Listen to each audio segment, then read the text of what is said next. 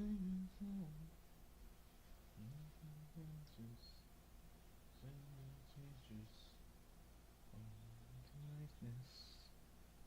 Get a witness.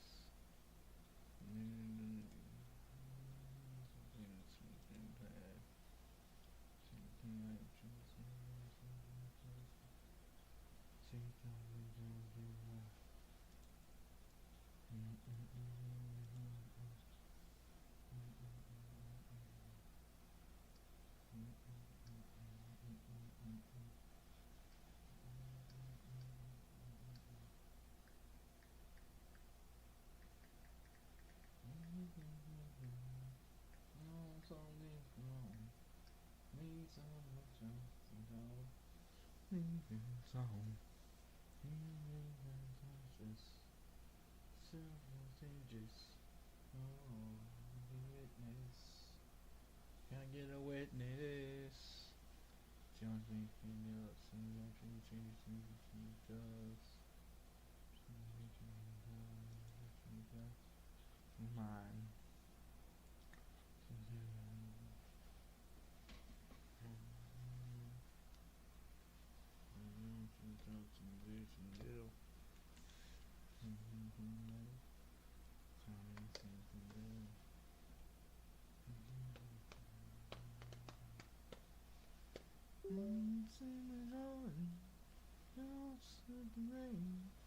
Don't turn off the rain, turn off the rain. Whatever the thing, falling out the pain. Don't turn off the rain, pretend to change.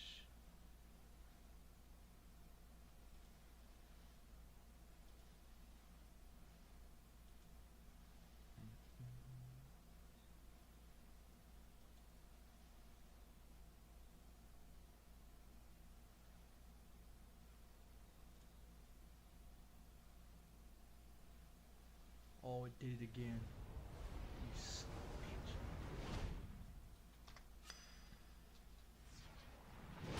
It fucking did it again.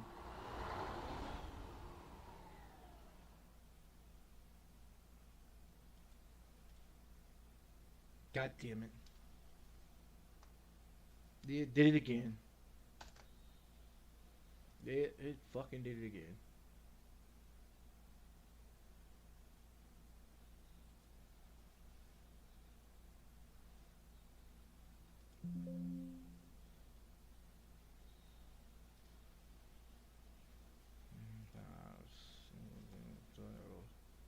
Child out there.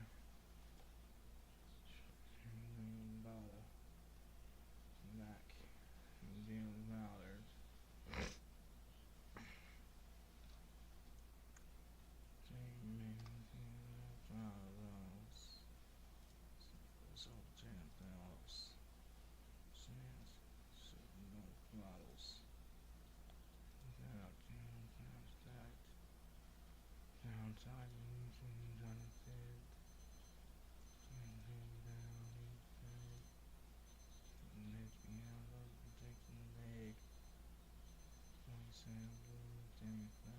Come on, man, get that.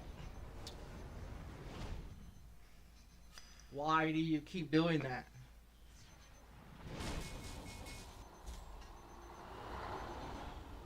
Why does this keep doing this, dude? Yeah, why does this fucking thing keep doing this, motherfucking thing? That's twice.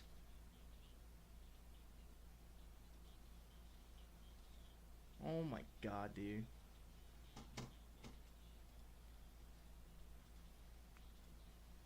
Why does Trucker's Book keep doing this? Why does this motherfucker keep doing this? Yeah, why does it keep doing this? Why does Trucker's Book keep doing this?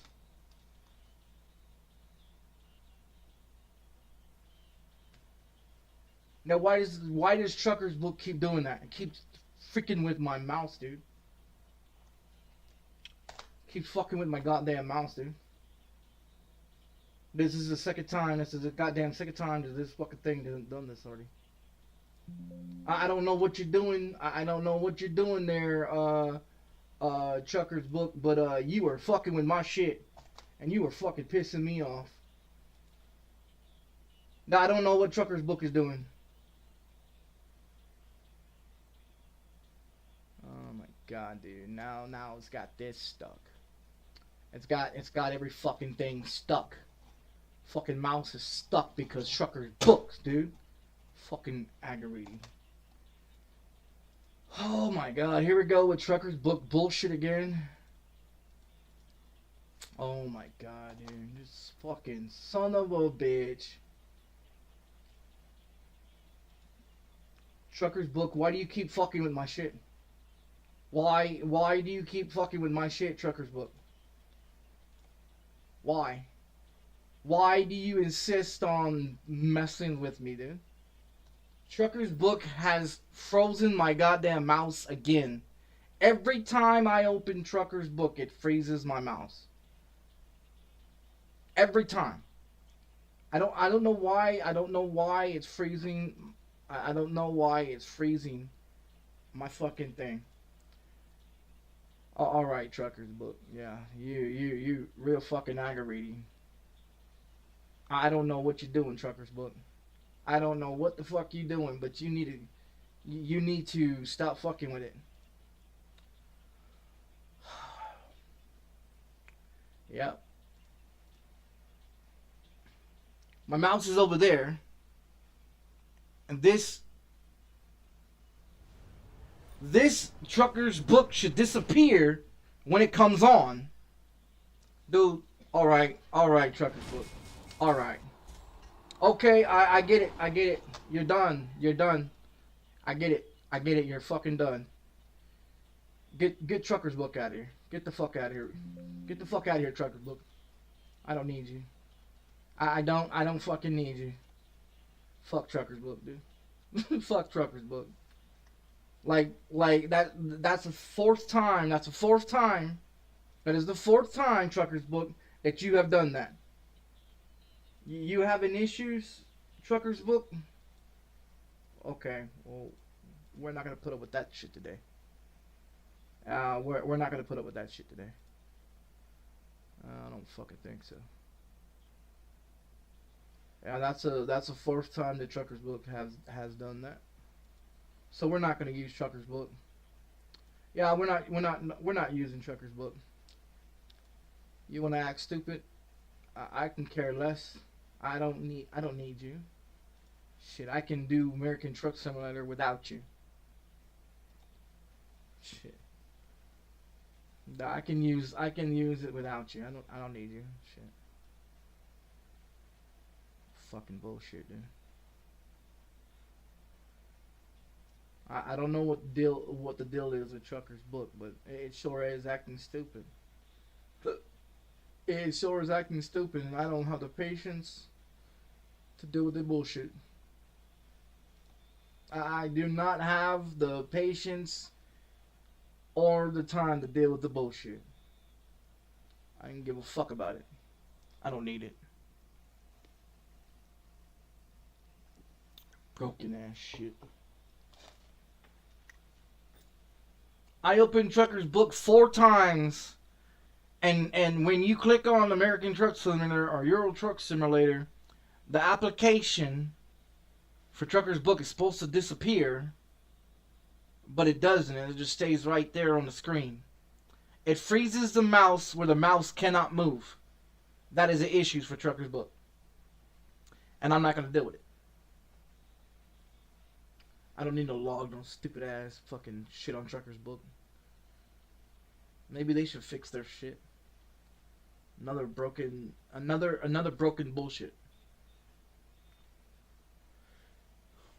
Yeah, another broken bullshit for Trucker's Book. But anyways. Okay, so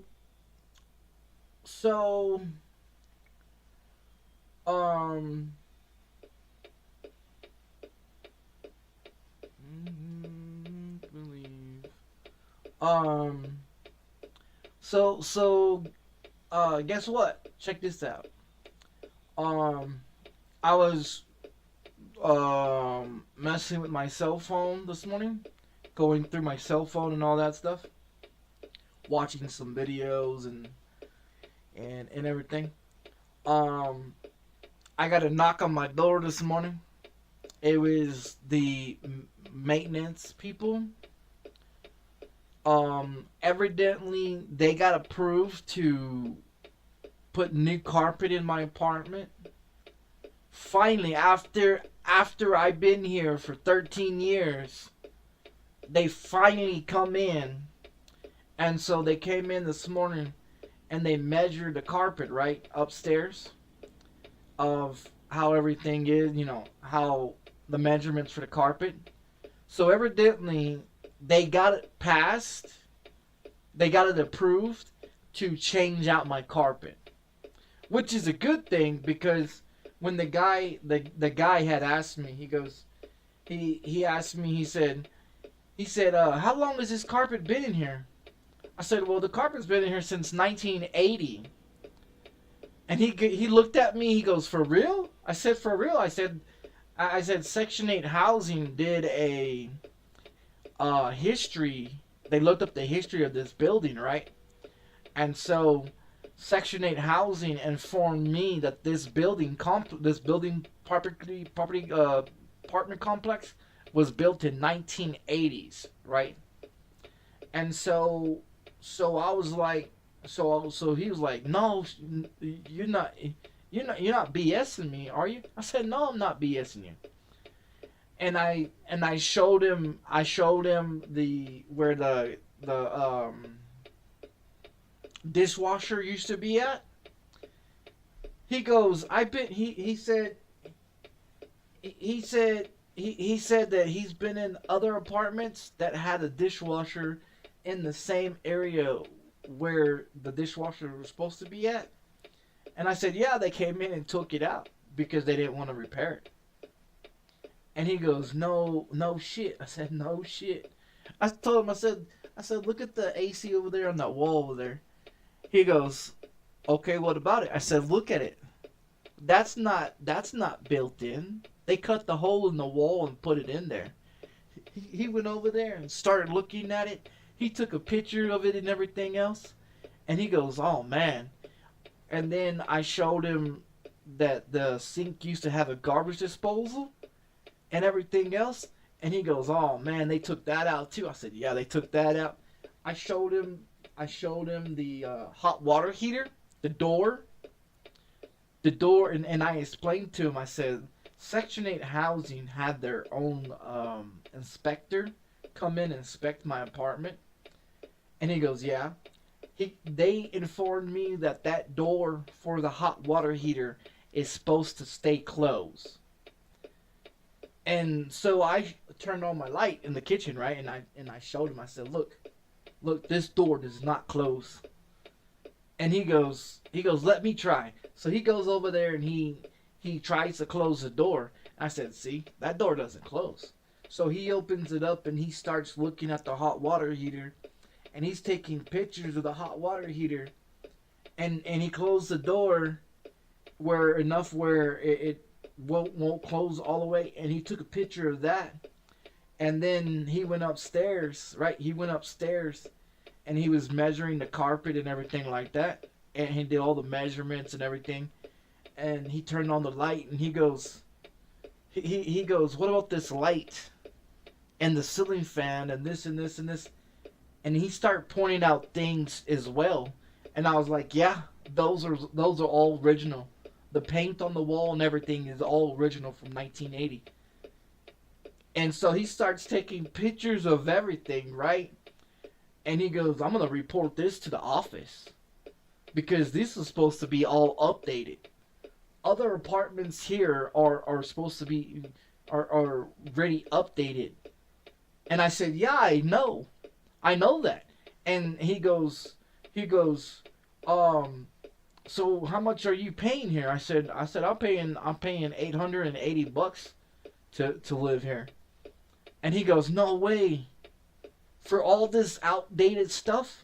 I said, look at the vents. I showed him this vent here and the vent in the upstairs, and then I showed him the switches on the wall. I said, push that switch right there, put this, hit this switch and this switch and this switch. I said, look at all these switches. These switches go to the swamp cooler that's on top of the roof. It does not turn on at all. He goes, no shit. I said, no shit. I said, and I told him, I said, instead of them fixing the swamp cooler to actual have heating and AC in this unit, because there's vents, right? There's vents. So at one point in time, there used to be AC and heating. And he goes, yeah, I see that. I said, turn those switches on. He started turning the switches on. He goes, nothing's happening. I said, exactly. Nothing works. They disconnected it. He goes, so how do you get your AC and heating? I said, well, I got a space heater sitting over there. That's what I use for heating. That AC there, anything after 85 degrees, it stops working correctly.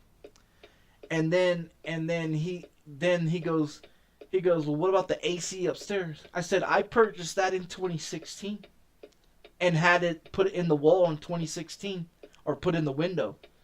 And he goes, no bullshit. I said, no bullshit. I even showed him, I said, look, I told them that the windows needed to be installed correctly. And he goes, yeah. So I showed him, I said, look, I want you to take a picture of this too. Look at the installation that they put in the window. And you tell me if that installation is correct. So he takes a picture and he's looking at the window and the installation. He comes and checks this window, checks that window. He taps on the window and everything. He's like, these windows are thin. I said, exactly. They was put in 1980. He goes, oh, no, this is not right. Your windows are not correct.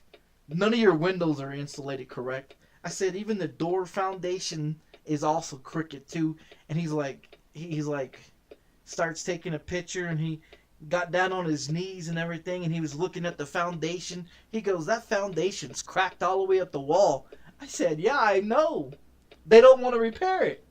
He goes, oh, no. I'm going to take pictures of all this, what's going on, and I'm going to report it to the office. So I was like, well, I've been reporting it to the office, and the office don't want to fix anything. He goes, no, this is BS. You've been here since 2012, paying the same owner for rent since 2012, and nobody has updated this apartment. I said, you know what? I asked the landlord when I first met her this year, back in March. I said, when are they going to fix anything here? And he goes, what did she say? I said, she told me that the only way that they're going to fix anything is that I have to move out, and then they're going to repair everything. He goes, what? So they're telling the tenants that they have to move out so they can repair everything? I said, exactly. I said, I'm not moving anywhere. He goes, you shouldn't have to move anywhere. If you pay your rent every time and you're not causing any issues, and you've been living in this apartment since then, and it's been the same way since you moved in. I said, yeah, exactly. I said, go look at the refrigerator, the date on that refrigerator. That refrigerator is 29 years old. So he goes and opens my refrigerator, and he looks at the date that refrigerator was built. And he goes, that refrigerator was built in 1970s. I said, yes, exactly. He goes, how is this refrigerator still working? I said, because I never open it. I said, because I never open it. I open it to put groceries in, and I open it when I want to take something out. But other than that, I keep it closed. He goes, no bullshit. I said, no bullshit. I said, they came in and inspected the oven and the refrigerator and the hot water heater and this and this and this. They found that the hot water heater was not improperly installed. They found that 3 burners on the stove didn't work, so they had to replace the the stoves and everything. I even told him about the windows and the electrical and the outlets. I said, look at the outlets. I started pointing in, showing him all the outlets, and he's taking pictures. He's like, man, have you ever put in a request to get any of this worked on? I said, yeah. Yeah, in 2016, 2017, and 2018, I put in a request to get all this fixed, and they denied the request. He goes, man, how do you live with this? I said, because I got nowhere else to go. They even threatened to evict me. He goes, yeah, I heard about that. I said, I'm the one that's been here 13 years in this apartment complex. He goes, oh, that was you? I've talked to you on the phone before. I said, yeah, that was me. And he goes, yeah, this is not right. he said, this is not right. I said, yeah, I know. I know it's not right. But do they care? No. So now he is trying to get them to fix it all, because he's showing the mess and the owner or whatever. He's showing all that to the owner of what's going on. And I said, well, good luck on that. So yeah, I had that this morning. Where am I at?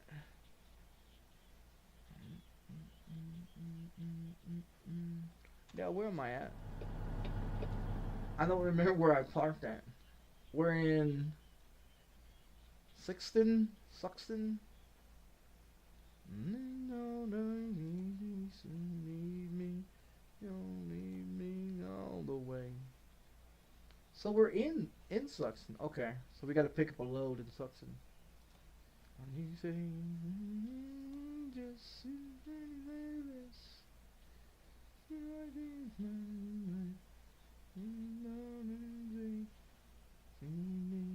don't leave me all the way.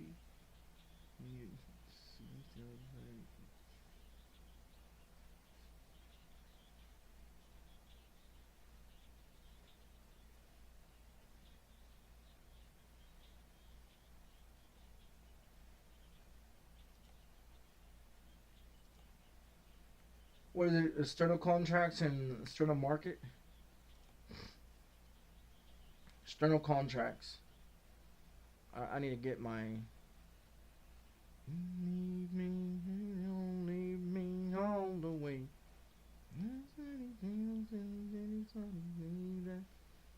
Leave me all and say, just live this.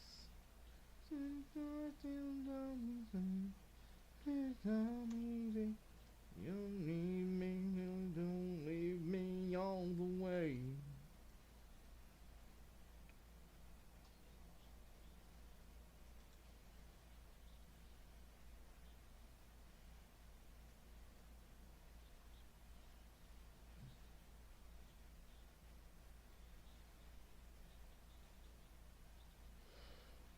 So I think we have to do these are all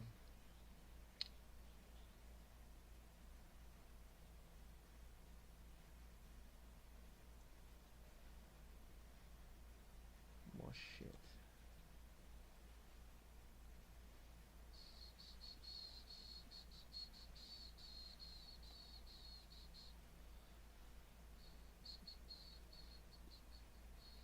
I guess we get my own trailer then.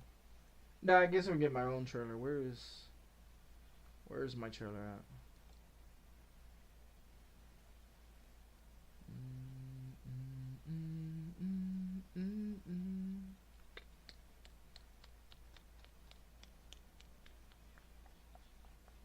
Which one should do? Drive in, flatbed.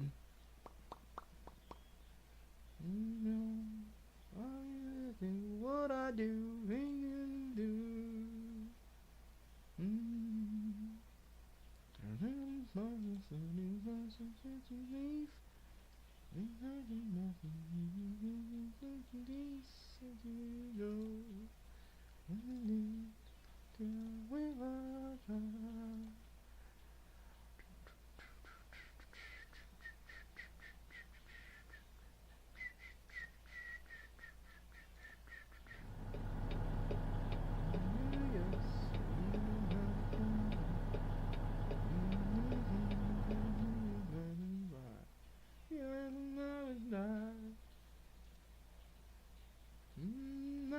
Ready to roll.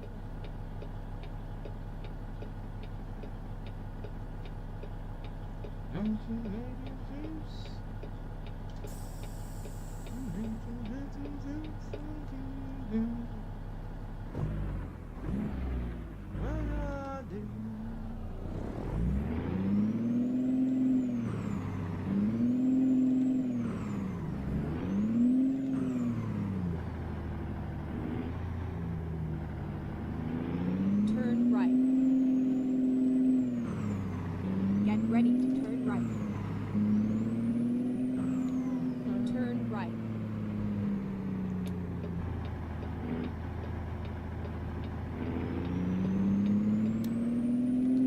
Get ready to turn right.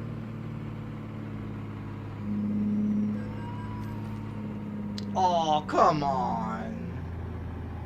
Dude, Turn right. better stop smoking that.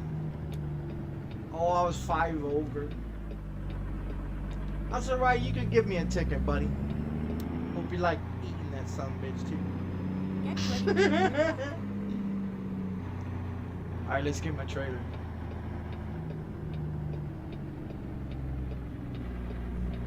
Turn left. This is where it ends. This is where it ends.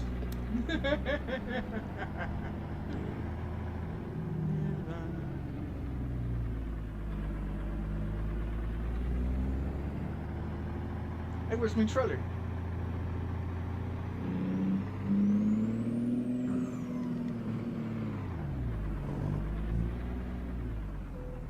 Yeah, where's my trailer at?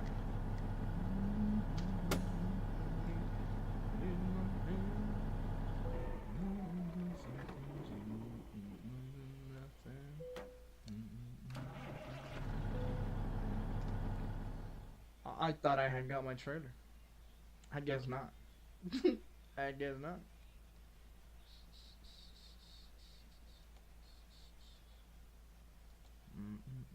Yes, I want to use this one.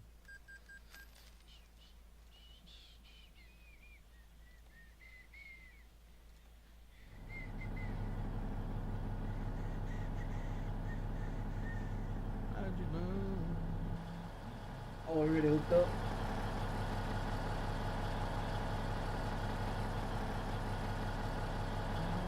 How'd you know? Alright, so we're hooked.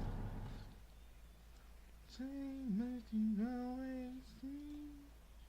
Nice that you take nothing like as I see. Yeah, Let's do external market.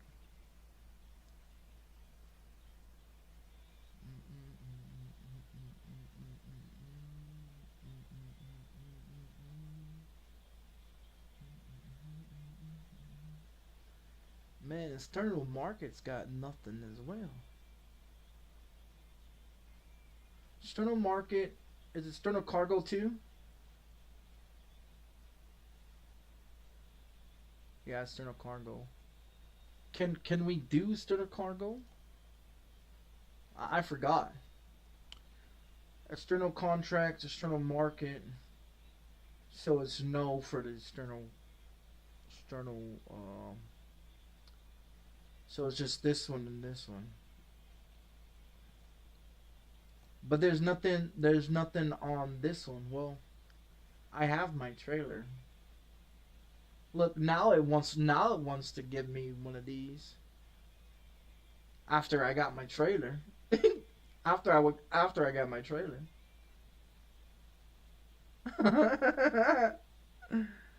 What the heck?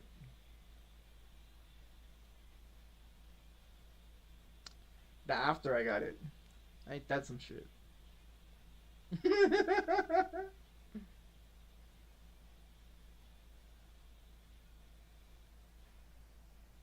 Well, I guess we do the 900 one. Yeah, I guess we do the 900 one, I guess. So the reefer's not really, unless they got other places or something that Okay, has here more, we go. and I could just like transport one. I guess we'll see.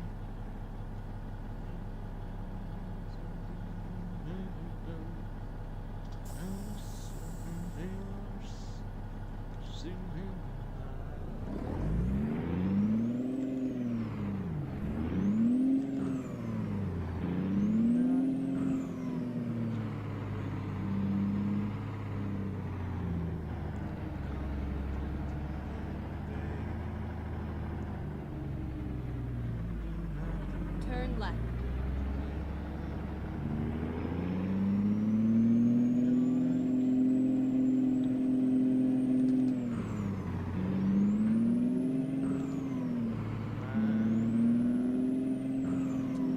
Get ready to turn left.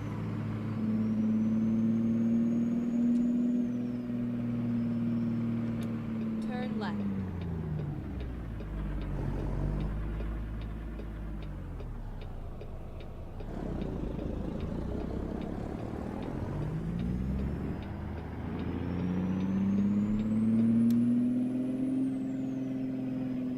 Watch out for the police.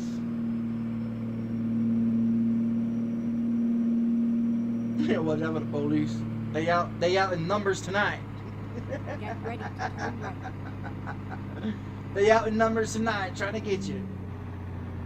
Turn right.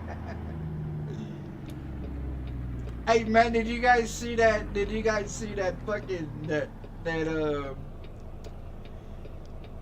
they got a man, they got a black man arrested. They arrested a black man, a police officer, right? A police officer arrested a black man because he went to the stop sign just like I just did, and it was a red light, right? It was a red light. And so he turned his turn signal on and he took a right. Now it's hilarious because he got pulled over and got arrested because he made a right-hand turn on a red light. Well, the judge looked at the video and he's like, you arrested this man for making a right-hand turn on a right after he came to a stop, turned his turn signal on, and then took a right on red. There's no law against someone not turning right. And so the DEA was like, oh, that must be not the right video. That must be the wrong video. And the judge started laughing like, so what is this gentleman being arrested for? And why is he standing in my courtroom? Go straight on. And I'm like, no freaking way, man. People are getting arrested for turning on a right red light. It's insane, dude. Like, it's insane. Larry. Yeah, I know, right, Larry? Yeah, I know. It's insane, man. It's insane. As you can see, they didn't mess with the video.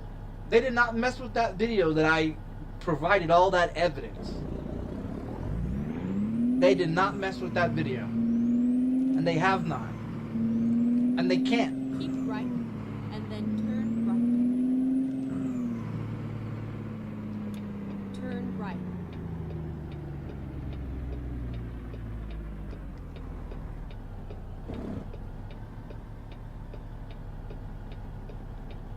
But the other one, the one that I did the video game on, that what I was talking about last night, that one there, when I showed you guys that it was partially blocked, if you go look at that video now, that video is not partially blocked anymore. Yeah, that partial block has been removed. Get ready to turn right.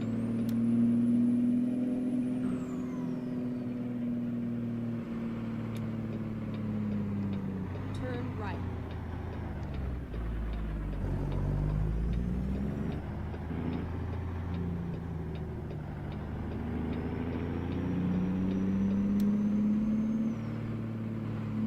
Go straight on and then turn right.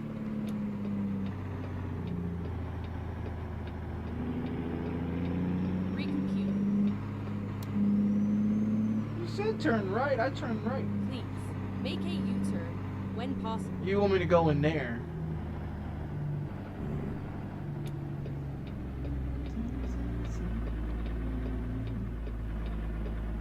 Reroute. When possible, make a U-turn.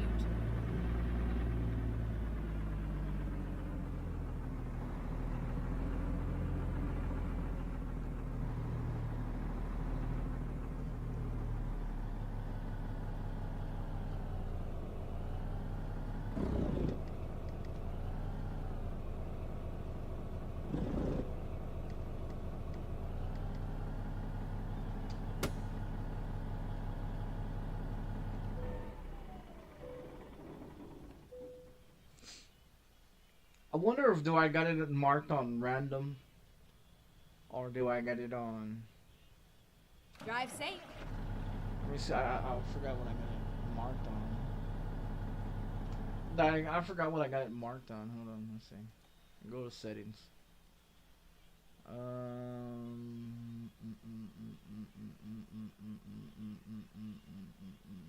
Gameplay, isn't it?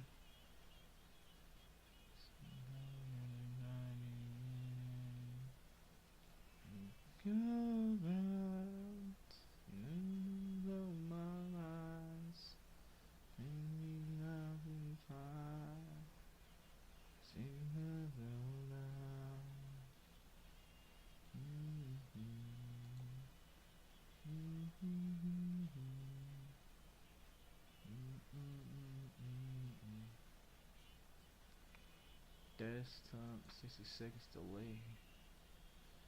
Fade out. Show navigation. Let's see.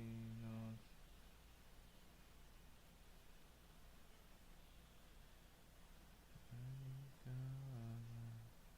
Where is the random?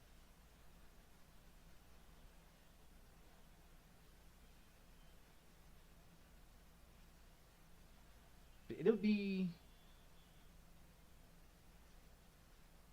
Oh, I don't see it. Tags, names.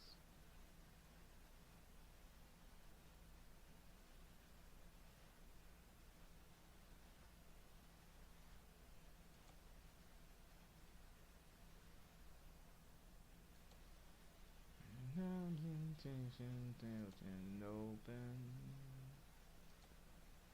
Everything's not made right, it's not flying down.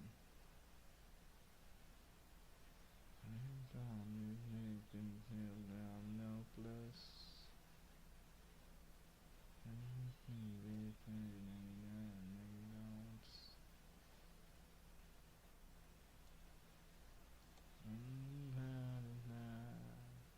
I don't freaking see it. I thought it would be under gameplay. Parking. Road events. Always select. Skill parking. Then do skill parking. Don't die. Yeah, so that way I can just do skill parking. I don't want to do their.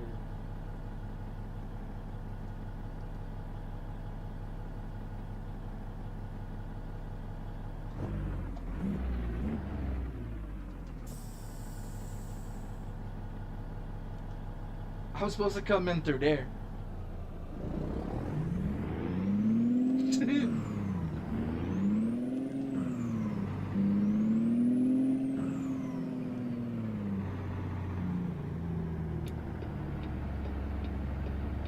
Turn left, and then continue straight on. Go straight on.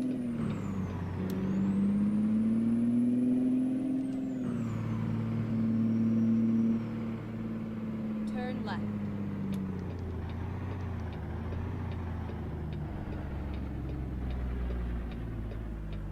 Get off these train tracks.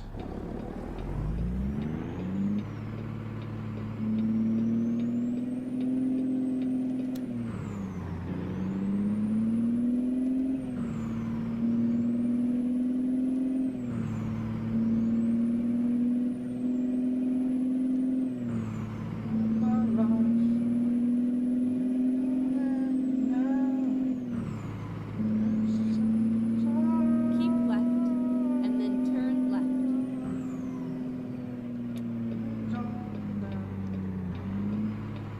Turn left. I had a light turn.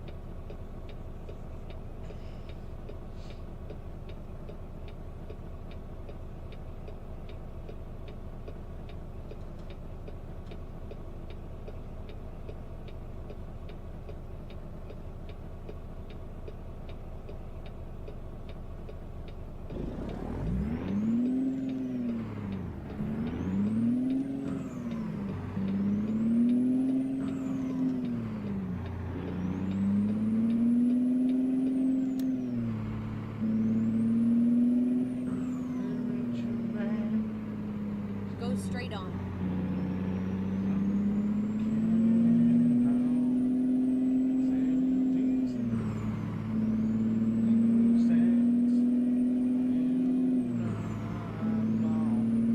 Keep left, and then turn left.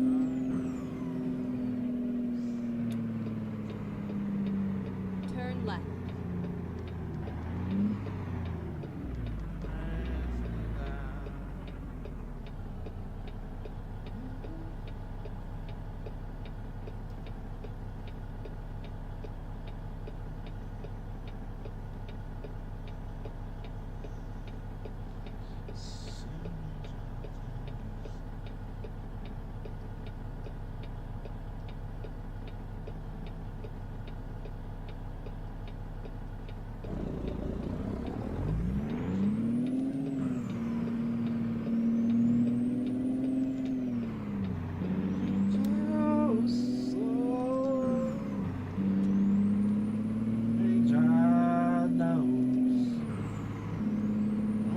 God knows.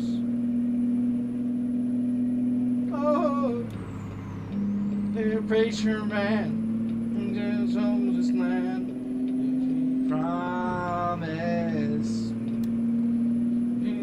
sounding man, is having grace.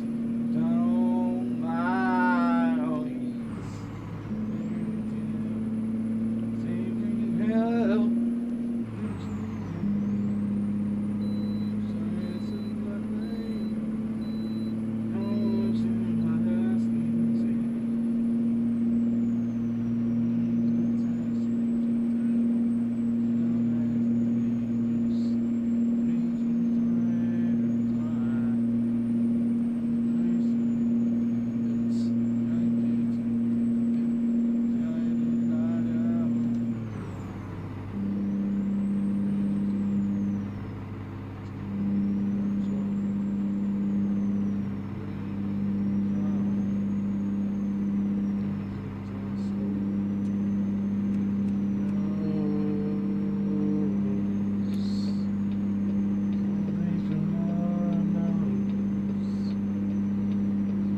God knows.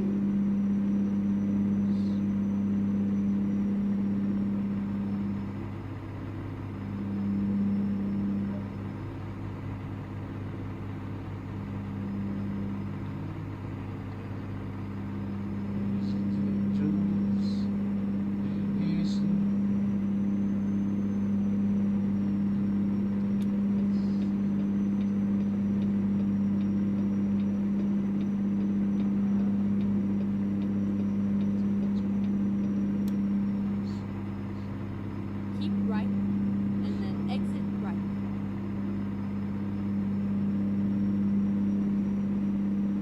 Exit right.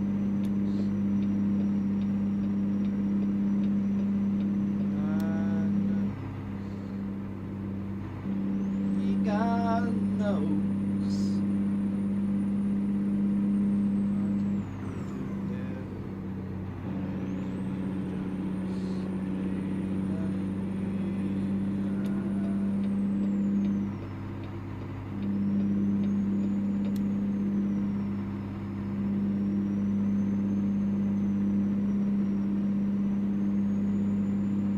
Look at the fog. It's got some fog in there. That's nice.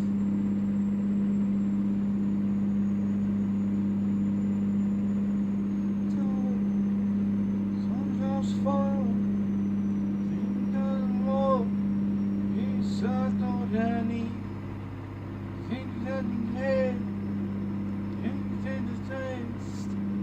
Think where I wanna be. Only to your mama. Taste me tired.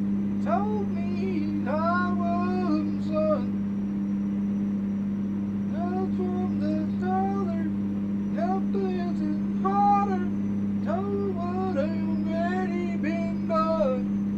Those agents go. Go to my soul. I feel toast. Land above the water.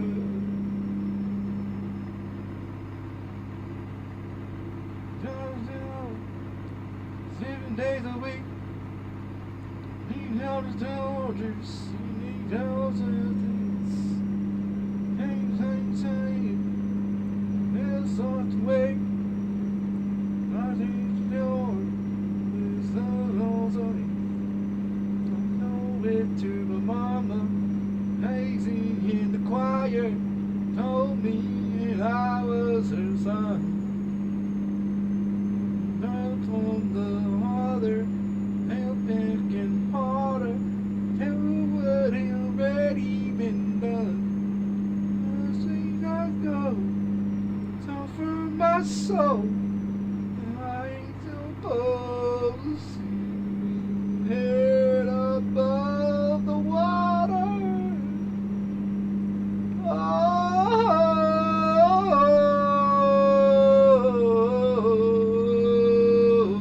Keep left. lift yourself down. Maybe you're teasing down. I know it to my mama. Raised me in the choir. Told me that I was her son. Not on the water. Not working harder. Do what already been done. See this go over my soul. Please me just go over my soul. I'm in the head above the water.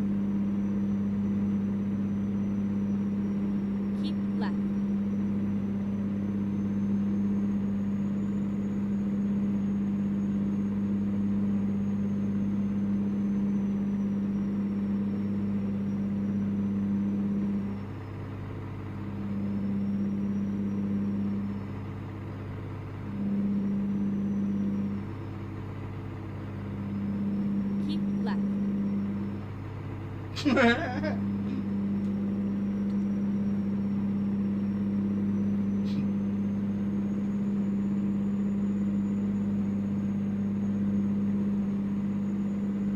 was thinking about changing the paint scheme on the truck.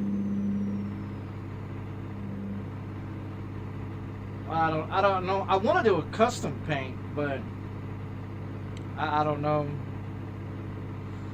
I don't know how to do a custom paint.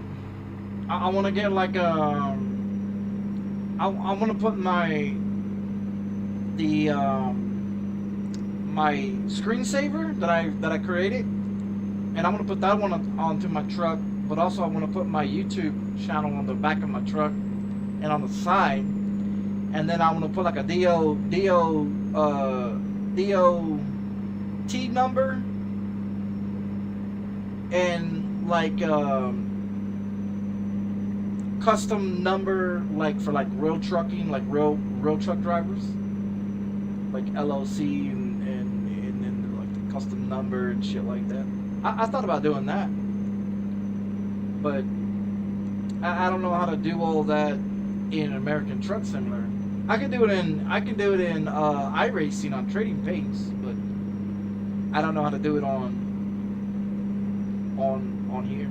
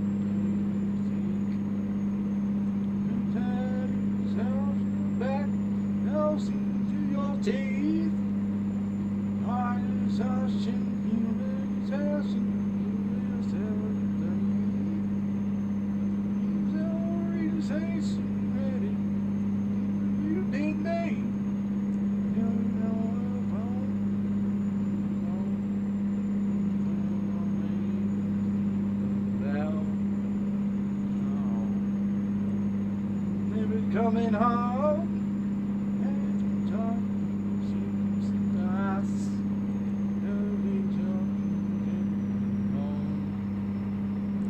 Coming home.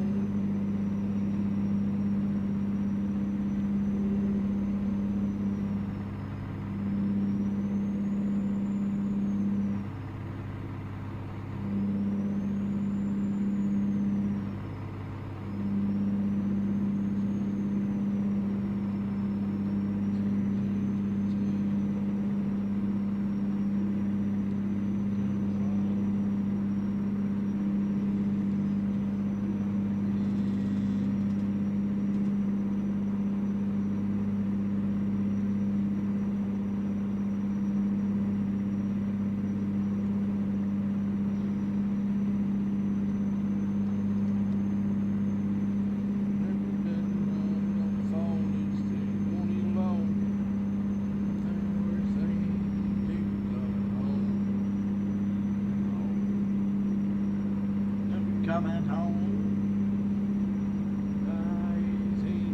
twice. Coming home.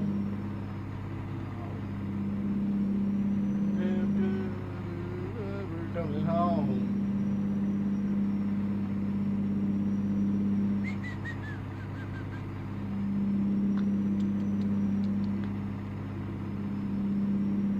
Skills, speeds. What that sign say? It said speeds kills.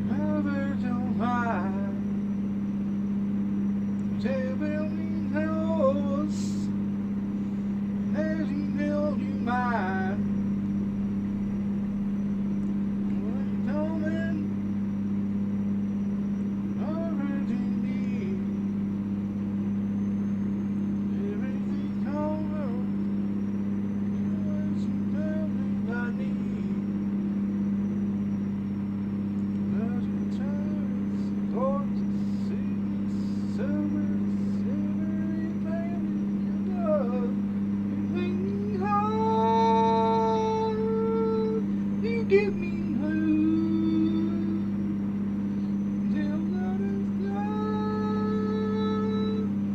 Never leave you.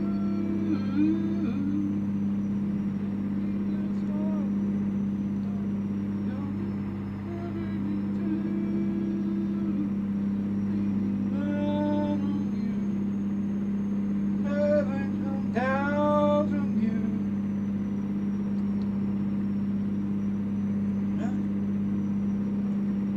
Down the plains.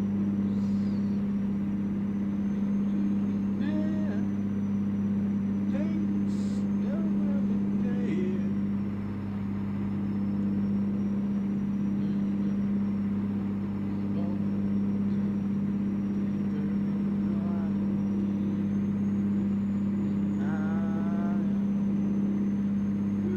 Get me through.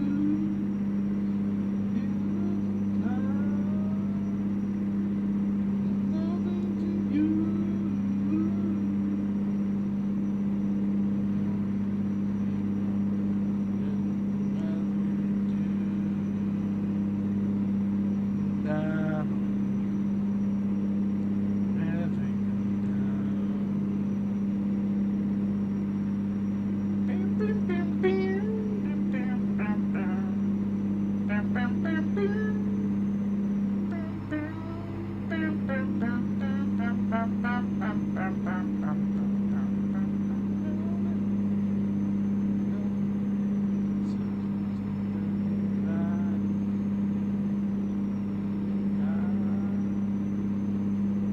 You get me through.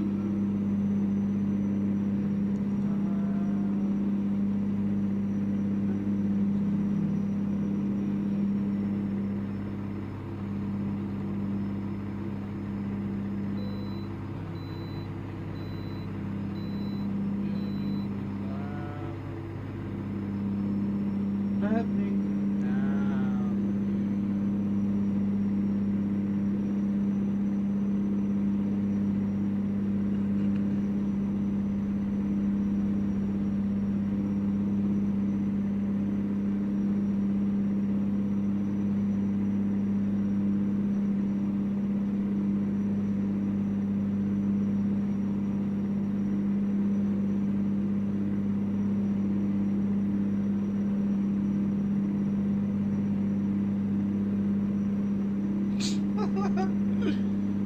Stupid commercial.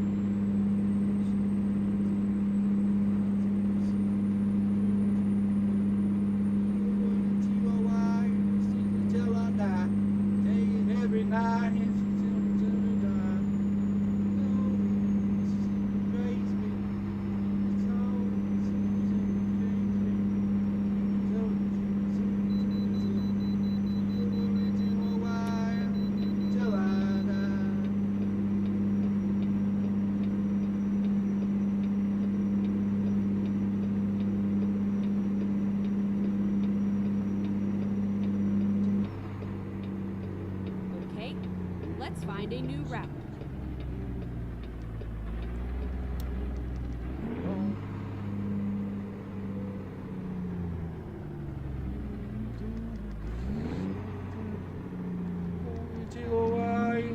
Till I die, every night, don't raise me, don't seems like you change me.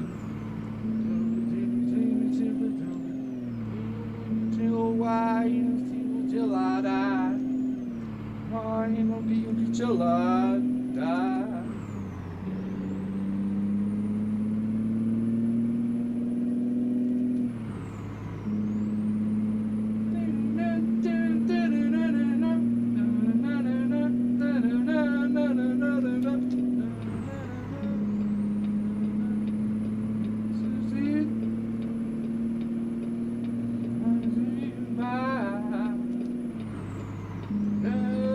Of my life changing life takes doesn't long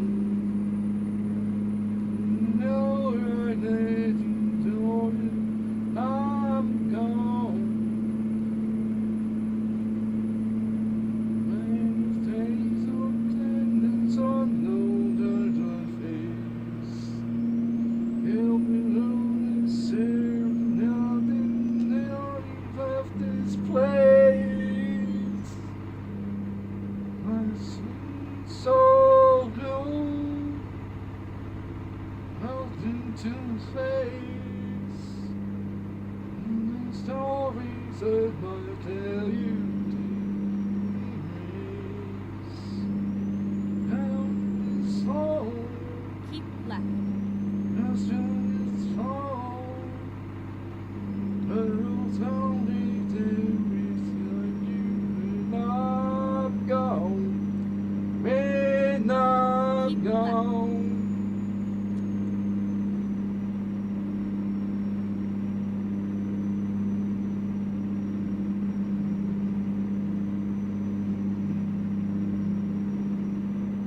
It is hell.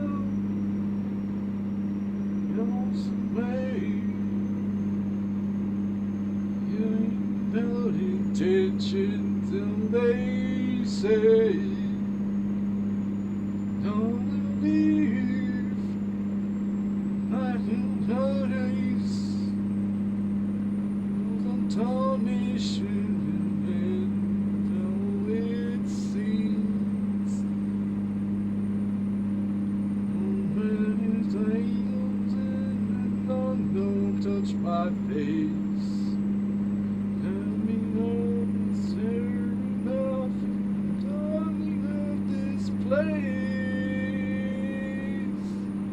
That's ain't so cold. Held in twice. All the stories I will tell you. Erase illness won't song to remember you when I'm gone, when I'm gone.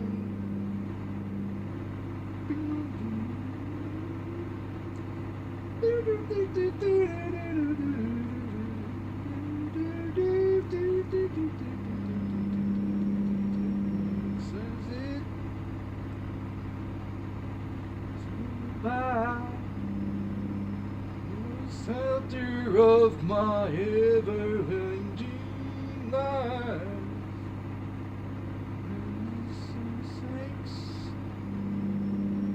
As long I don't run into when I'm gone, when I'm gone.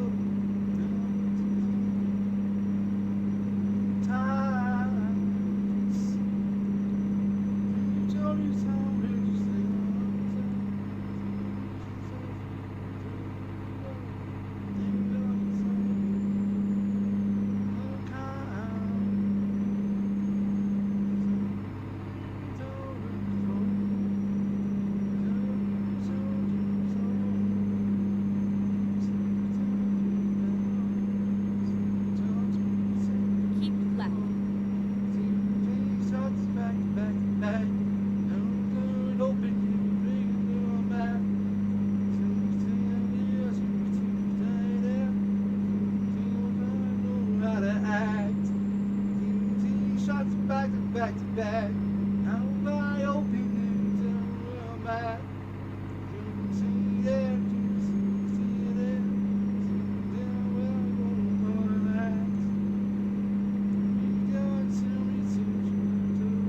Too many nuts.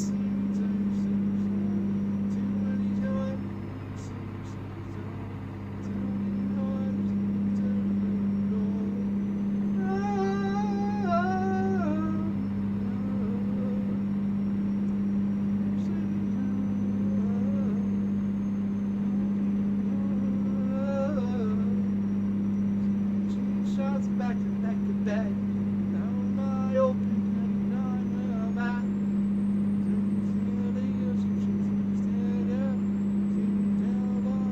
How to act. These shots back to back to back. Now I open trying to figure them back.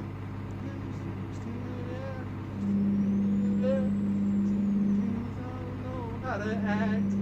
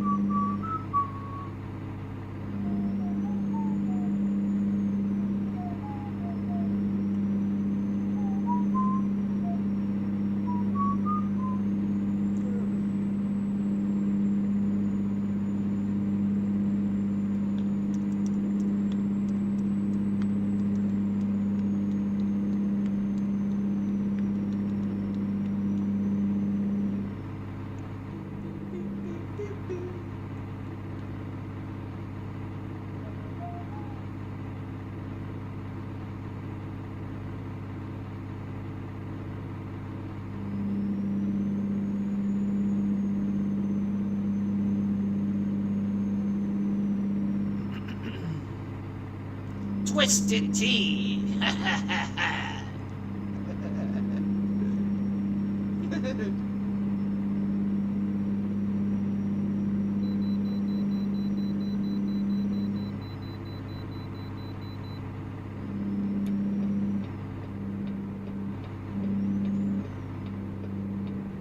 Keep it twisted.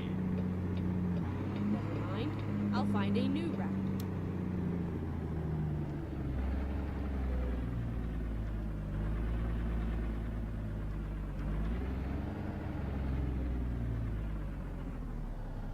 Keep left.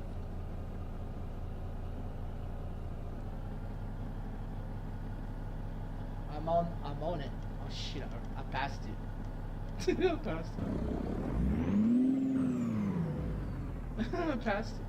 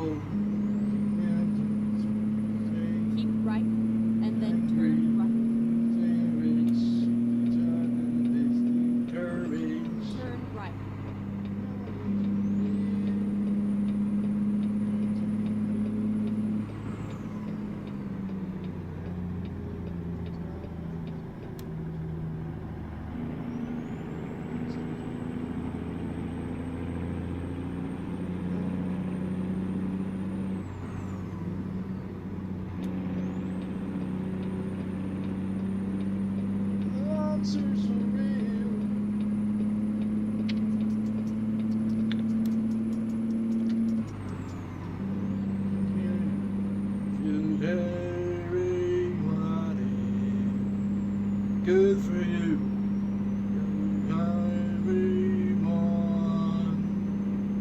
Good for you.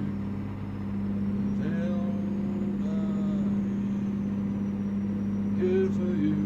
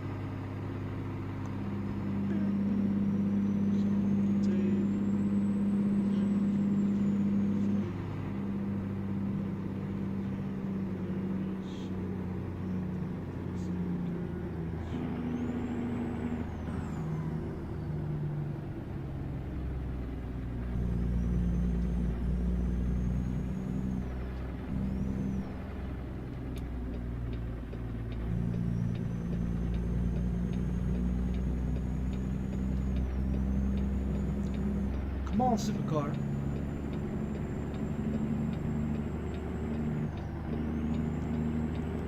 Well, then don't get over then.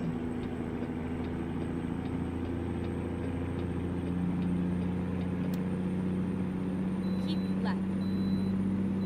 Monsters are real.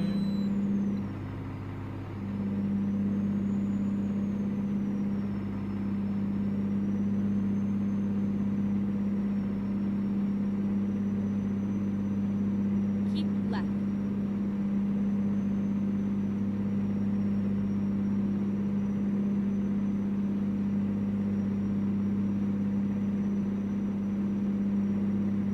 waiting for their car to get over. It turned his lights on, but it didn't get over. I don't know what.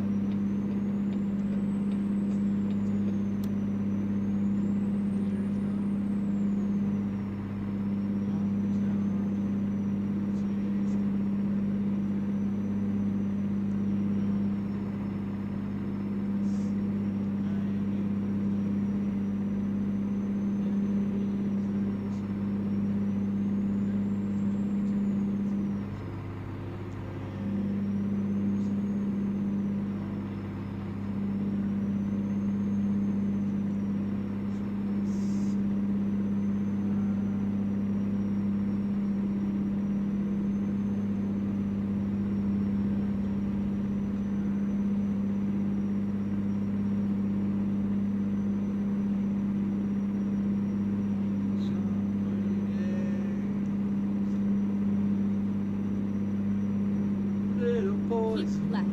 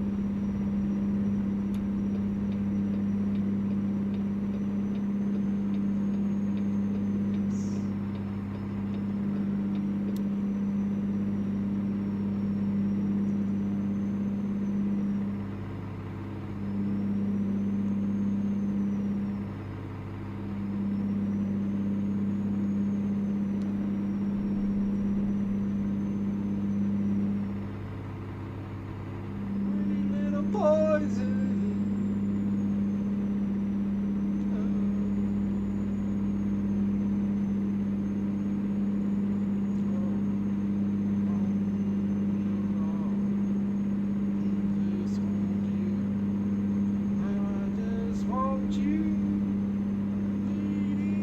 Little poison. Little poison.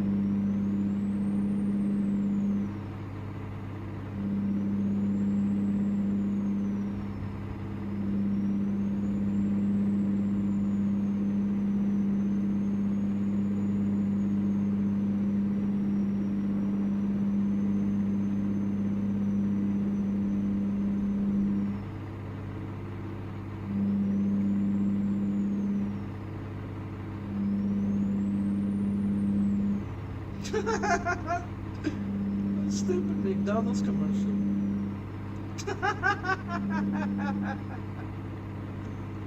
Talking about hash browns.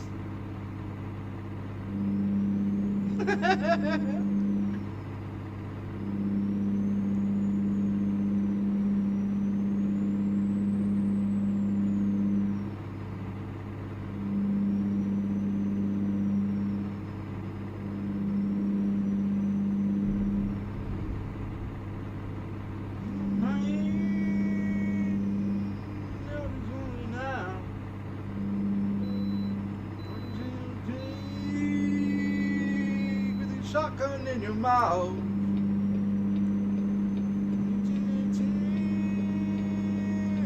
No, he's going down.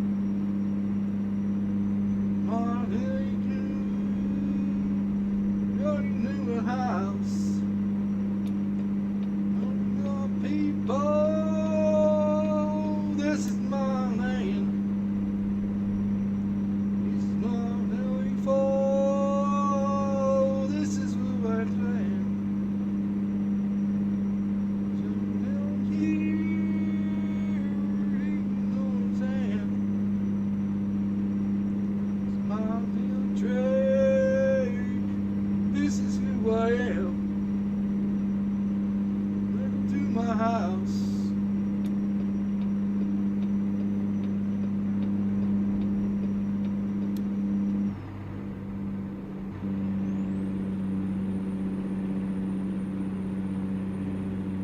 My house.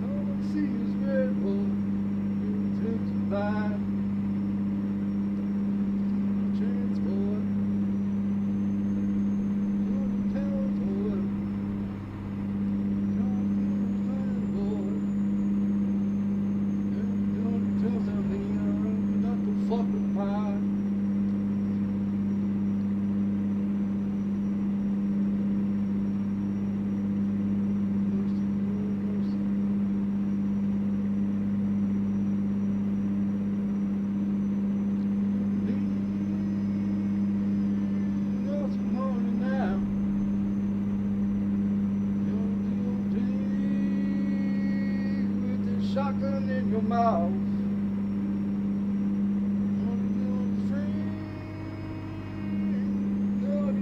Down.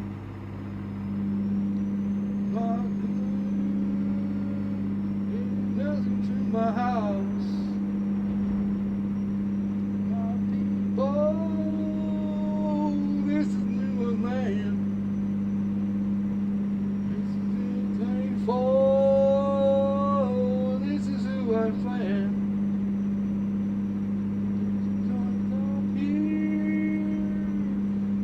Understand.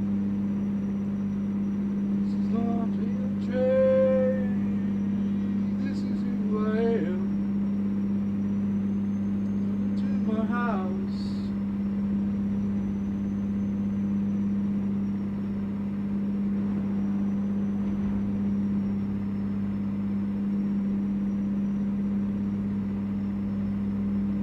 To my house.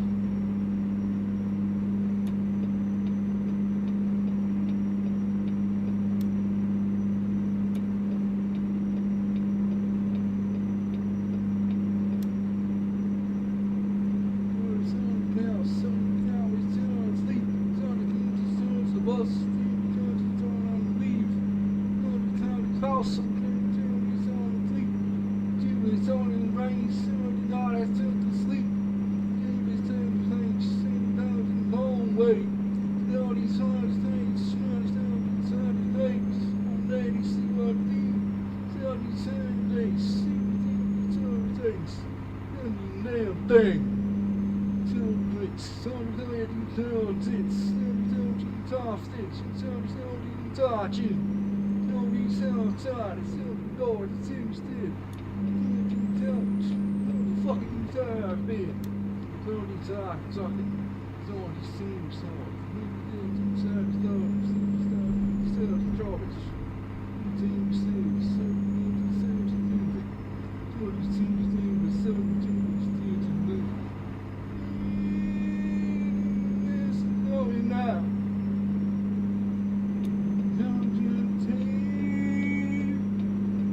shotgun in your mouth.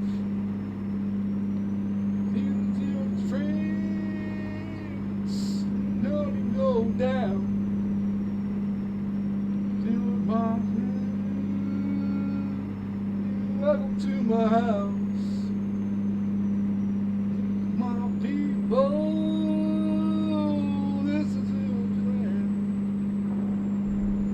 There's no blindfold, this is your plan. Sometimes here, you understand. It's not trade, this is who I am. Welcome to my house. Lord have mercy.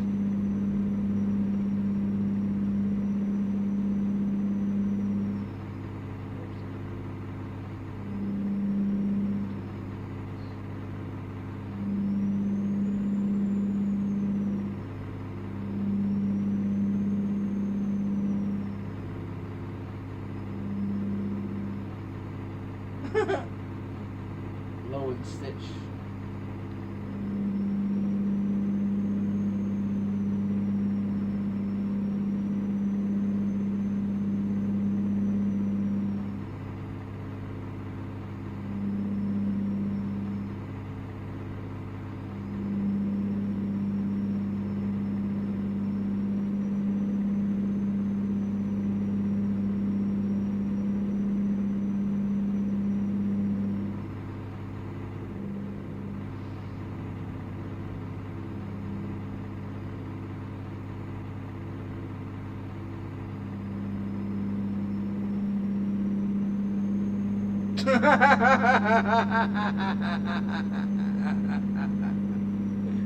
That fucking commercial.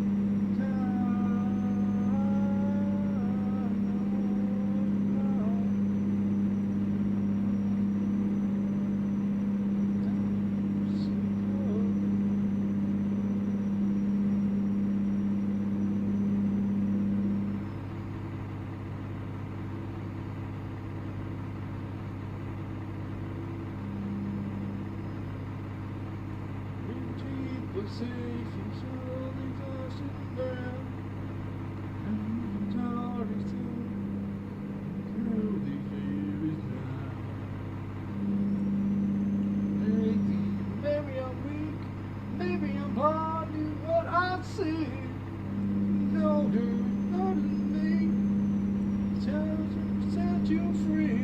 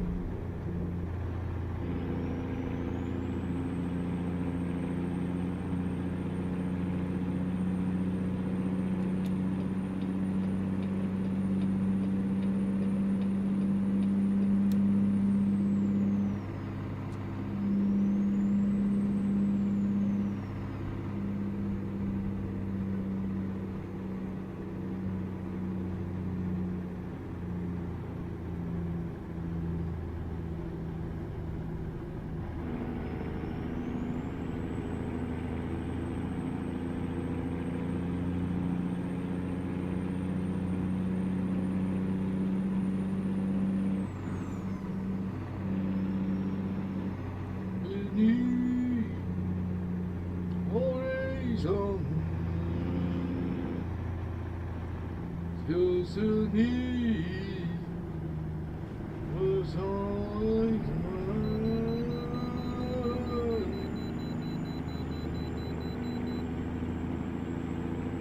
Just all I'm gone in the hands.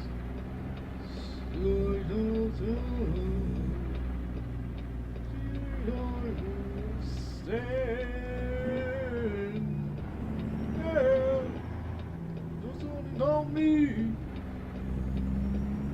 I ain't even need. Finding a new route.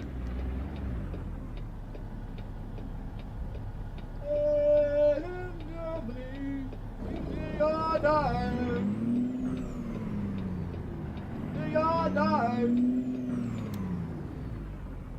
They all died.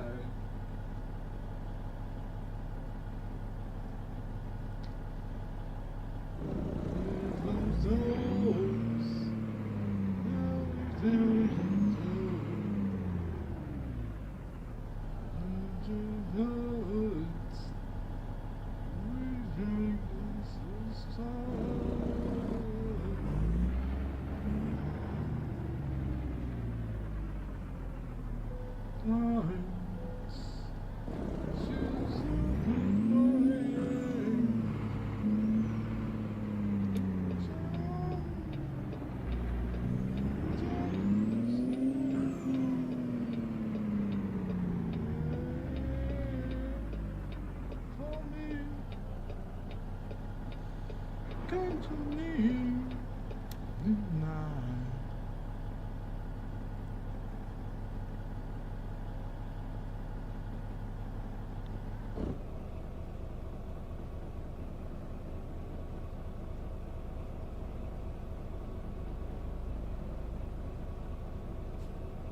This guy.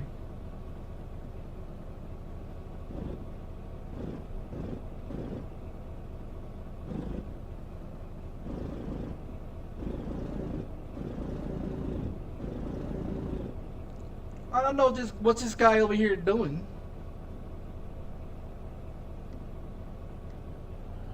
I don't know what this guy's doing.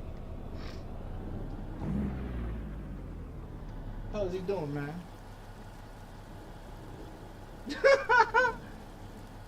He's literally sitting on the thing. I can't do nothing. No, I can't do nothing.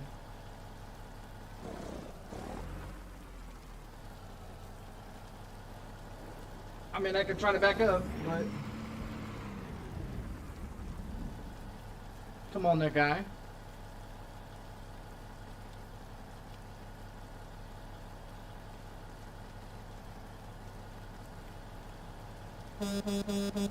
Come on there, move out of the way. You got plenty of room there. Turn your damn wheel to the left. Come on, man. What are you doing?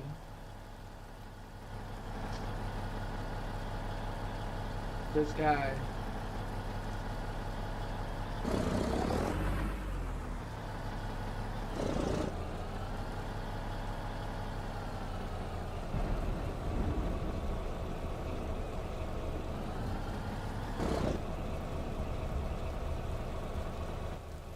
I don't know what he's doing.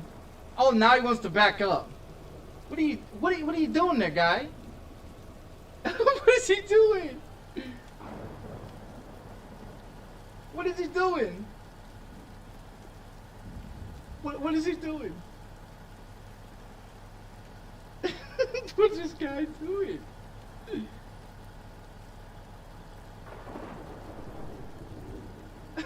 What is this guy doing, man?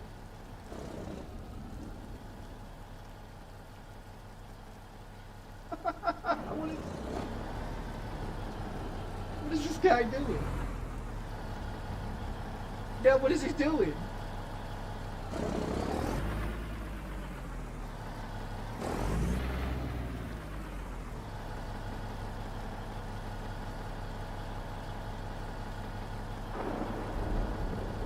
Come on there, guy. What are you doing? What's he doing?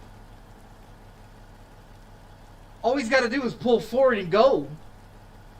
He could have done that a long time ago. What is he doing? Oh my God, dude. You are literally blocking traffic. Yeah, he's literally blocking traffic.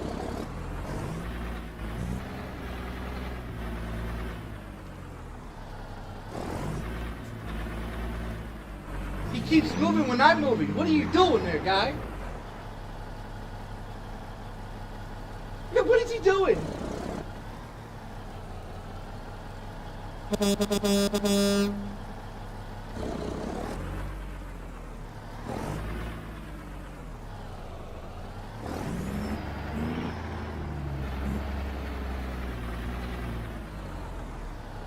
The fuck you doing there, guy?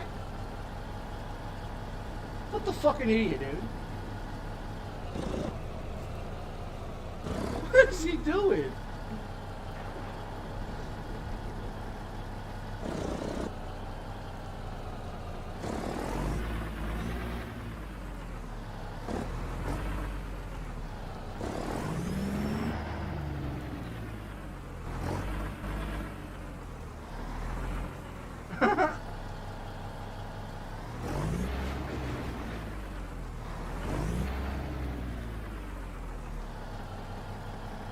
I don't know what he's doing.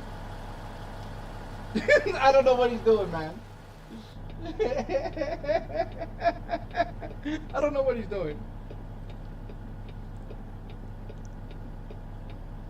He's drunk? Yeah, he's drunk. Yeah, he's drunk. Yeah, he's drunk.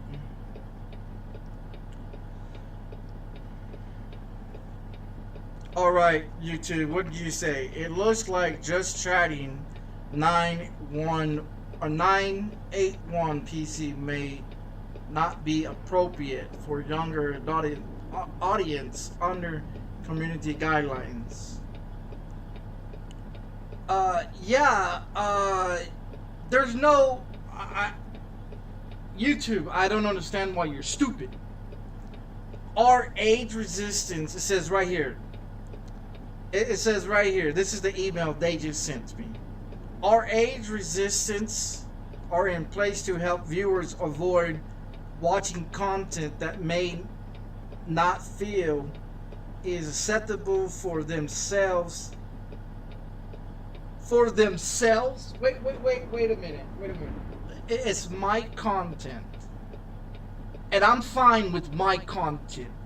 So why are you messing with my content? Listen to this email. It says right here, our age resistance are in place to help viewers avoid watching content that may not feel acceptable for themselves or for their children.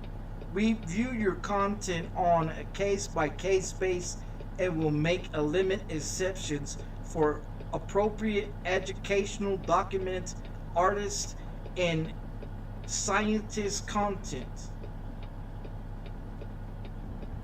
You know what, YouTube? My content has never been for children and will never be for children. So for you to keep stating that you're going to keep putting age resistance bullshit on my channel, that just shows that you're so fucking incompetent that you don't understand that children have never seen my video and never will. I don't understand why you keep trying to age resist my channel when the fact of it is that no children will ever watch my channel. You are stupid. I don't give a fuck about your guidelines. I don't give a fuck what you keep saying about restricted this and restricted that.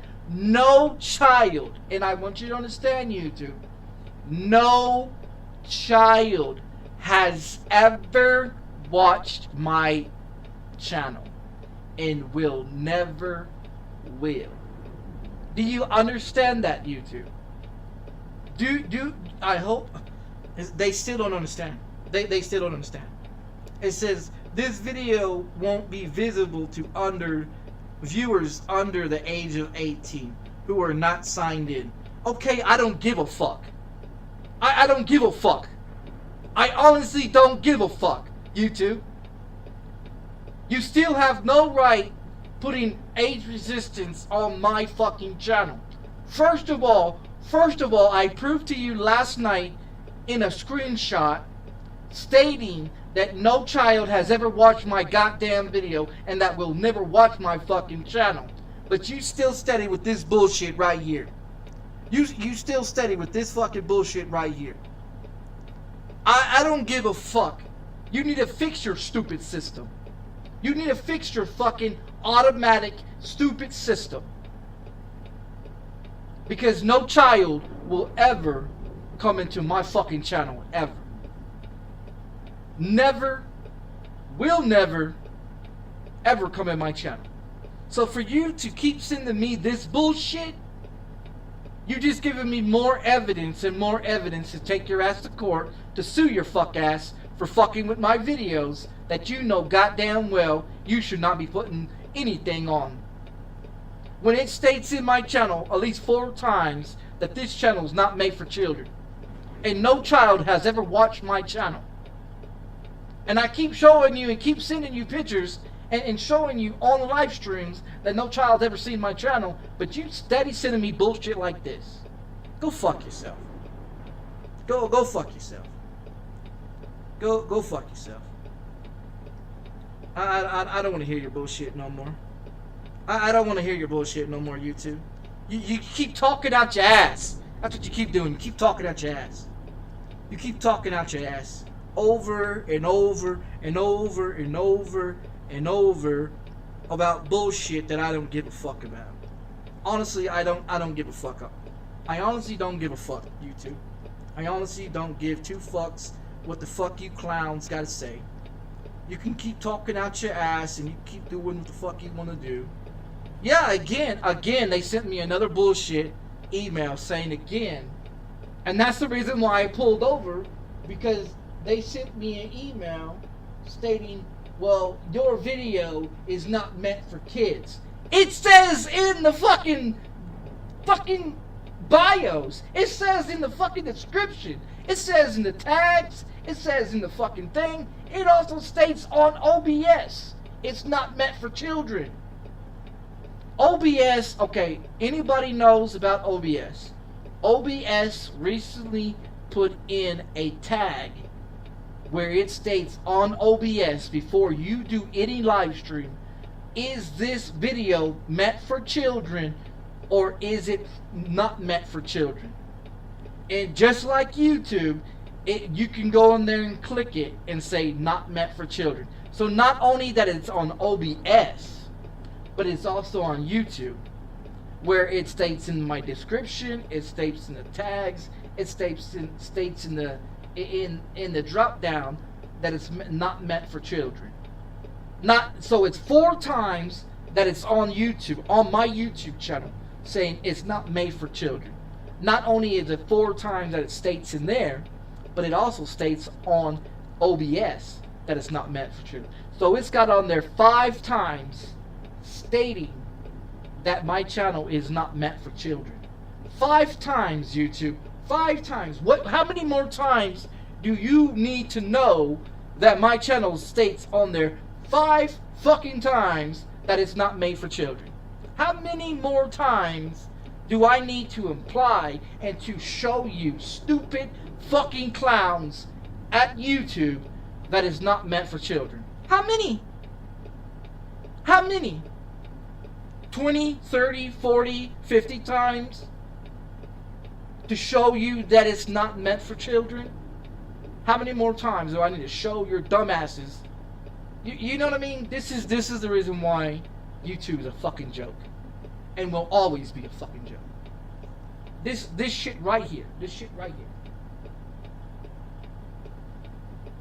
Just like I said, they don't understand their own rules and regulations. Again, they're stupid. And they will always be stupid.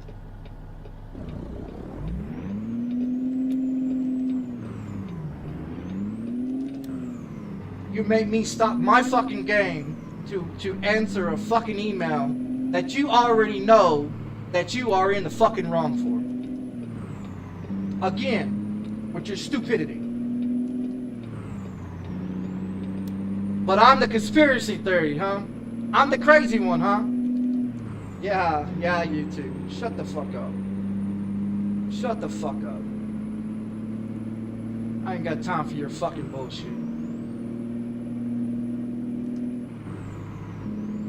Fucking retards.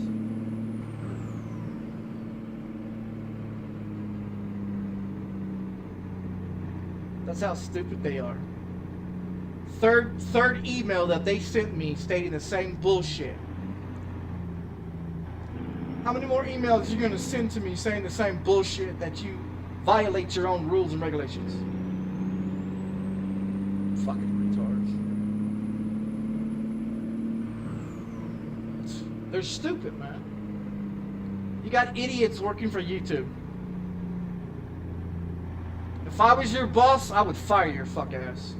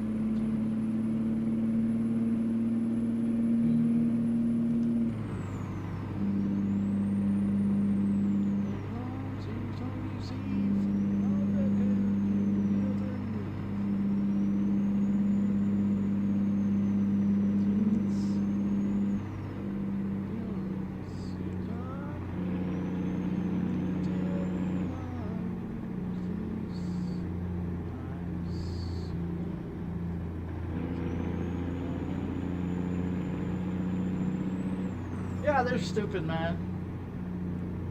Like I said, I'm just gonna have to take them to court to shut them the fuck up. That's all it's gonna be, dude. That's what it's gonna take. It's gonna take me to take them to fucking court and sue they motherfucking ass. Just to show them that they're in the fucking wrong and they will always be in the fucking wrong. I guess they think I'm fucking playing with their bitch asses.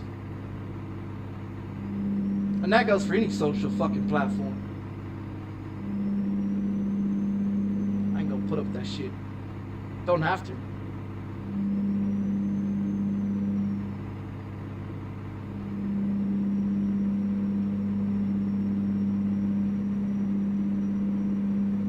I don't give a fuck if you own fucking YouTube. Fuck YouTube. Fuck you gonna do about it?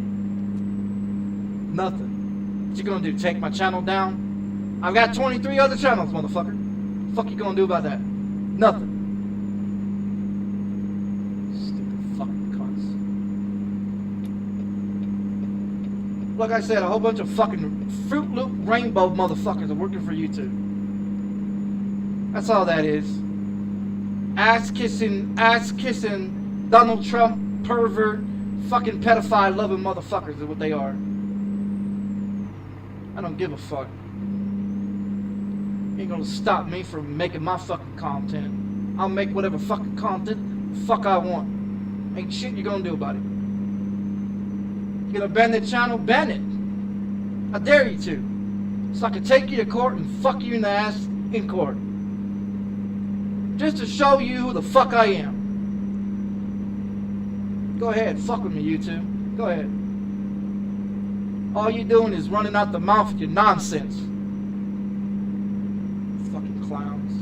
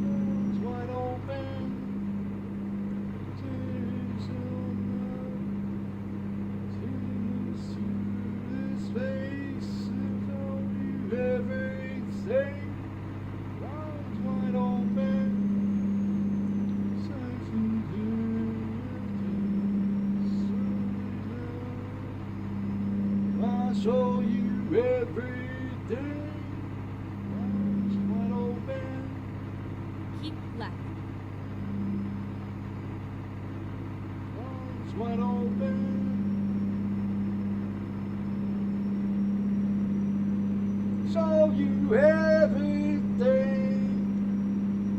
Yeah. Arms wide open.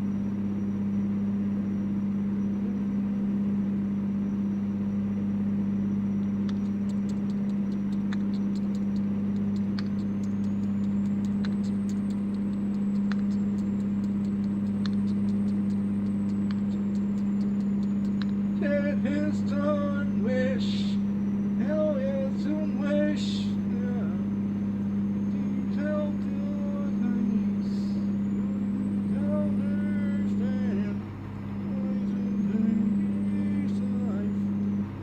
Eternal sight. Arms wide open. Arms wide open.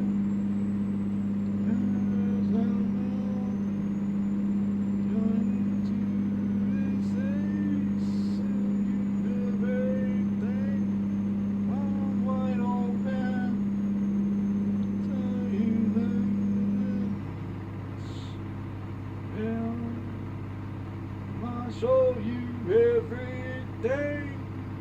Arms wide open.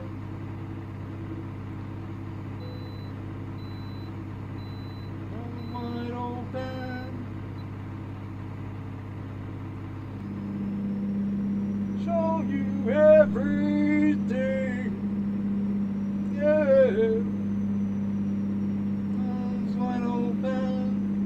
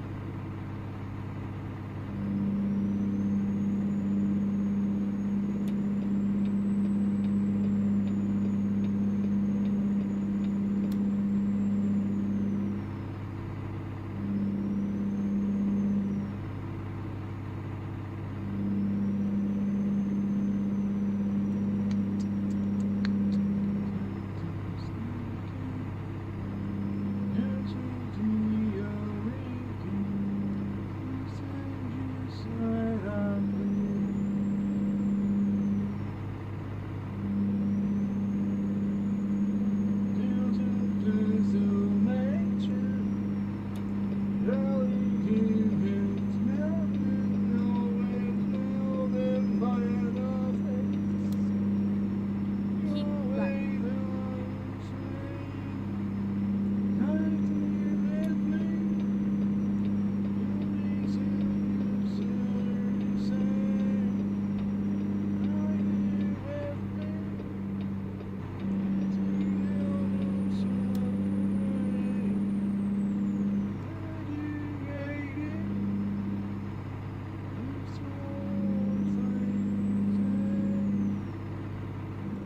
Keep left.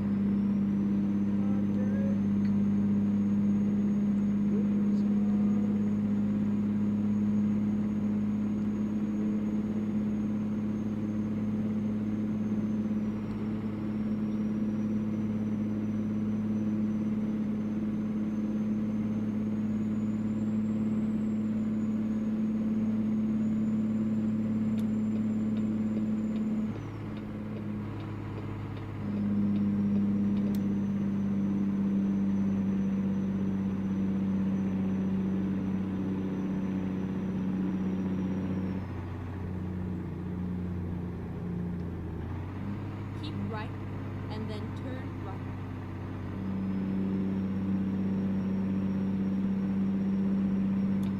Turn right.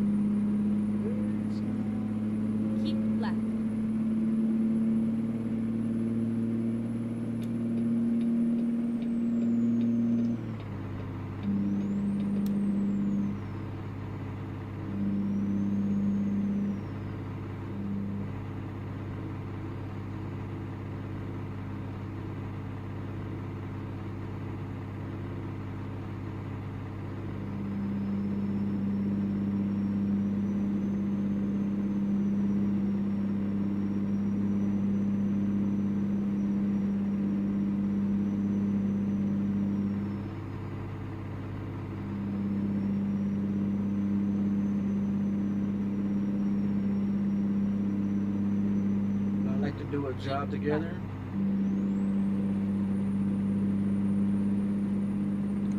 On Convoy or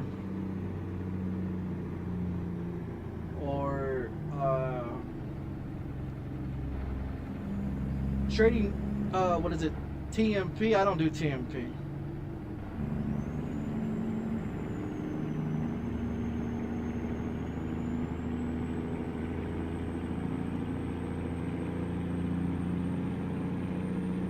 Keep left.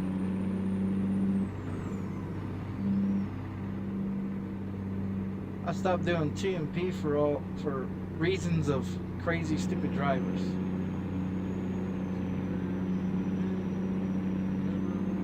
Time.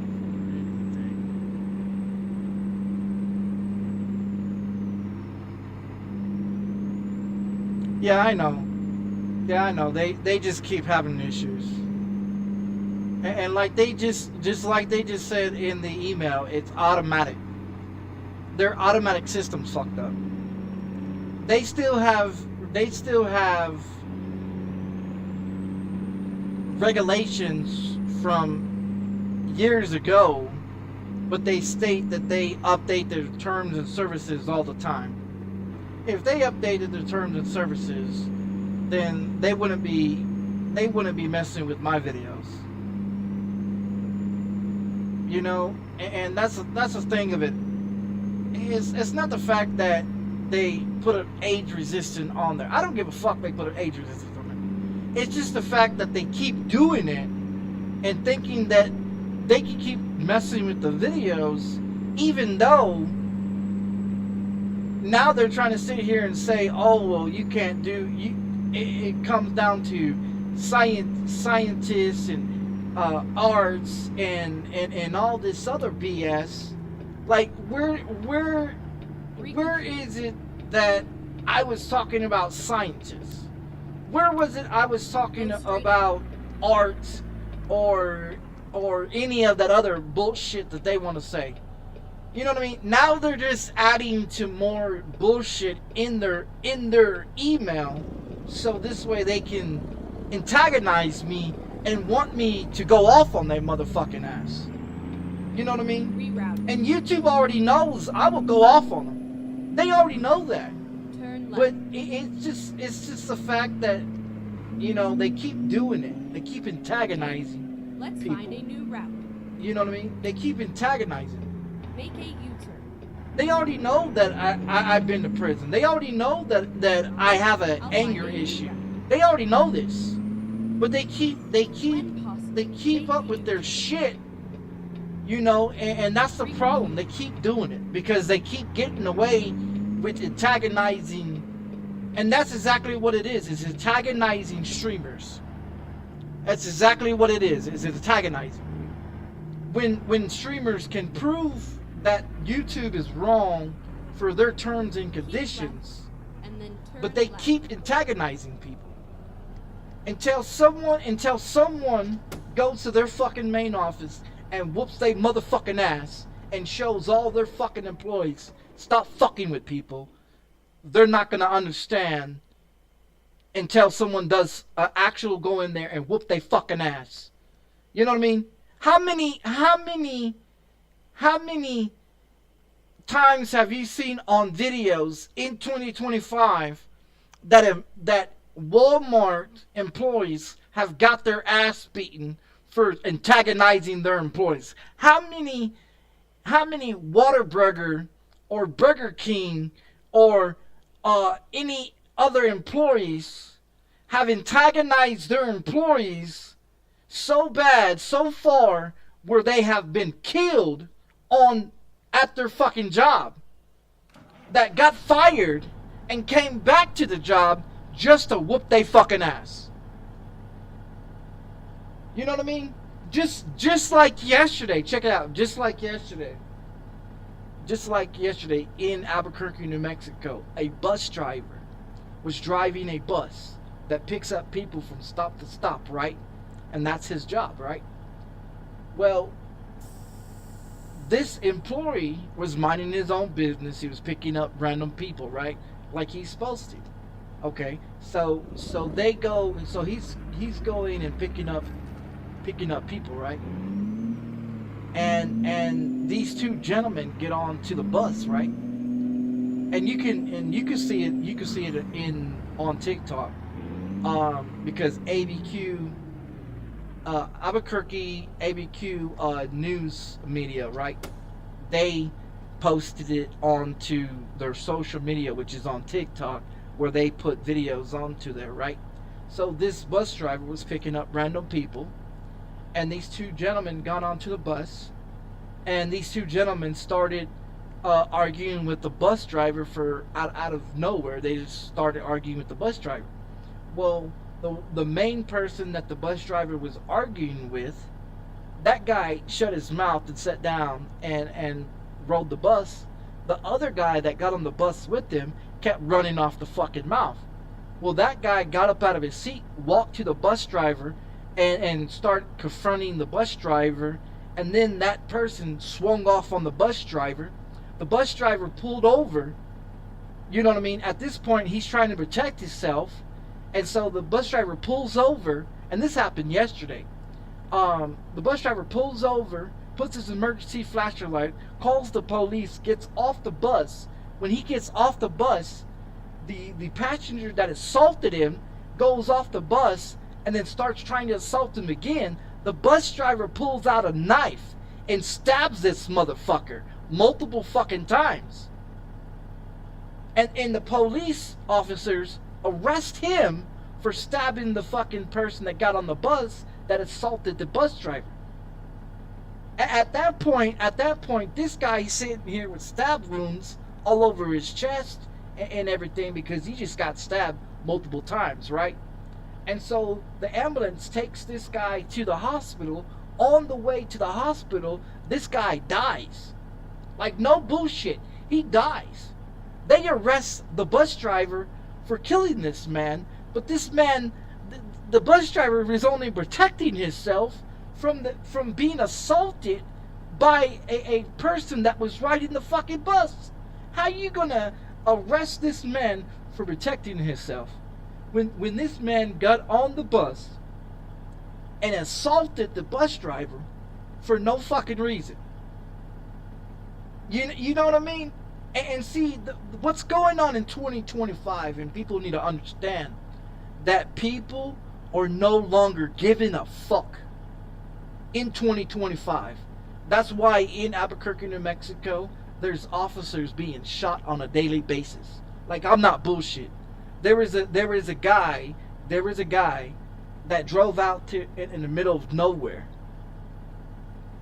and called for help and lured this cop into helping him. And so when the cop pulled over, and this is no bullshit, when the cop pulled over to help this guy got out of his car, walked to the passenger side of the police officer. The police officer rolled down his window and asked the man, "Do you need any help?" This man says, "My tire's blown, and this and this and this." And the officer offered him help to take him into town to fix his car tire, right? This man shot this officer multiple times. Blah, blah, blah. Walked around to the driver's side, pushed the officer over into the passenger seat, jumped into the driver's seat, and drove off with the squad car. Like, this is how serious shit is getting in Albuquerque, New Mexico. You know what I mean? And you got people like YouTube fucking aggravating, you know what I mean? Aggravating people like me. I got PTSD, I got ADHD, ADD, bipolar, and an anger issue. And the FBI knows who I am. They've been to my apartment. They know exactly what the fuck I'm capable of. I don't give a fuck if you in another fucking state. I can reach out and touch your motherfucking ass. And as the FBI in Albuquerque, New Mexico already found out by a bounty hunter that lives in another state, that I threatened to have his motherfucking house burnt the fuck down and thought I was fucking playing, And so he called the FBI, and the FBI here in Albuquerque, New Mexico, knocked on my fucking door, came into my fucking apartment, and told me that I don't need to be that way on YouTube to other people. I'm going to tell you right now, I don't give a fuck. If you want to talk about how you want to essay my kids and how you want to do things to my children, I'm going to tell you right now, I'll take your fucking life. I'll take your fucking life, and a goddamn thing you're going to do about it. You ain't going to sit up in here and talk shit about my children, first of all. You ain't going to sit up in here and talk shit about my family. You ain't going to sit up in here and talk shit about me. I'll take care of you. And I'm being 100%. And the FBI already knows that. The FBI already knows that. The police department in Albuquerque, New Mexico knows who the fuck I am and knows the fuck I'm capable of. I don't need a weapon. I don't need a gun. I don't need no pistol. I don't need nothing to take care of your fuck ass. I'll snap your fucking neck. And I have no remorse to snap your fucking neck. So the fact of it is YouTube keeps fucking with me and think it's funny to keep fucking with me. Keep running your fucking mouth, YouTube. Keep with the bullshit. Because I honestly don't give a fuck. I don't give a fuck about your platform. I don't give a fuck what you're talking about. Leave me the fuck alone, YouTube. I'm telling you, leave me the fuck alone. I don't give a fuck what you're gonna do. You're gonna call the police on me? Go ahead. They know who the fuck I am. They know what the fuck they're dealing with. The FBI, the CIA, and the police department know who the fuck I am. They know where the fuck I'm at. So you can say whatever the fuck you want to, YouTube, and make all the fucking claims that you want to. You could run your fucking mouth. But the fact of it is, I'm telling you, leave me the fuck alone. And this is going to be a last motherfucking warning, I tell you, YouTube. Leave me the fuck alone. I'm not going to tell you no more. I'm not going to tell you no more. You got two choices. You could take me to court for whatever fucking stupid ass reason you want to. And you can do whatever the fuck you want to. And that's fine. You want to pull the bullshit, that's fine. But if you keep fucking with me, you got two choices. I will take you to court. I'll shut you the fuck down. I'll make you pay for damages and emotional stress and every fucking thing else. If you want to keep fucking with me. And that's fine. That's fine. But the fact of it is, keep fucking with me, YouTube. I'm not no random ass streamer. I'm not no motherfucking streamer that you're gonna sit up in here and talk shit and threaten. I'm about my shit. I ain't got time for the bullshit. I ain't no pussy motherfucker. I got balls between my fucking legs, and I'll fuck you up. I don't give a fuck. Leave me the fuck alone, or you're gonna see what the fuck's gonna happen. Turn left. That ain't no threat. That ain't no threat. I'm telling you that right now. That's not no threat.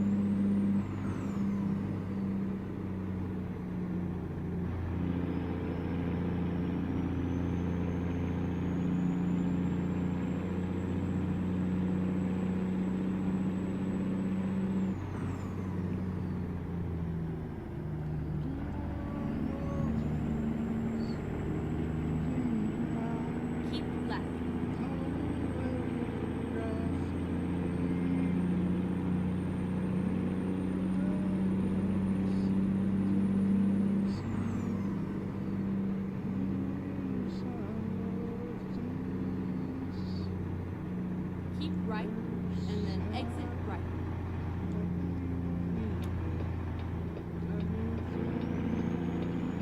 Exit right. Keep left, and then turn left.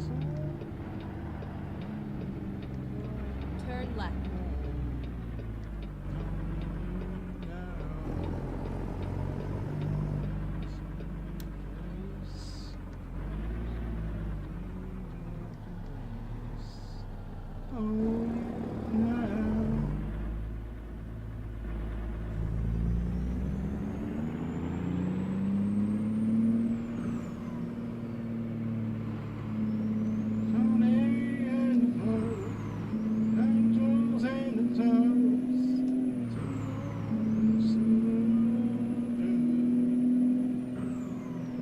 At the roundabout, take the first exit.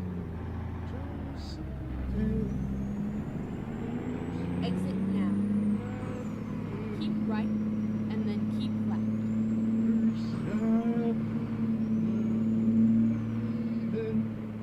Keep left, and then turn left.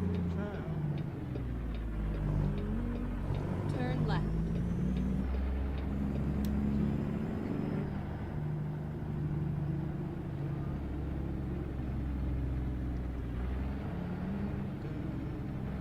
Here we are, safe and sound.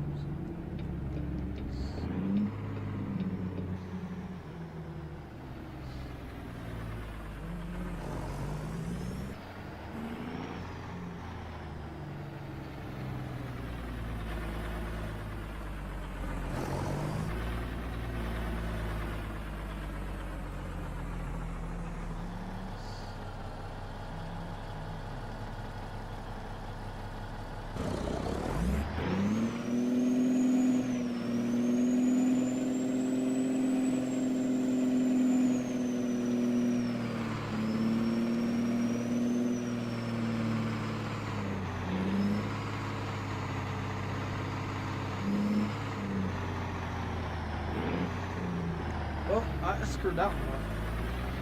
Maybe.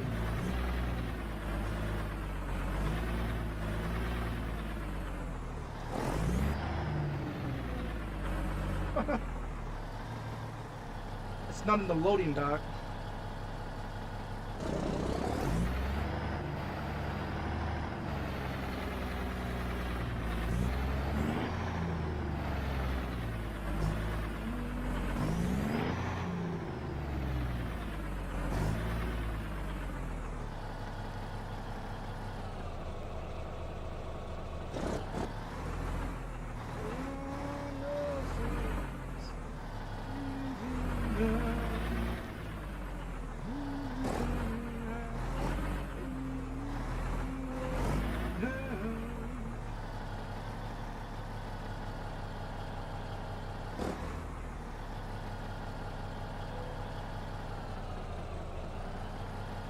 Well, that's not in there correctly, but I screwed it up. Screwed it up. I should have done it the other way. I could have lined it up better than that, but fuck. It's in. It's in. Now in real life that would not be acceptable. In real life that would not be acceptable.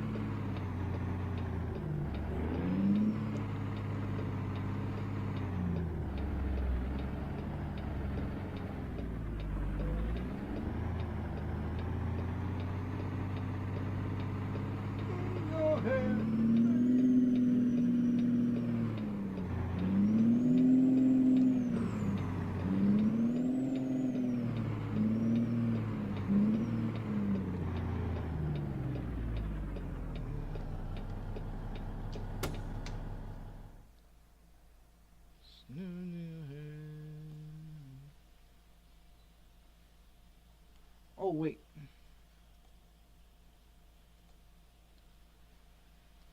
Okay, now we gotta go to Waterloo.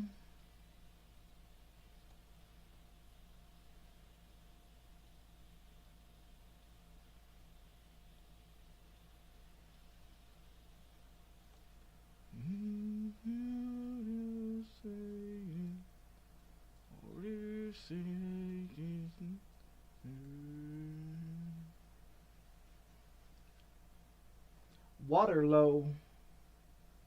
Oh, it's right here.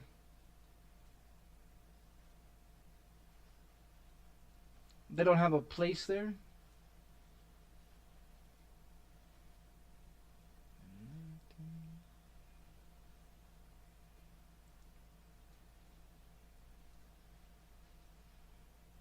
I guess we can go.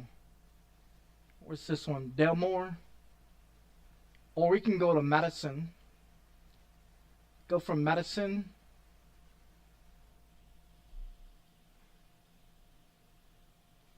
Yeah, we can go to Madison.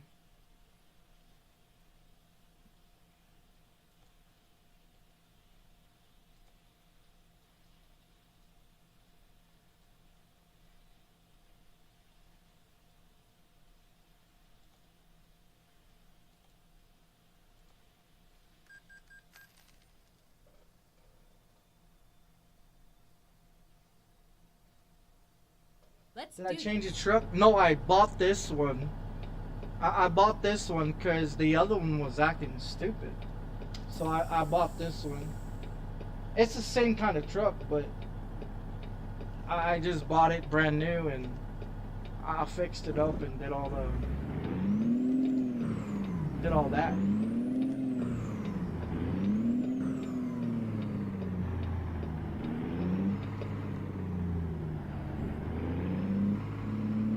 Yeah, it's pretty much a new truck.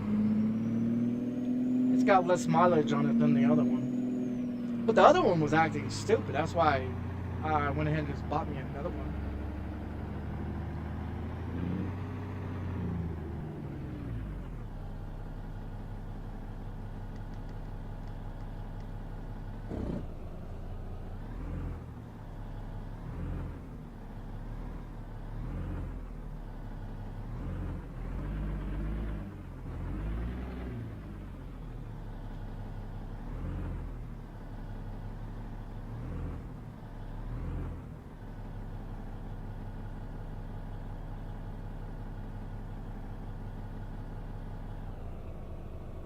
It slid to the right.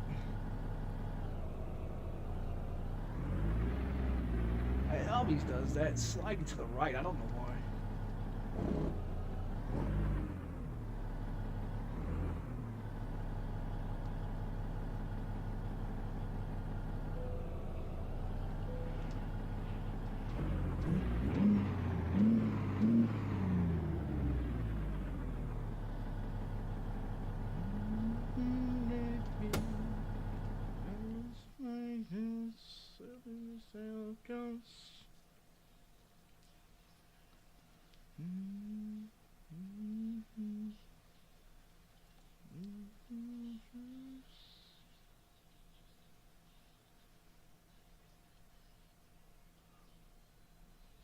We can go to Fort Dodge. Let me see if they got any jobs at Fort. External market, isn't it?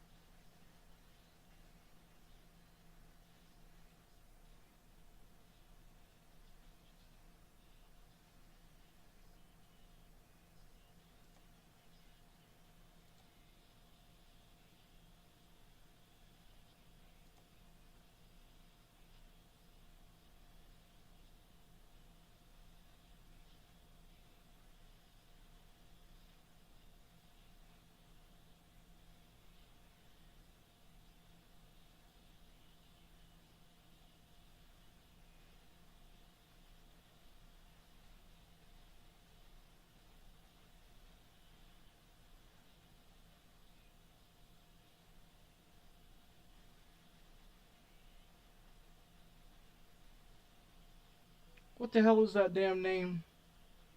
Fort Dodge.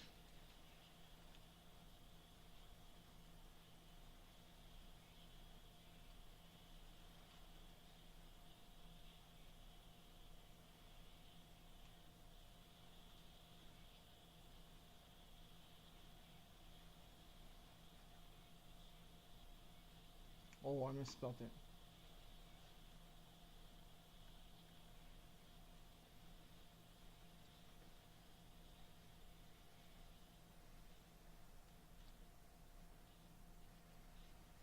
Nothing at Fort Dodge.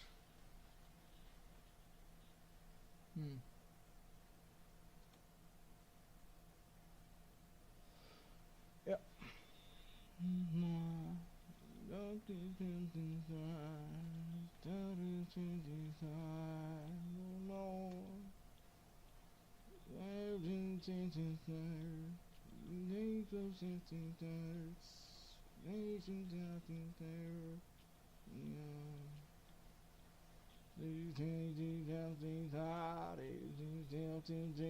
Child, the sound that they are torn. You tell things at the wrong time. They'll bring things alive. Time to hit the road.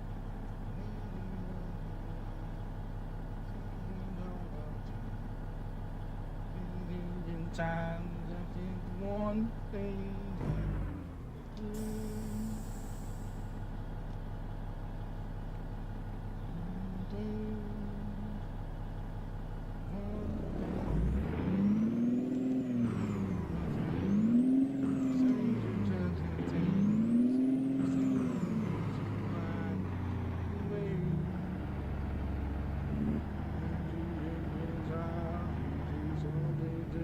Child.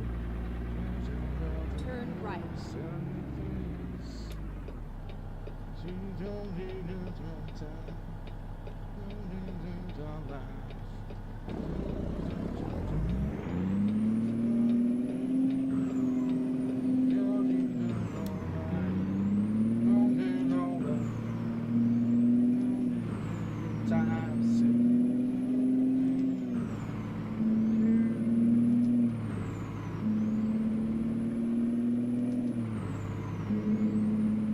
Keep right and then turn right. I haven't done any convoys with anybody in a long time. Turn right. It's just because I use a shitload of mods, and that's the one issue. I don't mind playing with people. It's just they're not willing to download the mods that I have. Keep right and then turn right. If they're willing to download the mods, it's gonna take a while, but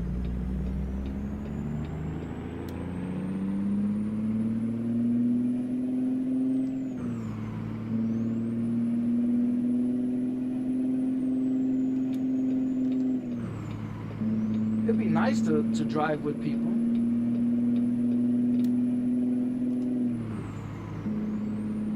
Last time I drove with anybody was like, shit, 3 years ago or so. It's actually real. I mean, I like driving with the traffic.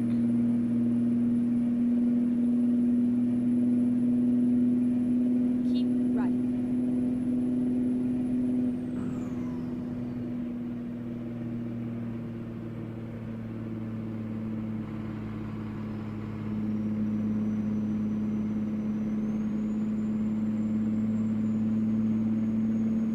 They're making another one right there. Go straight on. Get ready to turn right.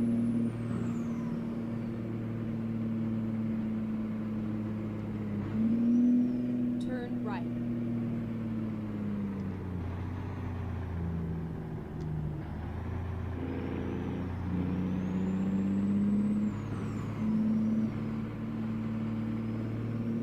I like long loads. I'm not a Keep left. short trucker.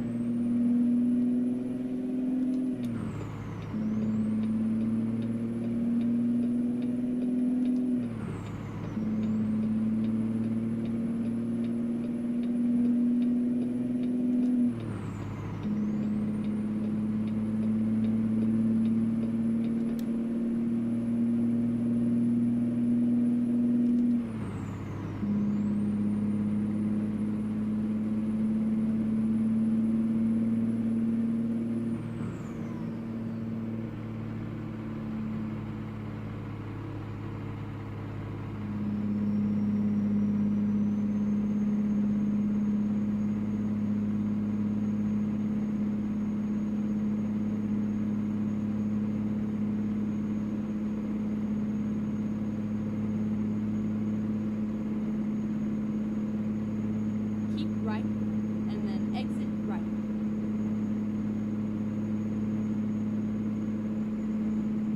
Exit right.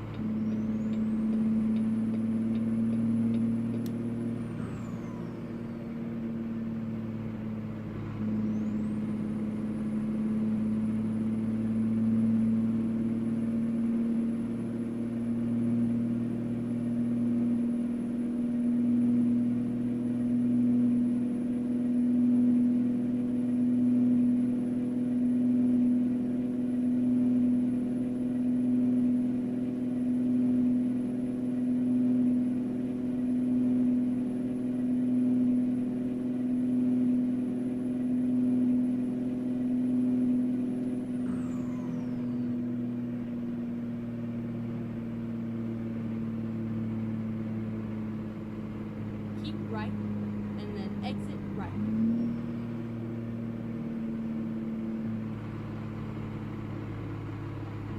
Exit right.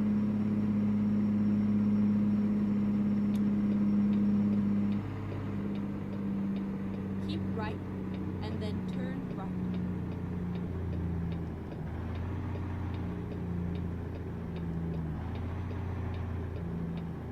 Turn right.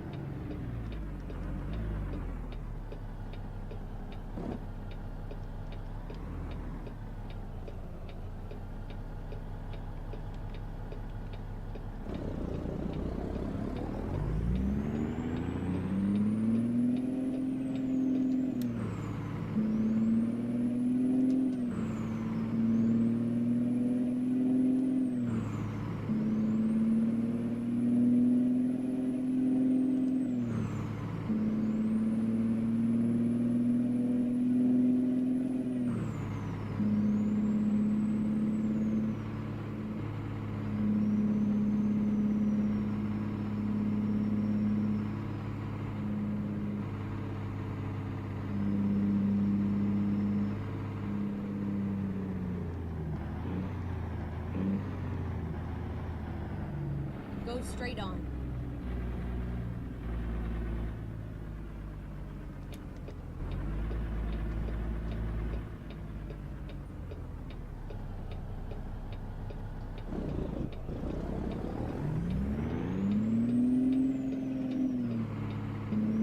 Rerouting.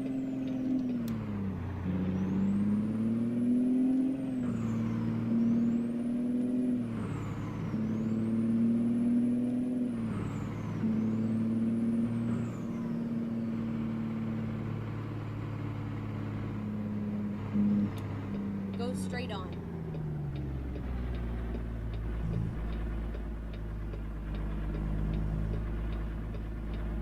Finding a new route. Keep left, and then turn left.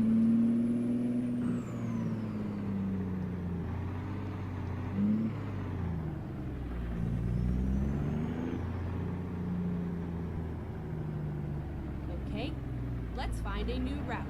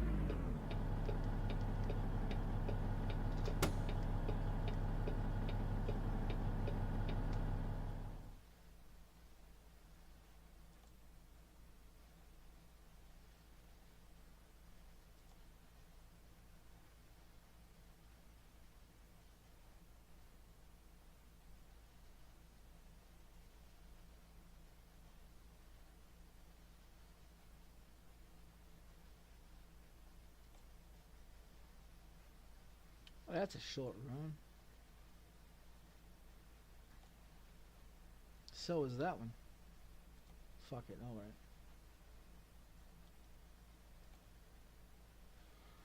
I'll take it.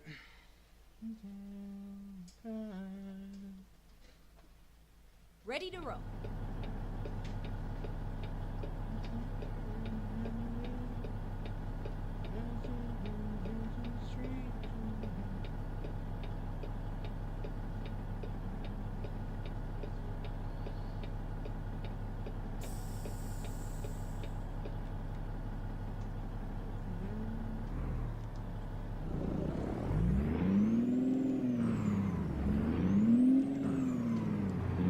Turn left.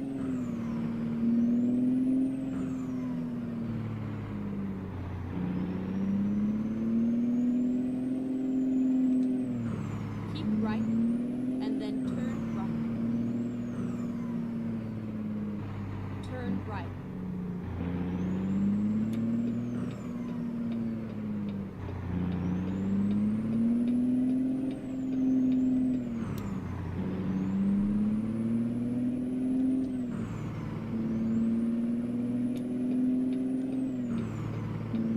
Keep left, and then turn left.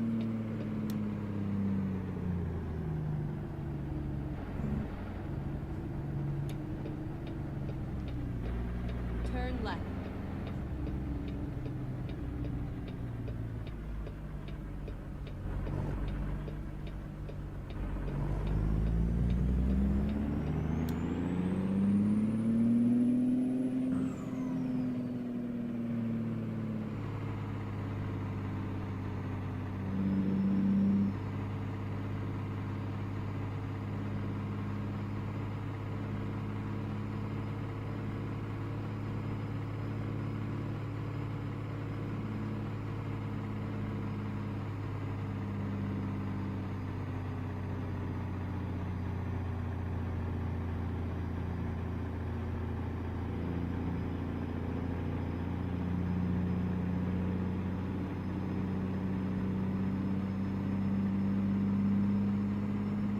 Get ready to turn right.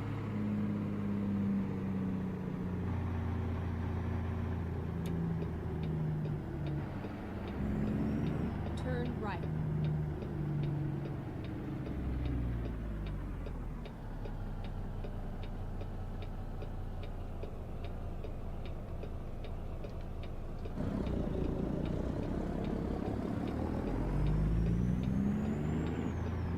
Turn left.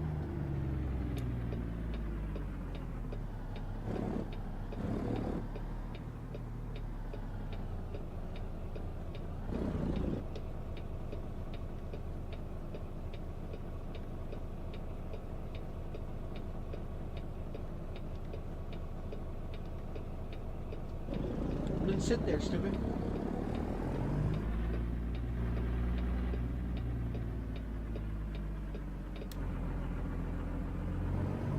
Get ready to turn right. Turn right.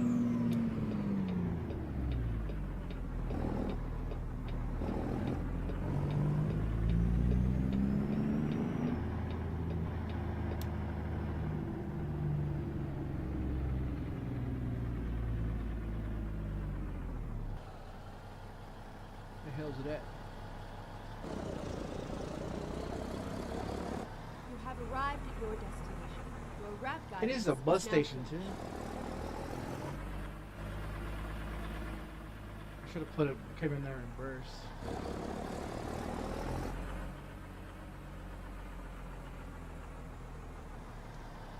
I should have came in there in reverse.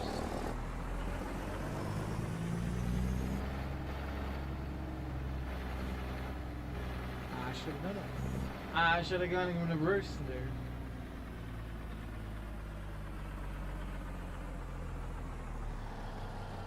Alright, that's alright.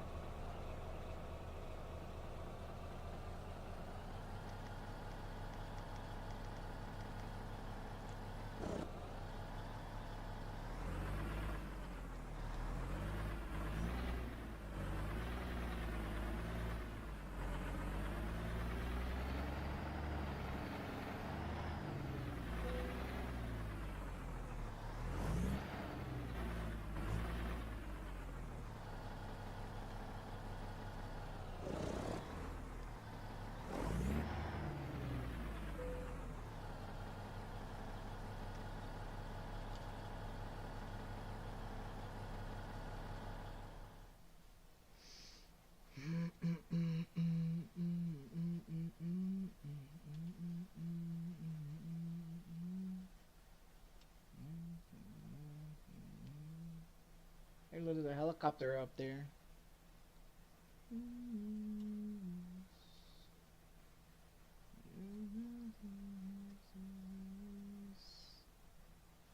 The hell's that? I guess I'll just wait then. I'll just wait then. Oh, it's over there the other way.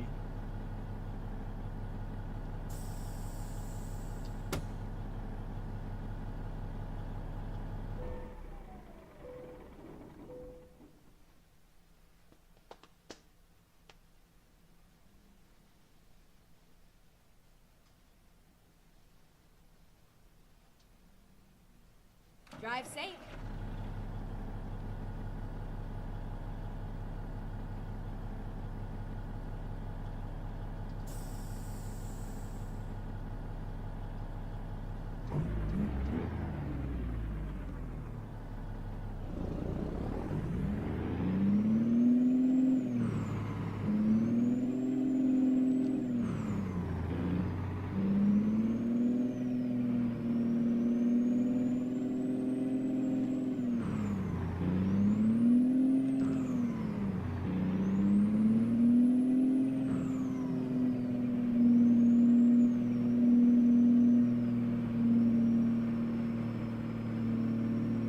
Get ready to turn right.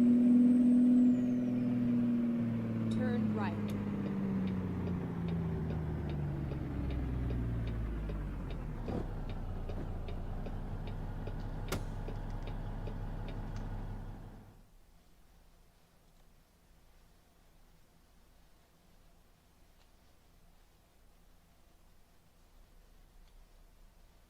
It's over there, I guess.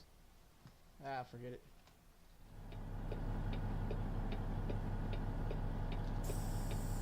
Nah, not worried about it. I'll get it later on.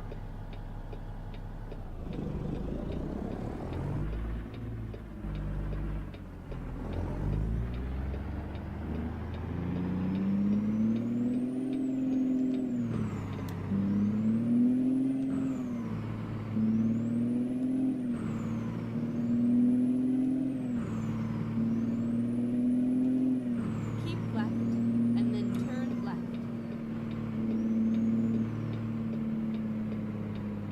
Turn left.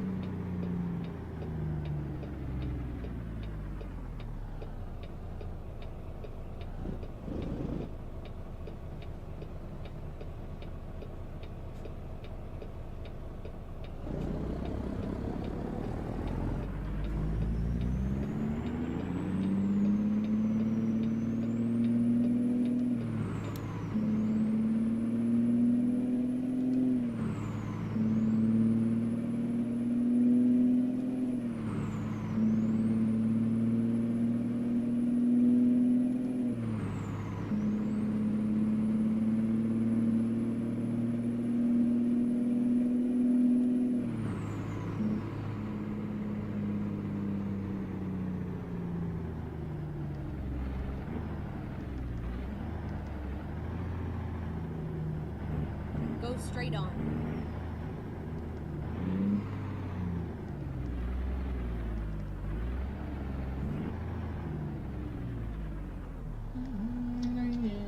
Let's try again.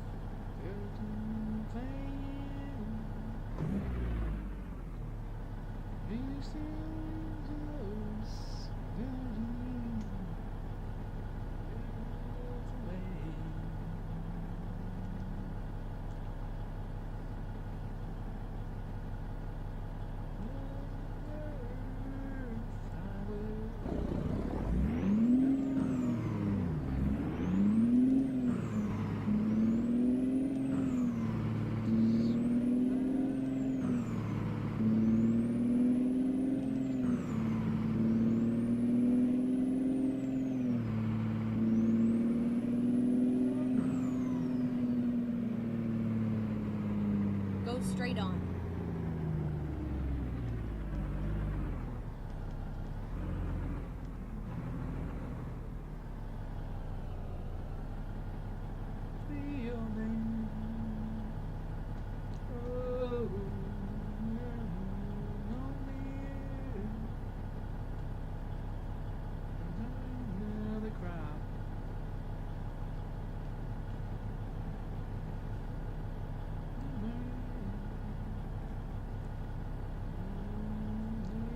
Time.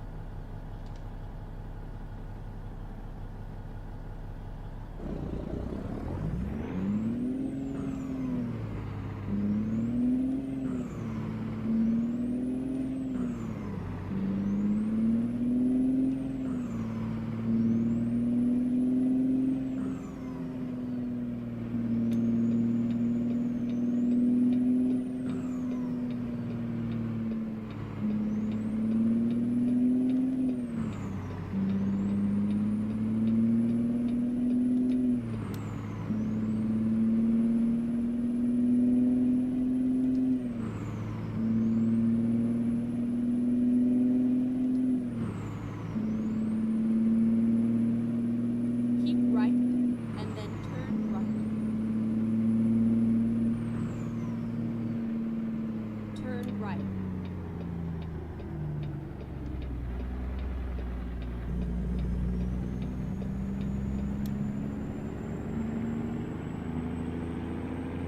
Smooth operator.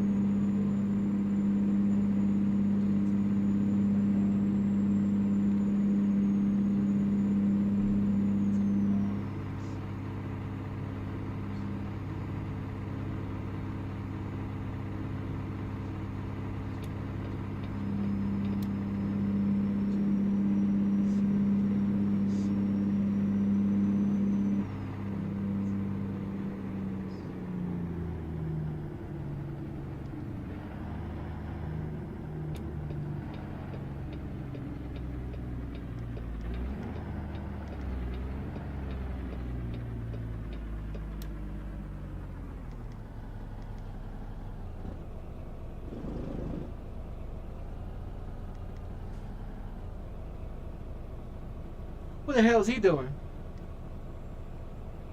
Hey, what the hell he doing? I bet you got a yellow and then he tried to turn. They always stop on yellow. I don't understand why they do that.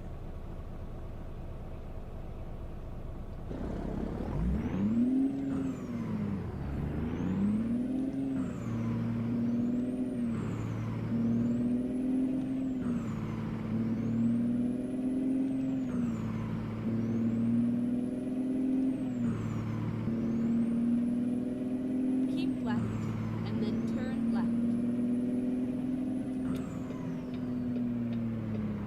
Turn left.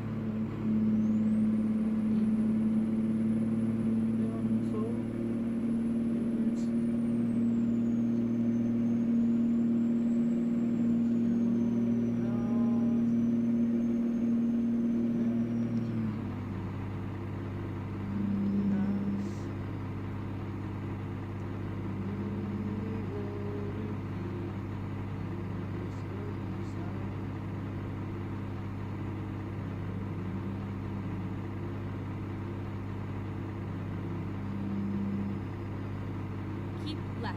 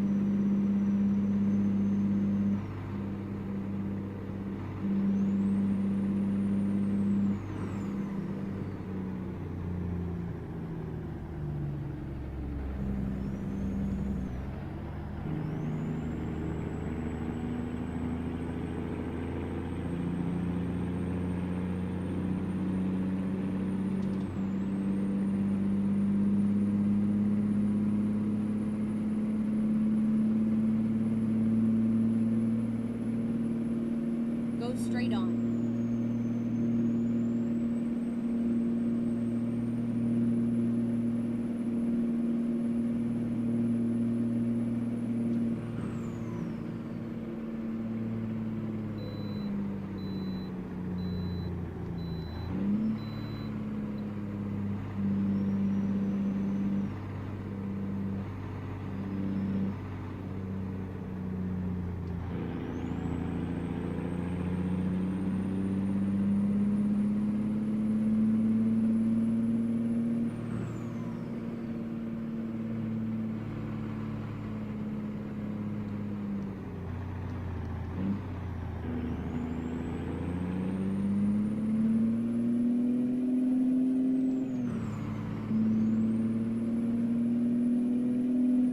look, the Rainbow City.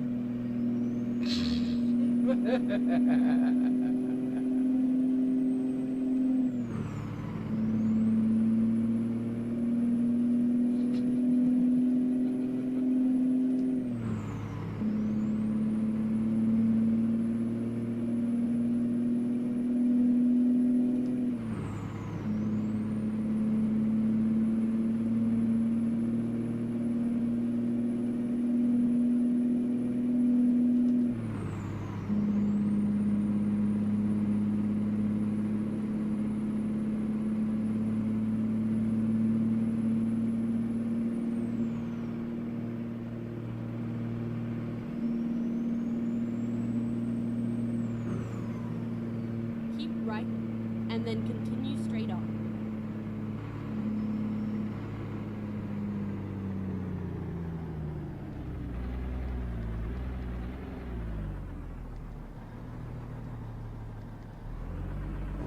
Go straight on.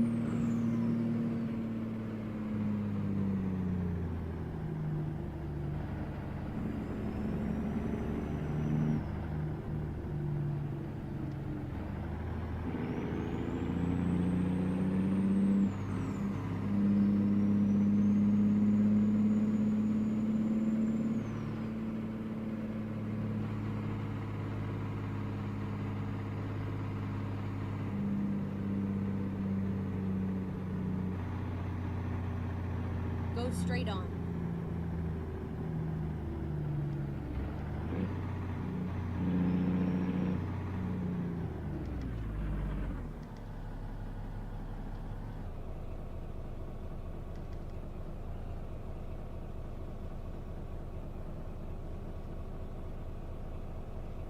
Hey, welcome to the stream.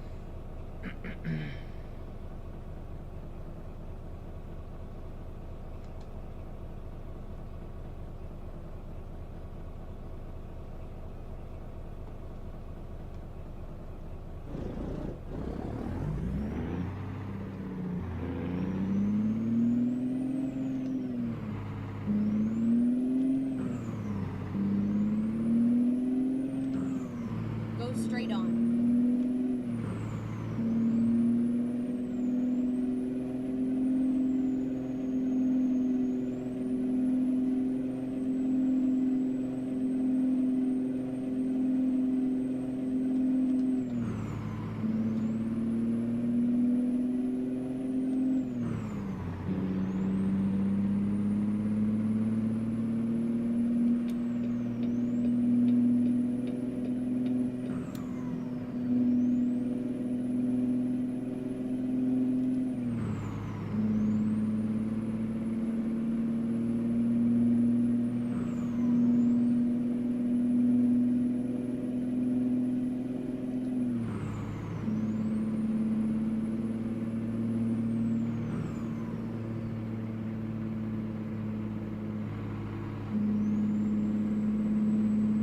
Do a job tonight?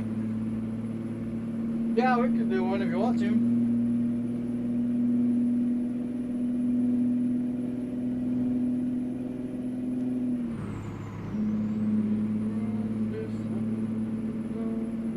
Go straight on.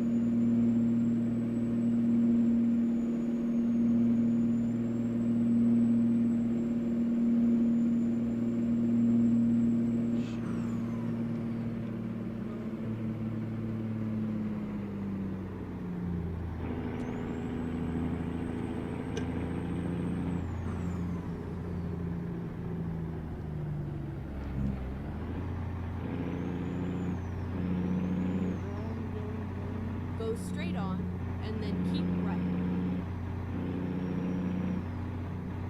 Keep right, and then continue straight on. Go straight on.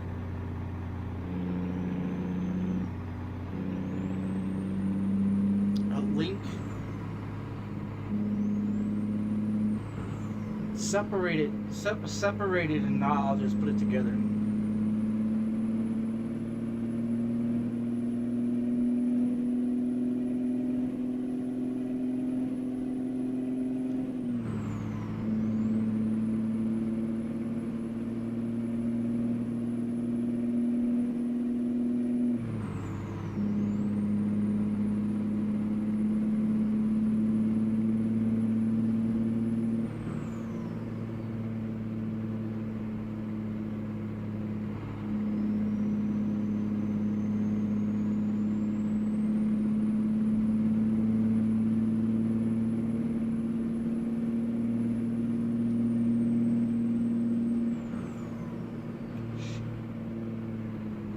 Hit this guy trying to read the damn chat.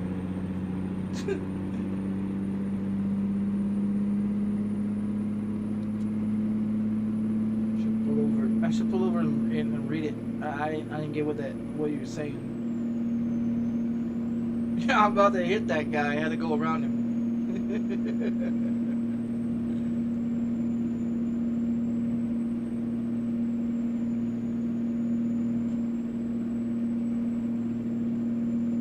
Keep right.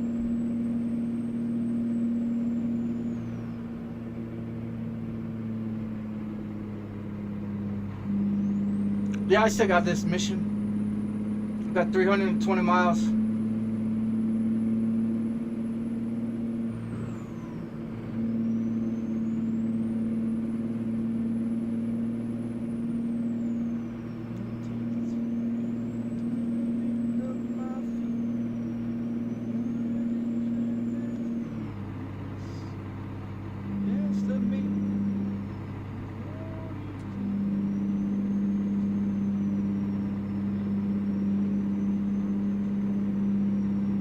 We pulled into this gas station.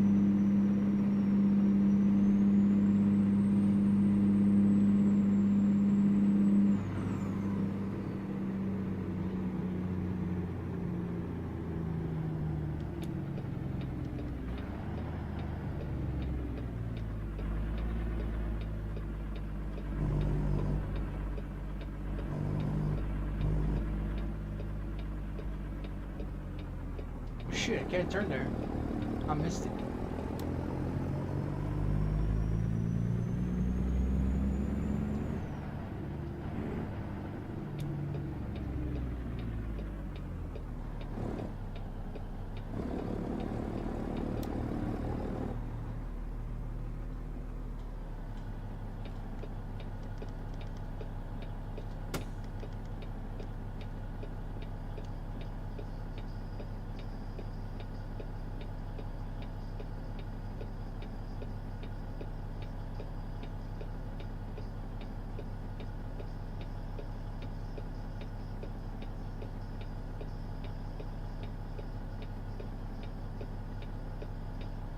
Okay, what is it on Steam?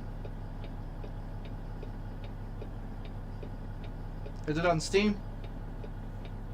Man can't kill a man. Man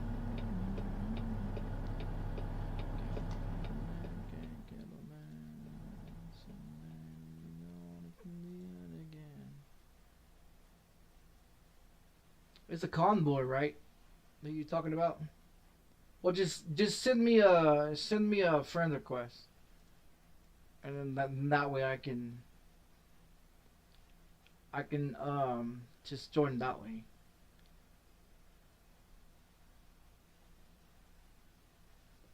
Guys, send me a friend request.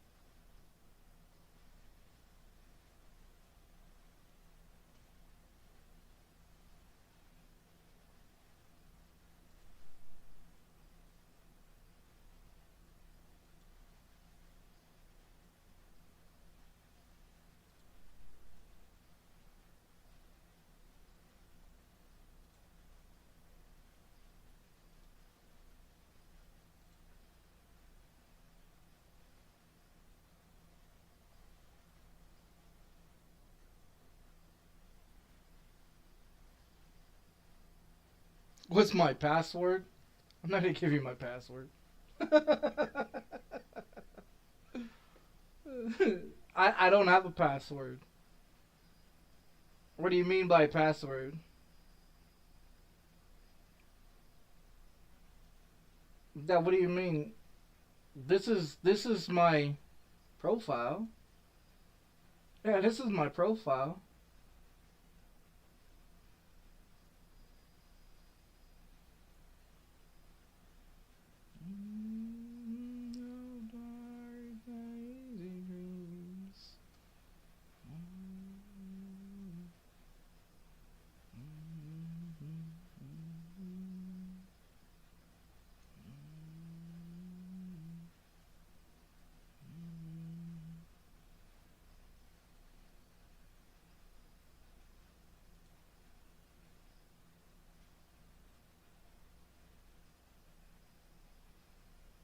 I was trying to add you. I was trying to add you on here, so this way it'll pop up. I can just be able to join you from there. I still have like 300 and something miles to go.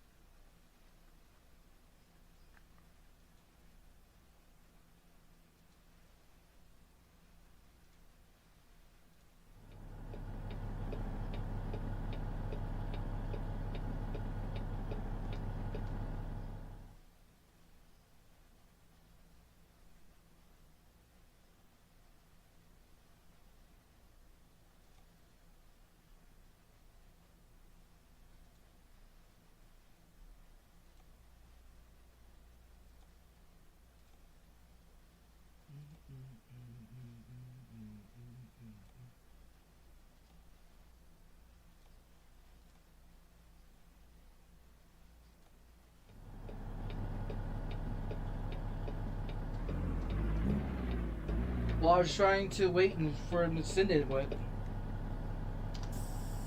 I mean,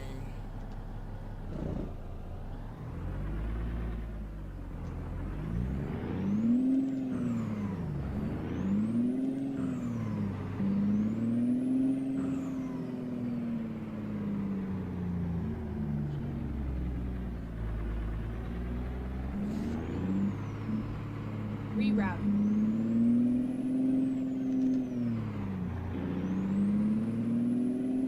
Get ready to turn left.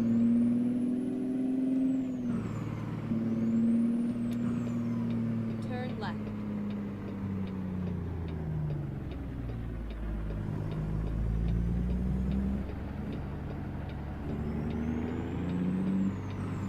Turn right.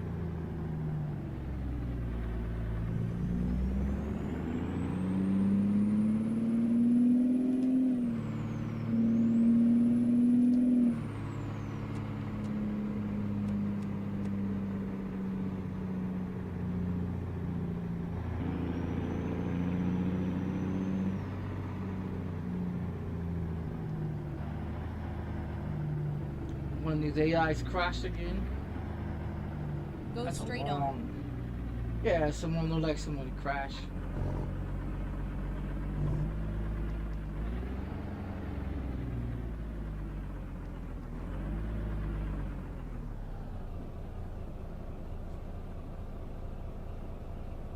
That's a long line to go to the left.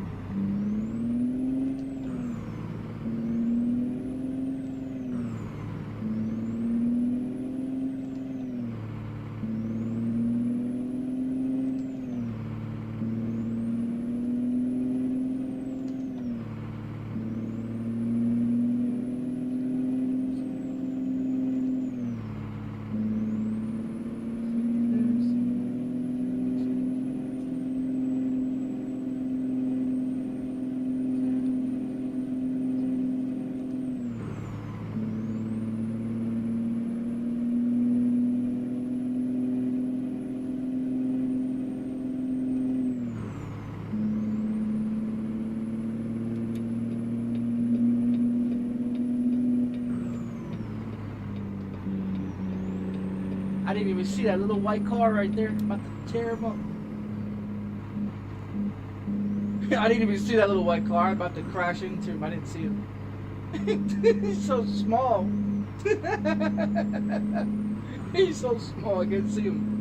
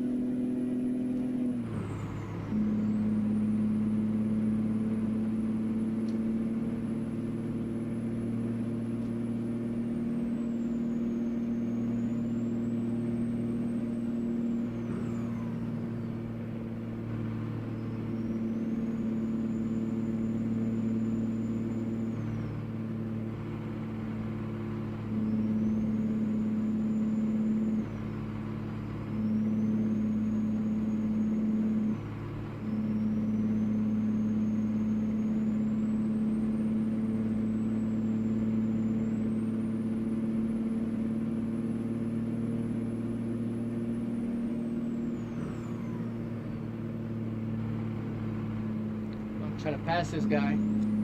Got a truck in front of me though too.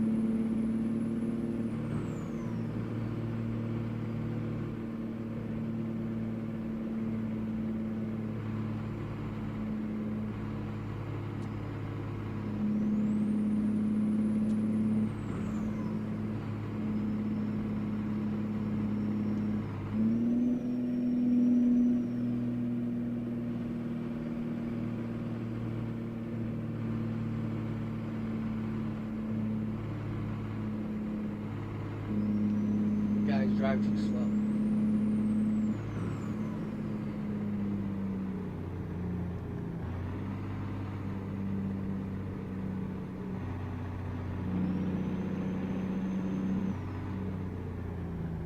Turn signal, stupid. Turn signal.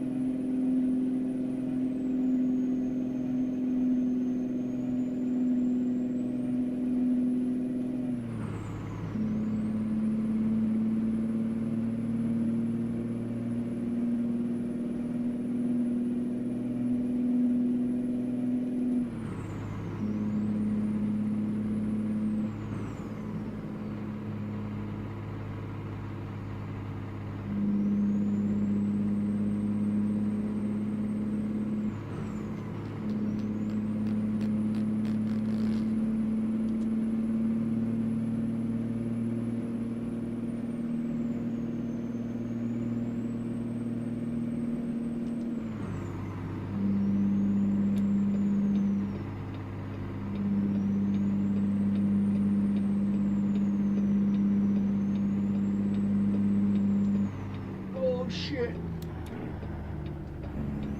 And that's a cop too. That's a cop too. Go straight on. It's a one-way street.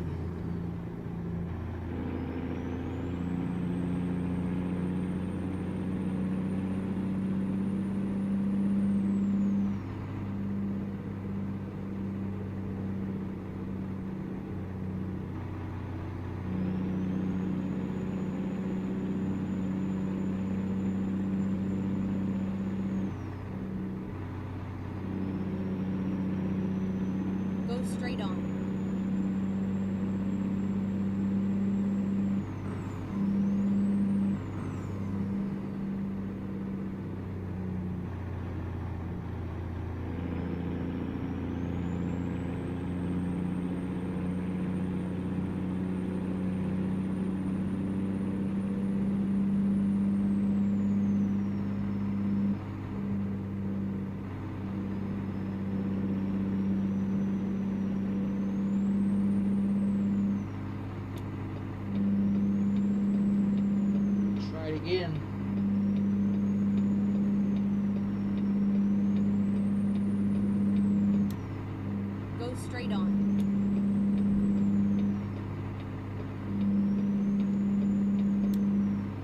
got in there this time.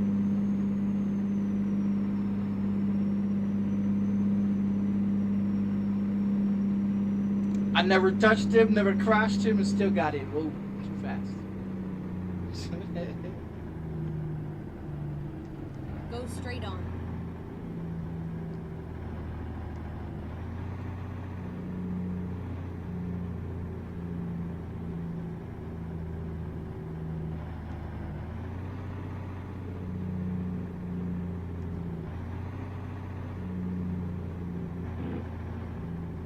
Keep right, and then continue straight on. Go straight on.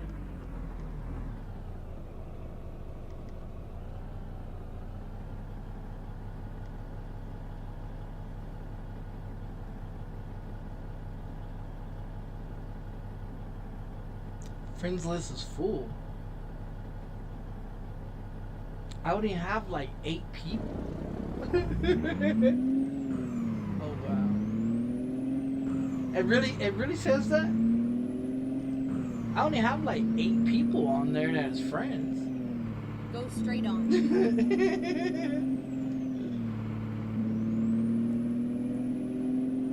So what is the limitations of friends on Steam? Cause that's crazy.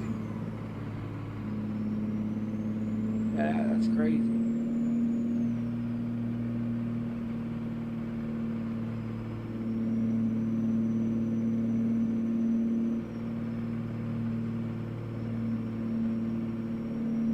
Go straight on, and then keep right. Keep right, and then continue straight on.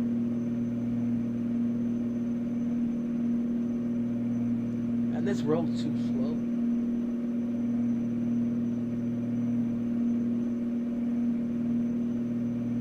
Keep right, and then continue straight on. Go straight on.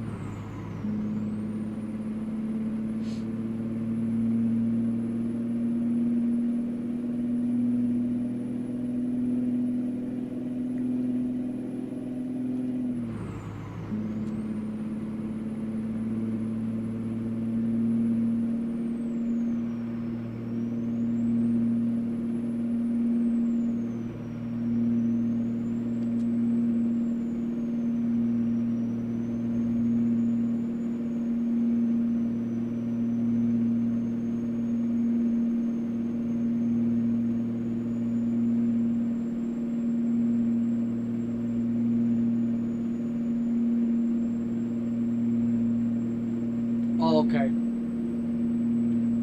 Alright.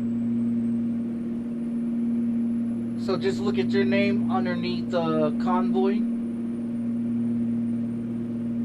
It's underneath Convoy, or is it under TMP?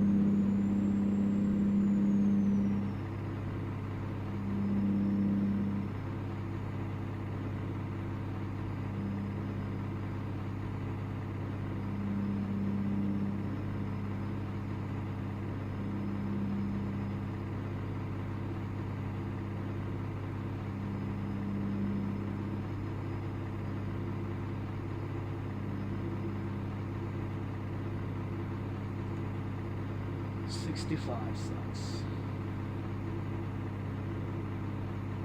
I think 65 in this game is just way too slow.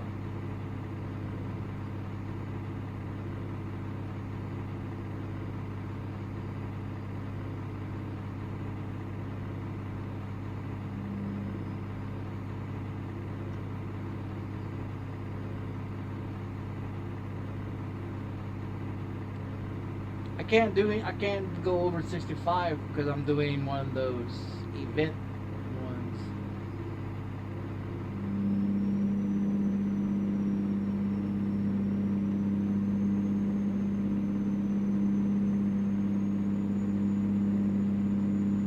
Any other mission without the event ones that sticks you at 65, I can do faster, but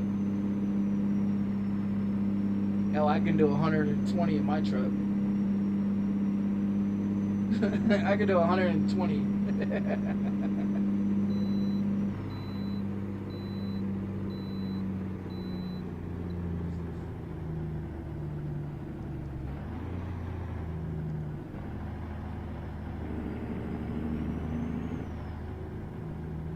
Go straight on, and then turn left. Turn left.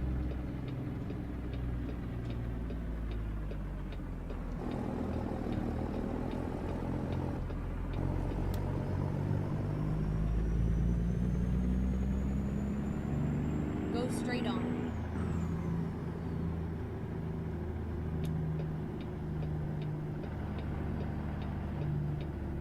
Turn right.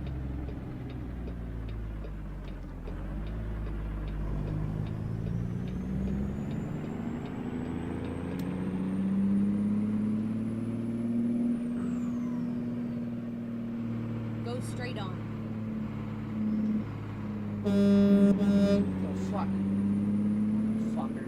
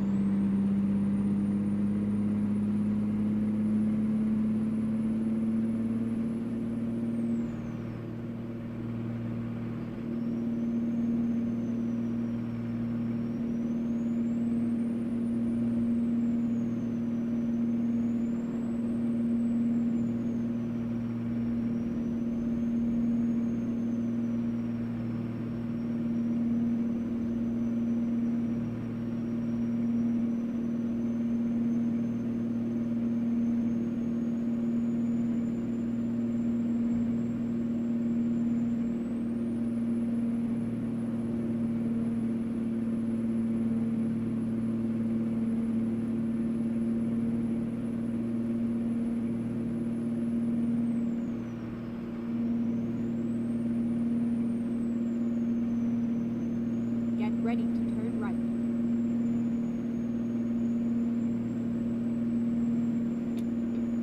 Turn right.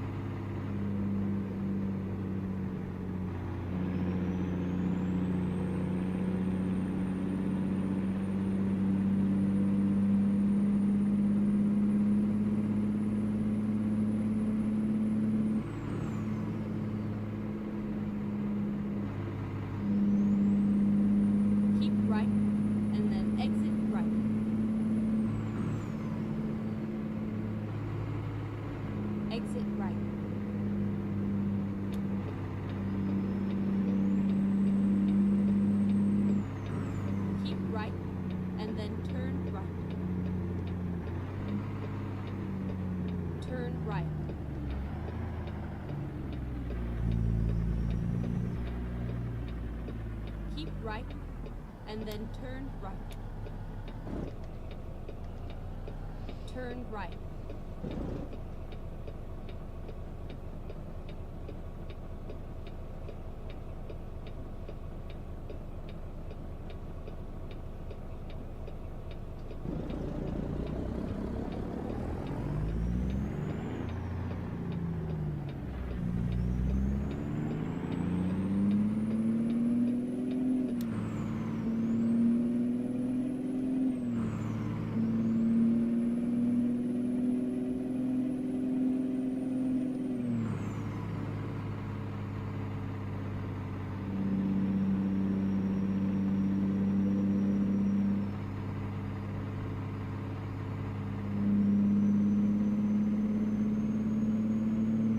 Get ready to turn right.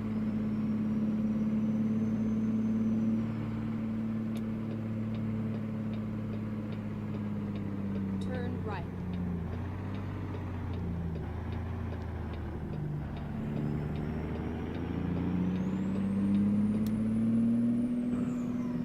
Turn left, and then turn right.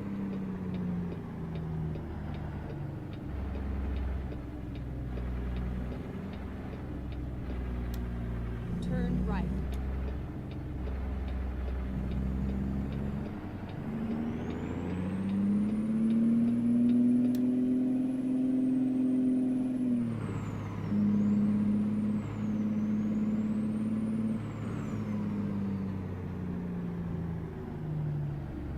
Finally, we are here.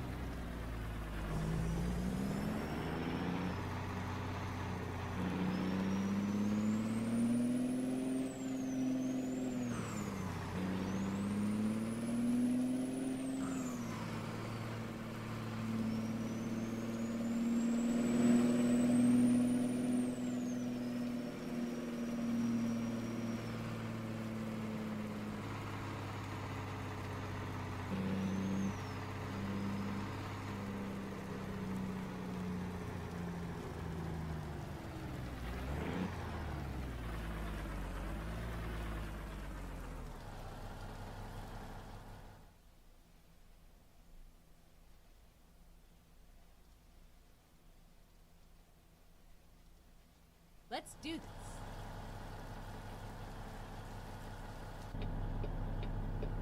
I'm gonna go park it at the house. I'm gonna go park it over there first.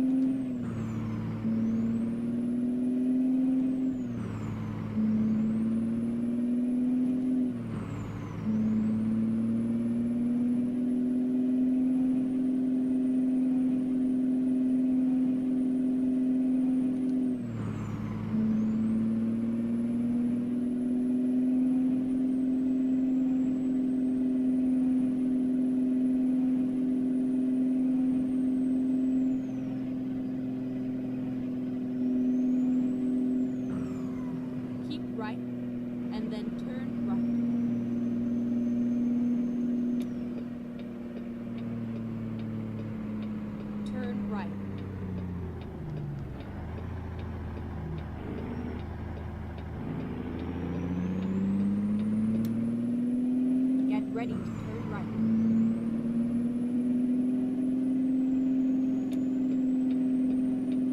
Turn right.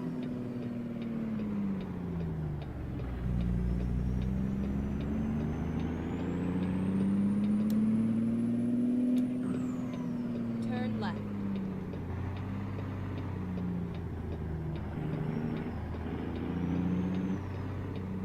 It's all over.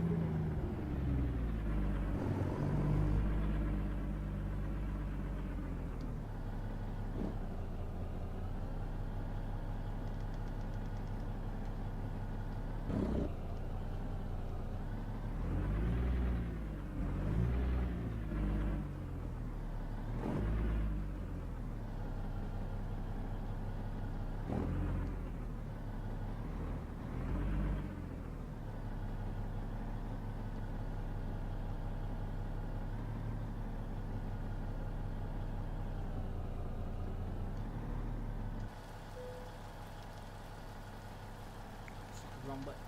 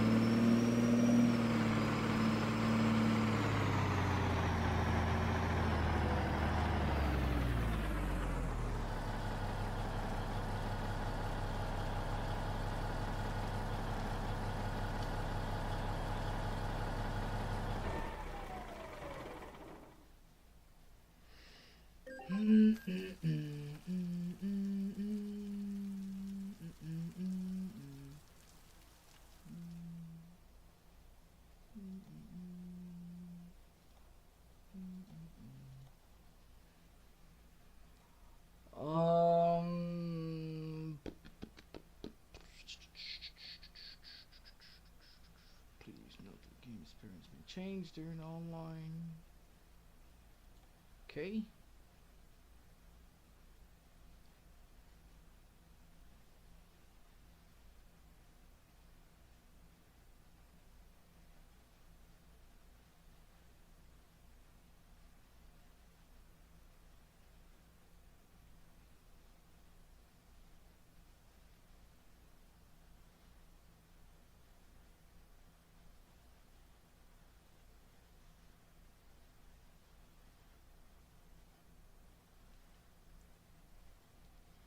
Is it underneath?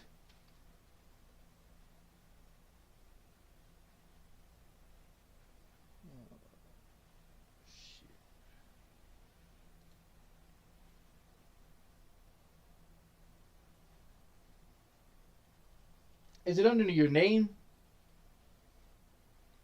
as a session?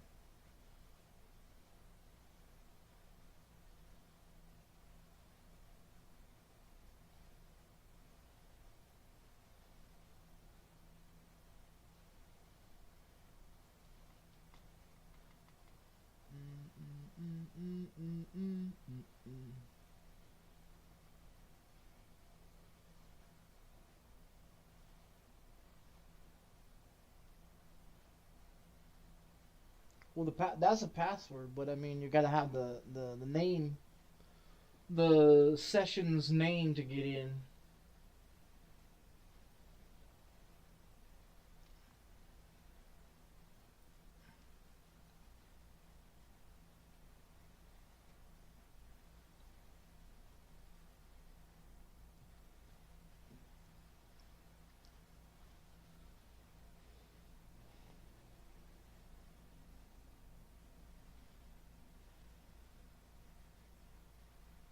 Cause you could type in a password, but the thing of it is, you have to have the you have to have the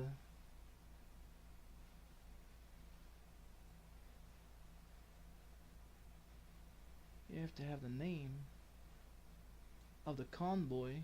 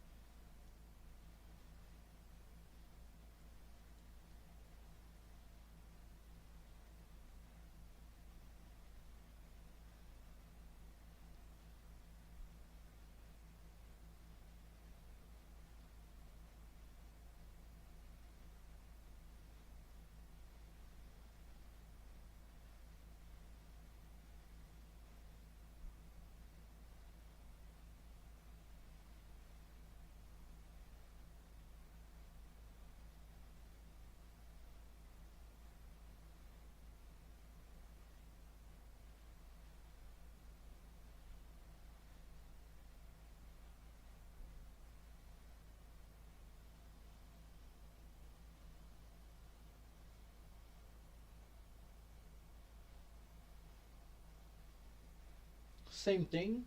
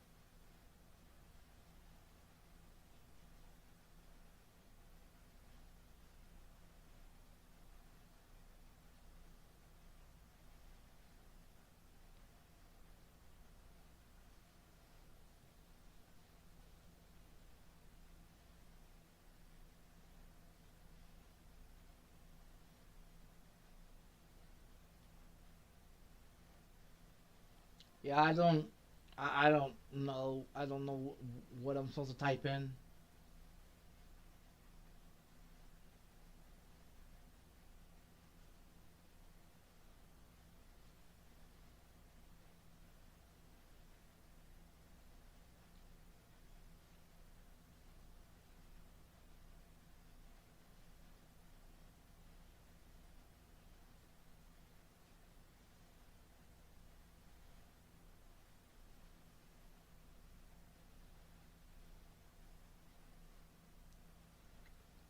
Haven't had a clue.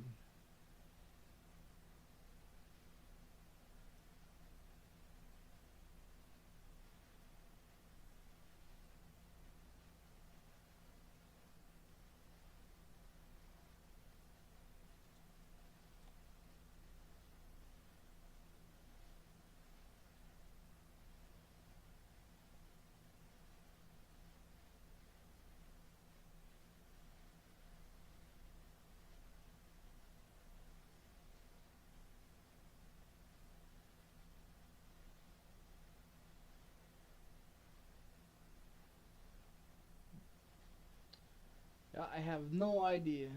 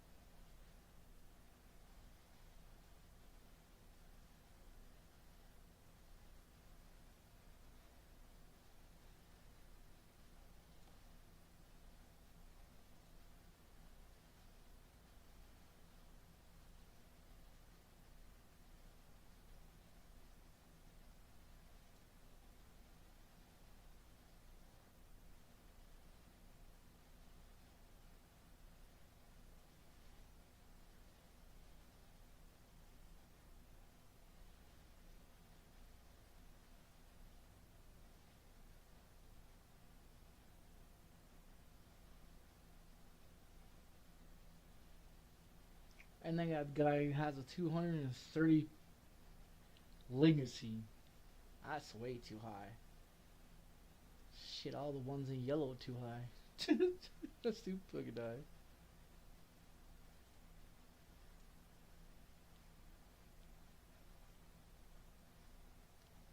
I have no idea, man. I have no idea.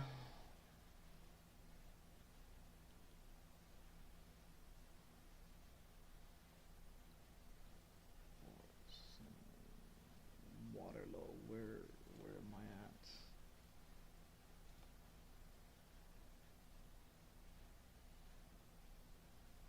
Casper.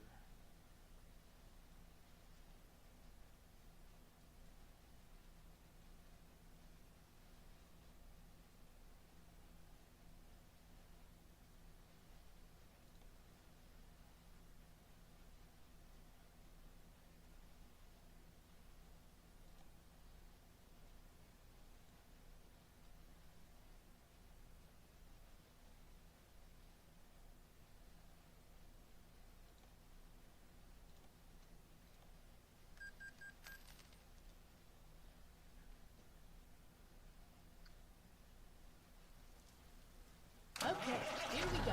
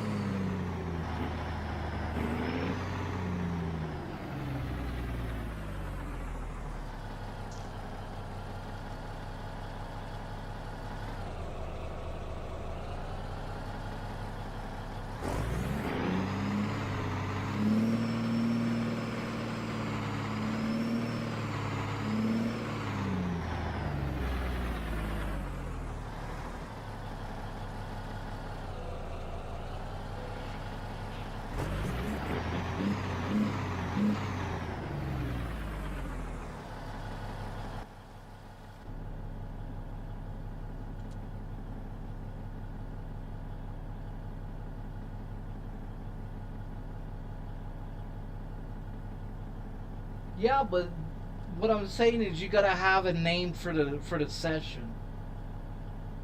In order for someone to be able to join your session, you must have a name for it, and if you have a password or have mods. With the mods, then anyone that joins would have to download every mod that you have, and stuff like that. And see, that's the other thing, that a lot of people don't run all the same mods that everybody else runs. So it might screw up something else that someone else has. But I mean, you gotta figure out your name of what you're trying to do as well. You know what I mean? You got to figure out that as well. Because just to be able to join a convoy, you gotta be able to have whoever's name is over here, and be able to join. And that's the thing. You gotta have the name of it. So say if somebody wants to join, you got to be able to put the name of the session's name, and then that way you can be able to then put the password in. Like this one, say if I wanted to join this one, it's got active mods and stuff like that, so it would need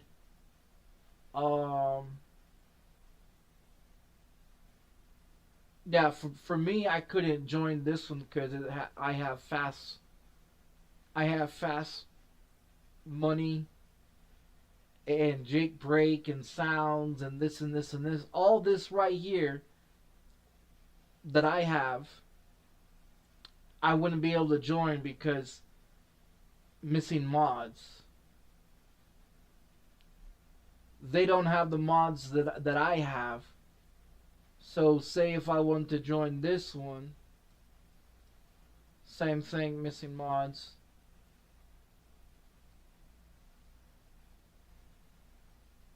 And it pops up an error message of which one it is. Mods matching.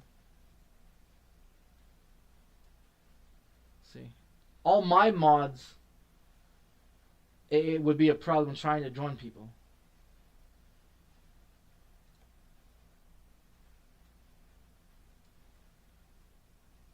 You see what I'm saying? Because none of these guys are running what I'm running. So that would be a problem. That's the biggest problem with trying to join convoys. Is whatever mods I'm using, no one else is using. Whatever they're using, I would have to download everything they're using. But if they get their mods off of the internet where they pay for it, I'm not going to pay for mods. All the mods that I use are all free. I'm not going to pay for mods. I'm just not going to do that. You know what I mean? That's the thing. That's the thing. Is trying to run with mods.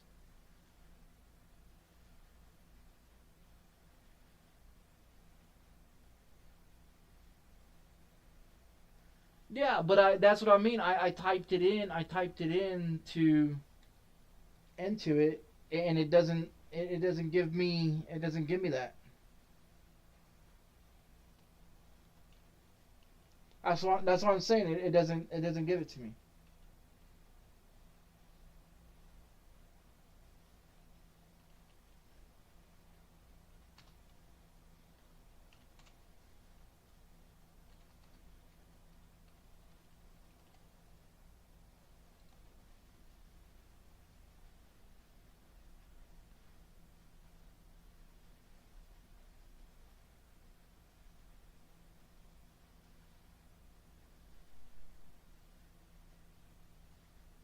See? It doesn't have anything.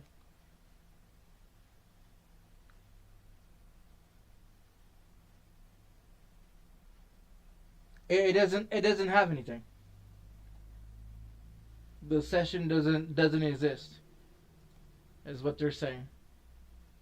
If it doesn't exist in there, it's not, you're not gonna be able to do anything.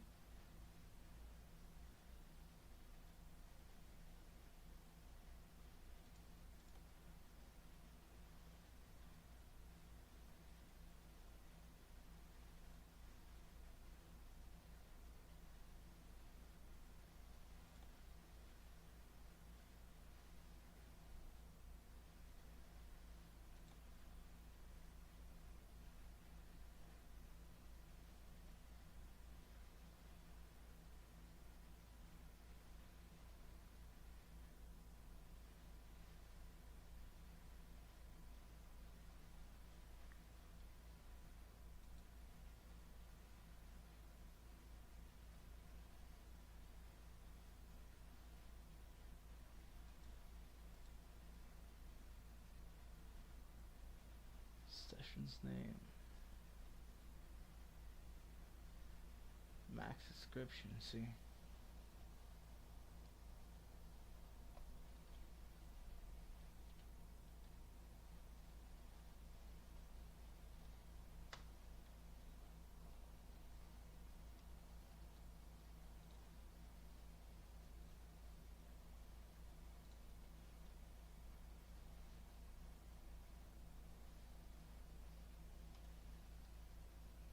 Ah, shit.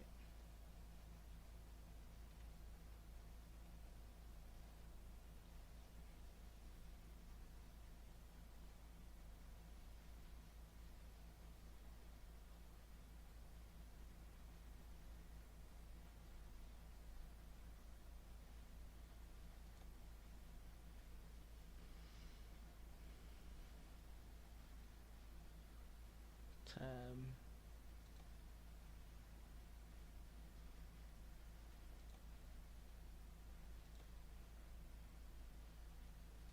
Oh, that's a session.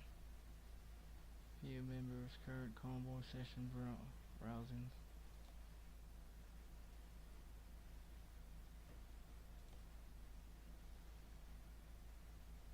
Question is where it's gonna put me at. The same place. Yeah, let's see.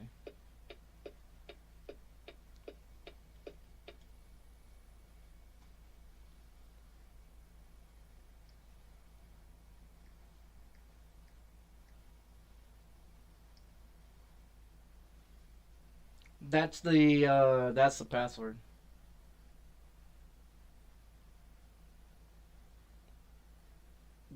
I guess to make it more easy. I don't know. I mean, I got some great mods. I mean, you got more fuel in your truck, fast money and all that shit. The fast money that I have, it is just the money, not the level. Most people have the level and all that in there and all kinds of other crap. Mine is just the money by itself. It's not the additional rank up money like everybody else use.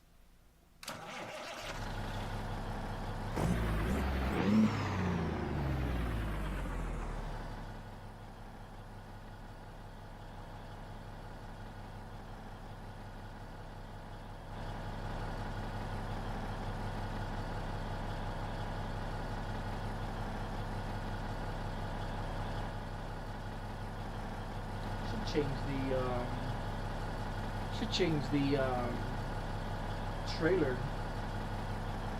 the trailer paint on it.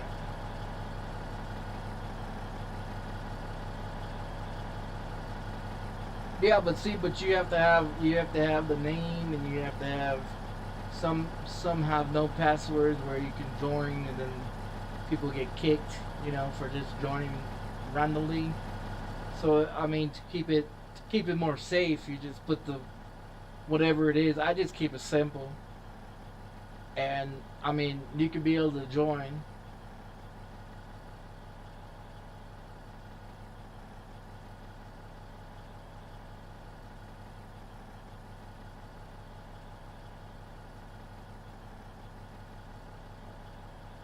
I don't know how to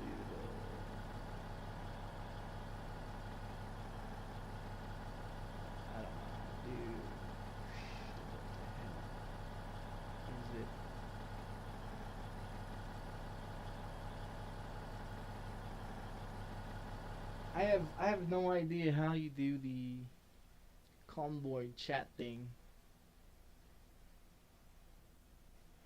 I have no idea. I haven't been on TMP in a long time.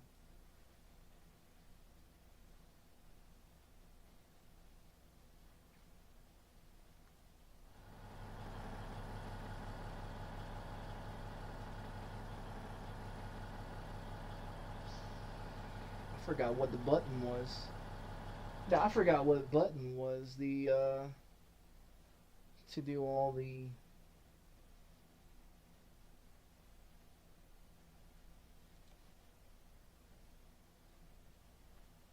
chatting and all that. I don't know. CB radio. I've messed with that crap in years.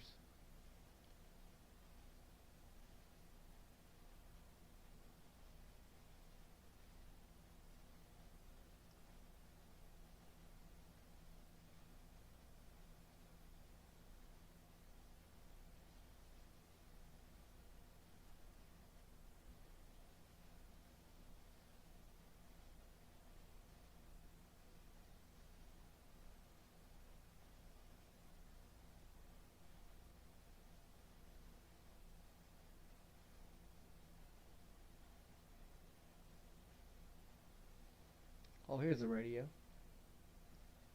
Radio for that. Up and down audio. Oh, convoy one. There it is. I did press the tab button. Oh, now it works on that part. Chat. Quick replies. Oh, push to talk. Okay. Oh, there it is. I don't even know if my microphone is even on there. I have no idea. Show tags. Yeah, the last time I did anything with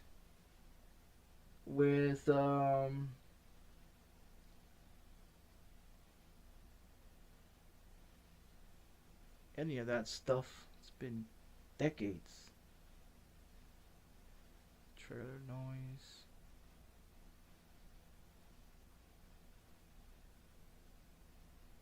Radio volume.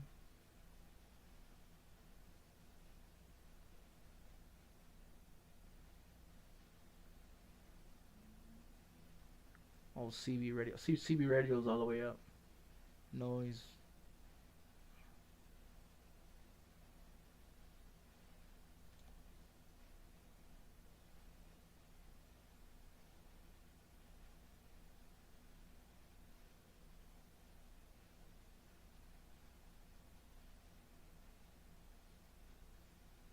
I'm glad that they put this type of stuff in there where you can see what different things on the vehicle. I don't know why I have that.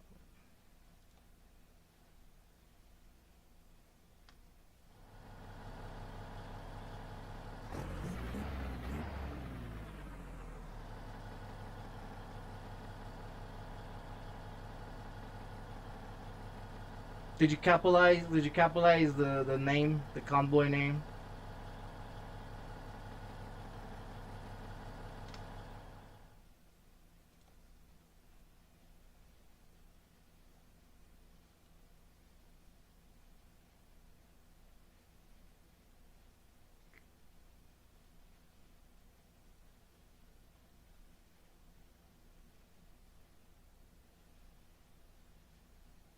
Do you have the map that I'm on?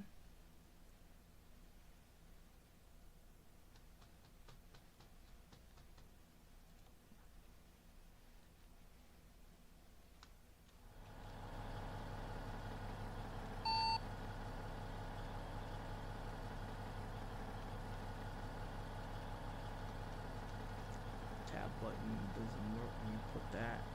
You have to put a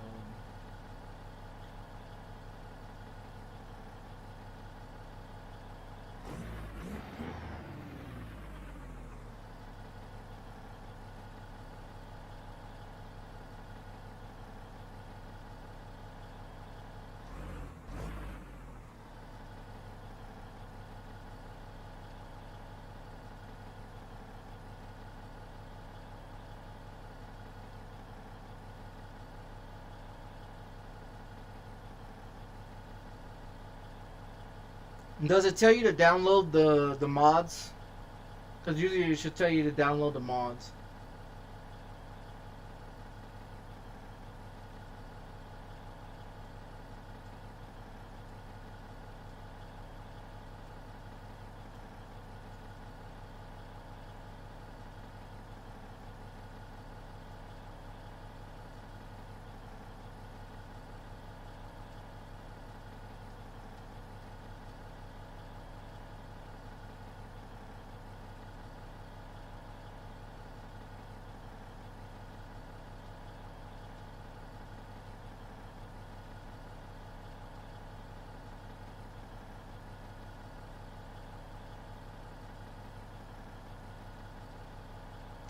I don't know, man. I don't have a clue. Really, I don't have a clue, man.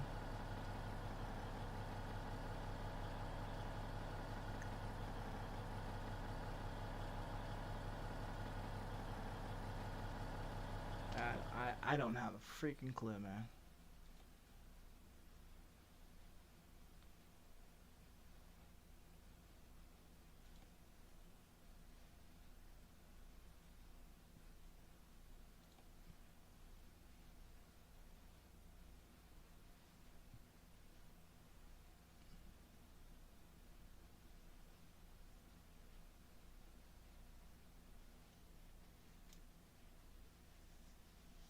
Now you gotta capitalize the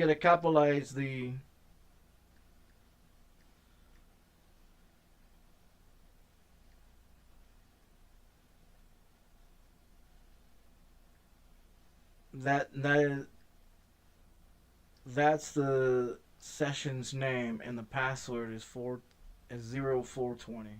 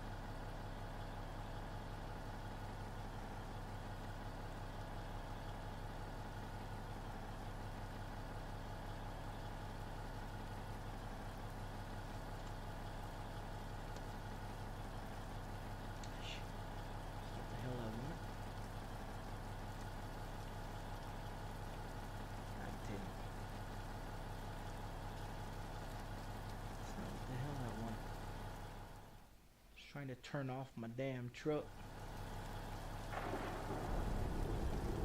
I was trying to turn off my damn truck and they won't let me get back in the fucking cab. Yeah, it won't let me get back in the fucking cab. There it goes.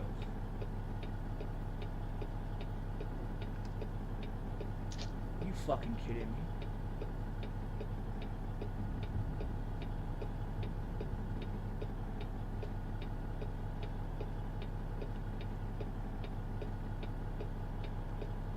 Y'all won't let me turn off my fucking truck. This is the other thing. I don't have a fucking clue why they have it set up. Why it's set up like that. And this is just aggravating. Fucking. That just don't make no fucking sense.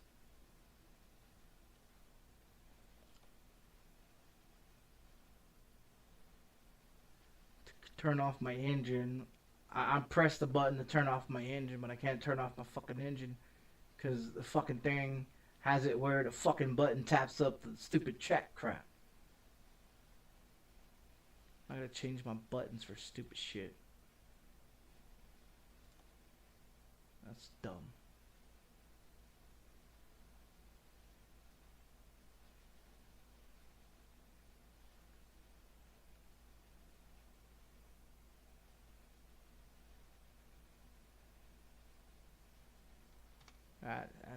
I think that's stupid.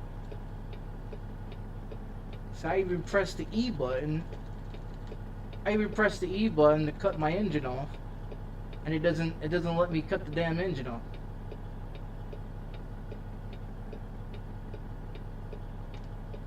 Yeah, it doesn't even let me press the damn E button to shut the damn engine off. What a fucking joke. It's got all those buttons.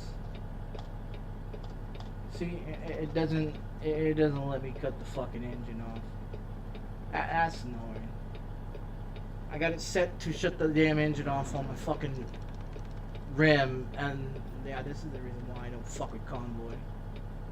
This is the reason why I don't fuck with Convoy, because then I have to sit up in there and change the fucking buttons. That doesn't make any fucking sense for me to change to fuck with the Convoy shit. You know, because all my buttons are gonna fuck with that shit right there, and that's gonna piss me off, because it doesn't make any sense to sit up in here and try to press any fucking button, which it just does nothing but chat bullshit that I don't fucking want. I just disable that fucking shit, yeah. Disable that fucking chat bullshit. This is really don't fuck with goddamn Convoy crap. Because it wants to change my goddamn buttons, and I don't like it to change my fucking buttons. That's stupid. It's dumb. I don't prefer not. See? Engine to stop the button is this button right here for my steering wheel. But when I press the button to cut the engine, it won't let me cut the engine because...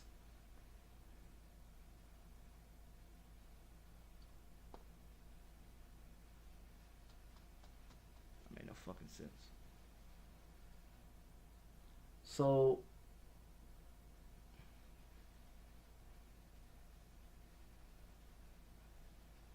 yeah, you even press E to cut the button to turn off the engine. It won't let me, it won't kill the engine. My engine just keeps running.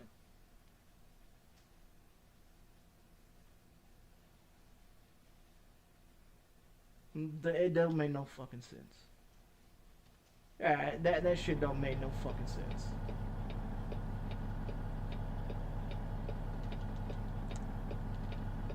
Yeah, I pressed the E button. It does not cut the fucking engine. It does not cut the engine. Absolutely not.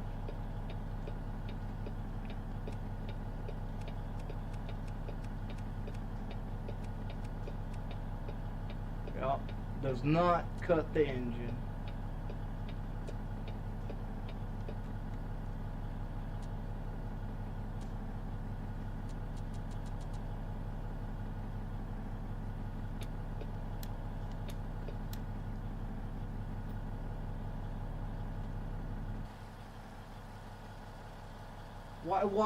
Why does it not want to work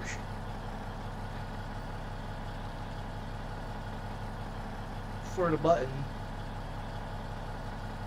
See, it pops up the fucking system bullshit, dude. What the fuck? That's stupid. That's stupid. Can I fucking delete that fucking shit? Can I go in there and take that fucking crap off of there for the Convoy?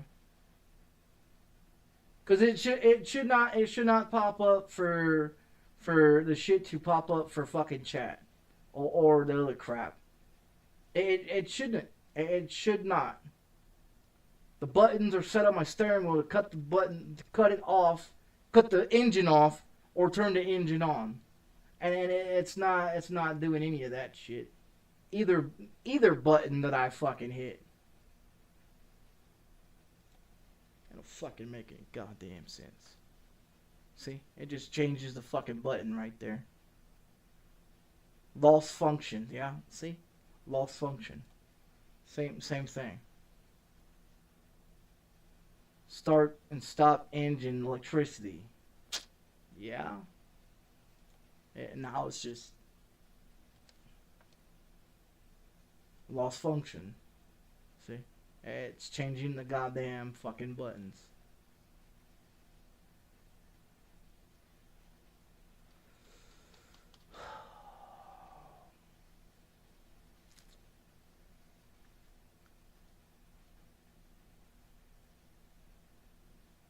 Even for to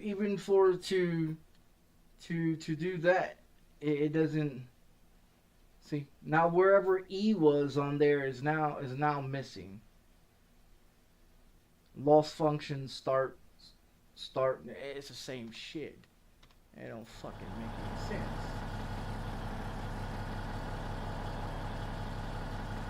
And I press it. I press the E button. See, the system entering private area. See? Stupid. I can't turn off my goddamn engine, man. Fucking aggravating me. Stupid shit. I'm never fucking, what the fuck, dude? That don't make no fucking sense. That doesn't make any fucking sense.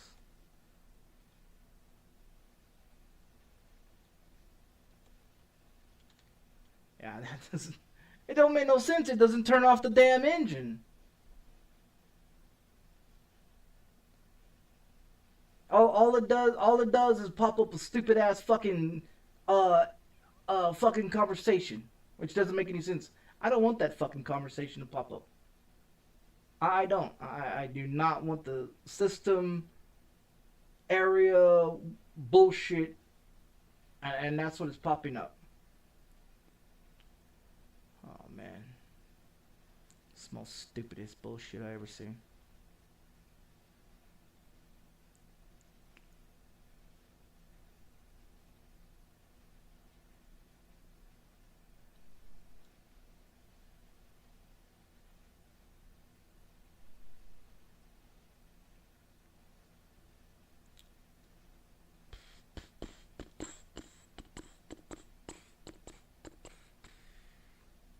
It doesn't convoy chat activation. That's why tap Q X all that stuff. So why is it popping up? Why is it popping up? It doesn't make any sense. Yeah, that shit don't fucking make any sense. Don't make any fucking sense to me. Can't cut my fucking engine off because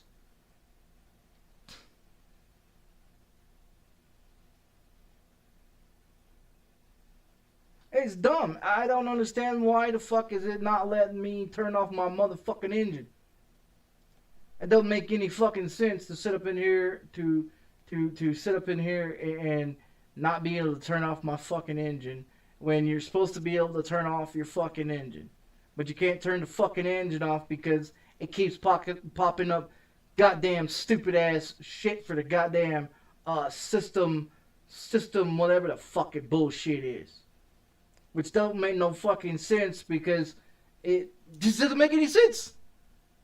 I mean, the button to turn off and turn on my engine, it stays right there, but even pressing E doesn't do nothing. I mean, it don't make no fucking sense, dude. It don't make any fucking sense. And then you can't even turn off the goddamn bullshit of system bullshit crap. Don't make no fucking sense, dude. Don't make no fucking sense. I'm not gonna go change my fucking buttons around just for a fucking cowboy crap. Don't make any sense. Where is this system bullshit button that evidently it's got my steering wheel turning on fucking for chat. I don't understand. I don't understand that. Activation, that's for they like press the button to hold to put gas in my truck. I'm not gonna change that button.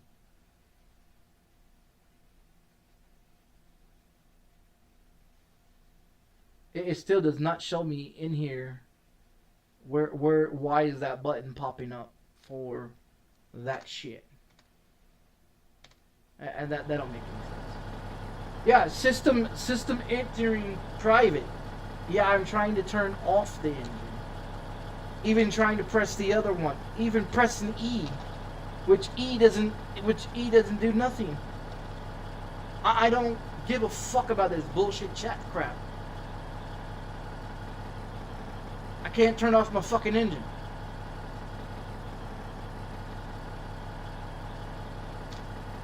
Bullshit.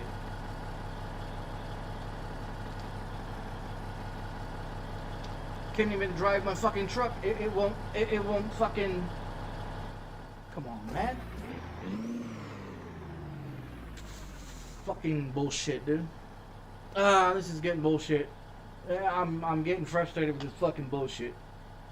Look, I press enter on my keyboard and the fucking system entering private area. Okay, I don't give a fuck that it's entering private area, motherfucker. Shut my fucking engine off.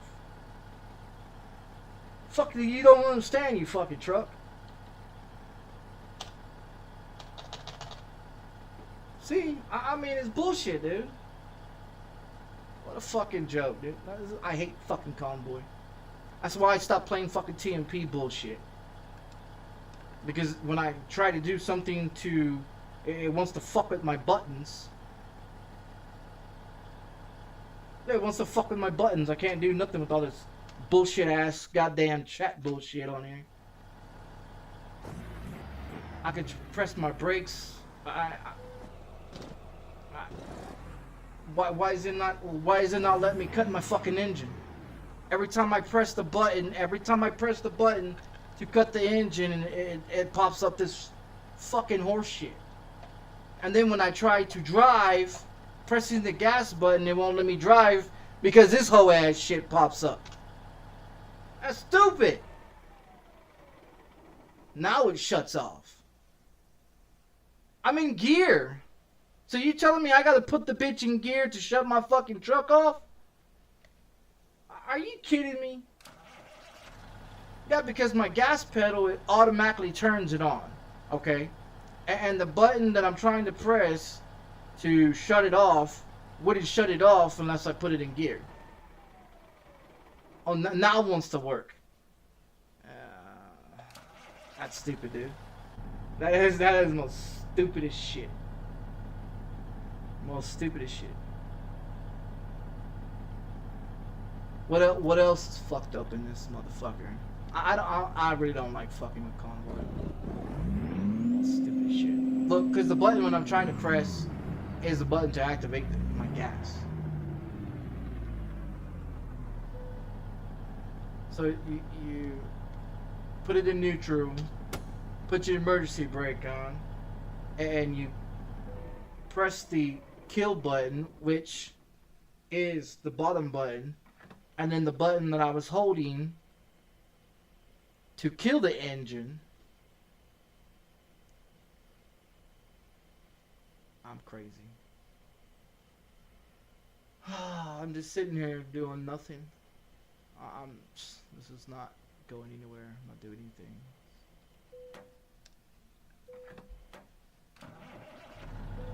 Yeah, just sitting here doing absolutely nothing, just killing my fucking FPSs. I don't know.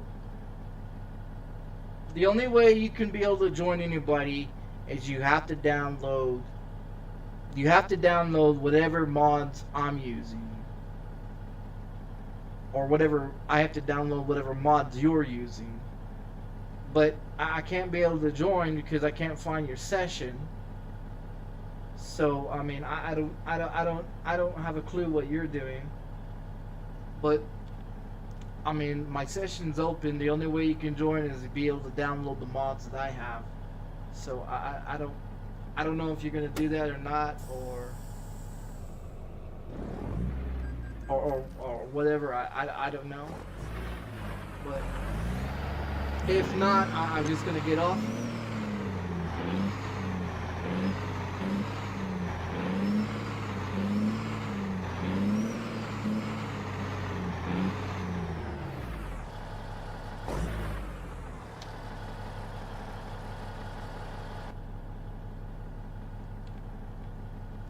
Kill the engine. Fuck it, finally. And that motherfucker popped it in reverse? No.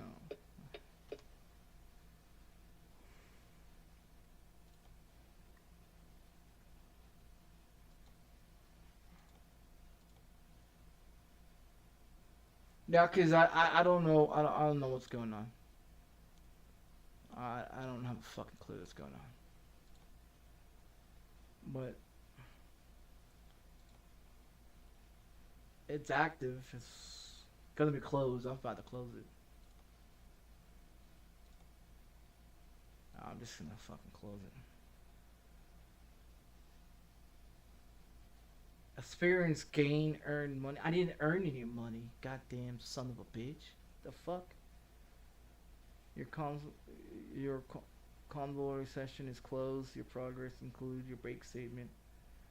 Okay.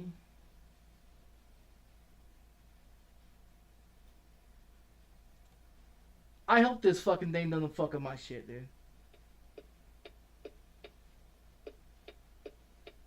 What the fuck was that? Yeah, what the fuck was that?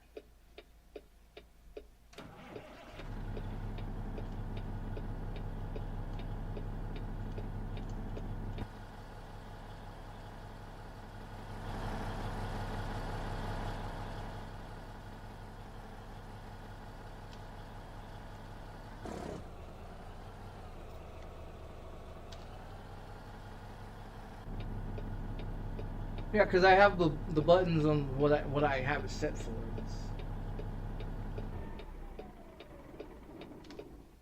I don't know, but yeah, I don't want to screw anything up. I don't want to screw anything up.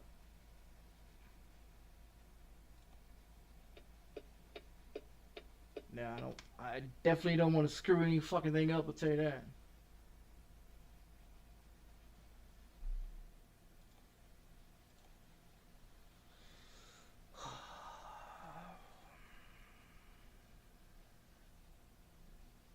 Oh, I should have just went to the fucking title screen.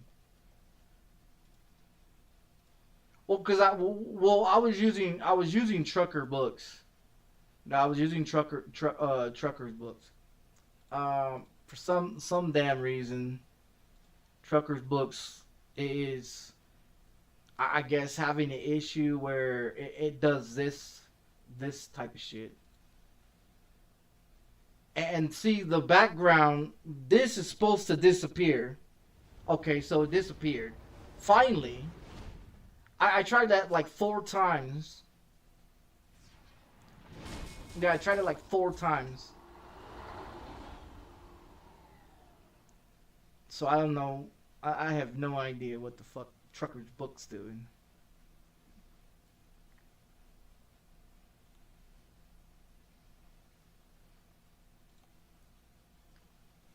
Oh, okay, so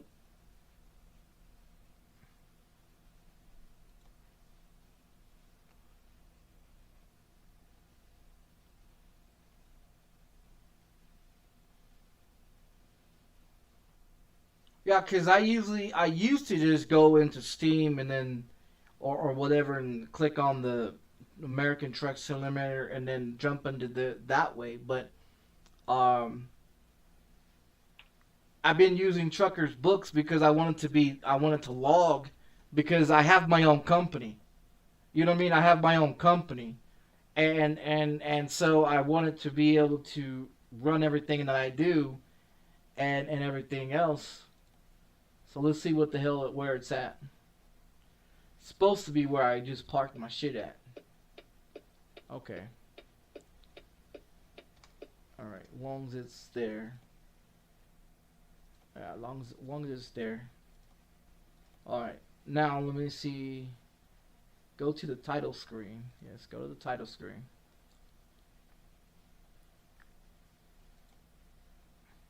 So in order to be able to join, you gotta have these mods over here. You gotta have these mods over here. Now I don't know if you want these mods or whatever. I mean, you can have these mods. I mean, that's the one for your lights to be on your dashboard. This is the one to make your lights bright. This is your engine pack, and then the Commons 11, and this one, and the weather mod, the air brake sound, the Caterpillar engines. I got a whole bunch of different engines and stuff like that.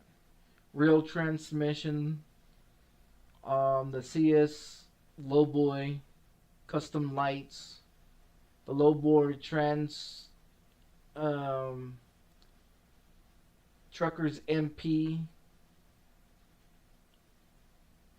I should take that one off. These two for the Truckers MP. I should take those ones off. National Beef Cargo Pack. That's like the cattle one. The Walmart one. And stuff like that. The Peterbilt 579 and the trailer, so it does both of them. And then this is just the skin on your truck. The Kentworth's one. So if I'm driving the Kentworth's, it's already in there. I've got 49 mods. Now I got 49 mods. I don't know how long it takes someone to download them, but the J brake, and then here's the gasoline. The gasoline. This is the one that I use, and as you can see, if I'm doing like a 2,000 mile, depends on the load, I don't have to stop. I stopped one time because my tank is so big. I don't have to necessarily stop. And the tank is 792.5 gallons of fuel, so I can drive almost 800 miles before, or more, before I have to actually put gas in the truck. And then even though that, you still have about 300 to 600 gallons of fuel that you can actually drive your truck without before you even have to pull in to get gas. And then the J brake sound. So me personally, I try to have everything realistic and stuff. I don't know about other people. A lot of other people, they download and pay for mods that people actually pay for, and that they go through the internet to be able to download, and then they put into a file, and then they put it on there to their Steam account or whatever. I don't do that. All my mods that I have are from the workshop Steam. They're all free. You know what I mean? So I don't like pretty much messing with the internet access to be onto there, because you catch a virus on some of the bullshit that they have. So I just don't. I preferably don't like screwing with shit like that. Me personally, I don't. Where the fuck did it go?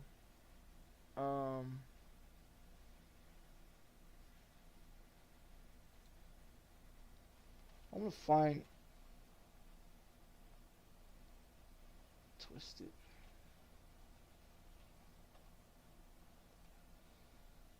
Oh shit, where's the hell is it at? Twisted.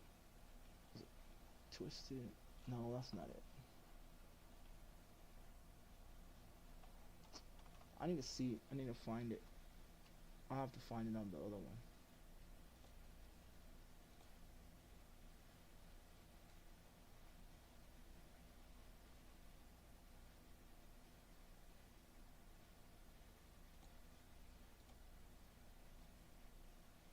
But that's what mods I use. I mean, I don't know about everybody else, but oh shit! Why did I close it?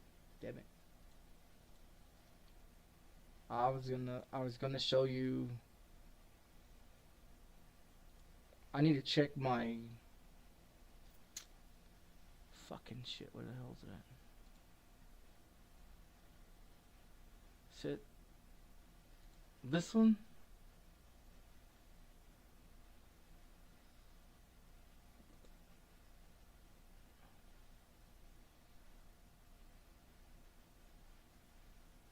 Where the fuck is it at?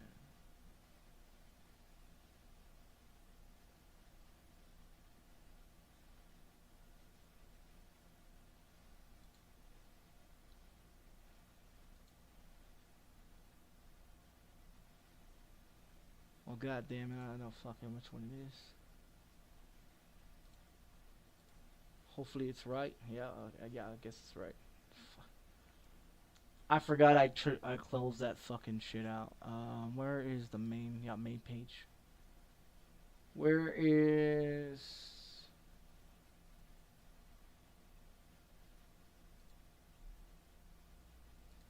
it's all games. ATS. Okay, so I rank 154. I've got 127 count. I've got 170,000 miles on that's company overview, and then the personal overview I'm 2,244.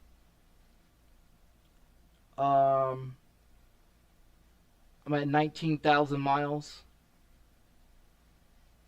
The minimum that I put on there is 1,000, which a lot of people don't do. 180, and then the distance is 240,000 miles. And then if you go to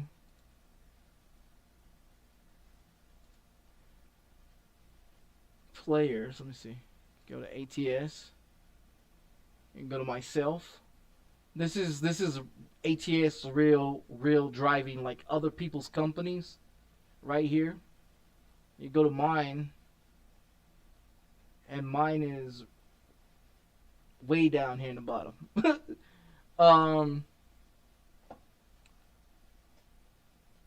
Yeah, that's what that one is.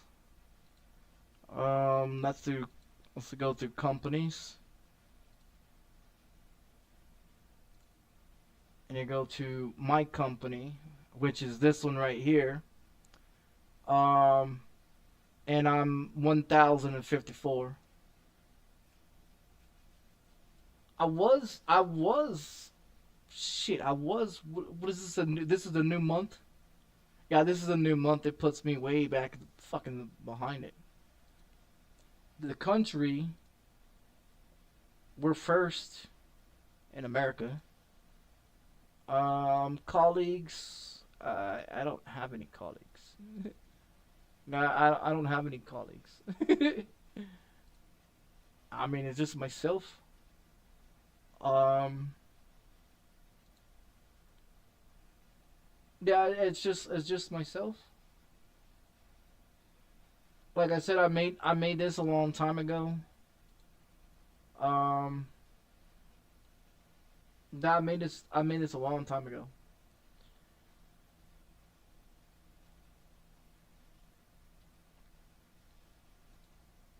And this one here, the dispatch one, I don't know how to do any of this. I mean, you could create something for like convoys and stuff like that. I don't have a clue of how to do location to location. I don't really do anything like that. I just, you know what I mean? I just do shit like that. Um, well, this right here is wrong. Yeah, this right here is wrong. That is absolutely wrong. They they keep changing it. I don't know if that's the company when I created the company. I think that's when I created the company. Um, but yeah, this is pretty much the rules for mine. 21 and over. Um, I don't really fuck with Discord, but most people would like to have Discord in there, so I just put Discord in there. Um, and then this is the Discord one. Right here. So either do 5,000 miles or do 1,000 miles a day. A lot of people don't do 1,000, nor do they do 5,000 miles. Me personally, I'll do about four to five loads. Depends on if I feel like doing a fucking 15 to 24 hour shift. You know what I mean? Live stream. Um, but 90% my video gets cut off at 11:55, 11 hours and 55 minutes. So, um, so if you can do 10 hour stream and stuff like that. So I pretty much do anything that's over 2,000, over 3,000 miles. As you can see, my first one, well, it's not gonna pop up on here because I didn't run it while I was driving. So if you see my first one when you came in and watched, it said what, you know, 2,000 and something or 1,700. It was actually more than that. It was like 2,000 something miles. So I usually do loads that are over close to over 3,000 miles, and I do probably 3 to 4 loads. So I do close to about 10,000 miles when I stream. And if I feel like doing a 10 hour, 11 hour stream, um, just one load, just one load for like 3,000 miles. It took how long? How long have I been live? I've been live 5 hours. I done 2 loads. So I mean, one load was like almost 3,000 miles. The other one was almost 700 miles. So you put those two together in about a 5 hour stream. A 5 hour stream, 5.5 hour stream. I can do 6,000 miles. I can do 6,000 miles with 2 loads. So that's a 5.5 hour stream. So about 10.5 hour stream. I do about four loads, 4 to 5 loads. It depends. It depends on how many loads it is. You know what I mean? And I don't have it like everybody else, so that they have to do Discord and they have to pay this and pay that, you know, and they download this. And me personally, I don't like fucking with the internet. Honestly, I don't like fucking with the internet. You know what I mean? And so when I run American Truck Simulator or Euro Truck Simulator, I go through the shit where you go to uh, where you do like this. You click on here, or you click on this one, like Euro Truck Simulator or American Truck Simulator or TMP. You know what I mean? So this is how I do it. Usually I come over here, I right click this motherfucker and open it up, and then it runs it through there. But since I've got back on the truck books, I just come over here and click this, and then it kicks me right into the game. So That's usually how I do it. Um, I mean, I could easily just go over here to Steam and run it off of Steam that way, but I don't want to do that. So I just run it off of because I want my login. So this way, because it's a competition with other companies. I mean, it's free to make your own company. All you do is you just download the trucker's book. You know what I mean? You download the trucker's book. It's free to do so. You just go in here and you type in um, trucker's books and everything.com. Or the client one, and you just go down here and you hit download, and then once you click on download, it installs, and then you just create a profile for it. And the same thing that you create a profile for it, it wants you to do like the pathogen. Okay, so you do like the pathogen for whatever your Steam one is. So your Steam the path pathogen whatever. Um, and so you get your Steam pathogen and then you put it into your American Truck Simulator or your Euro Truck Simulator, which is this is what mine is. So you just browse through your Steam account, right? And so you got like different ones. So I can run either one of these or this one as well. Um, so then you just put it, just go in there and you click whatever it is, and that's how you do your shit. But it's free. It's pretty much free to do. It doesn't cost you to do this. Um, you don't necessarily have to run with other companies or join other companies.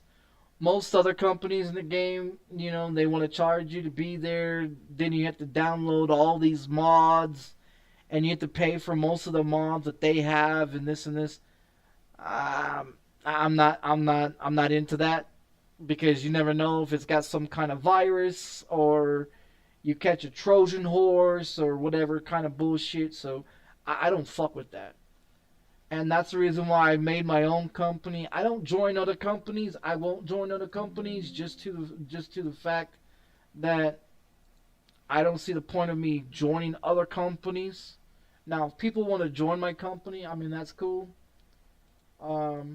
That's whatever they want to do. But I mean, my shit's free. Um, I don't do like everybody else.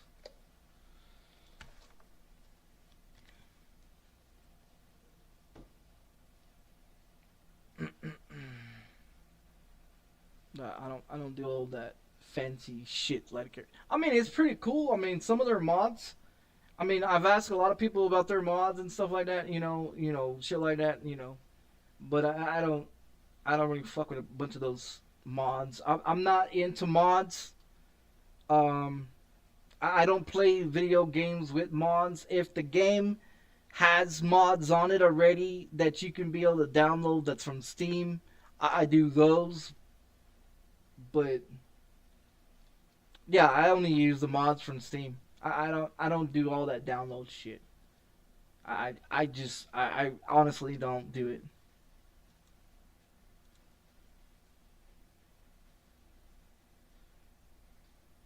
Oh, you mean that the code for that? Yeah, here's that. Is that what you're talking about? See, I haven't added people on my shit forever, dude. Like I got 9 friends. I don't know if. See, this is my other account. Yeah, see, this is my other account. Um. So it says you can have 290 friends, I guess. So what is it? Is it the username that's on there? Because I think you have to have a number or something, right? I don't have a freaking clue.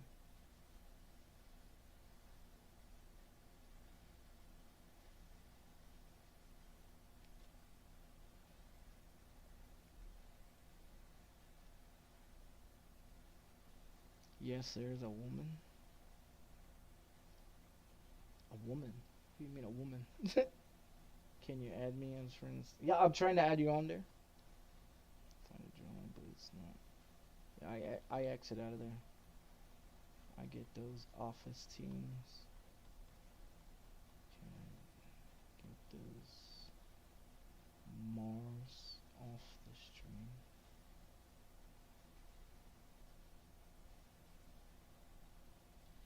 Yeah, what is I'm trying to add you. Or you can I guess this code. Is this what you're talking about as code or password or something? Cause this is I guess this is mine. I don't know. I haven't added people forever. I haven't added nobody forever. But I've got multiple Steam accounts, so I think I have what three Steam accounts or something like that.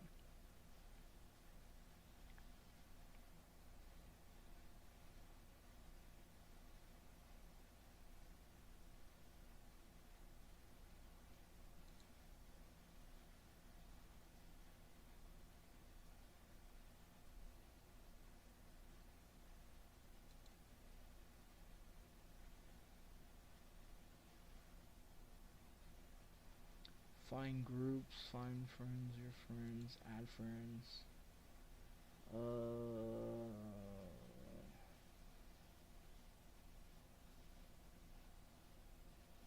Oh, okay.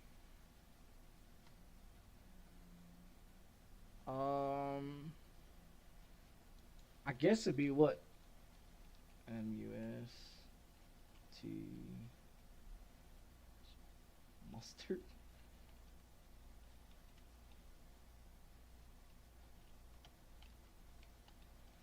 Mustang.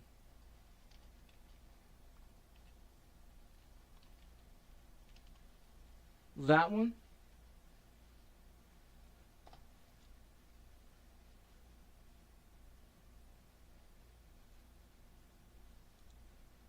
I don't know if it has to have a code. I think it does have to have a code, right? Like I said, I haven't done adding people or oh, I'm supposed to find it down here. My bad. Hold on. I forgot what the fuck I was doing. Like I said, I haven't added nobody in years, man. I just play video games and stream all day. Let's see. Germany, Netherlands, the eyeball. There's a lot. Which one is it? Must this one? Korea? Well, there's a lot of there's a lot of Mustangs. United States, America. The one without a picture, the one with a picture. I don't know. I need. Yeah, I know that, but there's a bunch of them. There's a bunch of them. I don't know which one is what. Look, there's that one. There's that one. There's that one. There's that one. Okay, let's do it this way. Let's do it this way. 1, 2, 3, 4, 5, 6, 7, 8, 9, 10, 11, I guess 12. There is 284. Which one is you? Which one are you? Look, there's a Mustang there. There's a Mustang there. There's a Mustang there. So I don't. There's a Mustang here. That's a lot. Yeah, I know. That's what I'm saying. You gotta give me more information than. I'm not going to guess where is Waldo. You gotta give me more information, man. Jeez.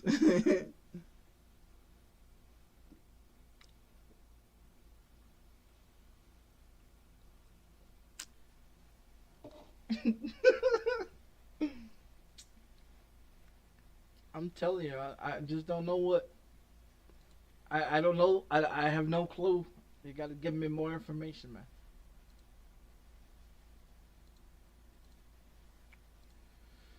You got to give me more information. Well, let's see what these bastards did to that video. Are you fucking kidding? Look, they age resistant that one too. The one, like I told you guys, they're going to keep age resistant my videos. They're gonna keep doing that. I might as well just mark the motherfucker age resistance. Fucking bastards, dude. I'm telling you, these fucking clowns are just getting to the point where I'm gonna say fuck this bullshit and go to kick. I'm telling you, I'm gonna say fuck this bullshit and go to kick. They keep fucking with it. Fucking idiots, dude. I mean, it's just fucking pitiful, dude. Like I mean, I show them, you know what I mean? And see, they age resisted it. Yeah, they age resisted it because of the fact of what I talked about. You know, what I talked about. Almost a 4-hour video, and they fucking age resisted because they want to be a bunch of dicks. Yeah. And see, the other one, I was able to click on. Yeah, see, yeah, these goddamn fucking clowns, dude. Like I said, they so fucking butthurt about everything. They so fucking butthurt about everything. To this point, I don't even give a fuck anymore. They can put an age resistance on every goddamn video they want to. I don't give a fuck. Fucking cock sucking fucks. I mean, it's just fucking ridiculous, dude. I mean, it's just fucking ridiculous. It's no point. It's no point of saying anything to these bastards anymore because it just doesn't make any sense. I mean, when you look at my channel, and my fucking channel has all the shit that needs to be in there. You know what I mean? When you go in there, look at this. Look, let's count how many times. See, it says not made for kids, right? That's one. You know what I mean? And when you scroll down here, and it states right here, no, it's not made for kids. That's two. You know what I mean? And then when you scroll down here, it says 18 and plus only. No kids, no Karens. Not made for kids. That's 3. No entitled people. That's including fucking YouTube. You know what I mean? It's like they don't understand. They don't get the fucking point of what the fuck I'm talking about. Do you know what I mean? It's like they intentionally. Look. You know what I mean? Like, how the fuck you gonna sit up in here and tell me that I can't talk about politics when you got this guy on YouTube talking about politics? Come on, man. You know, and then when you go to my channel, and it states right here in the fucking description, not made for kids. This is the type of shit that I'm talking about. These clowns sit up here with the bullshit and expect me to do what? Keep putting up with their bullshit? You know what I mean? Like, you're going to sit up in here and tell me not to talk about politics and not to talk about your president of the United States as a fucking pedophile, but you got Fox News talking about shit. You know what I mean? You got Fox News talking about shit right here, you know what I mean, about Epstein's files. If you're going to age resist me, fucking age-resist Fox News and CNN and ABC and all those networks that's talking about Donald Trump. You can't sit up in here and tell me that I can't talk about politics or about this or that when you have Fox News and CNN and all these people talking about it the same thing. Posting videos about the same thing that I'm talking about. All I'm saying is you can't sit up in here and try to silence me when you got thousands of people on YouTube doing the exact motherfucking thing. But you want to keep fucking with my videos, YouTube. Like I said, they keep fucking with it, I'll go to kick. I don't give a fuck. Here's another one. What is that from? What is that from? Talk about it. You know what I mean? Like, you're gonna sit up in here and tell me how the fuck I can't talk about politics and talk about how people, you know, but it's okay for these people to do it, right? It's okay for other people to do it on YouTube, right? And the crazy thing about it is these people get paid to talk about it, right? When I've got over 982 videos on YouTube on this channel by itself, right? But they want to sit up in here and tell me that I can't talk about it? How the fuck are you going to tell me I can't talk about it, but you got people over here like talking about it? I mean, come on, man. I mean, look, everybody's talking about it.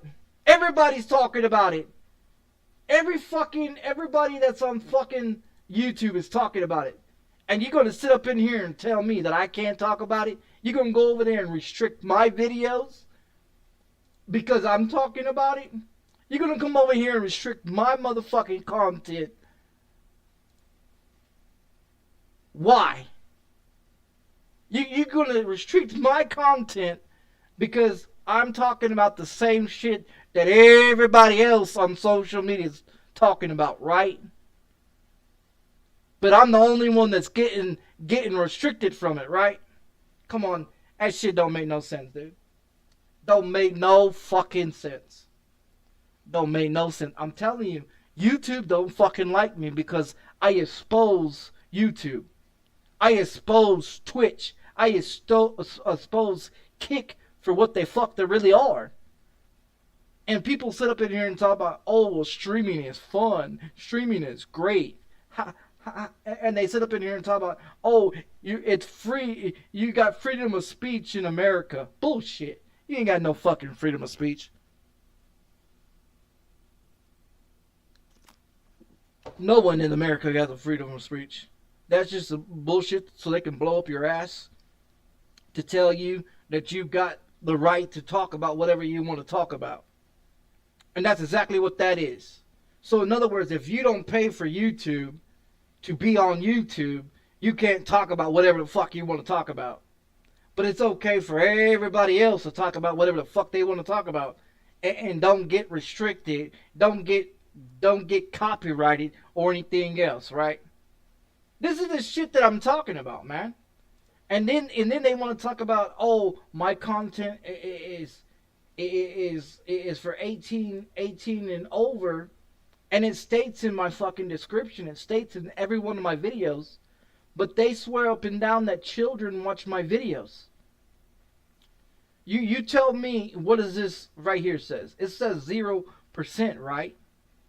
It says 0%, 13 to 17. That means there's 0 people that watch my videos that's under the age of 18 years old. So please, tell me why they keep fucking with my videos because they want to sit up in here and want to piss me off. Like I said, they keep up with their bullshit. I'll take they bitch ass to court and I'll sue the fuck out of them. And this is lifetime. This is lifetime. This is lifetime that every age that has watched my videos. See, but YouTube wants to sit up in here and talk about, oh, it's automatically this and it's automatically that. No, no, it's not. No, it's not. No, it's not. No, it's not. Because you intentionally point me out. You intentionally point me out to fuck with my videos, to tell me how I'm against your guidelines. And the thing of it is these clowns send me emails, dude. Like, these guys are so stupid. Like, they're so stupid. I'm telling you, these guys are so stupid when they want to sit up in here and send me emails. You know what I mean? When they want to sit up in here and send me emails like this one right here. Look at this. This is the email that they sent to me last night. Check it out. They stated to me that I had a certain type of adult sexual content. Of what? Of what? Of me playing a video game? Of me playing a Death Stranding video game? This one right here. They claim that Death Stranding 980 had sexual content, sexual sounds, and sexual bullshit in there. But where do you see anything in that video?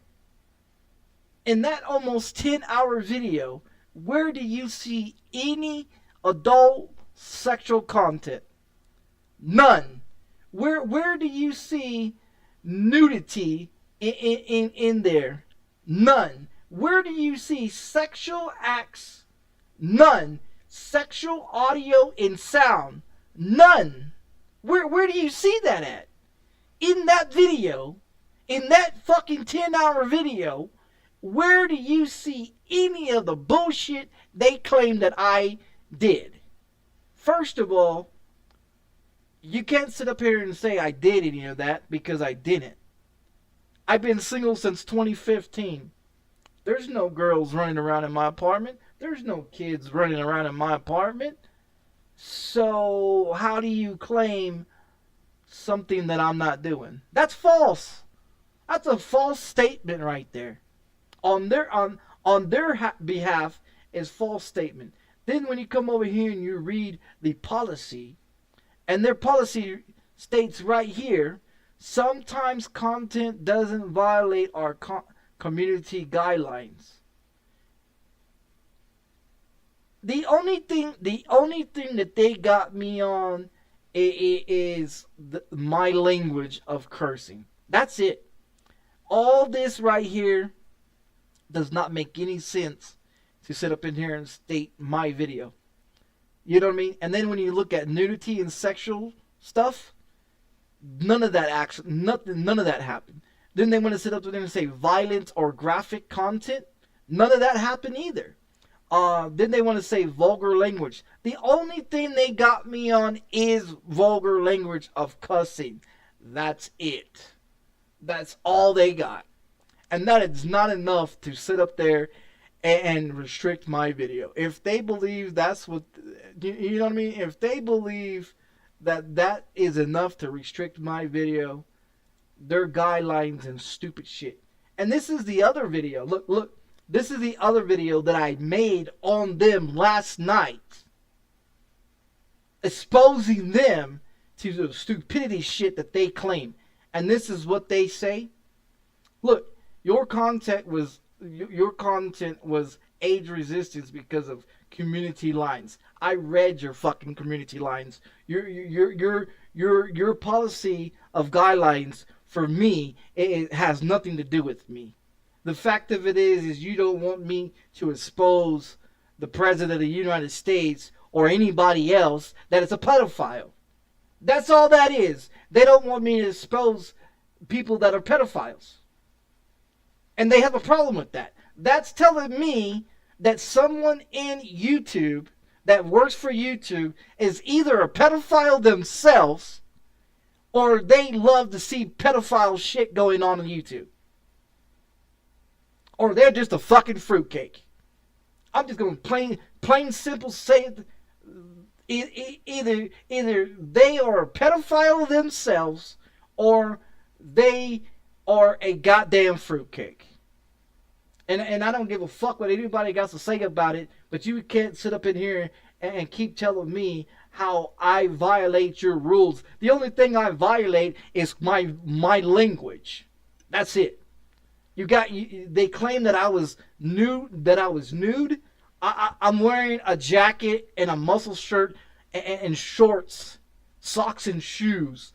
But you say that I had nudity, and then you claim that I was making sounds. No, there's not a woman in my fucking apartment to be making any goddamn sounds. You can't sit up in here and say anything about gestures or fondling or any other bullshit that they claim as well, that they also stated as well. You know what I mean? Like, didn't they want to come over here and talk about, didn't they want to put up this shit right here and say, appropriate education documentaries, artists and scientific, okay, whatever, YouTube. You guys are so fucking reaching.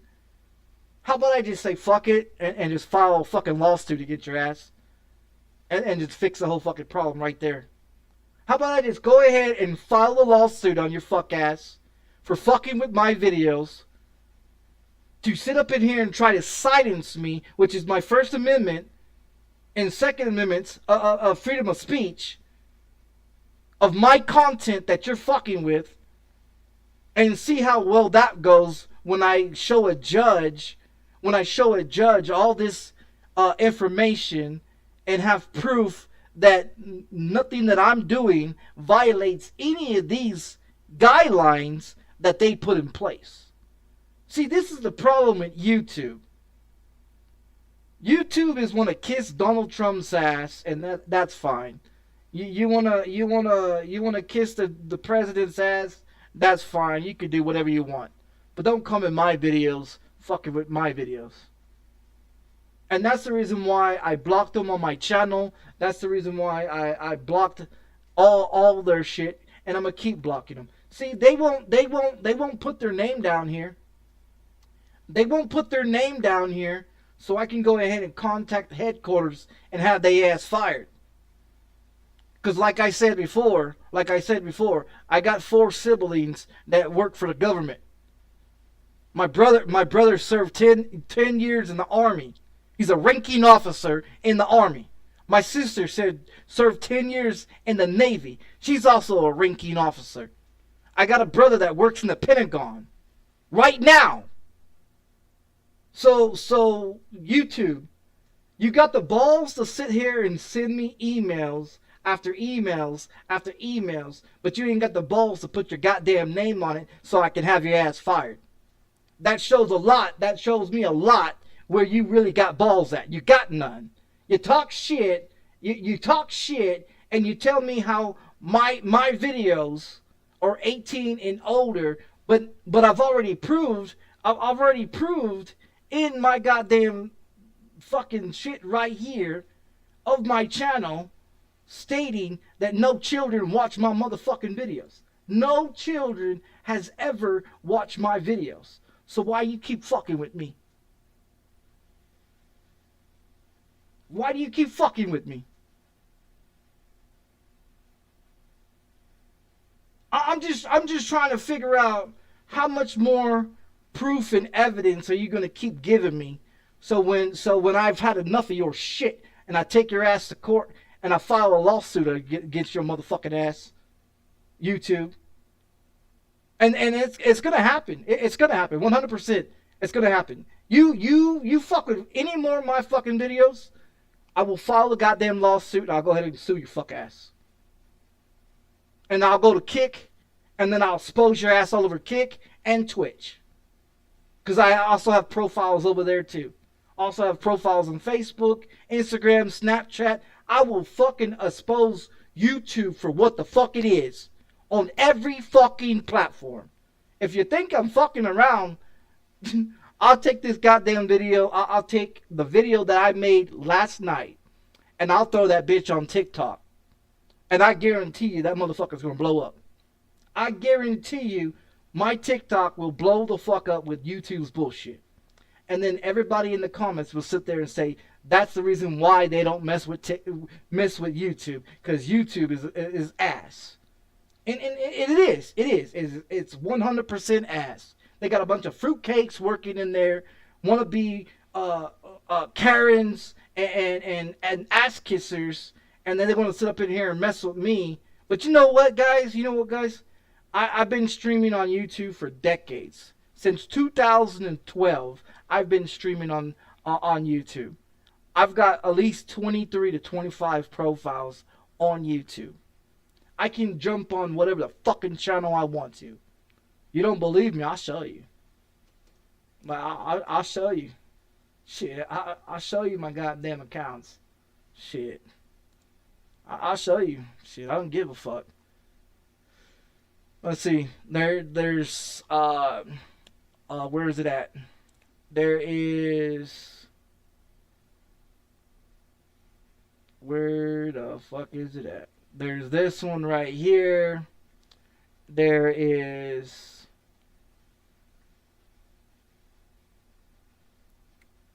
there's that one right there. There is this one right here. There is this one right here. No, not that one. That's somebody else. This one right here. There's this one. There's this one. There's this one. There's this one. I mean, you got a whole bunch of them. 1, 2, 3, 4, 5, 6, 7, 8, 9, 10. Just right there. 10 by itself. 11. 12. And the one that I'm on, 13. You know what I mean? Like I can go and stream on whatever the fuck I want to stream on due to the fact that I have all my fucking accounts. And this one, you guys, oh, you goddamn, you know what I mean? Just this one by itself, check it out. This one by itself, I created this one December 8, 2016. Okay, I had over 4,000 videos on this one before I came to PC. And the reason why I got off of this channel right here, you know why I got off this channel right here, was due to the fact that my videos that I've made 4,000 videos on PlayStation 4 got copyrighted when I came to PC, because PC and YouTube was copyrighting my videos.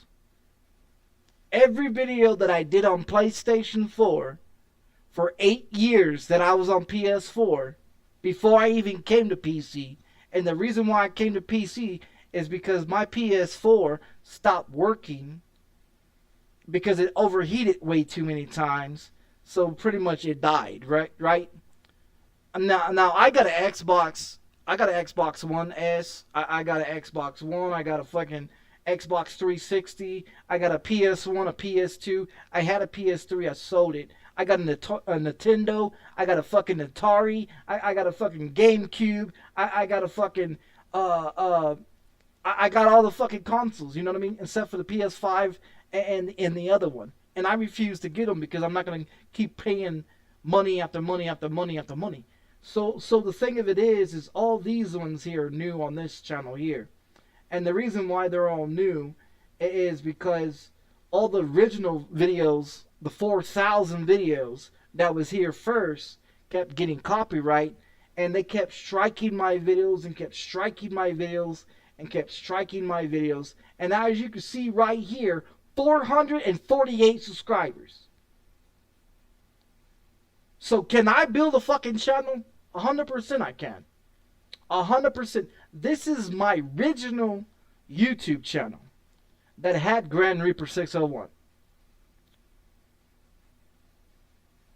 The only thing that I did is I took my email and put my name as the same as my email on this one.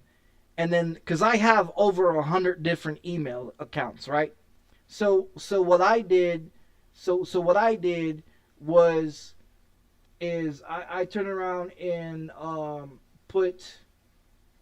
went and put because this email account has Grandreaper601, which is because I have a Hotmail, I have a Gmail, I have a Yahoo Mail, I have all kinds of emails with different passwords. I have over, like I said, I have over 100 different email accounts with Gmail and Hotmail, and I change the passwords on the daily.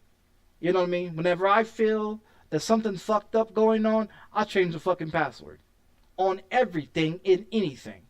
So for them to sit up in here and continue to fuck with me and keep sending me bullshit like this and keep taking my videos and keep age resisting them, you know what? That's fine. You keep age resisting my videos. You know what I mean? You can keep age resisting my videos. That's fine. If that was makes you feel so fucking great and you so afraid of what I'm talking about, but it's okay for everybody else to talk about the same situation.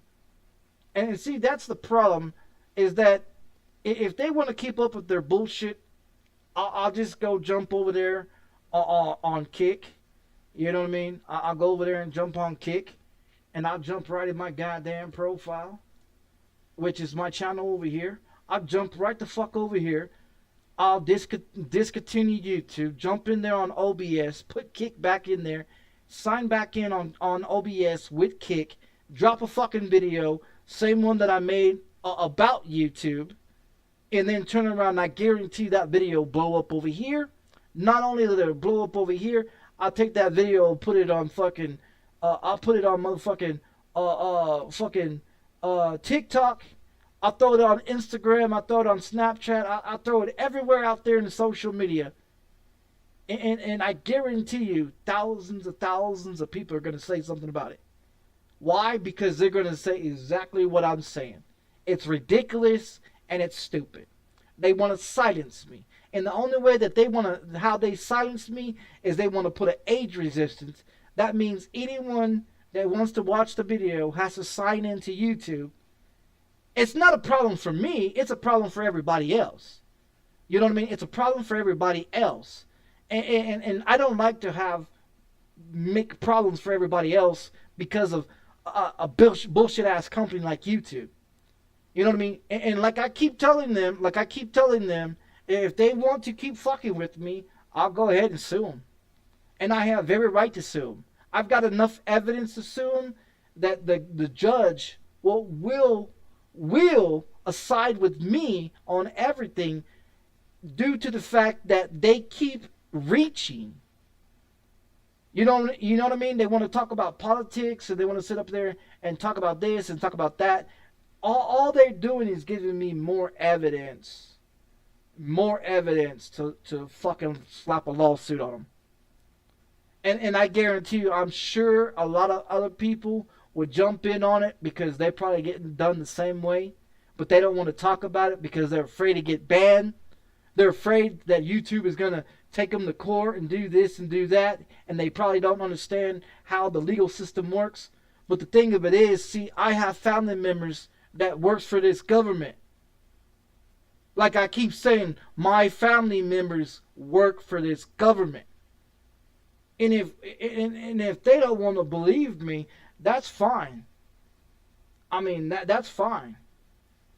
But every one of my family members, aunts, uncles, cousins, nephews, nieces, they all work for the government. I don't work for the government because I have epilepsy. I'm legally disabled. And see, they want to sit up in here and talk shit. But what they don't understand is when it comes to legal battles, I'll whoop their ass in the courtroom. My ex-wife has a bachelor's, a socials degree, a master's degree, and a high school diploma. She is legally one of those people that sit in the chair and write down your feelings. And that's what she went to college for. Not only that she has a college degree for that, but she also has other college degrees. And she's 6 years older than I am. In 2013, 2012, I took her ass to court and I divorced her. I took her to court and divorced her. She tried to put me on child support. She failed to put me on child support. She tried to take everything and make me pay for everything. She failed to do that. She tried to take full custody of my child. She failed to do that as well. She tried to send me back to prison after I hired someone to kill her fucking ass for killing my child. That's the whole reason. The whole reason why I divorced my ex-wife was due to the fact that she took Zoloft for 9 months while she was pregnant with my daughter. And when my daughter was born, she was alive for 9 hours and died later on due to the fact that my wife at the time took Zoloft that killed my child. I don't know about you, but I don't want to be with anyone that kills a child. I don't want to be married to anybody that think it's okay to take medication to kill an innocent child. And that's the reason why I divorced her. Then after I divorced her, took her to court and divorced her, she had enough nerve to turn around and slap a restraining order on me. And then she went got the restraining order, right? She went and got the restraining order, right? They approved this restraining order. She came back to the apartment. Parked halfway down the block, gave me a call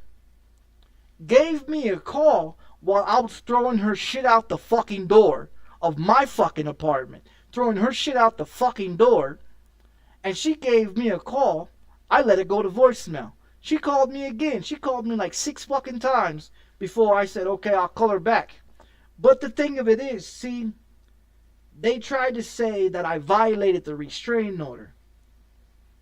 In reality, I did not violate the restraining order due to the fact that the cell phone that she had, it's in my name and it belongs to me. I've had the same phone account since I was 19 years old. I've had the same bank account since I was 19 years old. I've been on Social Security disability since I was 20 years old. So over 20 years I've been on Social Security disability. I'm legally disabled in the state of California, the state of New Mexico, and the state of Texas. So the thing of it is she figured, well, I've already been to prison, and I served 8 years in prison. I got out of prison in 2008. Okay? I went to prison in 2001 when 9/11 happened. I was in juvenile when 9/11 happened. I seen it on TV. A month later, they sent me to prison, which was TYC, which is called Texas Youth Commission for Children. In Texas, where I'm from, born and raised, in Texas, anyone that is from 10 years old to the age of 18, or from 10 years old to the age of 20 years old, can go to TYC, Texas Youth Commission. Okay? Now, the thing of it is when they arrested me for all the charges that I did, and my charges was exactly what I'm going to tell you.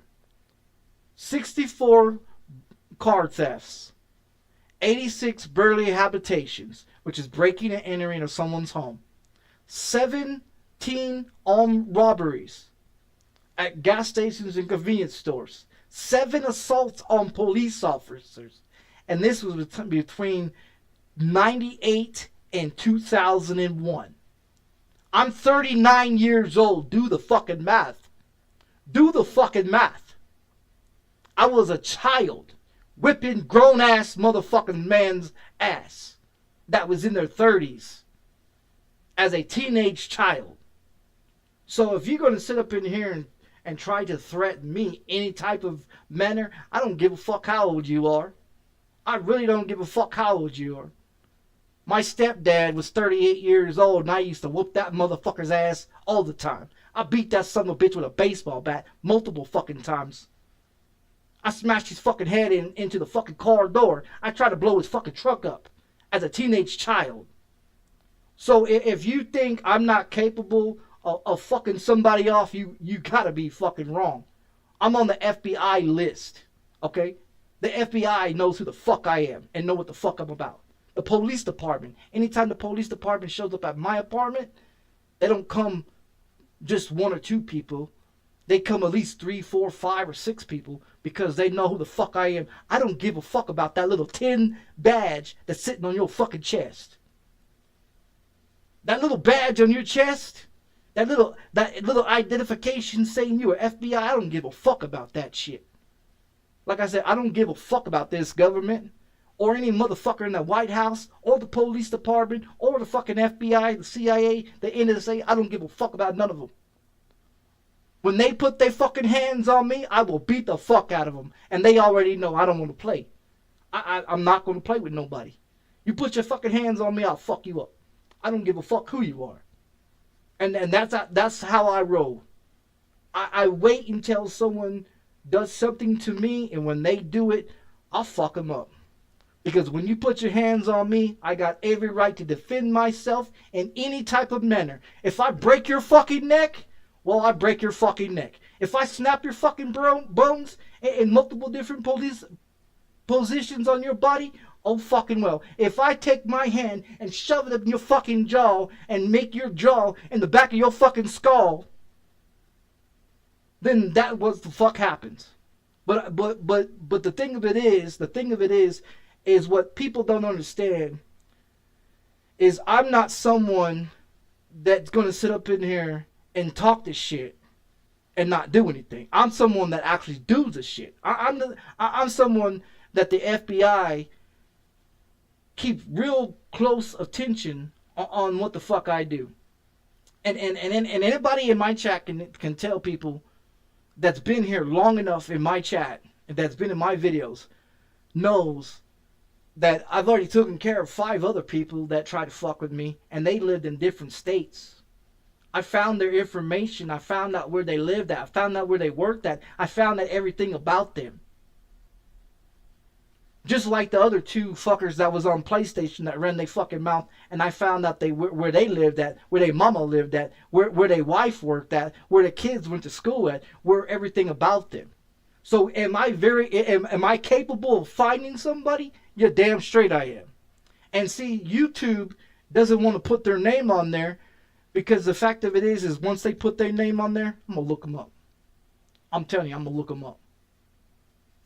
And that's the reason why YouTube don't want to do it. They don't want to put their name on any of these emails that they keep putting on here. Because the fact of it is, I got connections. I got connections. All around this motherfucking world. All around this world. I got people in California. I got people in Chicago. I got people in motherfucking Detroit. I got people all around motherfucking New York City. I got people all around the world that all I got to do is send a text message, make a phone call, send an email, do whatever I got to do. Hit up this person, hit up that person. Hey, I need you to take care of this. This is where they at. Do me a favor. I got you. Like I said, I don't fucking play around. I don't play around. I don't play around. I am not somebody to be fucked with. I'm not somebody. I'm not like everybody else that sits on social media and run their motherfucking mouth and do nothing about anything. I'm somebody that does the shit. And I don't give a fuck. I honestly don't give a fuck anymore. You know? And the thing of it is people don't understand that I'm an easy person to get along with. You know, I'm an easy person to get along with. But if you cross me, that's the worst thing for you. You know what I mean? And I don't give a fuck if they see it. Because they can keep restricting, they can, you know what I mean? And that's fine. They can do whatever the fuck they want to. It just aggravates me because the fact that they're making false statements, false accusations that I'm not doing. Now, do I have a problem with my cursing? Of course. I cuss in every one of my videos. That's how I talk. You know what I mean? That's how I talk. And see, evidently they have a problem with that because they think that I'm supposed to be afraid because they're YouTube or they're Kick or they're Twitch or they're this or they're. I don't give a fuck. Ask the FBI. They know who I am. They know exactly. You know what I mean. And I'm just tired of it. I'm just tired of trying to prove to them that, leave me the fuck alone. Leave me the fuck alone before something happens to you. And I don't give a fuck. I honestly don't give a fuck. Just like everybody else that's came across me and everything else, they was easy to find. You know what I mean? They was easy to find. No one is in this world that can't not be found. Anybody and everybody in this world can be found. I don't have to go through your name. I don't have to go through your information. I can go through your mother's information. I go through your family, your aunt, your uncle, your sister, your brother, your mother, your father, your cousins, your aunts. I can find information on everybody in people's family. And see, that's the worst thing, because people don't understand that I don't give a fuck. You know what I mean? They YouTube people, YouTube employees think that I'm just some fucking person, another one of their victims that they want to keep trying to victimize. You know what I mean? And that's all they're trying to do. They're trying to silence me for bullshit. But then when I sit up in here and I show proof that everybody that's on YouTube, even Fox News and all these people are doing it, they want to sit up in here and try to silence me. You know what I mean? They want to silence me. What pisses me off, that it makes everybody else that watches my channel have to sign into YouTube to watch my channel. And I find that fucked up. I don't care if they restrict the video, but it just pisses me off, because when people try to watch my video, they have to sign in, and it's very irritating for them because they have to sign in to be able to watch my video. I don't give a fuck if they silence it. You know what I mean? It's easy for me to go simply do exactly what I showed you guys. Exactly what I showed you guys. Going through here, going to the content, jumping over here to the thing. Like this one right here, this 980, they had this partially blocked, right? They had this partially blocked, right? Well, or was it this one? It was partially blocked, right? Well, it's no longer partially blocked. You know what I mean? It's no longer partially blocked, because you see where all these used to say terrorists, they no longer say terrorists on there, because I got rid of them. When you take action and you do the action and you get rid of it, you know what I mean? And see, this is the thing. Even coming over here and trying to do anything over here to this one, I mean, the whole point why I made this video was to expose YouTube for what they was doing for my last video. That's why this video right here, this 981, was created, because the 980 video that they claimed that was nudity and sexual content and all that shit is not. It's not. But that's what they want to claim. So when I read their rules and their policy bullshit and everything, and this is the video 981 that I did it on, just to prove to them that the only thing they have against me was my language. They want to come back with the bullshit and talk about, oh, I'm talking about politics, and I'm talking about this, and I'm talking about that, and what does it matter to you, YouTube? What the fuck does it matter to you? Are you mad because I expose people that are pedophiles? Really, that's what it's about. That's exactly what it's about, is me exposing people that are pedophiles. They don't like the fact that I expose YouTube for allowing pedophiles to be on their platform to be watching children's videos that they should not be watching. If they want to see all that shit, if pedophiles want to see that shit, then in reality, let me tell you something about the whole thing with pedophiles. Okay.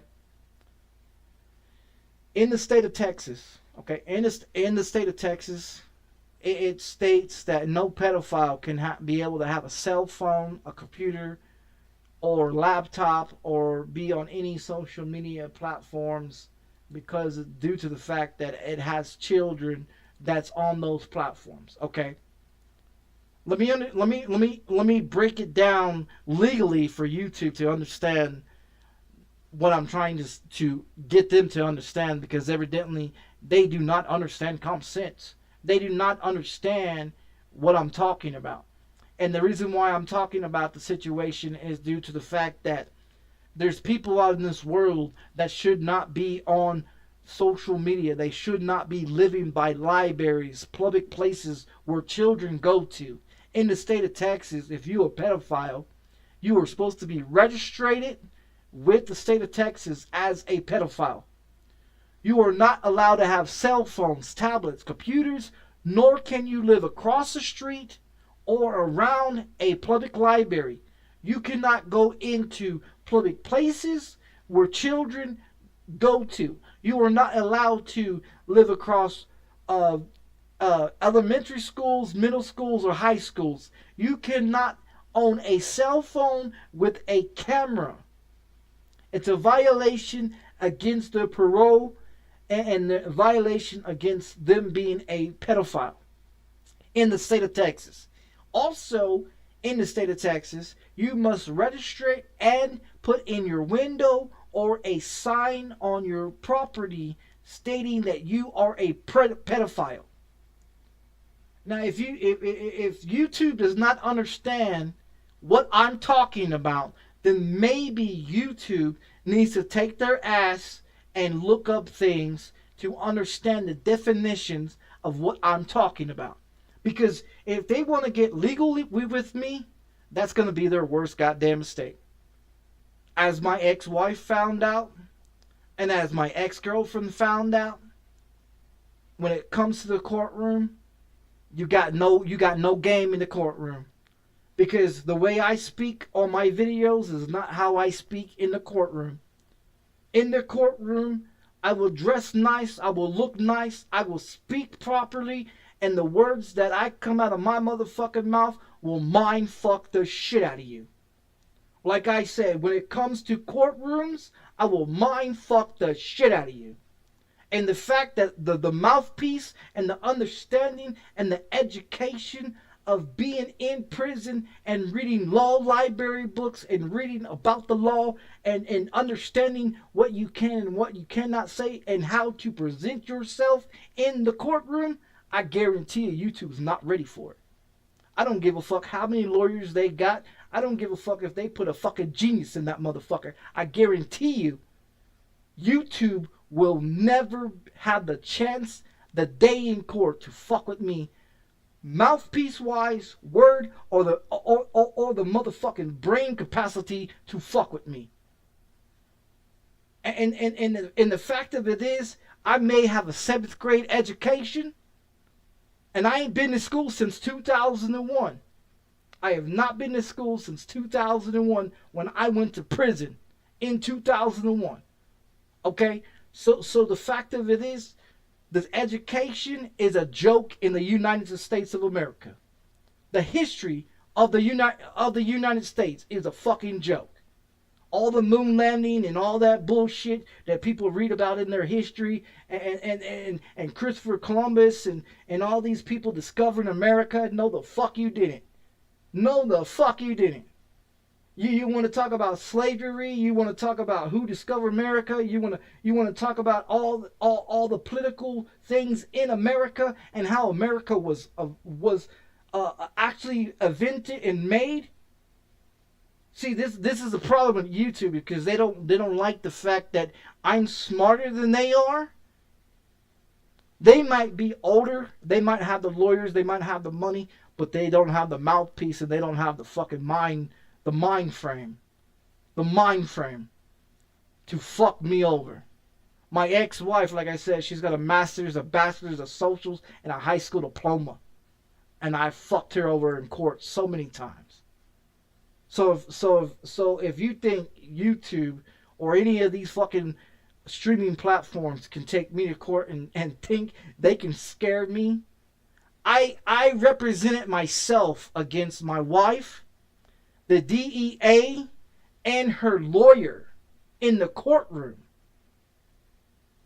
And I walked out with joint custody, no child support.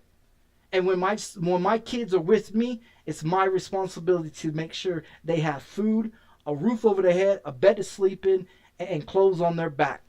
When they with their mother, she's supposed to provide everything that they're supposed to have when they're with her. That's not my job, that's her job. And if she can't do it, then she can give up her rights of joint custody. And joint custody means she gets them half the month, I give them the other half the month. She don't pay me child support.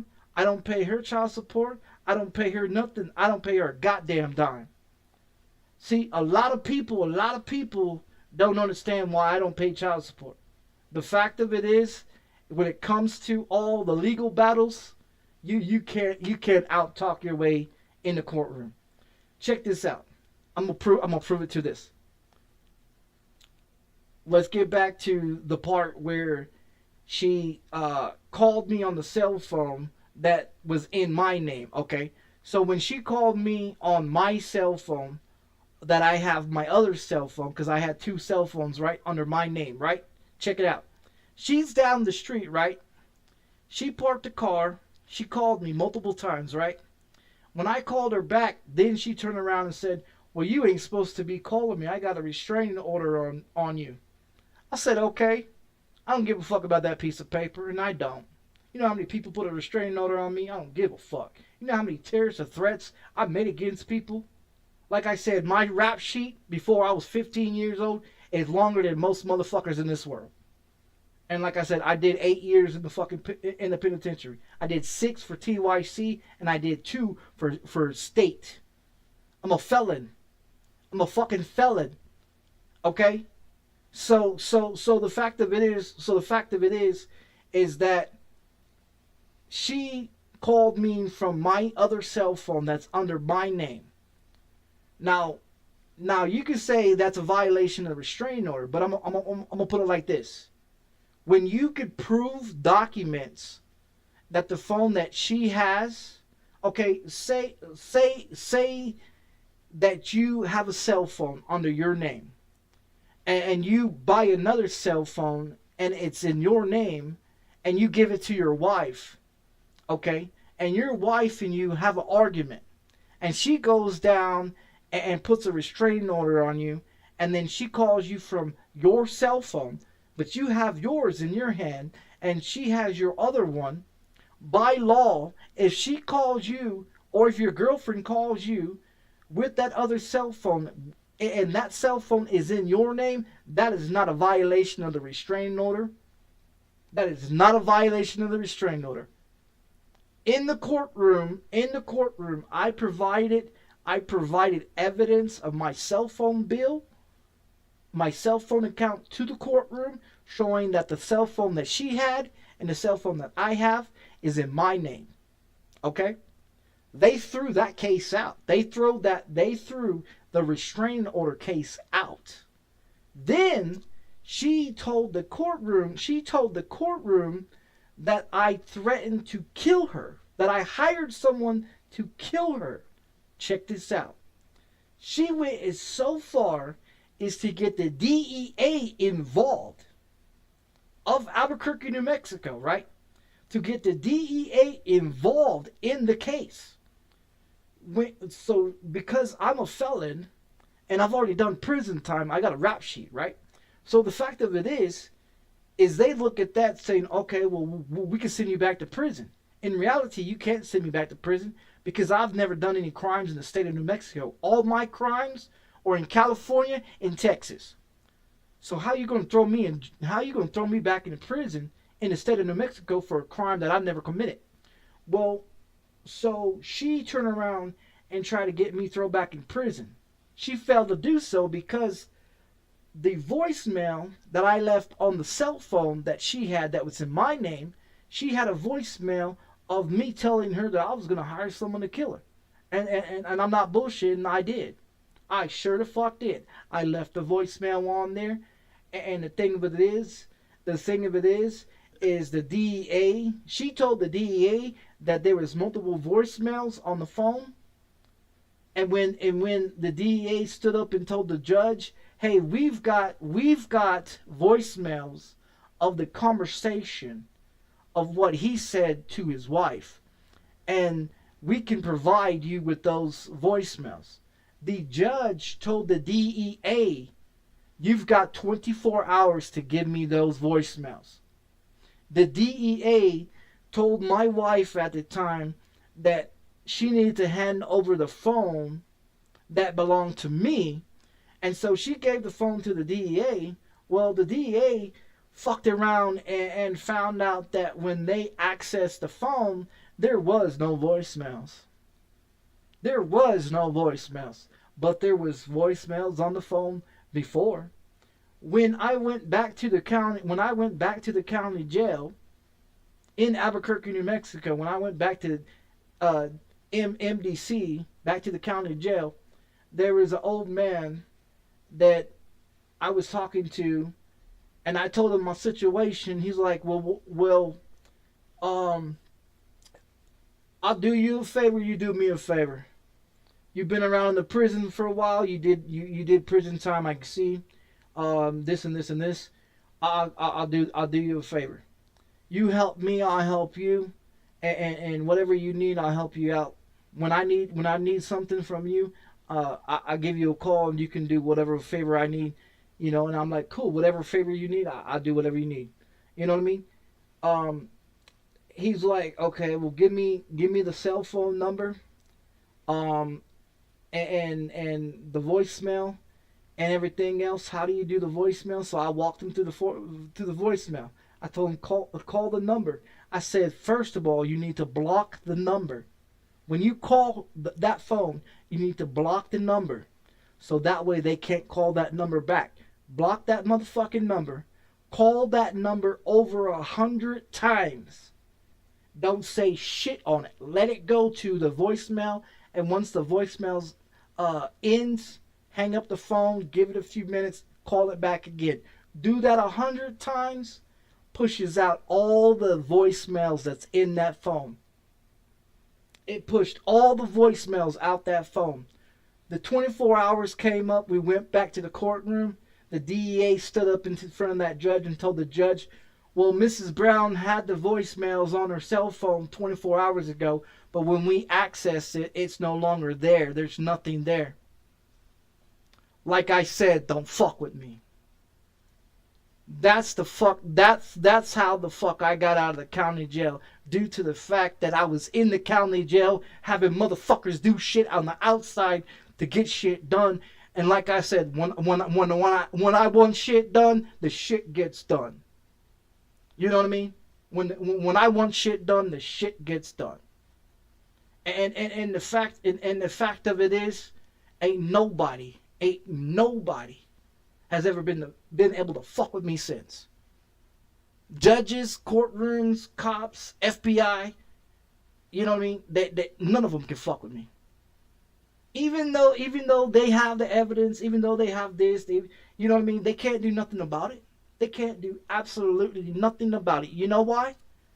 Because before I went into that courtroom, they had to do a evaluation due to the fact that my medical history has PTSD, ADD, ADHD, bipolar, schizophrenic, and anger issues, OCD problems, and I'm an epileptic. And it's in my medical history for 39 years.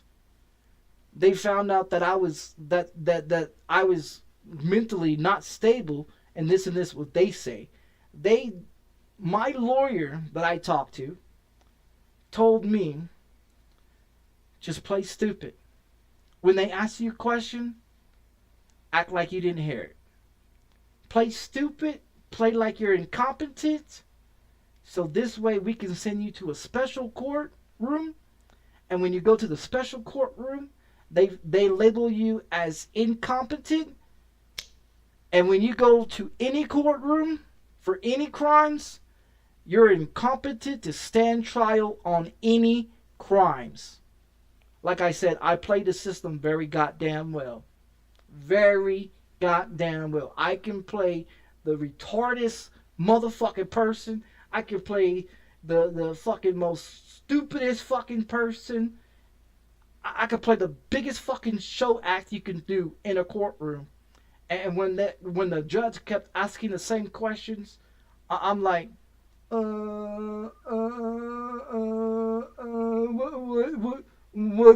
you say? I played, like I said, I played goddamn so stupid that they slapped the title on my profile in any courtroom as incompetent to not have to stand trial on shit. So like I stated, there's all kinds of different ways to fuck the system. All kinds of fucking ways to fuck the system. I am legally incompetent in the state of New Mexico, legally incompetent in the state of Texas, and the state of California. Like I said, when it comes to legal shit, I can play whatever I gotta play. I'll do whatever I gotta do to, you know what I mean? That's why I say when people say, oh, well, they're gonna put a restraining order on me, I don't give a fuck. I don't give two fucks. You can put whatever restraining order you want. That little piece of paper don't mean shit to me. You threaten me to call the police on, I don't give a fuck.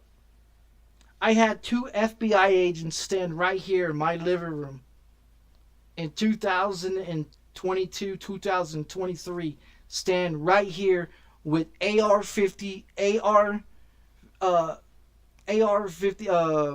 fucking rifles and goddamn bulletproof vest with an FBI badge on their motherfucking hip. One of the agents was Agent Fry from the FBI department in the state of New Mexico.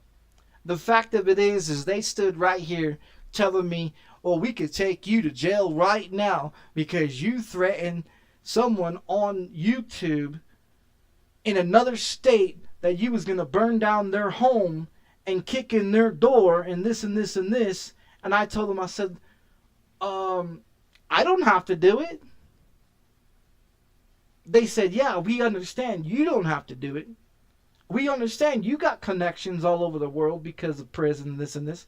And the thing of it is the guy, Dustin McGee, in another state, I'm not going to give you a state, but he reached out to the FBI. Okay? The FBI reached out to him. They went and met each other at a coffee shop.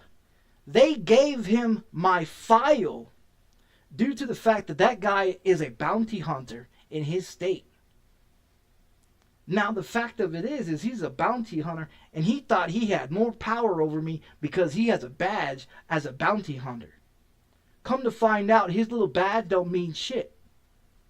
He's just a bounty hunter trying to get people that is gone from their bails and didn't show up for court. That's all he is. But the fact of it is he took his power and thought he was powerful because he was a bounty hunter that had handcuffs and a badge on his chest and thought I was supposed to be afraid.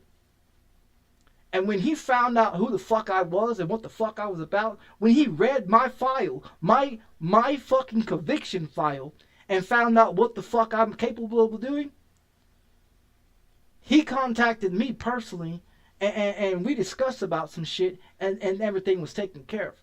But the thing of it is what people don't understand, I got connections. And as he found out, he understands I don't give a fuck about a badge. And he understands not to fuck with me. Now, he posted a bunch of videos and talked a bunch of shit about me and claimed a bunch of shit on his YouTube channel, which All that shit was taken down. But the thing of it is that even though you live in another state or another country, don't think that you were safe. Don't come on my channel or on my page running your goddamn mouth. And that goes for anybody and everybody. I'm just trying to be polite about it because people don't understand. When my mind is made up, I'm going to do whatever I got to do. Ain't nobody going to stop me. I might be broke as a motherfucking joke. I may not have a car. I may not have a vehicle to get around. But that never stopped me before. It's never stopped me to go hunt down my ex-wife when she was in another city or another state. It didn't stop me to go find my son that was in another state and brought his ass back. So the fact of it is, I don't give a damn. I might not have a car. I might not have a driver's license. I don't give a fuck. Wherever you at, wherever you think you hiding, you are capable of being found. Your family members, your social security, all your information, it's all out there. It's out there in the public to be found. It's easy to find. And people think that you can't be found in this world, and they talk shit about, oh, people are just keyboard warriors. No. What people don't understand is that in 98, in 99, Microsoft took me to court and found that I hacked into their system, and I was transferring money from other people's bank accounts into offshore accounts that was going from offshore accounts to another offshore account to another offshore account, and the money was just going from here to here. It was bouncing all over the world, so that way they couldn't track it, and by the time they tracked it, that money was gone.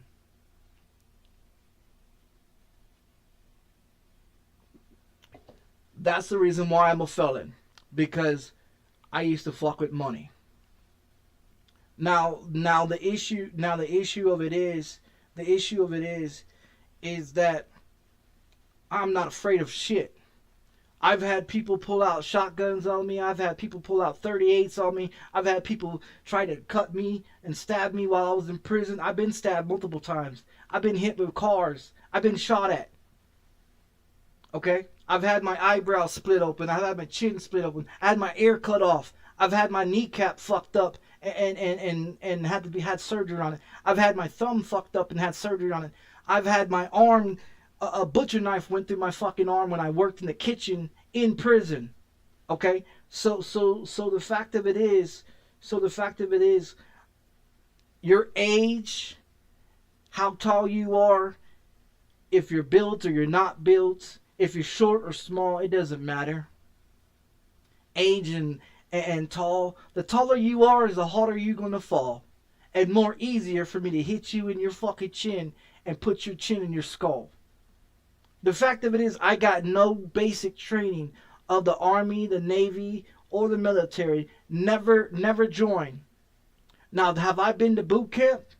I've been to boot camp for the Scare Straight program as a kid because my parents tried to scare the shit out of me and threatened me with prison and threatened me with jail and sent me to all these programs to change my mind and to change the way that I think about this motherfucked up world. But the fact of it is the boot camp officers that was running around with a trash can at 3 a.m.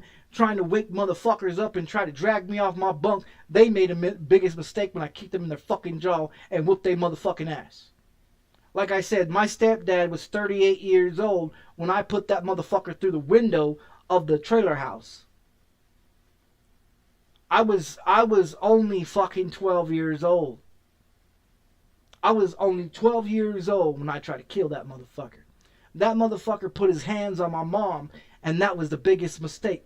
Because he thought, being married to my mom, that he can do whatever the fuck he wanted to me and my sister and everything else.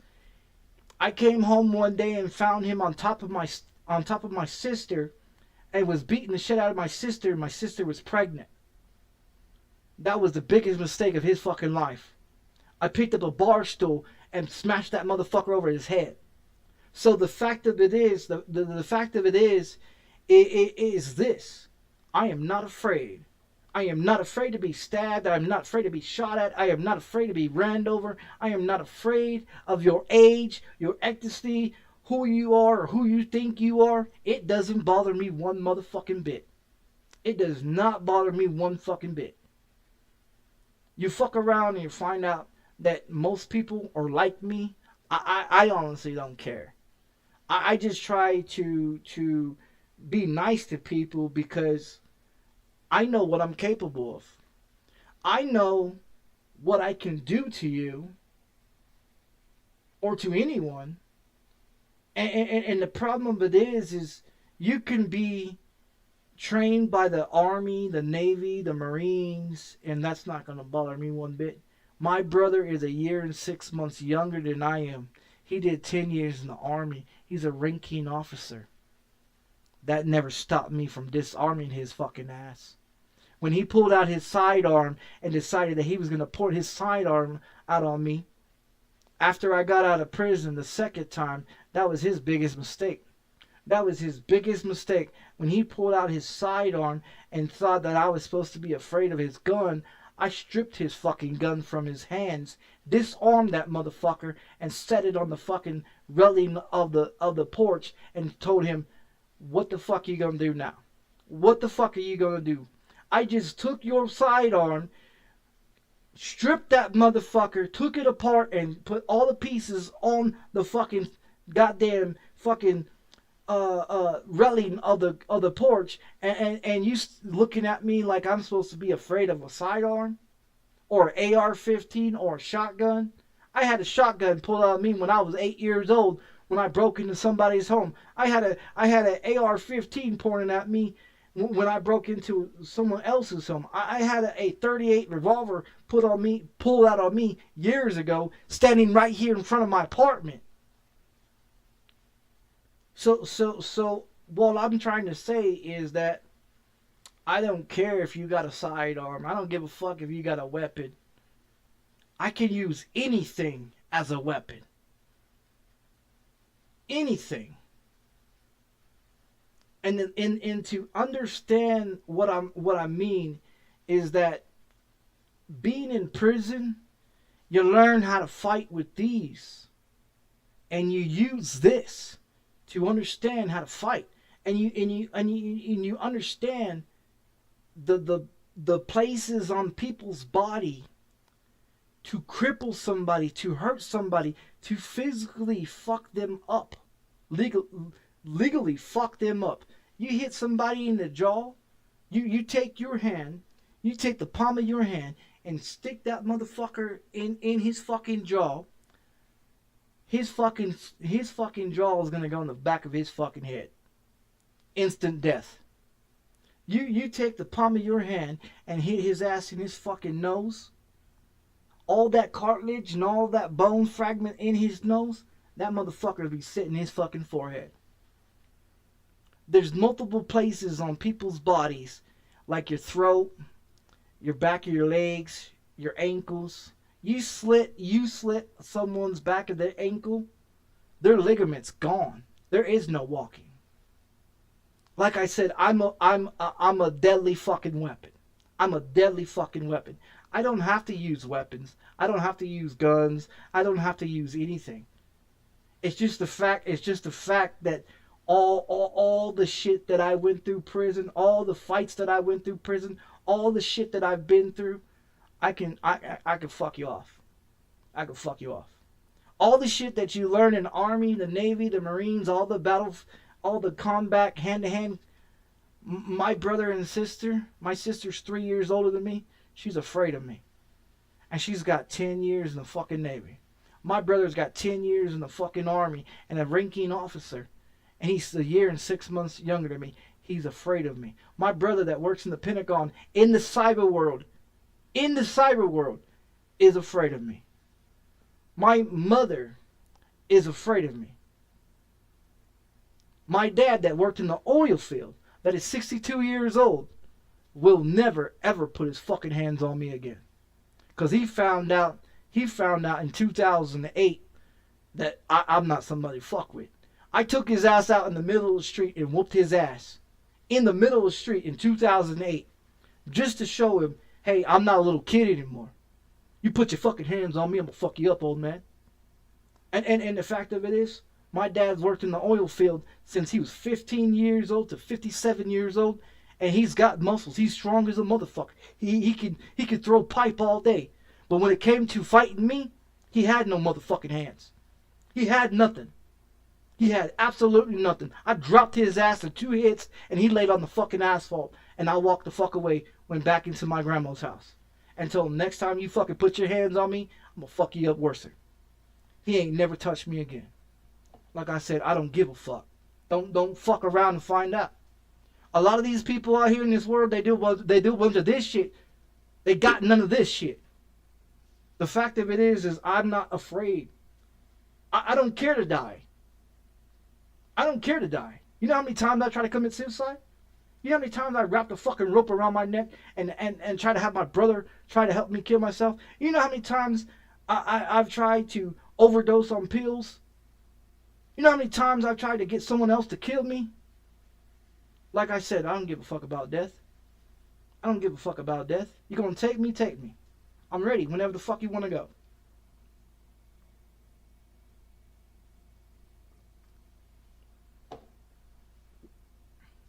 It don't bother me. My mind frame is not like everybody else's out here in this world. It's not. My mind frame is somewhere else. My mind frame is somewhere else. I remember everything that's ever happened in my lifetime. Everything I've went through, everything I've gone through, everything that I had to fight through in my life, I remember everything.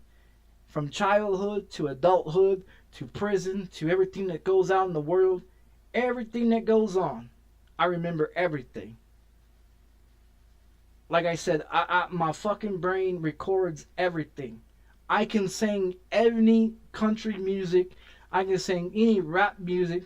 I can sing any Spanish song. I can sing any song that's ever been put out out there in the social media or around the internet without even looking at the words.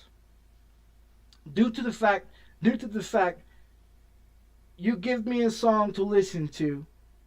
That's all you gotta do. Give me a song to listen to, and just by hearing the tone of the song, I already know what the fuck it is, and I can sing every word from word without even looking at a word, without even looking at a cell phone to see the words or papers to read off the words. You know what I mean? Like I said, my brain does not work like everybody else. Uppers are downers, downers are uppers. Pain, I love pain. It takes a lot. It takes a lot to actually fuck me up. It takes a lot to bring me down.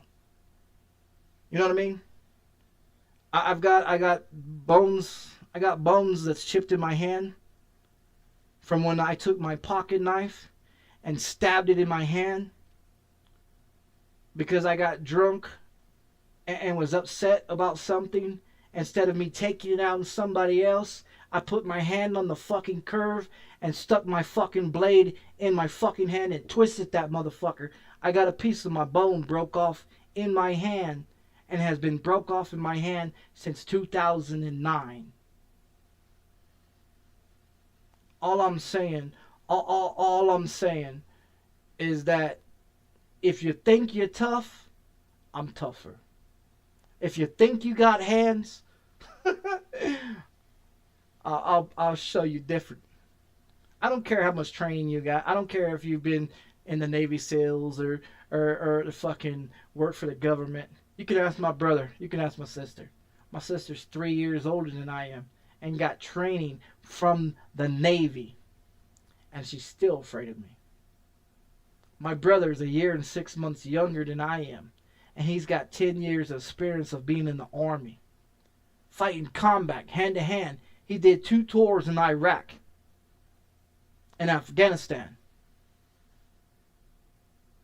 Medical discharge after 10 years. My sister did 10 years in the Navy. Blew out both of her kneecaps. Medical discharge.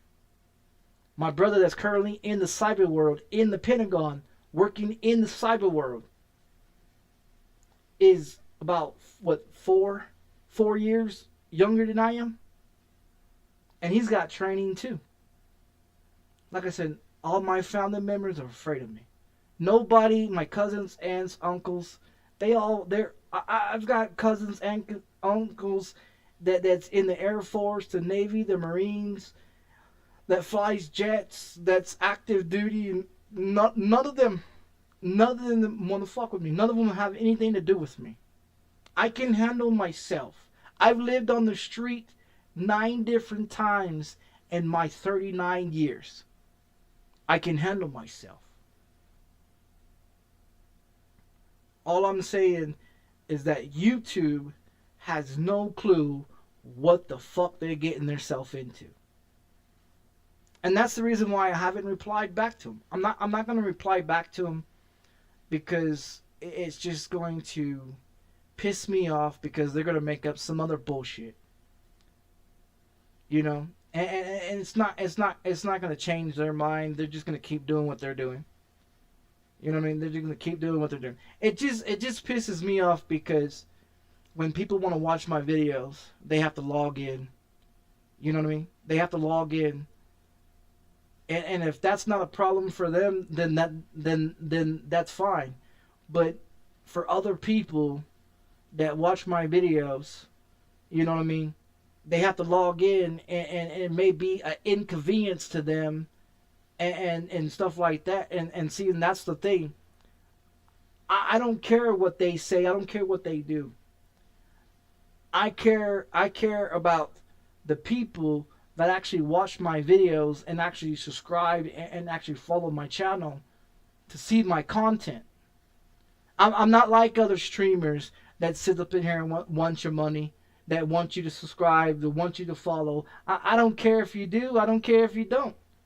You know what I mean? I'm not here for your money. I'm not here begging you to do anything like other subscribers are. I'm not that type of person. I'm not that type of person. You know what I mean? Money don't make a fuck to me. I can give a fuck about money. I can give a fuck about money. I can give a fuck about how the fuck I look. I can give a fuck about how anything that I do.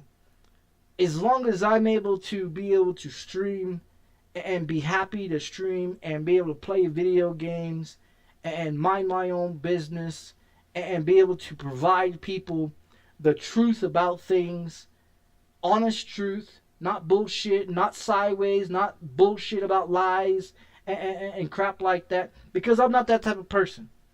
I'm not going to feed people a bunch of bullshit. I'm not going to sit up in here and tell people a bunch of bullshit.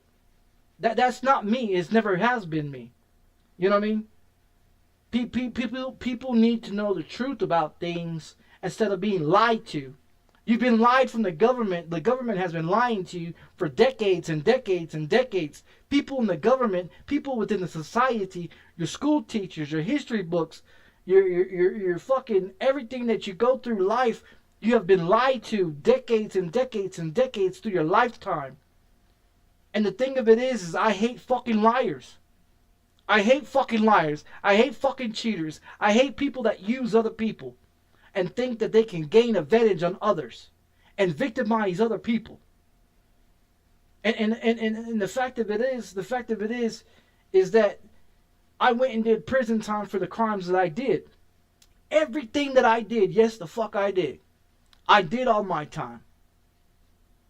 And while I did all my time, I had time to understand that it's not okay to victimize other people. It's not okay to do to other people. If you want respect in this world, you've got to show respect to other people. If you can't sit up in here and demand somebody's respect, you can't sit up here and demand somebody to do anything. You can ask them politely to do it.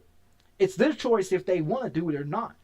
See, the thing of it is so many people have been taught so many different ways in this world, and they sit up in here and they believe the government, they believe the society, they believe everything that's showed on TV and so showed on social platforms, to believe that people are here for you, that people give a fuck about you. And they don't. They honestly don't give a fuck. And the problem of it is people have been lied to, decades and decades and decades, and they need to know the truth about things. They need to, you know. And the thing with the government is the government don't want the people to know the truth, because then they say, well, the people couldn't handle the truth. They can't handle the reality of aliens, or the reality of the politicians doing this or the politicians doing that, or the mayors or governors doing this or doing that to the people, stealing people's money and stuff like that. They don't want you to know the truth, so they give you bullshit on TV. They give you bullshit of lies so they can make you feel that they understand your pain and understand your problems that you're going through in life. In reality, they don't give a fuck. They don't care that you're poor. They don't give a fuck that you get minimum wage. They don't care if you have a vehicle, if you don't have a vehicle, if you have a home, if you don't have a home, if you have a wife or you don't have a wife. They don't give a damn. All they care about is the money that they make off of you as working you as a slave. And that's what it is. It's all about slaves. They talk about how they abolished the Slavery Act in 1776. No, the fuck they didn't.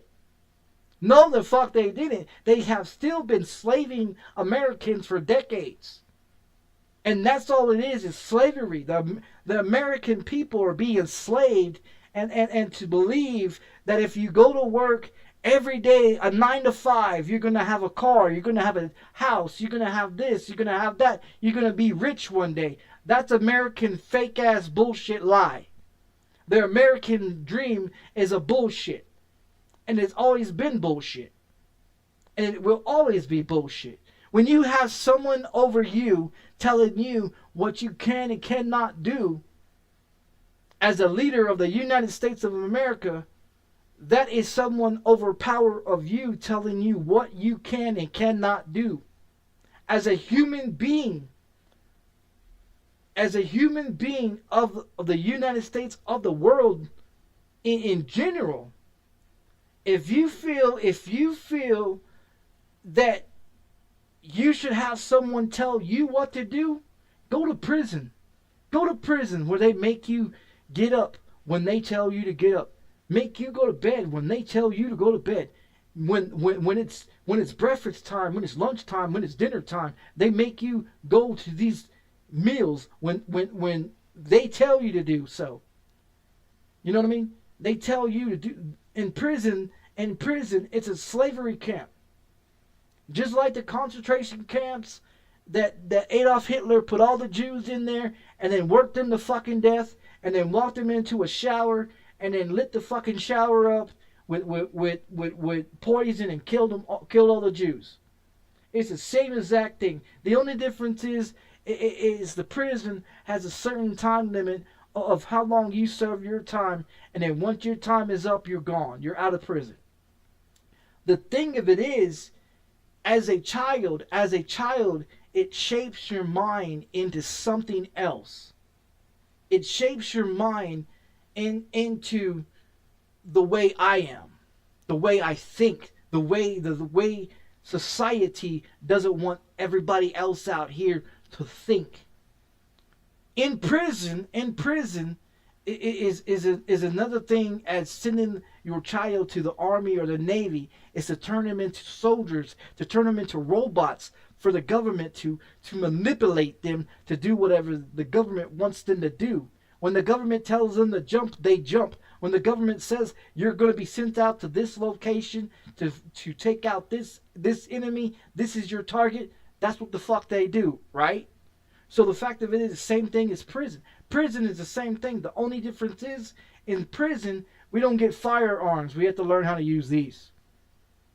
You have to fight. You have to learn how to protect yourself. You have to learn how to defend yourself. Because if you don't defend yourself, you're going to become somebody's bitch. You're going to become somebody's bitch. You're going to be in prison washing somebody's drawers every night. You're going to be hanging on somebody's hip every night. Talking about, yes, this is my sugar daddy.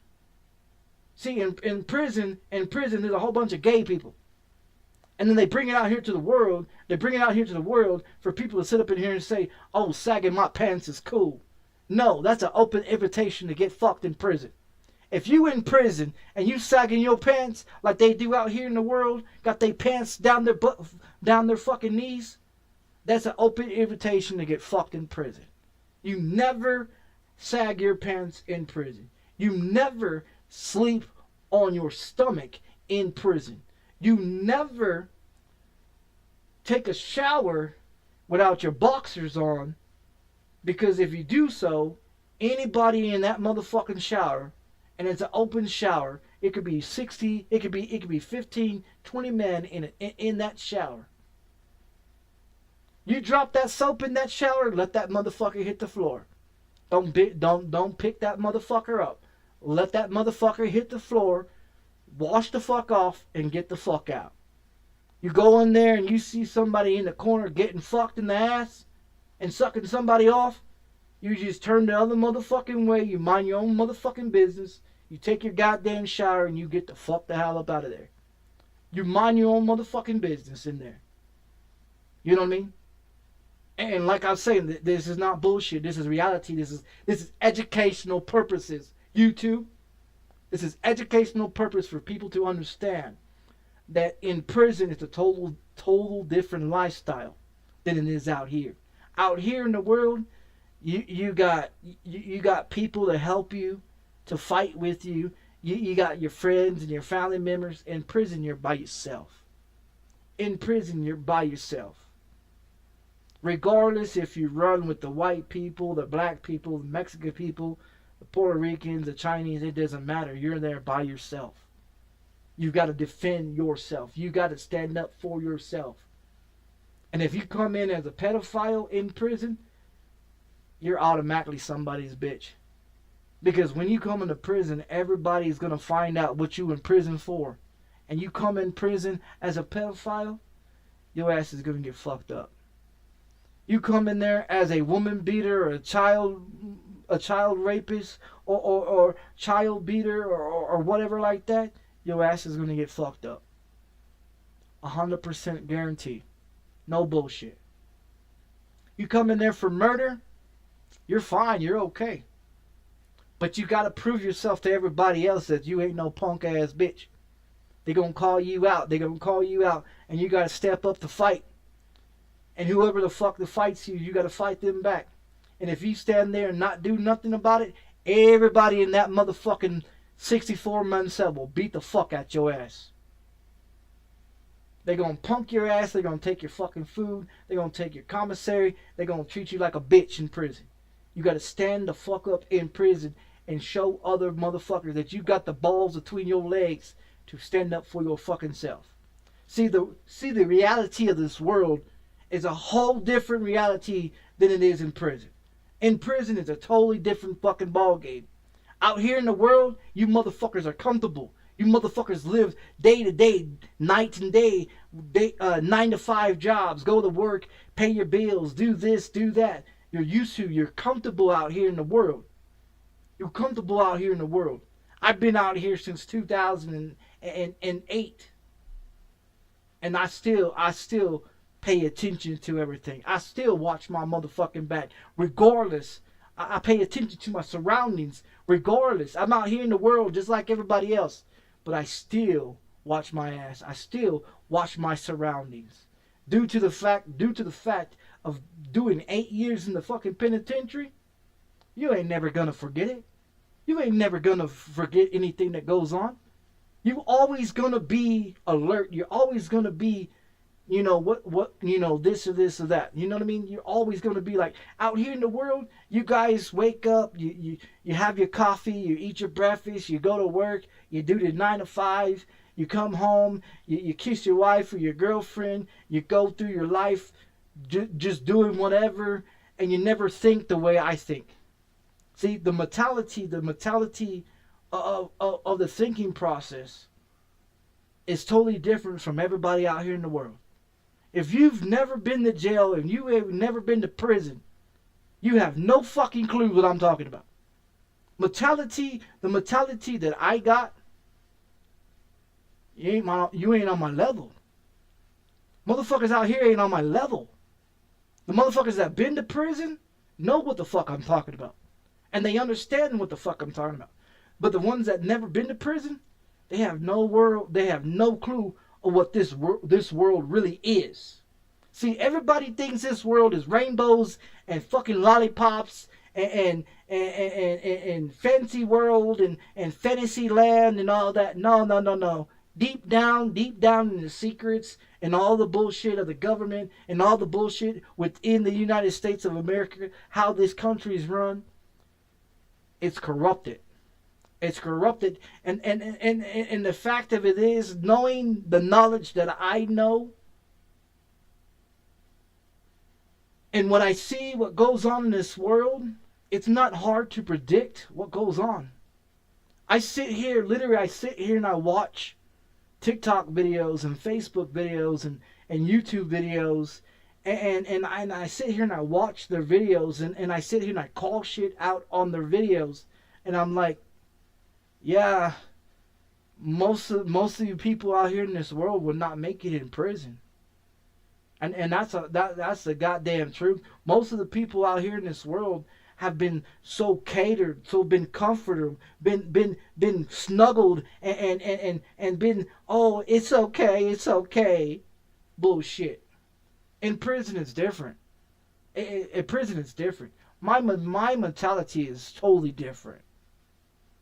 The way I look at life is totally different. The shit that I talk about, the government, is everything that I talk about of what Joe Biden, Nancy Pelosi, Kamala Harris, Mitch McConnell, Obama, and everything that goes on, and Donald Trump and everything else. I see it. I see it coming. I'm not surprised about the government. I'm not surprised about YouTube trying to silence people, or Facebook or Instagram or Snapchat, or Mark Zuckerberg selling your personal information.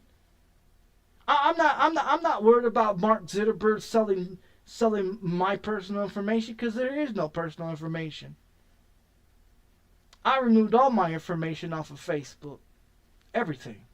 And everything's private. Gemini and all that shit, and all these hackers hacking into Microsoft and Apple and Google and Facebook and Instagram and WhatsApp app and all these applications that they're being hacked into recently, and everything like that. I'm not worried about it. I'm not worried about it.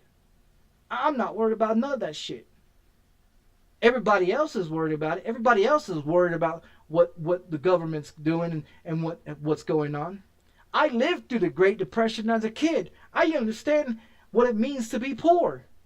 I understand that I don't need a fancy car or a fancy house or a fancy job or fancy clothes or fancy shit in this world to make me happy. I'm happy as I am, because materialistic bullshit and money don't make a fuck to me. The government prints out money every motherfucking day, but they want to sit up in here and talk about how we're $37 trillion in debt. Who the fuck are we in debt to? When you print out money every fucking day on a printer in the United States of America, but you want to state that we're in debt. Who the fuck are we in debt to? That dollar bill don't mean shit. That dollar bill don't mean a fucking thing. And people sit up in here and say, oh, that dollar bill has a value. Of what? To wipe your ass with?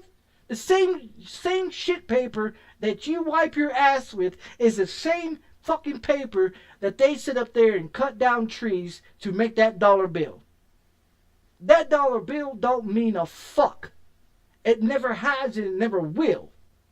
It's just the purpose that the government has mind-fucked people to believe that that dollar bill is worth a fuck.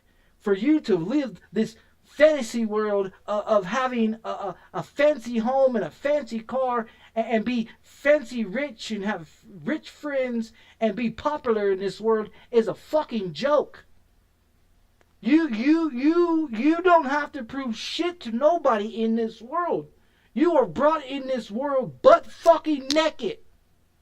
You are born in this world butt fucking naked with nothing on your back. No shoes, no clothes, nothing to your fucking name. until the government, until your mother or father gives you a name, and then the government gives you a birth certificate and a social security number, and now you is a property of the government of the United States. That's what your fucking birth certificate means. That's what your social security number means, is your property of the government of the United States. And see, people don't understand that. People don't understand that all these illegals that don't have no papers, great job, people. I give you a round of goddamn applause. Don't get a piece of paper with a social security or birth certificate on with your fucking name on it. Don't. Because then you are property of the United States of America. Do not be manipulated and be subject to this government that sits up in here and tells you that you must have a birth certificate, you must have a social security, you must have a job, you must do this, you must do that. You don't have to do a motherfucking thing. To be honest, you don't have to do a motherfucking thing. And the fact of it is that if you look at the cave people, did the cave people ask the government to get some food when they was hungry? No, they went out there with their fucking billy club, beat the shit out that fucking animal, killed that fucking animal, slaughtered that motherfucker and cooked it and ate that motherfucker and fed their family. So where does this government think that people in the United States should bow down and kiss their ass? You shouldn't. The cave people didn't. The cave people didn't bow down and kiss no government's ass. The cave people did not bow down and pay no motherfucking taxes. The cave people did not go to a 9-to-5 and be a fucking slave. A cave people did not do anything that the government told them to do, because there was no government. People invented things, and after they invented everything, and they realized that they fucked up, and now other people want to do this and other people want to do that. No. You don't have a right to say this. You don't have a right to say that. Your guns are want to be taken from you. You don't have no rights spiritly in the United States of America because you have a social security card and a birth certificate as a property of the United States of fucking America. And people want to sit up in here and say this is the best country, that this is the best of the world for the United States of America. No. What people don't understand, the United States of America was just a part of the part. They had a little bit of land. And then your seventh president of the United States, Andrew Jackson, decided that he was going to go out into the world and slaughter thousands of Indians that was already here. So when they state in your history book saying that Christopher Columbus discovered America, no the fuck he didn't. He did not discover America. America was already discovered. The fact of it is, it didn't have America on it. California was owned by Mexico. From California to half of Texas was all owned by Mexico. Everything above California, down around Texas, all the way up to Tennessee, and all that was all Indian territory.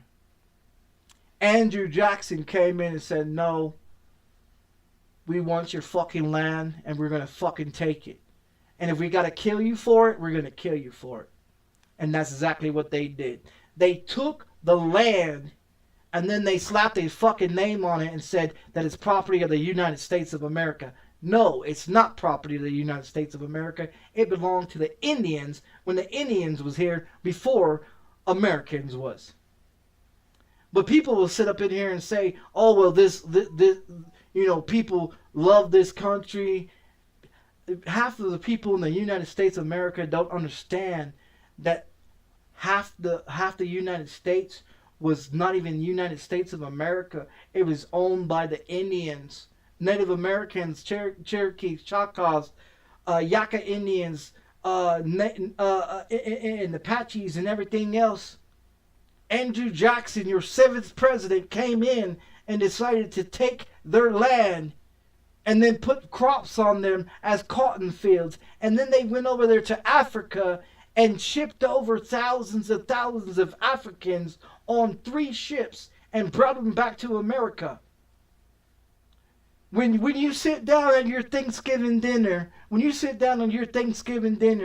you give thanks to that turkey and you pray to the bullshit God that the government of the United States of America shoves down your fucking throat and says, oh, you have the right to have religion. Religion is a joke. Religion is a joke. All religion is another building with a cross on top of it talking about that's holy ground. No, the fuck it isn't. No, the fuck it isn't. It's just another building besides the fact that they put a cross on it and you sit your ass on that fucking pew every Sunday praying to a God that's not going to come back for you. That God that you pray for, that false idol that you sit up there and open that fucking Bible and read the Bible that's been printed out over and over and over for decades. That the government shoves down your fucking throat and says, well, religion this and religion this and religion that. Religion is a fucking joke. It's all a manipulation to believe that you have rights and that you have freedom of speech, that you have your first, your second, your third, your 16th, and all your amendments of you. In reality, you are property of the United States of America. When the United States of America finds out that you are too smart for them and you are not able to be manipulated and lied to like they did for 9/11 when they sit up in here and said 9/11 was attacked by terrorists and that they supposedly found 22 terrorist passports in the planes in the Twin Towers, but they didn't find one American passport, right? But they had 2 planes fly into the Twin Towers, but not one American's passport was ever found. But the 22 terrorists that was supposedly found in the wreckage of 9/11, right? But those 22 terrorists was never on those planes. Those 22 terrorists that they supposedly call terrorists is still alive in their own countries today and have been for decades. It's manipulation. It's a manipulation to have Americans think that we are being attacked by other countries. Other countries don't want to attack America. You got the government of the United States sitting up there lying to you every fucking day, talking about other countries hate us and they're going to send missiles and they're going to blow us up and they're going to come in and they're going to do this and do that. No, the fuck they not. If they was going to do it, they would have done that decades ago. When other people that came from China and Korea and Philippines and North Korea and Australia, from Jamaica, from Africa to Iran, Iraq, Pakistan, and Baghdad, and all of them, when they all came over here to go to college, to go to school, 2 years prior to the 9/11, the government already knew what cells within New York City was terrorists. What people was against the United States of America. They already knew that. And they found that they was not a threat to the United States of America. But George W. Bush and his bitch ass daddy sat up there told the American people that other countries want to blow you up. Other countries want you dead. Other countries want to come in and take everything from you. That was a scare tactic to believe, for the American people to believe that we was being attacked by other countries. In reality, your own government has attacked you multiple times, has sent your children, your cousins, your aunts, your uncles, your family members to other countries to fight for bullshit wars that we should never been in. Pearl Harbor. We went over there and bombed the fuck out of them. And they want to, and people want to sit up in there and talk about how they want to come over here and take it out on us. There's thousands of millions of Chinese and Koreans and South Korean, North Korean, Philippines, Asians live in the United States of America today. They don't hate you. They have never hated you. They may dislike what your grandparents have done, but they do not hate you. Not enough for them to attack you. They manipulate people. They manipulate people and use people as scapegoats to sit up here and say, like John F. Kennedy that was assassinated. They want to sit up there and talk about Oswald pulled the trigger and killed John F. Kennedy. No, the fuck he didn't. They found 4 rounds in John F. Kennedy. 4 rounds in John F. Kennedy. And they said that a sniping weapon shot John F. Kennedy. But when they did the autopsy, there's not one sniper bullet in his body. That's facts. They sat there and said that the race to space, if you guys remember race to space, that was a big deal back in 1930s and 1950s. The government wanted to have a race to space. And it was against Russia and America. And Americans wanted to sit up there and say that they wanted to get to space before Russia. The fact of it is, we've never been to the moon. We have never been to the moon. Never been to the moon. How many times has Elon Musk in the past few months sat there and shot a rocket up into the sky and you watch it explode? Now you tell me, did they ever fucking go to space? Absolutely not. If Elon Musk has been trying to send rockets up into space for how many months? How many years now? He has not managed to get one rocket out of this fucking infrastructure, out of this country, out of this world. Everyone that he's shot up into the world, or shot up into space, has blown up. The moon landing with those chicks talking about how the celebrities and everything, talk about how they went to the moon and they were supposedly on the moon and they did a TV show and all this. That was a bullshit lie with Katy Perry. That's a bullshit lie. When they sat up there and said that the pod was coming back down from space, and when they came back from space and everything else and landed on the water, and they went out there and picked up that guy and that girl, and they had to spend Christmas and they had to spend this many months up there in space, that was a bullshit lie. That was a bullshit lie. How the fuck did they get Christmas lights in that video? How the fuck did they get Halloween in that video? Halloween decorations and costumes in that video? How the fuck did they get Christmas decorations in that video with that woman and that man and that fucking thing? They was on wires on a fucking suit that they strapped up into to act like they was floating around in a fucking spaceship just to show on TV, oh, they're in space. It's bullshit. Louis Armstrong has lied to the people for decades. They had lied to the people for decades, saying that they went to the fucking moon. Bud Aldrin has been trying to tell people for decades that we have never been to the moon. And people keep telling him to shut the fuck up. Stop telling people lies. When in reality, that's the truth. Bud Aldrin has been trying to tell people for decades we have never been to the fucking moon. Well, you got Louis Armstrong and the space people over here trying to talk about, yeah, we've been to the moon. No, the fuck we haven't. When you on the moon, the flag does not be doing all this shit. Okay? There is no air on the fucking moon. Tell me we've been to the fucking moon. Bullshit. We've never been to the motherfucking moon. We ain't never gonna go to the fucking moon.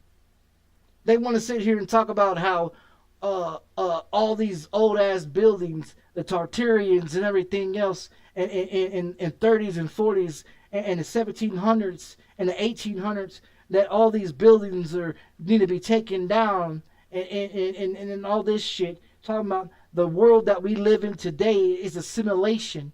They knocked down all the original old buildings to show people that we did not have the technology that they claim that we did back in the day. When electricity was invented, when planes was invented, cars was invented and ran off water. But they don't want you to know that. They don't want you to know that cars ran off water. They don't want you to know the secrets of the past, because they want to make up shit to manipulate you to believe that we live in a society that we have to live through with their bullshit lies. And it's false. The government's a lie. It's a third party. It's a third party to this world that sits up in here and tells you people that you must do whatever the government tells you.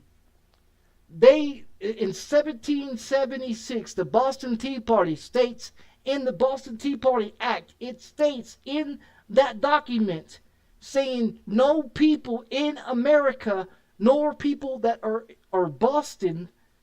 in Boston or British, has to pay taxes. It states that. You got senators and people coming out on the senator floor stating that it's voluntary to pay your fucking taxes. It is voluntary to pay this or pay that. And the government sits up in here and tells you, no, it's demanded. Or the IRS will come in and take everything from you.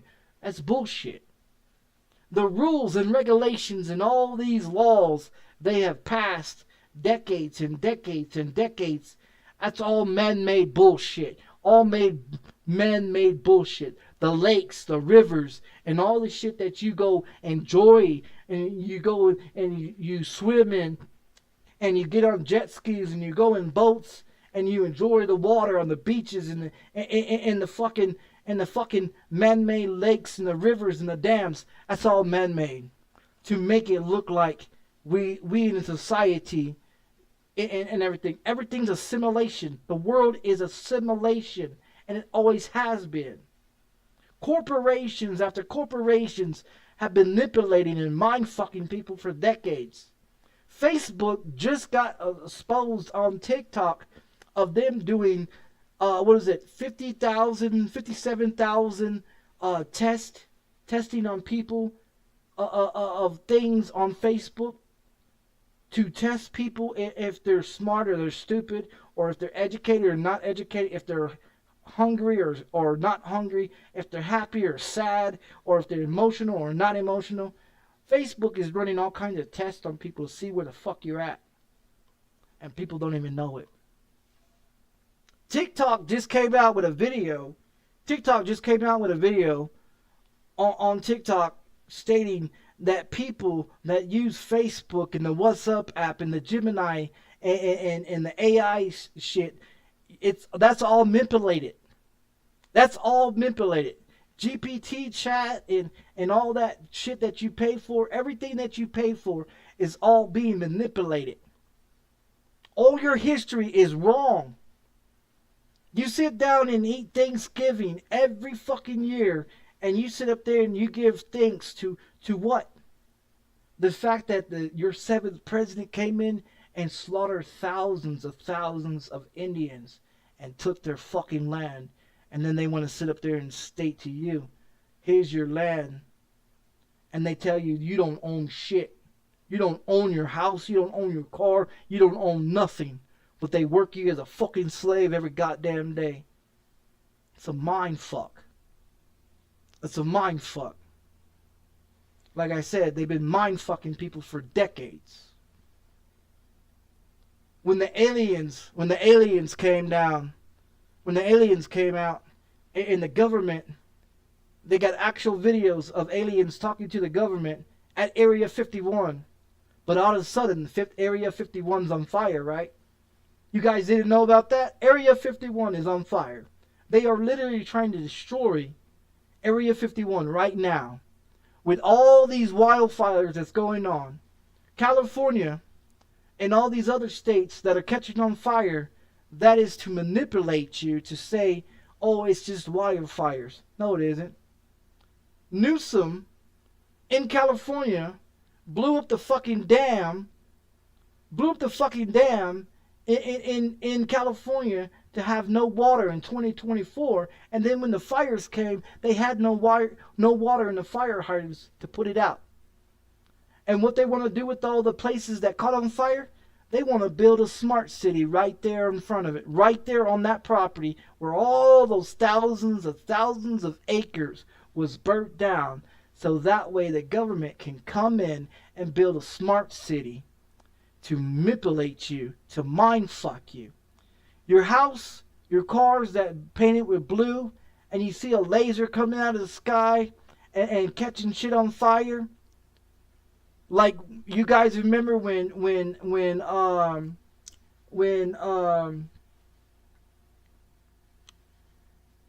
fucking what's his name, spaceman guy, the owner, I forgot his fucking name already. The one that had that internet, Starlink. Did you guys know that thousands of people are without Starlink right now? Elon Musk, when that one state that caught on fire, right? When that one state caught on fire. Yeah, I know. They're gonna change it because what they're doing with TikTok now is they're trying to make a new version of it, which is, what is it, TikTok 2 or some shit like that. It's gonna, actually, the name of it, it's M.2 is the new name of the TikTok. And so in August 1st, I believe it's in August 1st, and this is the other thing that they also stated too, is that in August 1st of 2025, they're going to remove any signs, any legislative books, any history books, anything that has to do with Spanish or any other language in the United States of America. On August 1st of 2025, the language in the United States of America is English. There is no longer teaching your kids Spanish in school. There is no longer that you can go to the DMV or go to anywhere in the country to have any Spanish teaching anywhere. If you do not speak English in the state of America, in this country, your ass is getting deported. They already stated that. Donald Trump already stated that in August 1st, all other languages in the United States is no longer welcome. It is a English-speaking country. Books, teachers, all that your kids are being taught Spanish, all that goes away. Second languages, third languages, fourth languages, all that goes away. If you do not speak English in America, they're going to deport you.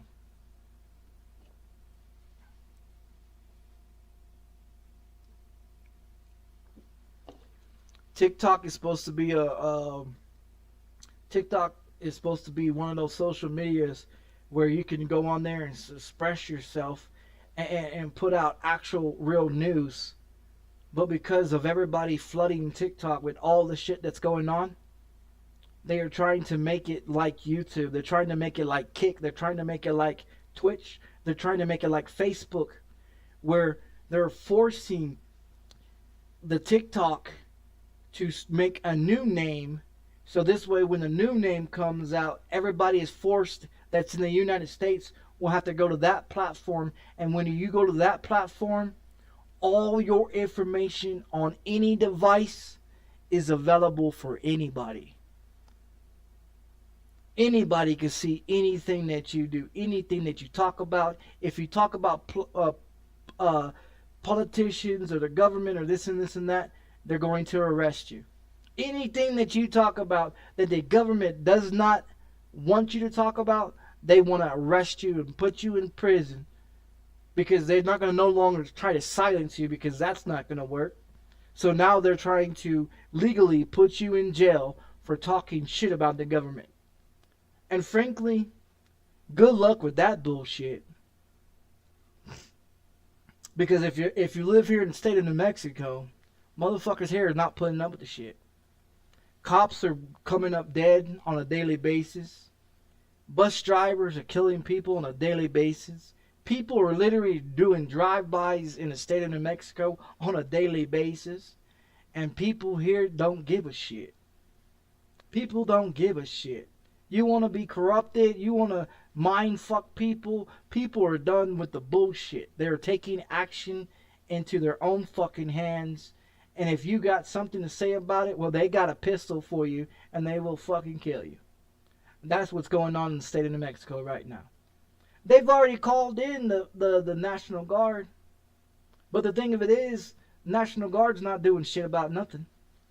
The government's trying to take land here in the state of New Mexico. They're trying to ban that from the government taking land in the state of New Mexico. So they're trying to pass laws here in the state of New Mexico for them to stop buying, the government stop buying the land here for whatever reason they want to use it for. And that's what they're doing. See, Alaska, did you guys know Alaska was bought? The United States of America bought Alaska in 1878? I believe it was 1878.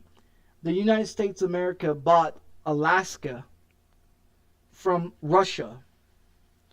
They spent what was it, $17.2 million to buy Alaska. And then they tried to kill everybody that actually lived in Alaska. And they tried to take over the land and this and this and this and that.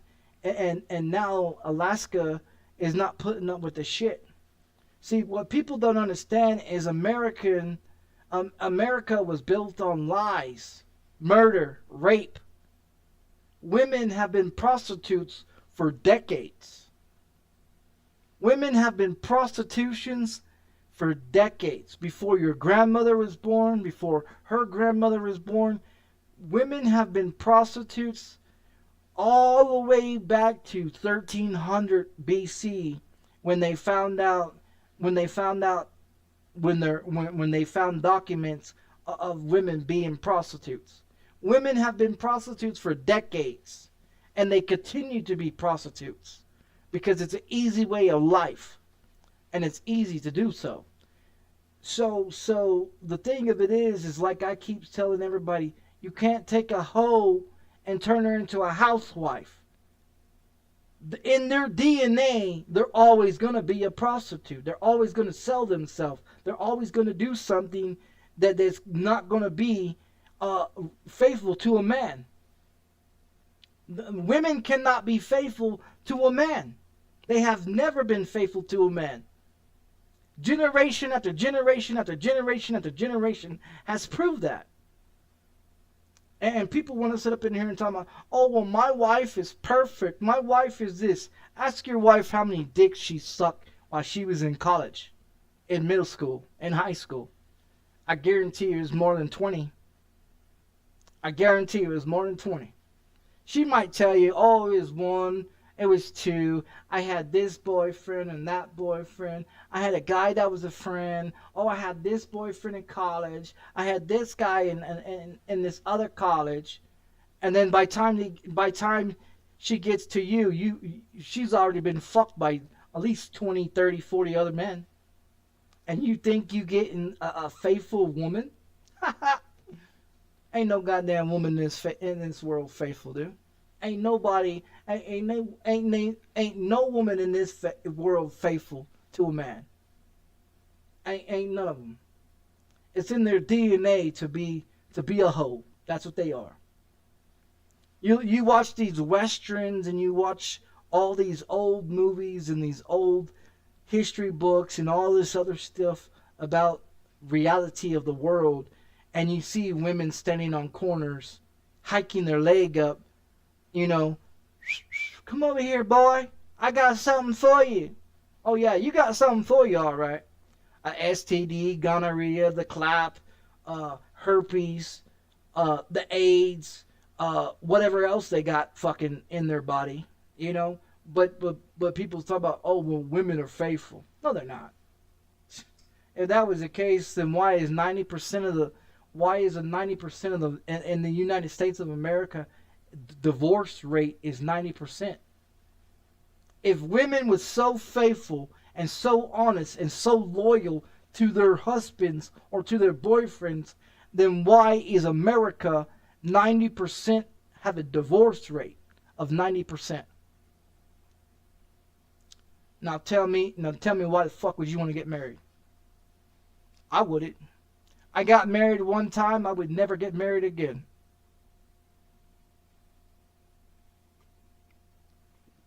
I've had kids by 2 different women.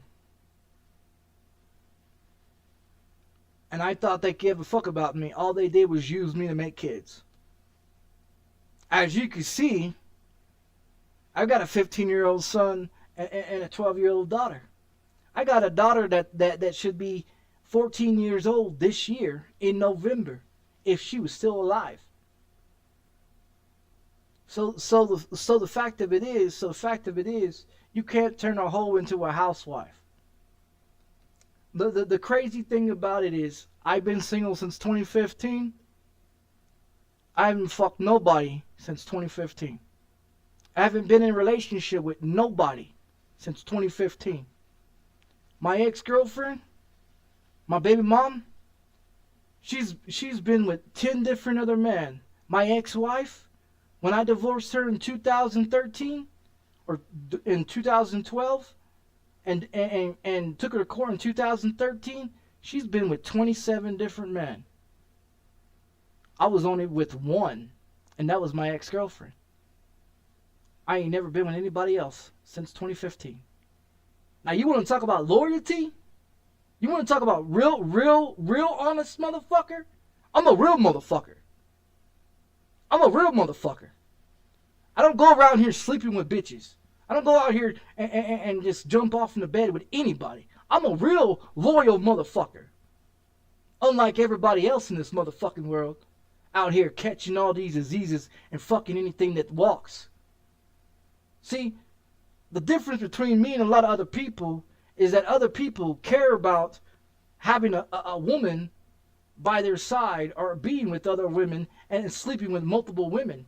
I don't give a fuck. Do I miss having a woman? Of course I do. But I ain't gonna be no fucking simp. I ain't gonna be out there desperate as a motherfucker. If they come my way and they're honest and they're faithful and I see and they can show me that they're honest and I can trust them, I'll give them a time of day. But if I can't trust them, I won't give them a fucking time of day. And I'm 100%. There's not enough money in this motherfucking world for me to go fuck anybody, fuck any chick in this goddamn world. I don't give a fuck how good you think your vagina is. I'm not fucking you. I'm not. Because I have respect for myself. I have loyalty. You know what I mean? I'm an honest person. Even though my childhood was fucked up and I did all the crimes that I did. But the fact of it is, I'm no longer a child. I'm a grown ass man. And since I've been out here in the world, I'm not a free motherfucker. If you think you free in the United States of America, you have been brainwashed way too many fucking times. I'm just saying. You've been brainwashed way too many fucking times. Society wants you to believe that if someone has a fancy car, you must have that fancy car too. Society wants you to believe if someone has that house, you must have that same kind of house too. If someone is rich, you gotta be rich too. If someone has a car and a boat and a jet ski and a helicopter and they live in life and they're having a great old time, they want you to believe that you must have the same exact thing. If you look at it, if you look at society, Everybody copies everybody. Everybody wants what everybody else has. I don't care what you have. Because what you have may make you happy. But your shit does not make me happy. Materialistic shit does not make me happy. Having thousands of dollars in my pocket does not make me happy. You know what I mean? It doesn't. Having fancy clothes and fancy shit and people going on vacations and people buying this and buying that's great. If that makes you happy and you're happy about it, that's wonderful. That's great for you. I can care less. Because shit like that don't make me happy. You know what I mean? What makes me happy is knowing that I wake up every motherfucking day, knowing that I wake up into this fucked up, corrupted ass fucking world every fucking day, knowing the fact of how the government works, knowing how people work and think in society as sheep. You ever seen a sheepdog? You ever seen a sheepdog herd a bunch of sheep into a pen or into this place or that place, wherever the owner wants those sheep to go to, and the owner tells that sheepdog, hey, go over there. And then they take all the sheep that way, or they take the sheep that way, or they take them this way or this way.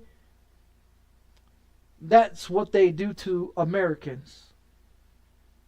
They treat you as sheep. And that's why I call people sheep, because that's what the fuck you are. You are fucking sheep to this government. This government has been mind fucking you for decades. Look at all the food that you eat. Look at all the shit that you have in this world. And you still ain't happy with a house and a car and a job and a wife and kids. You still ain't happy. I got kids. I know where they're at. And they're well taken care of. Do I live in a fancy place? Absolutely not. This apartment was built in 1980. And every fucking thing in it is not in the 21st century. The stove is, and the hot water heater is, but everything else is absolutely not in the 21st century. I was born in 1986. This apartment complex was built in 1980s. I'm fine with how shit is. I don't care about politicians. I don't care about all that shit. That shit don't. I don't vote for politicians. I don't vote for governors. I don't vote for presidents. I can care less. I don't subscribe to fucking ads. I don't buy fucking cable. I don't buy fucking junk. I don't buy a bunch of shit in this fucking world. Hell, I've wear the same fucking shoes since 2012. These shoes right here. These shoes right here. I got in 2012. These are FUBUs. That all the original top layer of the shoe is completely gone. The shoe is literally falling a fucking apart. Look at this. Look at this. This shoe is literally falling a fucking apart. Got no fucking sole. Literally pushing my finger through the fucking sole of this shoe. I got these in 2012. I wear these motherfuckers every goddamn day. Every day. I go nowhere. And I still wear them every motherfucking day.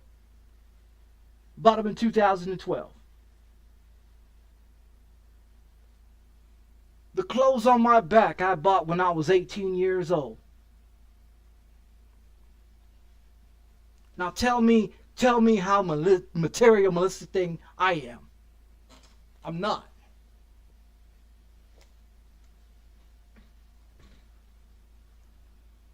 I'm not.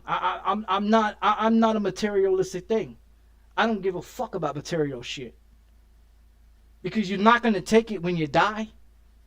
You're not going to take that fancy house. You're not going to take that fancy car. You're not going to take your fancy computer. You're not going to take your fancy apartment. You're not going to take all the fucking money in your pocket. When you die, you fucking die. It doesn't matter. It doesn't matter. Heaven or hell, it's all a fucking joke. Your ass is either going to get cremated or you're going to be put in a fucking box and put in the fucking ground. And 10, 15 years later, they're going to move your body from one location to another location. And then they're going to sit up there and tell you, oh, well, he's dead anyways. Exactly. They don't give a fuck. People don't care. When you die, you don't mean nothing. The government loses money when people die. So the thing of it is, everything that you eat is farmers have been forced to feed cattle and feed animals chemicals that feed you. And then you wonder why you're sick all the time. You wonder why you're fucked up all the time. Why you got problems all the time. Your bones and your body and this going on with your body. 90% of people in this world has PFAs in their body. That is forever chemicals in your body that is killing you. Look it up. 3M and DuPont, they use chemicals that they give to the farmers, that the farmers feed their cattle, that then the cattle go to the slaughterhouse and gets put out there and people eat it. And it gets into your body, like your water is contaminated. They tell you that you need to drink water all the time. Did you know that your body already has plenty of water? Did you know if you drink too much of water, your body starts overflowing with your body getting swollen and fat from over excessing of water, of drinking too much water in your body? Because your body is mostly water already as is. But they don't want to teach you that in school. See, they don't want to teach you anything that you actually need to know while you're growing up to be educated. So when you grow up, they already manipulate you to make you feel and to believe that you need the government. In reality, you don't need a government. But the government wants you to feel and to believe that you need them. And so you got thousands of people living off of welfare and food stamps and housing and government assistance and this and this and this and this. And then they sit up in here and talk about how they're going to take all these people that are not disabled, that are not veterans, off of all this Medicaid and Medicare and food stamps and housing, and all these women that have 7, 8, 9, 10 kids, and they've never worked a day in their motherfucking life, but they got 7, 8 kids, and all they done is open their legs and spit out kids after kids after kids after kids, and they got thousands of dollars of food stamps. They drive around in a $64,000 car. They get their nails and their hair done and their makeup done every goddamn week on children's child support and children's welfare and shit like that. And then they sit up there and say, well, I don't need no man. Well, you don't need no man because all you do is spread your legs and pop out another kid, and the government gives you more money. And more assistance, and more food stamps, and more housing, and more this, and more that. So of course you don't need a fucking man. You need a man to fuck you so you can produce another child so you can live off the fucking government. That's reality. That's why women don't want man, is because women have lived off the government for decades. And now they're on social media talking about, where's all the good men at? Where's all the faithful men at? Why don't men want to date any women nowadays? Why? Because we're tired of your manipulation and your bullshit. We're tired of you using us to gain benefits, to make children with us so you can gain benefits and kick us out the door when you don't fucking need us no more. But you over there in social media claiming that you want a man. Men don't want to date you. Men don't want to be with you. Men don't want you no more. Men are tired of your bullshit. Men don't need you no more. They can go jerk the fuck off and be happy as a motherfucker, knowing that they ain't got to put up with your crazy bullshit, knowing that they ain't be manipulated on a daily basis of bullshit, knowing that they don't have to wake up beside a stinky ass, slutty ass whore that sleeps next to you begging for your goddamn dollar bills while they out there sucking and fucking the whole goddamn world, spreading their motherfucking legs for any fucking swinging dick just so they can get paid from the government and live off of government assistance. And then you wonder why this government's so fucked up. You wonder why women don't want to date nobody in the world no more. It's because they're so used to being acceptable by the government, saying, okay, you spread your legs, you pop out 6 kids, the government gives you all this money. Did you guys know that the government pays the woman $3,000 for 18 years? And you do the math, you do the math, right? $3,000, right? $3,000 times that shit by 18 years for your child, right? Because the government gives them $3,000. The government gives them $3,000, right? So you got $3,000, right? You times that by 12, which is $36,000, right? Okay, you times that shit by 18 years.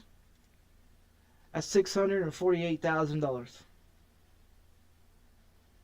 $648,000 that the woman gets for that child, that the child never sees that money. That money is from the government. So when you file your taxes, when the woman files her taxes and she claims the child on her tax papers, she gets $3,000 for that child.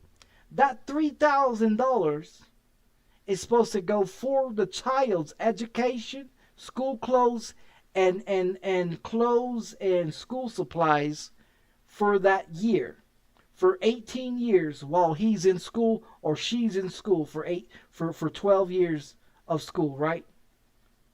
So when they go to school, when a child goes to school at 4 years old, so from 4 years old to 12th grade, that child is supposed to be getting that money. But the thing of it is, the women don't give that money to the child. But then she gets child support from the boyfriend or from the baby daddy. You know what I mean? And that child never sees that child support either because she's out there getting her nails done and getting her hair done. But she wants more child support money. For what reason? The government already gives you $3,000 every year for 18 years. The government pays 18 years for your child. And then, if you look at it, who actually takes care of your child? Who actually takes care of your child? Your child goes to school Monday through Friday, right? For 9 months, right? Okay. Do the math on that. So your child goes to school 9 months out of the year, right? There's 12 months in a year. They go to school for exactly 9 fucking months of the year, right? The government is taking care of your child for 9 fucking months, Monday through Friday, every motherfucking day. You take care of your child on Saturdays and Sundays and every night when they get home from school. Now tell me, who the fuck takes care of your child? The government does.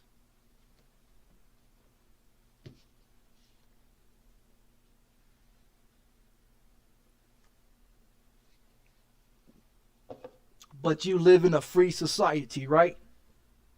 No, you don't. You'll never live in a free society. Not in America. Not in America. You can go to all these other countries and they're more freer than the United States of America. But other countries don't want you to know that.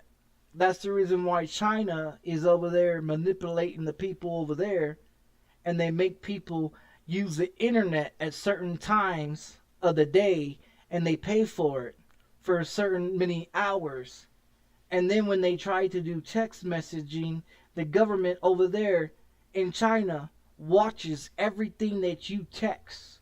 And if they feel that you're trying to use code words, they will change whatever you're trying to say. So if you type in your cell phone over there in China, North Korea, South Korea, they'll change it to something else.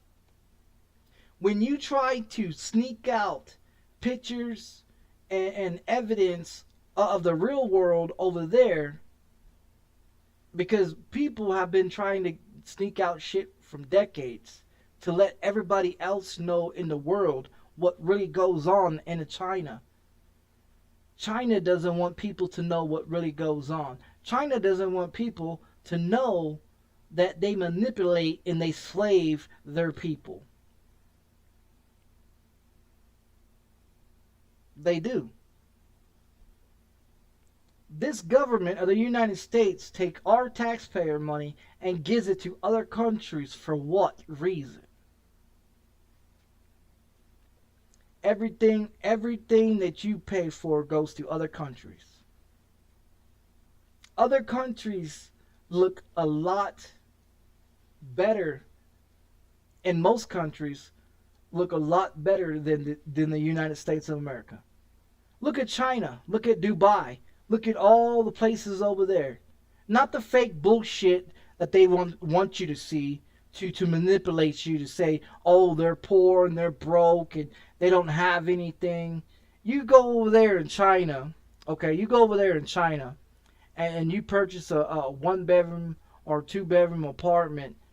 You pay $1,000 and you live in your apartment over there for $1,000 for a year. Groceries, cheap as a motherfucker. Healthcare, cheap as a motherfucker. Over here in the United States of America, they charge you for water when water is free.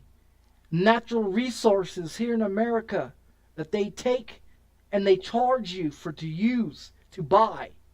Natural resources like oranges and bananas and vegetables that is in the ground, that are planted in the ground before we was ever here. They take it and put a price tag on it and say you must buy that, when that shit is a natural resource. Water that comes out of waterfalls and that comes out of the ground. Oil that comes out of the ground. Natural resources. Coal and all this other shit to heat your homes. Natural resources. They put a price tag on it and charge you for it. And you talk about you free in America? You ain't free. You ain't never gonna be free. You don't own your house. You don't own your car. You don't own shit. You will never own shit. And that's reality. Everything in America is bought and paid for. But they tell you free. You ain't free. They want you to believe that you have the rights that you believe that you have the rights of. That's all bullshit. Every rule and every law that has been made has been man-made written. All the 10 Commandments was man-made. Was man-made. The lakes and the rivers and the beaches and all that shit was man-made. But they sit up in here and tell you, you live in a free country. No, the fuck you don't. Tell me what's so free about it. Can you walk out of your house right now, butt fucking naked, and walk down the street? Can you? Can you walk out of your house right now, butt fucking naked, and walk down the street without someone calling the police on you? No, the fuck you can't. Can you walk down the street and shoot somebody just because you want to? No, the fuck you can't. Can you go rob a fucking store just because you want to? No, the fuck you can't. Can you go out there and slap any motherfucker or beat anybody's ass that you want to? No, the fuck you can't. Why? Because they think they want you to believe that you're free, but you're not. They're not. Nothing's free in this world. Nothing will be free in this world ever. But they want you to believe that we're being attacked by other countries. It's a mind fuck. The United States of America before 9/11,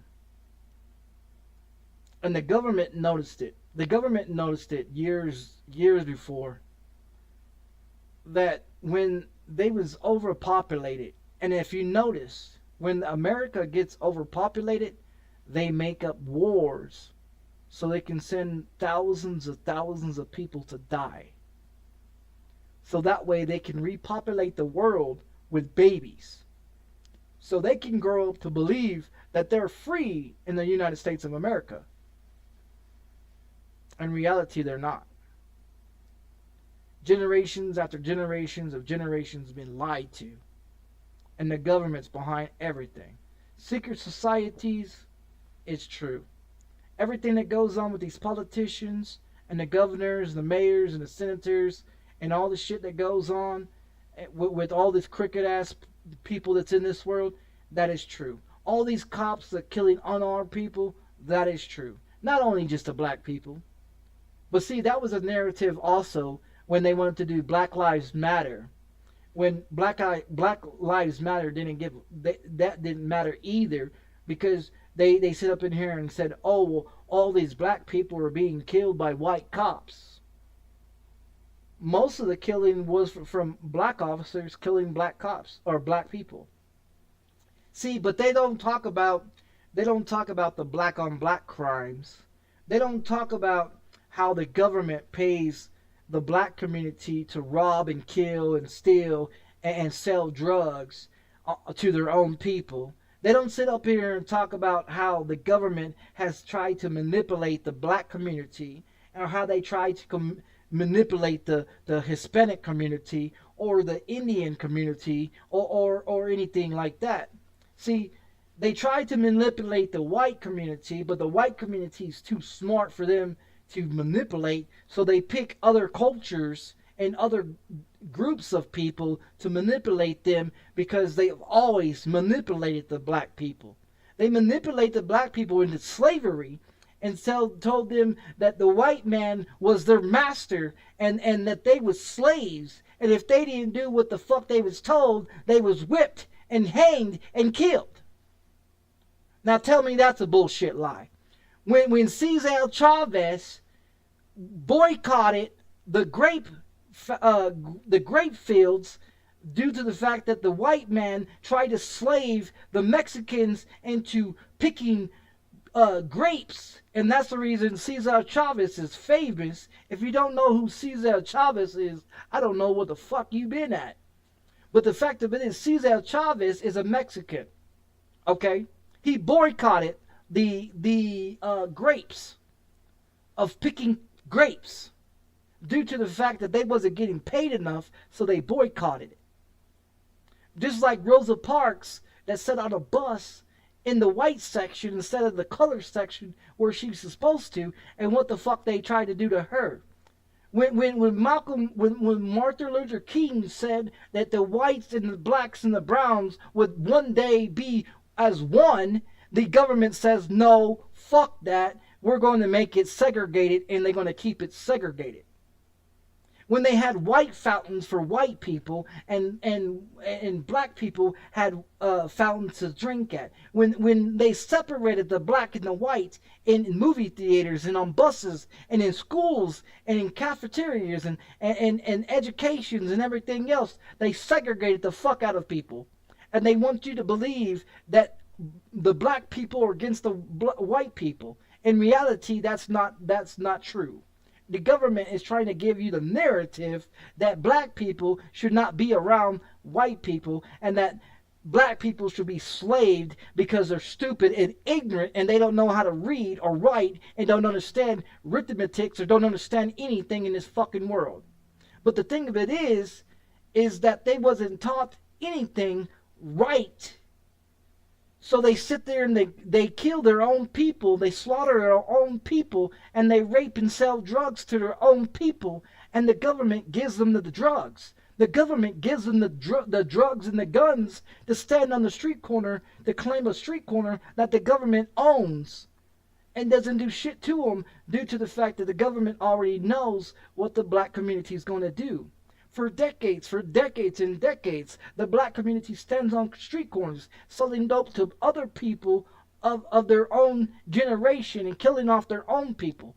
Gangs like the Crips and the Bloods killed each other for decades. When the Treses and the Nordrinos and the Latin Kings, which were Mexican gangs, that was killing their own people decades. When they sit up there and talk about that the KKK was made from white people, when in all reality, the secret society, which was part of George W. Bush and his bitch ass daddy, was the one that created the Ku Klux Klan. But they sit up in here and said that the white people that created. No, the government of the society created it. The Illuminati, the conspiracy theories that have been floating around for decades, all that shit is true. All that shit is true. The government is a third party of this world that's trying to manipulate you. And they've been doing it for decades.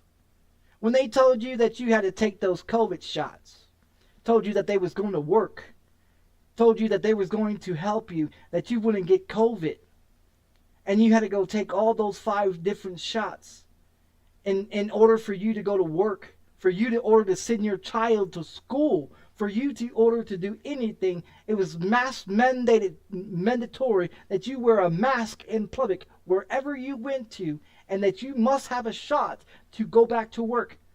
That's all government bullshit. Those shots have never worked. Joe Biden had COVID, 3 times, and he took the shots on live TV. But he still somehow got COVID 3 times, right? Okay. That just proves my point. Those shots don't work. Those shots have never worked. Those shots are meant to kill your immune system. Studies have showed that 90% of the drugs and the shit that the government, the FDA, has put out there for you has been killing people for decades. But they want you to believe this medication or that medication. The medical field, the doctors and the nurses and the FDA and the FEMA and all these other society groups and all these people that are supposed to help the people, all they do is give you bullshit, and they keep telling you, oh, go see a doctor. If the doctor was willing to help you get rid of whatever disease or whatever problem that you have, they should have gave you the right medication, and they should have gave you the right shit to fix you. But instead of giving you the right shit, they give you the shit that doesn't help you, that causes more problems, so then you got another problem. And then you get that medication, and you got to take that medication. By time of most adults in the United States, they're on 6, 7 different pills by time they're in their 50s and 60s. And not one of those fucking pills help you. High cholesterol, diabetes, weight problems, HIV, herpes, gonorrhea, STDs. But they all tell you, take these medications.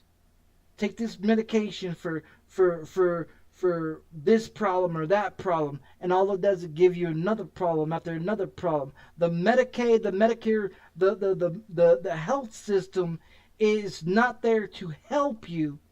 You go get your teeth clean every year. Did you know that the toothpaste that you brush your fucking teeth every day is killing your teeth? That fluoride that's in that toothpaste is fucking your teeth up. That shit does not keep your teeth clean. How many Colgate brands of toothpaste have you bought in your lifetime to make your teeth white? And your fucking teeth are yellow than a motherfucker. How many times you brush your motherfucking teeth a day with that Colgate toothpaste where it has fluoride in it that you brush your teeth with on a daily basis that's fucking your teeth off?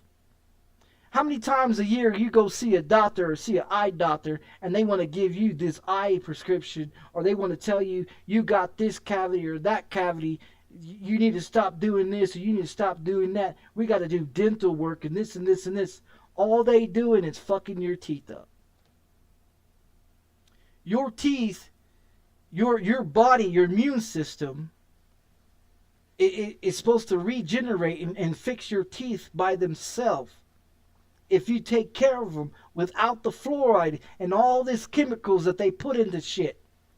The shit that you wash your hair with, wash your body with, is chemicals that's killing you. The water that you drink out of the fucking faucet is killing you. Bottled water nowadays is killing people. The food that you eat, it doesn't matter what the fuck it is. It's all artificial. Everything's artificial. It's got all these dyes and all these chemicals in it. And they wonder why you overweight. You wonder why you're sad, you're depressed, you're lonely. You feel that you got something wrong with you. In reality, it's a mind trick. It's a mind fuck. They're trying to fuck you. They want you to believe that you're still hungry when you shove down that McDonald's burger that you just ate, and you shoving more food down your fucking throat because that's artificial. You take a hamburger from Burger King and Whataburger and Five Guys or any other restaurant, and you put it on the counter and you leave that motherfucker for 30 goddamn days. You go get a Big Mac or any fucking burger from McDonald's and you put it on the counter right next to that motherfucker for 30 days, and I guarantee you that McDonald's hamburger, any type of McDonald's hamburger, will not turn, will not get mold, will not smell. It will look exactly as the fucking picture on the fucking McDonald's ad. But you go over there and get you a Whataburger or Burger King or something else, and you put that motherfucker on the table for fucking 30 days, and you go look at that motherfucker 30 days later, that motherfucker's got mold on it. It's got white mold on there. It's black as a motherfucker. You open it up, it smells real fucking bad. That's real fucking meat. Go do it. Try it. Cheese. Cheese spoils. You leave it out on the counter. Cheese nowadays don't even spoil. It doesn't even get no mold. It doesn't turn colors. All your shit that you eat in this world is killing you. And the government sits up there and says, ha ha ha, eat some more, you dumb motherfuckers. Eat some more, you stupid motherfucking sheep. Eat some more of my shit. They don't give a fuck about you. Now you see why YouTube wants to censor me? You see why YouTube wants to censor everything that I talk about? Because they don't want people to know the fucking truth, what really goes on in this fucking world. That's why YouTube censors me. But the fact of it is, it's true though. The fact of it is, it's true. You can't sit up in here and tell me that anything that I'm talking about is not true. You can't sit up in here and tell me that anything that's had happened in this world is not true. You can't sit up in here and tell me anything that Donald Trump did in 1992, 1993 is not true. Every allegation that 27 different women have came up and said about that motherfucker has been true. All the videos, everything. All you gotta do is go look on TikTok. Go look on TikTok.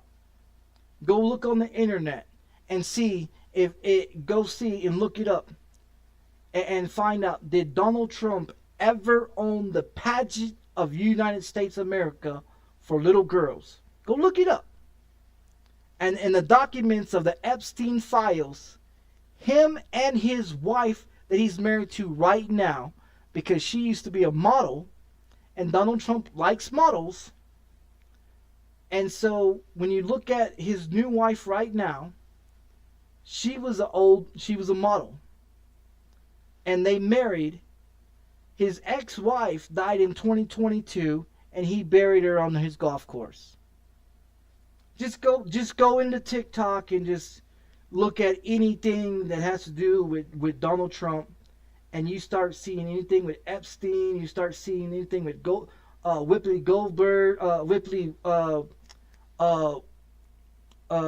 the fucking chick that pays on Ghost and shit like that. Whoopi Goldberg, I guess that's her goddamn name. Go look up all these motherfuckers, all these actresses and all these celebrities that they talking about that's in there. Because this morning on the TV, on the news, they sat up there and said that they know for a fact that Donald Trump and his wife currently was also where they met on Epstein's island, and that's how Donald Trump and his wife met. And then they had interviews of Donald Trump and everything else where they asked Epstein, "Are you good friends with Donald Trump?" And he said, "Yeah, I've been good friends with him for 15 years and longer." They got property next to each other on different islands, different places in the world. But everybody sits up in here and says that Donald Trump is not a pedophile. You got Howard Stern. You got Howard Stern's fucking radio show that he was on, and they talked about it. So you got Howard Stern that has proof of it. You got all these news outlets and all these social media outlets and all these people talking about what's going on with Donald Trump and the reason why they don't want to expose the files for Epstein, because Donald Trump and his wife is in it. That's the reason why he doesn't want to be exposed, because he doesn't want the world to know about it. But the thing of it is, we already know about it. If you remember back in 92 and 93, when a woman accused Donald Trump for grabbing her, and she came out forward about it, they tried to say that she was crazy and this and this and that. And then they made her do a polygraph test. In that polygraph test, it came out that she was telling the truth. So when they go do polygraph tests on 27 other women and find out all 27 women have told the truth in the polygraph test, there you go. Now sit up there and tell me that I'm fucking a crazy conspiracy theory, that I'm off my fucking rocker. I'm not.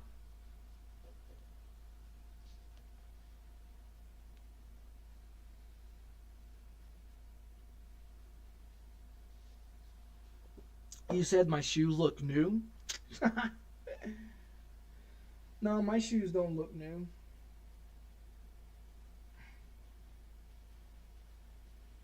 They definitely do not feel new. They hurt my feet. I just don't want to go buy shoes because, to be honest, I don't know where to buy shoes at. I really don't. I don't know where to buy shoes. I really don't. I haven't been to a Walmart since 2018. I haven't been to a shoe place since 2012 or 2012. So I haven't bought any shoes since 2012. I haven't been to Walmart since 2018. I mean, I've been to the laundromat and I've been to the doctor's office. Other than that, I've been to the post office and my mailbox, but anywhere else? No, I haven't. I have not been anywhere else. I haven't been to the dollar store since Dollar Tree or Family Dollar since 2018. I literally haven't been anywhere since 2018. The only place I've been is to the doctor's office, to the laundromat to do my laundry, and to the post office to deliver, send off documentation to Social Security office and stuff like that.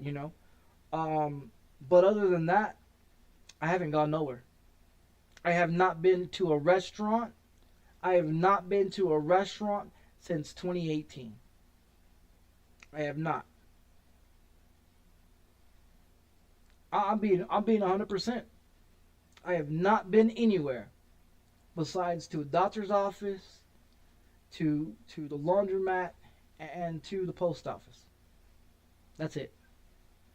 Well, to the dispensary, the marijuana dispensary. I've been there, but other than that, I haven't been anywhere else. I have not been anywhere else.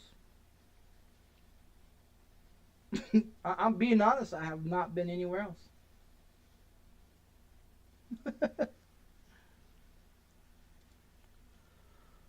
I got tired of going to places, man.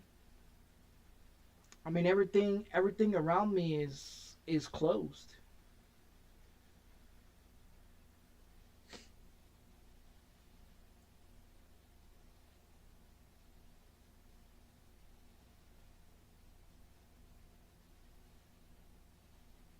What was the flavor you wanted?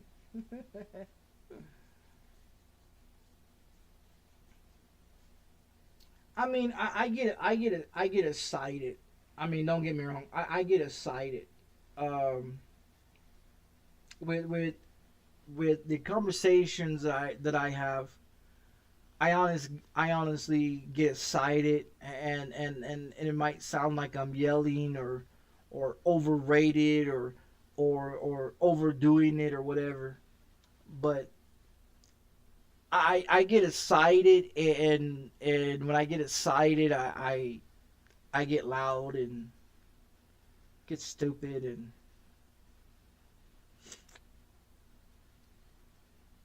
I don't really think I don't really think about things that I talk about. I just talk about them. And that's that's a because most people they think about what they're going to talk about before they talk about it. You know, because they don't want to defend anybody or say something that other people might not like. You know what I mean? And with me, I know that I say a lot of fucked up things, and I know that I'm outspoken with a lot of stuff. You know what I mean? That I shouldn't talk about, that I know that I shouldn't say about, but I mean, when you sit here all day and you look at the shit that goes on in this world, who else are you going to talk to? Who else are you going to express the way shit is? So using the platform to discuss things and stuff like that to people is something that I do, is because I just honestly feel that people in America have been lied to for decades, and it's not right. It's not right for people to be lied to, and to be manipulated and be used, and to believe and to think that people have any rights and anything to say. You know what I mean? And the people that are like me, they have issues too. You know what I mean? They have issues too. They have issues and shit like that. They may not be they may not be outspoken or speak the way that I speak or think the way that I think, but there's thousands of other people out there that couldn't and won't do it because of the fact that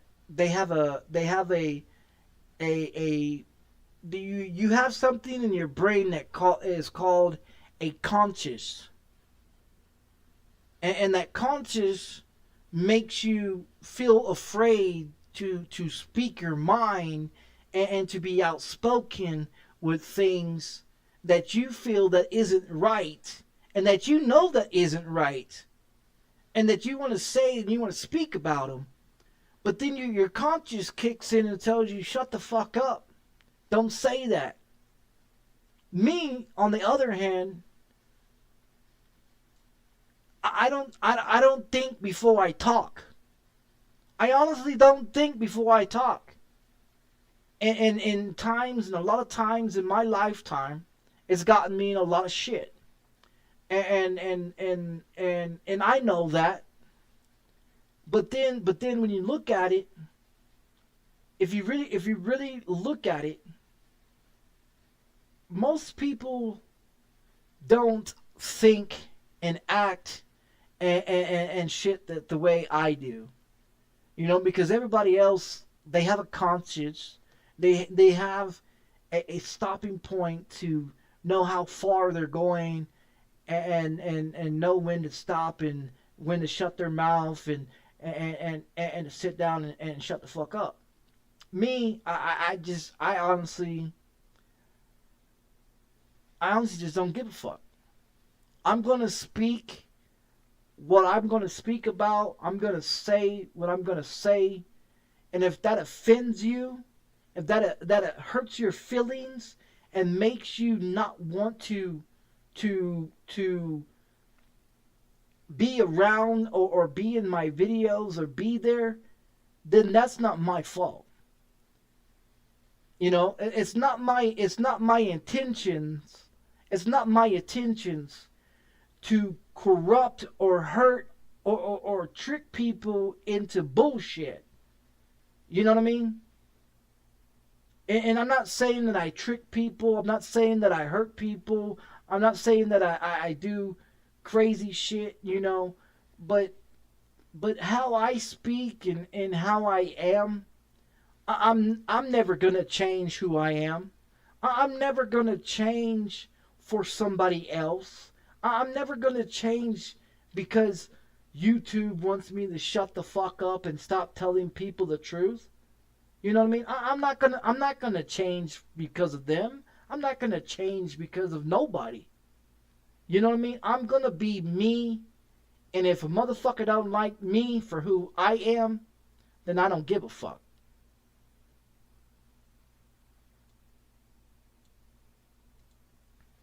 You know what I mean? And that's how I am. You know? And I express the way I talk and the way I do things is just because that's how I do shit. And a lot of people don't understand it. A lot of people say, oh, well, this guy is crazy. This guy's a conspiracy theory. This guy doesn't know what the fuck he's talking about. But in reality, look at all the shit that's happened in the last 25 and the last 30 years and tell me I'm not right. Look at all the shit that's happened in the last 30 fucking years with the government and everything that goes on and tell me that I'm fucking crazy and I'm out of my fucking mind when everybody sits here and sees it and everybody sits here and lives it and they go through it. And then you got people like YouTube and in other countries or other government people, you know, like the FBI and the CIA and the NSA and other platforms trying to shut me up just due to the fact that you're not going to stop me from how I am. You know what I mean? That's like my ex-wife trying to get me to um give all my money to her every time I got paid when she didn't want to give me none of her money. I paid all the bills, I bought all the groceries, I took care of my kids, and she took her money and blew it on bullshit and then wanted my money. I'm not gonna do that. I'm a responsible person. My whole fucking mind frame is knowing that a roof over my head is more important than going on vacation. A roof over my head, food in my stomach, and clothes on my back, and clothes on my kids' back, and shoes on my kids' feet are more important than any fucking bitch out here in this motherfucking world. My bills comes before anything in this world. My kids, they get everything that they want. My kids don't ever have to worry about anything. They've never been in trouble. They don't cause any problems. My kids understand that they got a fucked up dad, and that I lose my shit half the fucking time, and that I got a short temper, and that I fly off the fucking handle most of the fucking days, and my kids understand that, you know. But their mothers don't understand how the fuck I am, just due to the fact that there is no connection between me and their mother, because I have a connection with my kids because they came from me. You know what I mean? They came from my DNA, and they look like me, and they act like me, and they speak like me. And the thing of it is my kids understand, not totally, but my kids understand that there's something wrong with me mentally.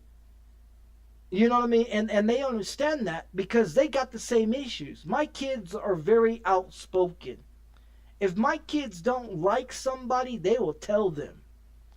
And see, I don't want my kids to ever hold their fucking tongue for nobody.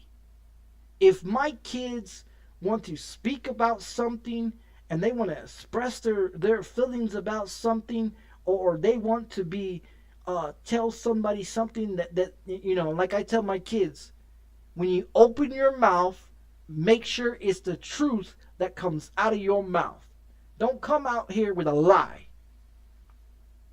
And that's what I teach my kids. I want my kids to be able to feel comfortable about speaking about things and not have to hide who the fuck they are. You know what I mean? Because too many people out here in this world sit up in here and tell their kids, shut up, shut the fuck up. No. Let you teach your kids right from wrong, and you have them understand when it's the right time to talk and when it's not the right time to talk, what needs to be said and how to say it the right way. And the thing of it is my son's going to be 15 years old. He has never been in trouble with the law. He has never been convicted of anything. He has never done anything wrong in his fucking life. You know, besides probably, you know, as a baby, you know, take his diaper off and rub it all over the fucking wall with shit all over it, you know. But I mean, that's typical kids, you know. You know,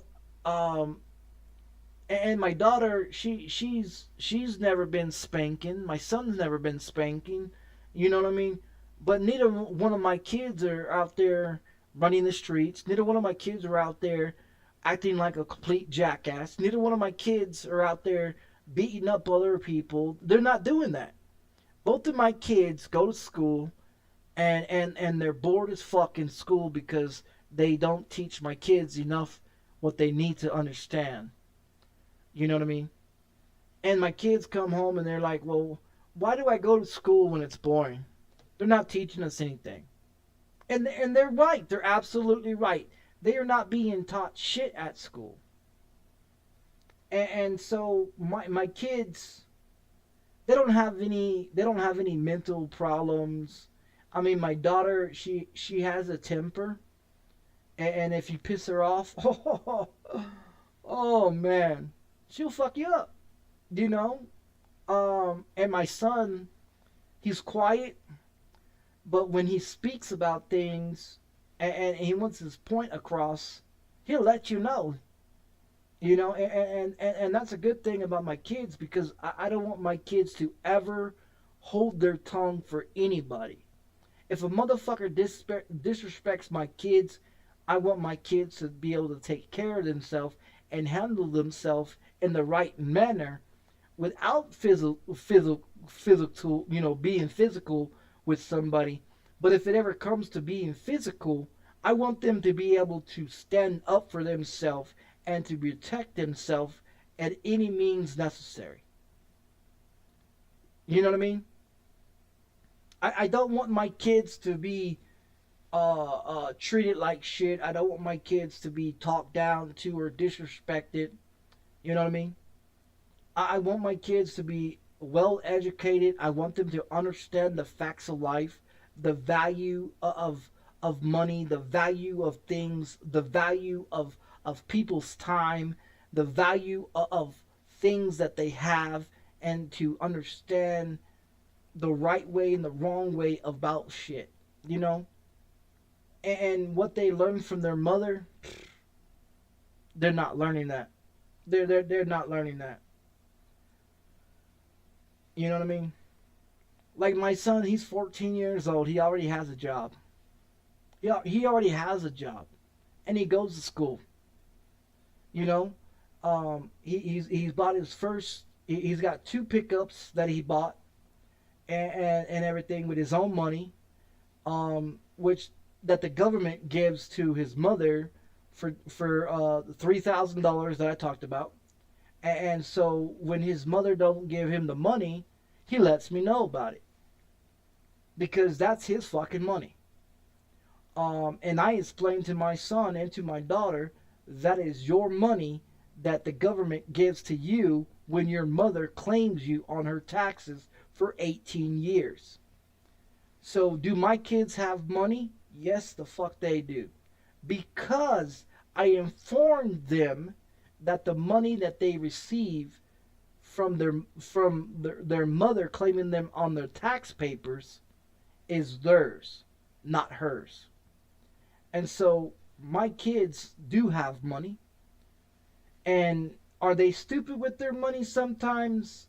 Yeah, but I mean, they're kids, you know, 14 and 11 years old. Of course, you know, they're gonna want to buy whatever they want to buy, and everything is cool, everything is neat, and they want to have everything that everybody else has, and you know, and shit like that. But there comes to a point where, like I explained to my son, that if he does not get a job while he's in school, when he gets out of school, that little piece of paper that he walked across the stage that he went to school for does not mean shit. That piece of paper that you go to school for to get to pass to graduate from high school does not mean shit in this society anymore, and has not in the last 25 years. So I teach my kids that you've got to get you a job, so that way you can earn money and understand the value of money, the value and the principle of the things that you want, the things that you need, not the things that you must have, but the basic things like food and clothes, a roof over your head, make sure your bills are paid, you know what I mean? And I let them know that everything that you buy, you do not own. And I let them know that the government is not here for you, they are against you. Because I want my kids to know the facts of life, not the facts of bullshit. Not the fake news, not the fake bullshit, not the fake society and all this social media. Oh, I gotta be like that. I gotta be like her. I gotta be like him. I gotta get those shoes. I gotta get. No, no, no, no, no. That's the shit that you don't need. You get the shit that you actually need. You know, like your school books and your clothes and shoes on your feet and food in your stomach. You know what I mean? I teach my kids the value, the principle of a dollar bill, because at one point in time, that dollar bill is going to be worthless by time they grow up to being adults. You know, and the thing is I don't want my kids to believe that they have to be like everybody else. I don't want my kids to believe that this government and this society is here for you. They are there against you, and they will always continue to be against you. I tell my kids to watch the TV, watch the news, and see the crazy shit that goes on in this world. See the shit that the looting and the killing and the robbing and the raping and the government, you know, the senators and the mayors and the vice president and all these people and the presidents of the United States. Look at all the stuff negative they have done, and then look at the stuff that they have done positive. But then it is your choice if you want to believe into the bullshit, or if you want to believe into what is actual truth. You know, I want my kids to learn and understand that if you learn how to be able to learn how to live off the grid and learn how to invent things and create things and put your mind and put your soul and heart into something that you care about, and you take the time of understanding the values and the principle of what you get and what you have and everything. I want them to understand that. And that's the reason why my 14-year-old son has a job now and understands the principle and the value of money. He understands that nothing in this world is free. Nothing in this world is given without something else being taken. On the other hand, with my 11-year-old daughter, she's a little complicated due to the fact that she lives in the fantasy world. You know, she lives in the fantasy world. And it's fine. It's fine. She talks to herself. And I do too. You know what I mean? She talks to herself. I do too. You know, and shit like that. And she's into anime, and she's into, you know, trying to use like different voices on different characters, and you know, she's into shit like that. You know, and as a kid myself, I was into cartoons. I was into believing that everything was unicorns and fucking ponies, and life was so fucking wonderful as a kid, and everything else, until I went to prison and got a reality check and found out that it's not. You know what I mean? So I mean, I understand where my daughter comes from.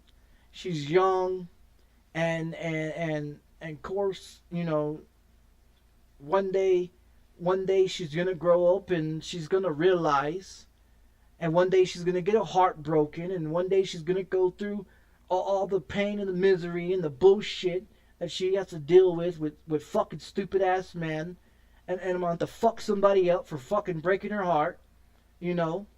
But that comes in reality of being a father and having a daughter that you're trying to protect and everything. Because I'll tell you right now, I'll do whatever it takes to protect my kids. I don't give a fuck.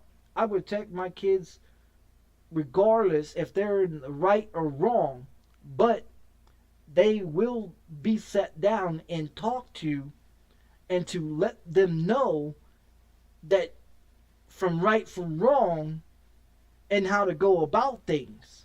Me, on the other hand, see, I'm very good. I'm very good in a lot of areas, but when you know, like I said, when I talk correctly and properly and without all the cussing and everything, I'm very intelligent. And so, like, when I try to speak to my kids, you know, they don't understand how to reply to me, because I don't look at my kids as children. I look at my kids as another human being that needs to be set correctly in this world. So I don't believe in just letting my kids do whatever the hell they want to. You know what I mean? I'm very controlling when it comes to paying bills, to paying things. You know, with having OCD problems and shit's got to be in order, shit's got to be nice and neat, shit's got to be done, shit's got to be done the way I like it. Because if it's not, it fucks up my world. It fucks up my day, you know. And so with people that have OCD problems and ADHD problems and bipolar and schizo and anger issues, I'm short-tempered in a lot of aspects. I get angry a lot. I stress out about a lot of things that a lot of other people won't stress out about, like YouTube doing what they're doing. A lot of other people would not even discuss about it. A lot of people wouldn't even say anything about it. They would just like, okay, you restrict the video, okay, whatever, you know. I'll try next time not to get my videos, you know, restricted, or try not to get my videos copyrighted or this or this and that. I'm like a light switch. You flip me on, I'm fucking crazy as a motherfucker. I'll go off the fucking rocker on your ass, you know. And then next minute I'm happy, laughing and giggling, you know, having a great old time. If that's not a sign of mental fucking disorder problems, you know what I mean? If that's not a sign, I mean, I recognize my disorder problems, and I do not use it as a crutch. You know what I mean? I don't use it as a crutch. I let people know this is the way the fuck I am, and this is the way the fuck I'm going to be. And if you don't like it, I don't give a fuck. And other people, they can't handle that. They can't handle the way I speak. They can't handle the way I talk. They can't handle the way I am. And a lot of people, you know, they come in, they watch, and they hear me ranting and going all crazy, and then they just leave and like, this goddamn guy's a fucking psycho. Why is this guy on YouTube? Why is this guy on any platform? You know what I mean? And so it's, you know, I try to be respectful to everybody. I try to give people the benefit of doubt. You know, I'm fucked up. You know, and I know I'm fucked up. My ex-wife could tell you I'm fucked up. My ex-girlfriend can tell you I'm fucked up. My mother can tell you I'm fucked up. My kids could tell you that I'm fucked up. You know? And the thing of it is I know I'm fucked up.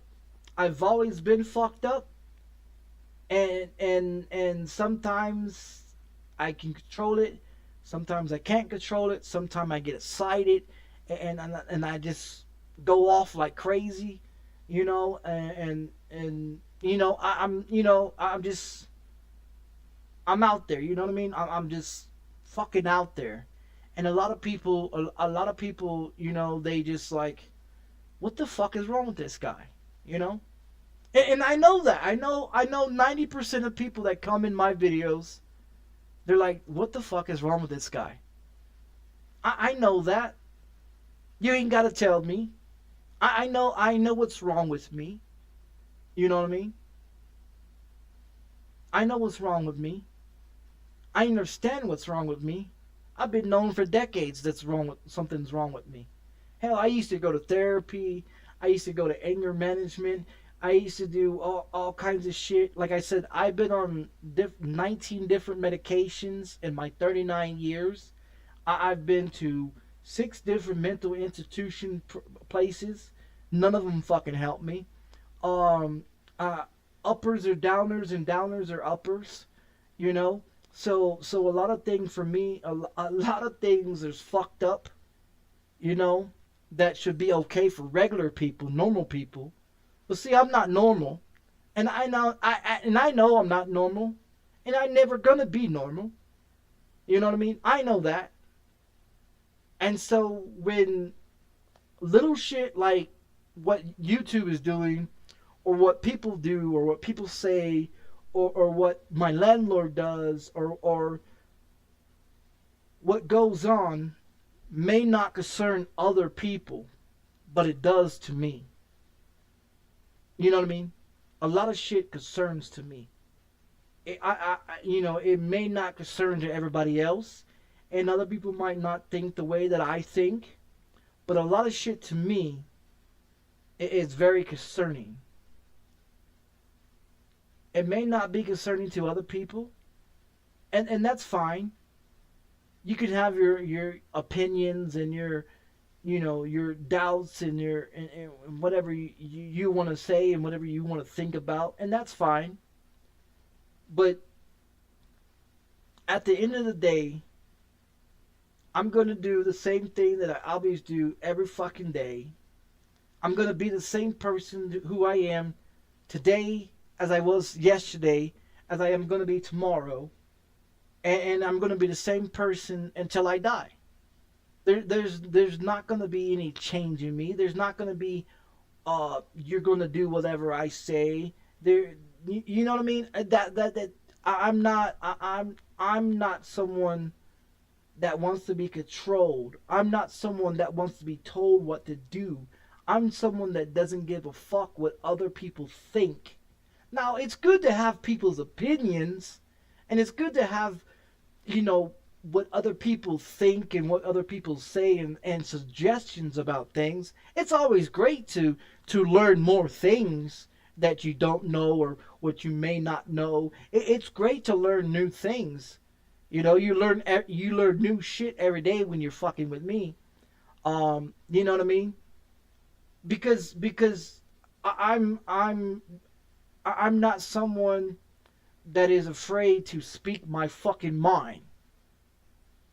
You know what I mean? I'm not afraid to speak my mind.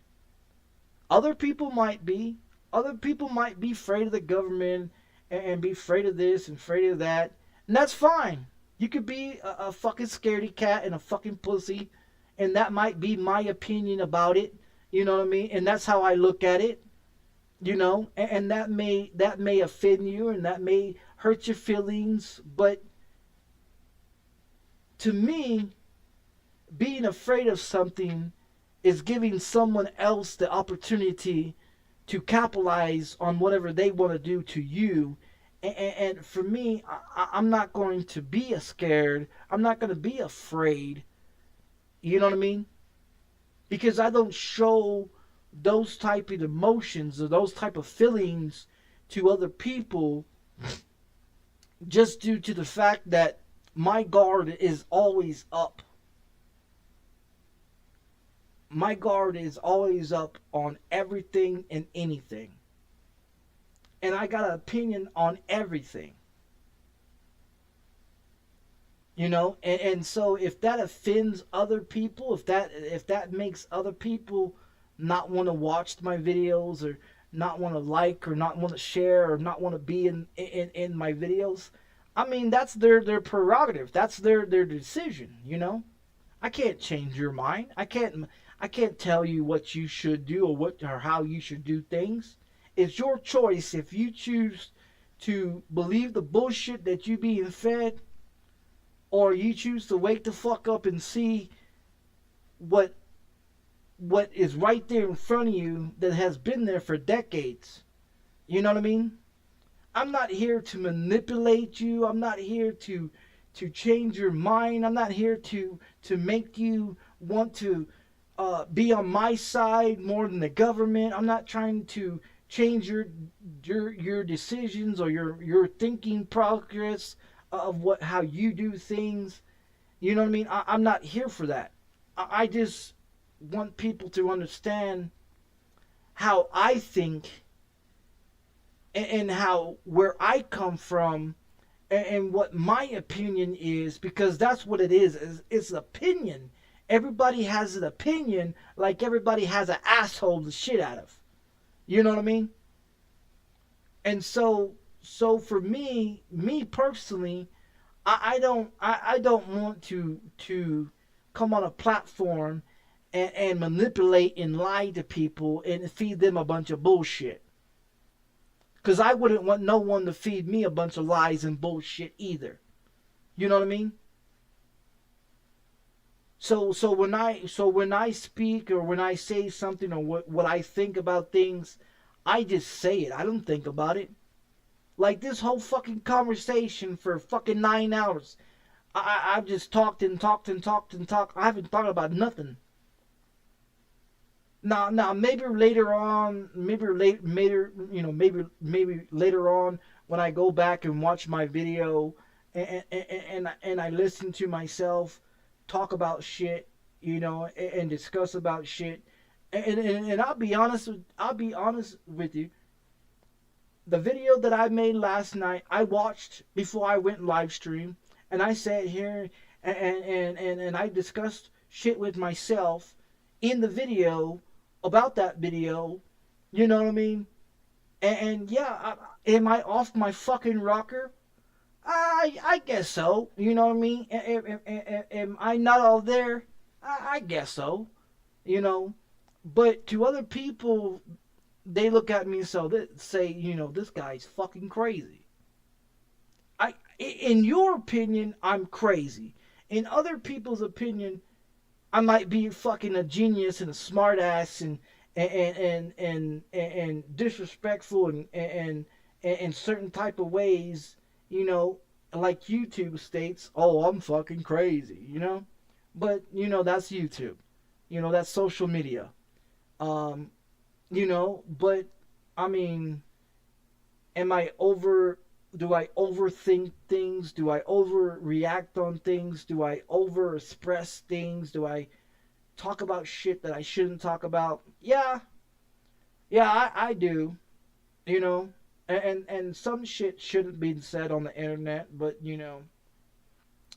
I mean, once you say it, you can't really take it back, you know what I mean? It's out there, but at least I understand that I got fucking mental fucking problems. And I understand that. I understand that, you know what I mean? Now, other people might not understand that, and they might think, oh, this guy's just fucking talking out his ass, and most people think that, and that's okay, you got an opinion, and you can say whatever the fuck you want to, just like YouTube, they got an opinion, and they're gonna say whatever the fuck they want to, even though they're fucking wrong. They're gonna still say it anyways, but that's their opinion, and I can't slap them the fuck around and say, hey, motherfucker, this is what's gonna be, You just can't do that. I mean, you can do that, but you know what I mean? A lot of people wouldn't do it. But I mean, I know I got problems. I know I got issues. I know I got mental problems and a bunch of other fucking problems wrong with me. And I know that. The FBI knows that. You know what I mean? And so, you know, I try, to be honest, I try not to speak about things because I just keep going with it. You know what I mean? Like for 9 fucking hours, you know, 9 fucking hours. But I don't know. You know, sometimes you just gotta talk about shit. You know, because in reality, I can't get physical with people. I mean, I can get physical with people, but if I do so, I know what I'm gonna do to people. You know, um,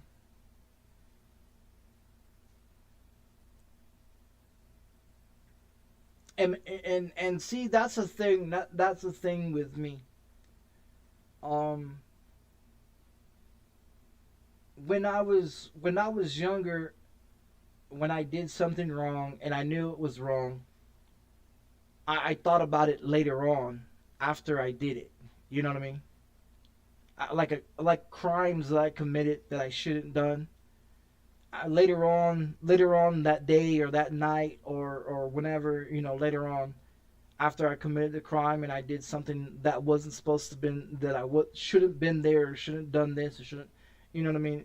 I've I've always talked to myself. You know what I mean? Like I said, you know, I used to watch cartoons every day. I thought everything in the world was funny. I thought everything in the world was ha ha, giggly giggly. I thought life as a child was a cartoon. You know what I mean? And in all reality, as a child, I thought life was fucking rainbows and fucking pink dinosaurs and unicorns and happy-go-lucky. You know, everybody's happy, everybody's, you know, cheerful, everybody's, you know, in this fantasy world and shit. When I was a kid, I thought everything was hilarious. When my mom used to whoop my ass with a belt, I used to laugh at her. When my dad used to beat the shit out of me as a kid, I used to laugh at him and say, "Give me some more." You know what I mean? Because I thought it was funny. When I used to go to school as a kid and stand up in the classroom and be a class clown and wanted to be accepted for being a class clown, like no bullshit, I was a fucking class clown. I was one of those kids that try to make everybody fucking happy and laugh at funny jokes and be funny in the school because I thought everything was a fucking joke. Until I went to prison and realized this world is not what it is.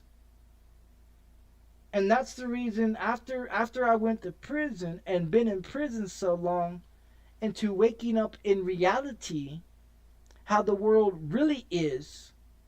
The world is not a fucking joke. The world is not happy-go-lucky. The world is fucking miserable.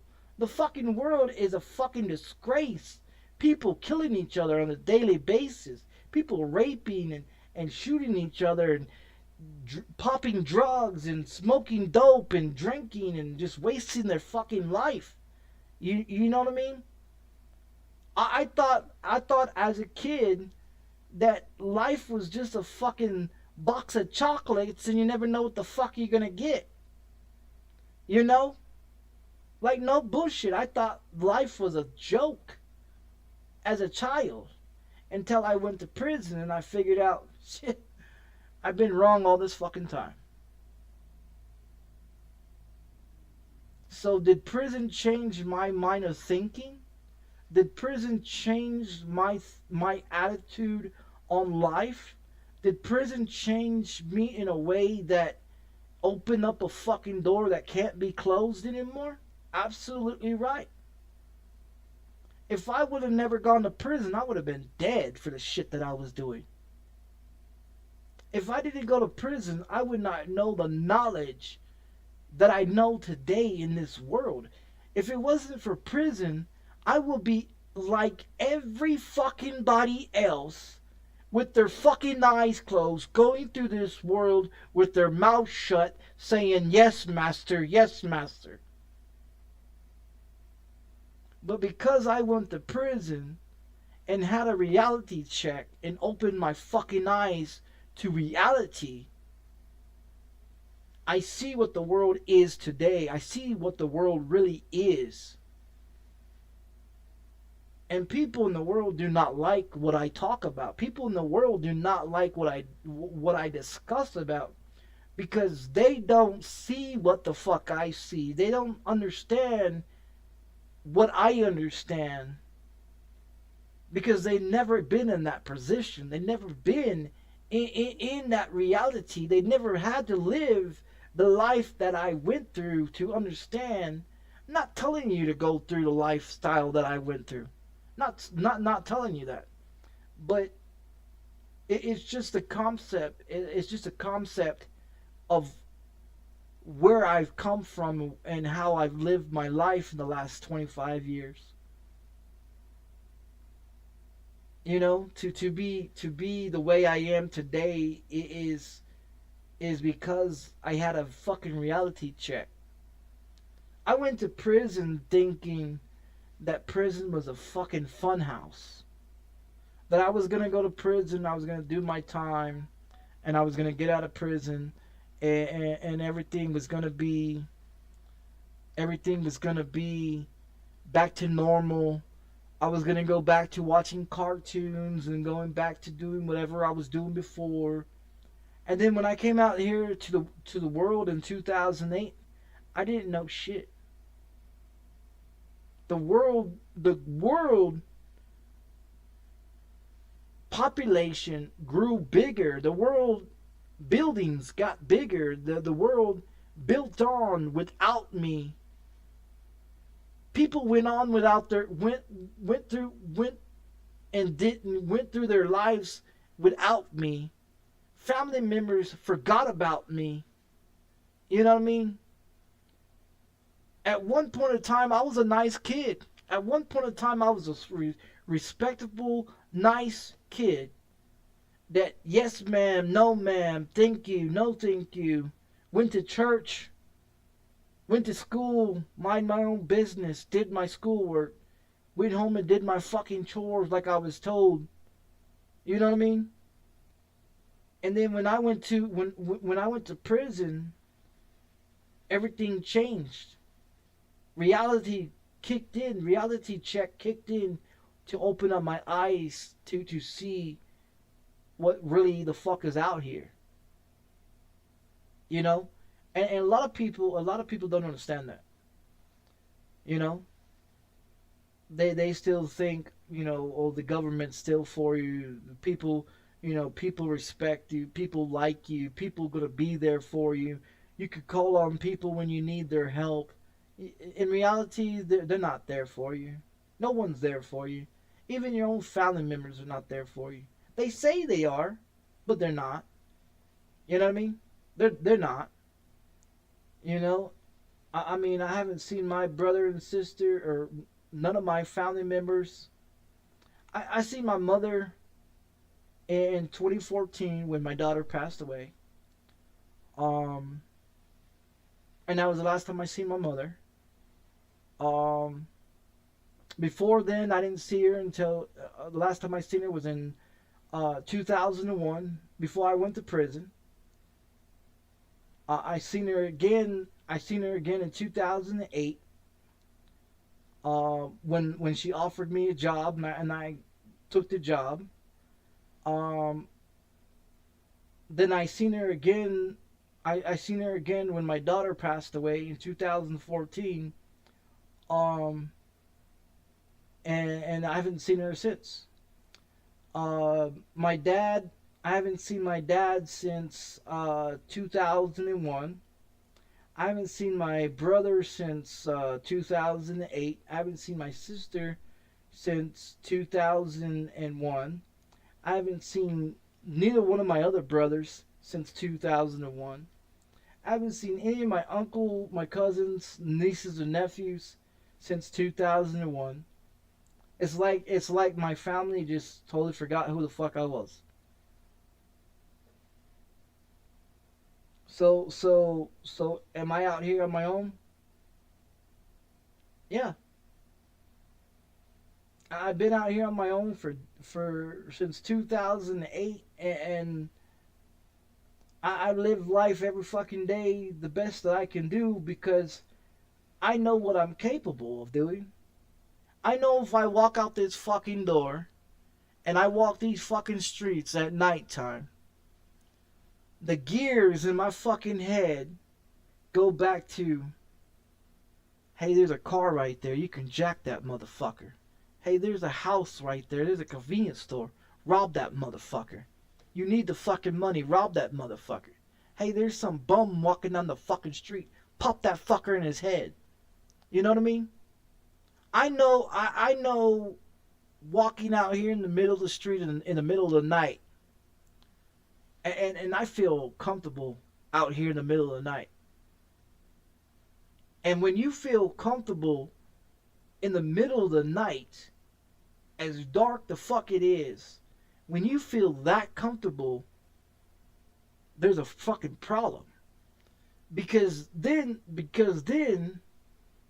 your mind goes back to criminal activities as a child. And don't get me wrong.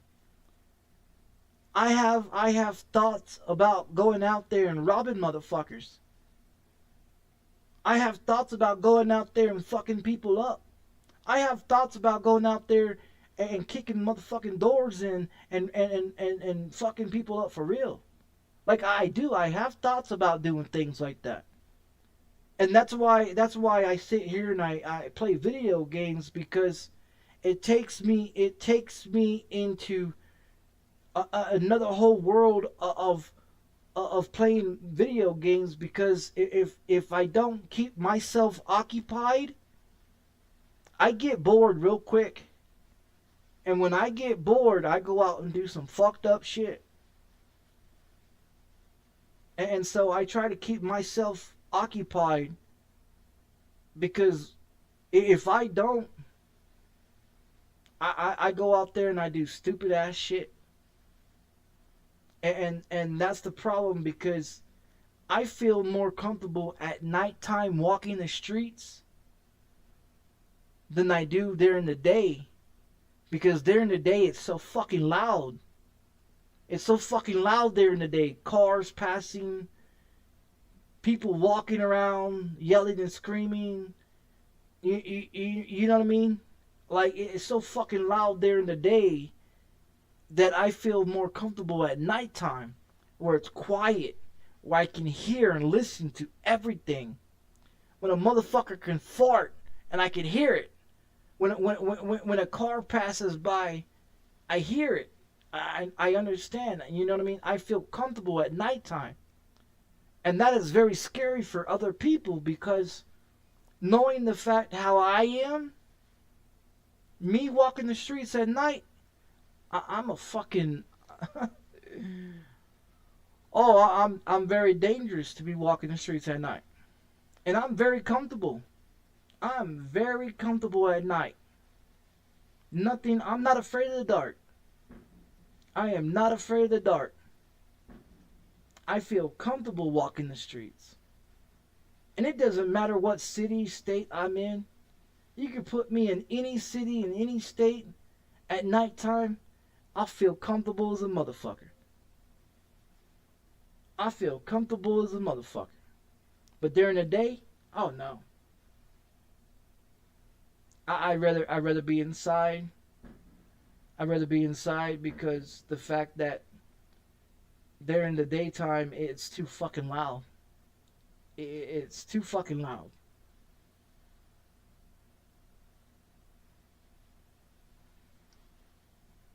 You know, to me, it's too loud. Too much shit going on. Too much traffic going on. Too much people. Too much people doing too much things. You know, and that's why I don't go nowhere. Even when I was married, even when I was dating and had a girlfriend and stuff like that, I didn't want to go nowhere during the daytime. I'll go to the grocery store. I'll be nervous as a motherfucker there going to the grocery store. Like, no bullshit. I was nervous as a motherfucker. I can't go to the grocery store and not be nervous. I can't go to the grocery store and not be nervous. I'm always looking around. I'm always trying to pay attention to other people, seeing what other people are fucking doing, because I don't know what the fuck they're gonna do.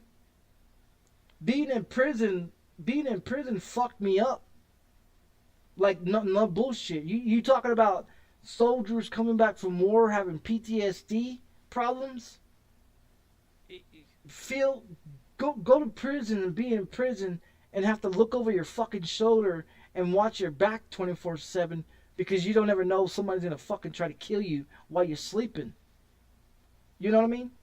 And then try to come out to this fucking world and try to be normal as everybody else is. You can't. You can't be normal. I'm not normal. I'm nervous as a motherfucker walking into a convenience store because I don't know what other people are gonna do. So I don't like going to grocery stores. I don't like going to grocery stores. I don't like going to malls. I don't like going places because I can't control the environment that's happening. I can't. I'm nervous as a motherfucker. And I'm being honest. I'm nervous as a motherfucker. I can't go to grocery stores and go shopping like a normal fucking person. I go into the grocery store. I get what the fuck I get. I get the fuck out. I'm being 100%. When I used to go to the grocery store and buy my groceries, I used to walk to the grocery store. I'll walk straight there. I would not go anywhere else. I would not do anything else. I would walk straight to the fucking grocery store. I would have a list of things the fuck I need. I get my fucking shopping cart. I go to every fucking aisle that I need to go to get my fucking groceries. I'll be in that fucking store about 45 minutes or less, and I'm the fuck out and walking home. Because I cannot be out there. I don't trust motherfuckers. I don't trust motherfucking people.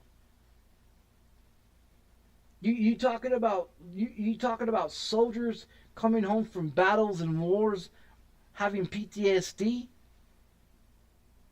I got PTSD. I can't go to fucking stores. I can't go to malls. I'm nervous as a motherfucker.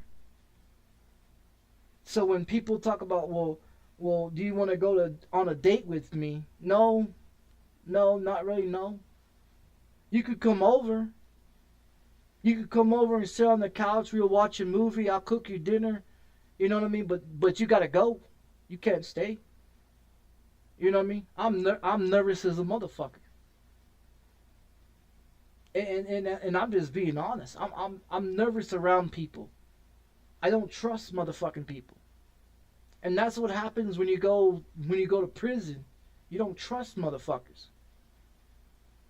You know what I mean? That's the reason why I'm the way I am now. Because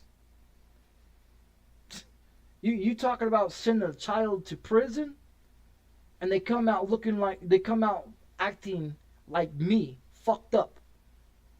Worried about everything, stressed the fuck out about everything, got OCD problems. Oh, I'm a neat freak. I'm a fucking neat freak. I take a shower at a certain time, and when I don't take a shower, I get frustrated and angry, and you know what I mean? 6 o'clock in the morning, I take a fucking shower. If I don't take a shower, I get frustrated. I get mad. I'm on a schedule. You know what I mean? I'm on a fucking schedule where I take a shower every day at 6 o'clock in the morning. Like, no bullshit.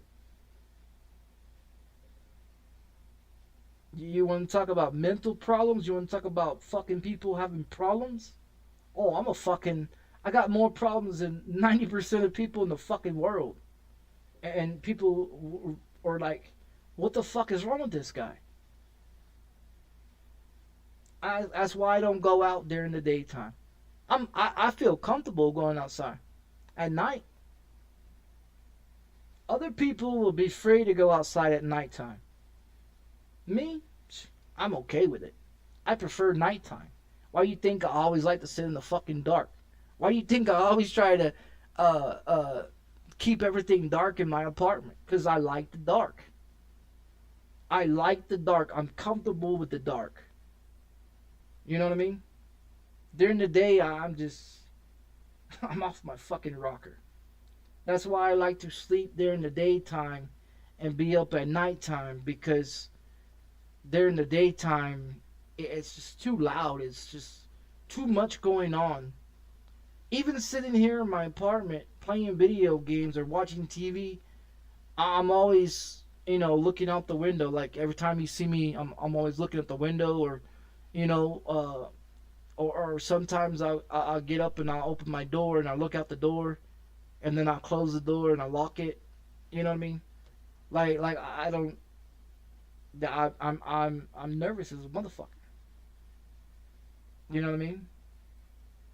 And it's a mental fucked up problems. You know. But at least I understand, and I'm aware of my fucking mental problems that I got. Other people, they don't admit that they got problems. They don't admit that they got issues. I don't have no problem telling you that I got fucking problems. Do I need a therapist? No, I don't want to talk to a fucking therapist.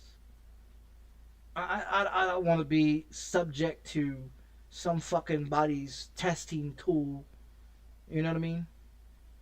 I don't, like I said, I don't trust a lot of motherfucking people. I feel comfortable of talking, on my stream. For a while, for a long time, I didn't talk very much on my stream. You know what I mean? I would just stream video games and play video games. I would talk to chat. I would say hi sometimes to them, or talk to them, answer whatever question they had. But I mean, I just like to stream. I like to stream. I like to talk about things. I like to get shit off my chest. I like to give my opinions about things. I like to give people the reality of fucking life. You know what I mean? I got no problem, with that. But to interact with people, and to associate with people, to hang out with people, to go to parties and clubs, that's not my scenery. That's not my scenery. You know what I mean? I'm a fucking loner. I've always been a loner. You know what I mean? I prefer to be alone. A lot of people can't be alone. A lot of people can't do the shit that I do. It'll drive them fucking crazy. You know what I mean? I'm okay with being alone. I'm okay being by myself. When my kids are here, to be honest, I can't wait for them to go back to their mom, because they make me nervous. Even though they're my kids, they make me nervous. You know what I mean? And I don't know. When they was babies, I used to read them books and watch TV with them, and play toys with them, and interact with them, and stuff like that. But when their mom took them away, that bond and all that, it's like I don't, it's not there. You know what I mean? It's not there. Like, they come over, they'll watch TV, or they'll play on their phone, or they'll play on the Xbox, or they'll whatever. You know what I mean? I sit right here and do whatever I'm doing on my computer, watching YouTube or whatever, watch a movie on my PC. Because I don't know how to interact with them. I mean, I conversate with them and I talk to them, ask them how their school is and ask them how everything else is going. But other than that, I don't know what else to do. I honestly don't know what else to do. When they was younger and stuff, I took care of them. I changed their diaper. I fed them. I gave them baths. You know what I mean? I interacted with them every day and took care of them because their mom was not here to take care of them. So I took care of them. But when their mom took them away, it's like, you know what I mean? When somebody is not around all the time and they're not here with me all the time, that connection, I lose it. You know what I mean? Like, I lose that connection. You know what I mean? So if I'm dating a woman and I'm seeing her on a regular basis, I'm comfortable with it. Comfortable with her. But if she's gone too many days or too many, if she's gone 3 or 4 days and shit like that, that bond type of thing, that communication, it goes away. Like, it's not there. And so I fall out of interest in a lot of things. And as you guys can see, video games, I play one video game one day, play another one another day, do this, do that. Because if it's not entertaining to me, it's not keeping me occupied, I'll do whatever trying to keep occupied. And when things don't keep me occupied, I just get the fuck off and you see me gone for a couple of days. Because it's no longer keeping me interested. It's not because of chat, it's not because of streaming or nothing like that. It's just because if I don't find something interested, I just step the fuck away. And I'll disappear for a while. It does not have to do nothing with stream. It doesn't have to do nothing with people. It's just the problem. It's the connection barrier of the mental problems and the capacity of trying to stay on task and try to entertain. You know what I mean? If it's not entertaining to me, if it's not keeping me busy, I just fucking disappear. You know what I mean? And that's the same thing with relationships. That's the same thing with people. You know what I mean? If they don't constantly text me or hang out with me or spend time with me or do things with me, that connection, I can give a fuck. You know what I mean? And most of the times with me trying to date people, it never really works because either they take too long trying to text me back, or they make up excuses why they can't hang out, why they can't come over, why don't, you know what I mean? And I'm not down with the excuses. I'm not down with the bullshit. Either you're gonna come over, or you're not gonna come over. You know what I mean? And I'm a straightforward motherfucker. I'm a straightforward motherfucker. Don't give me a bunch of bullshit. Oh, I got kids. Oh, I got this. Oh, I got. It's a yes or no question. You're gonna come over or not come over. If not, okay, fuck off. I'm cool. I'll find somebody else. And that's how I am.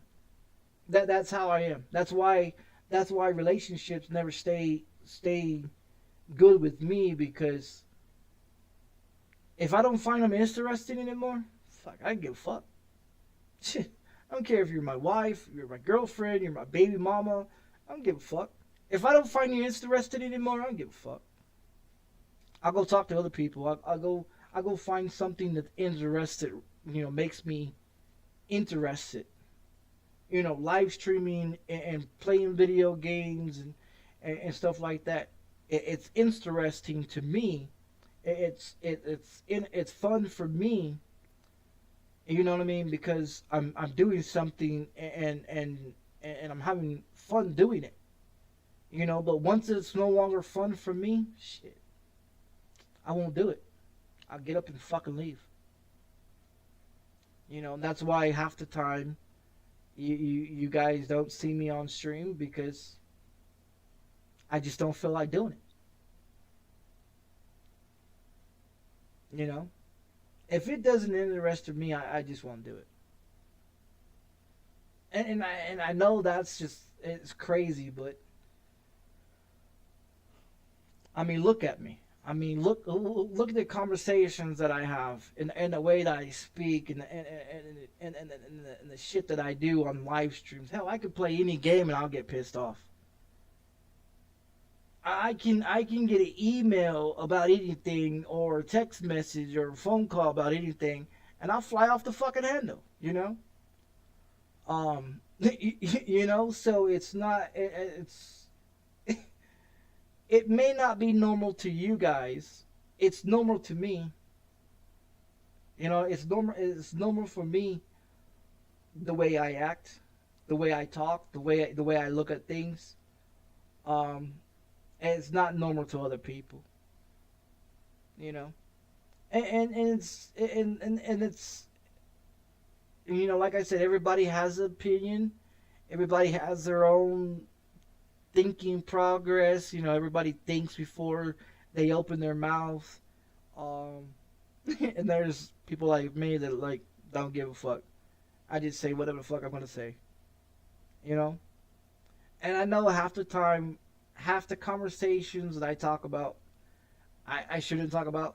I know half the stuff that I talk about and say to people that I shouldn't say, because, you know, people feel disrespected, or people feel that, you know, I'm off my rocker, and I'm crazy, and, you know, but you know, like I said, everybody has an opinion. Everybody has their own thinking, their own thoughts, you know. I'm just more into saying what the fuck's on my mind. And a lot of people don't like that.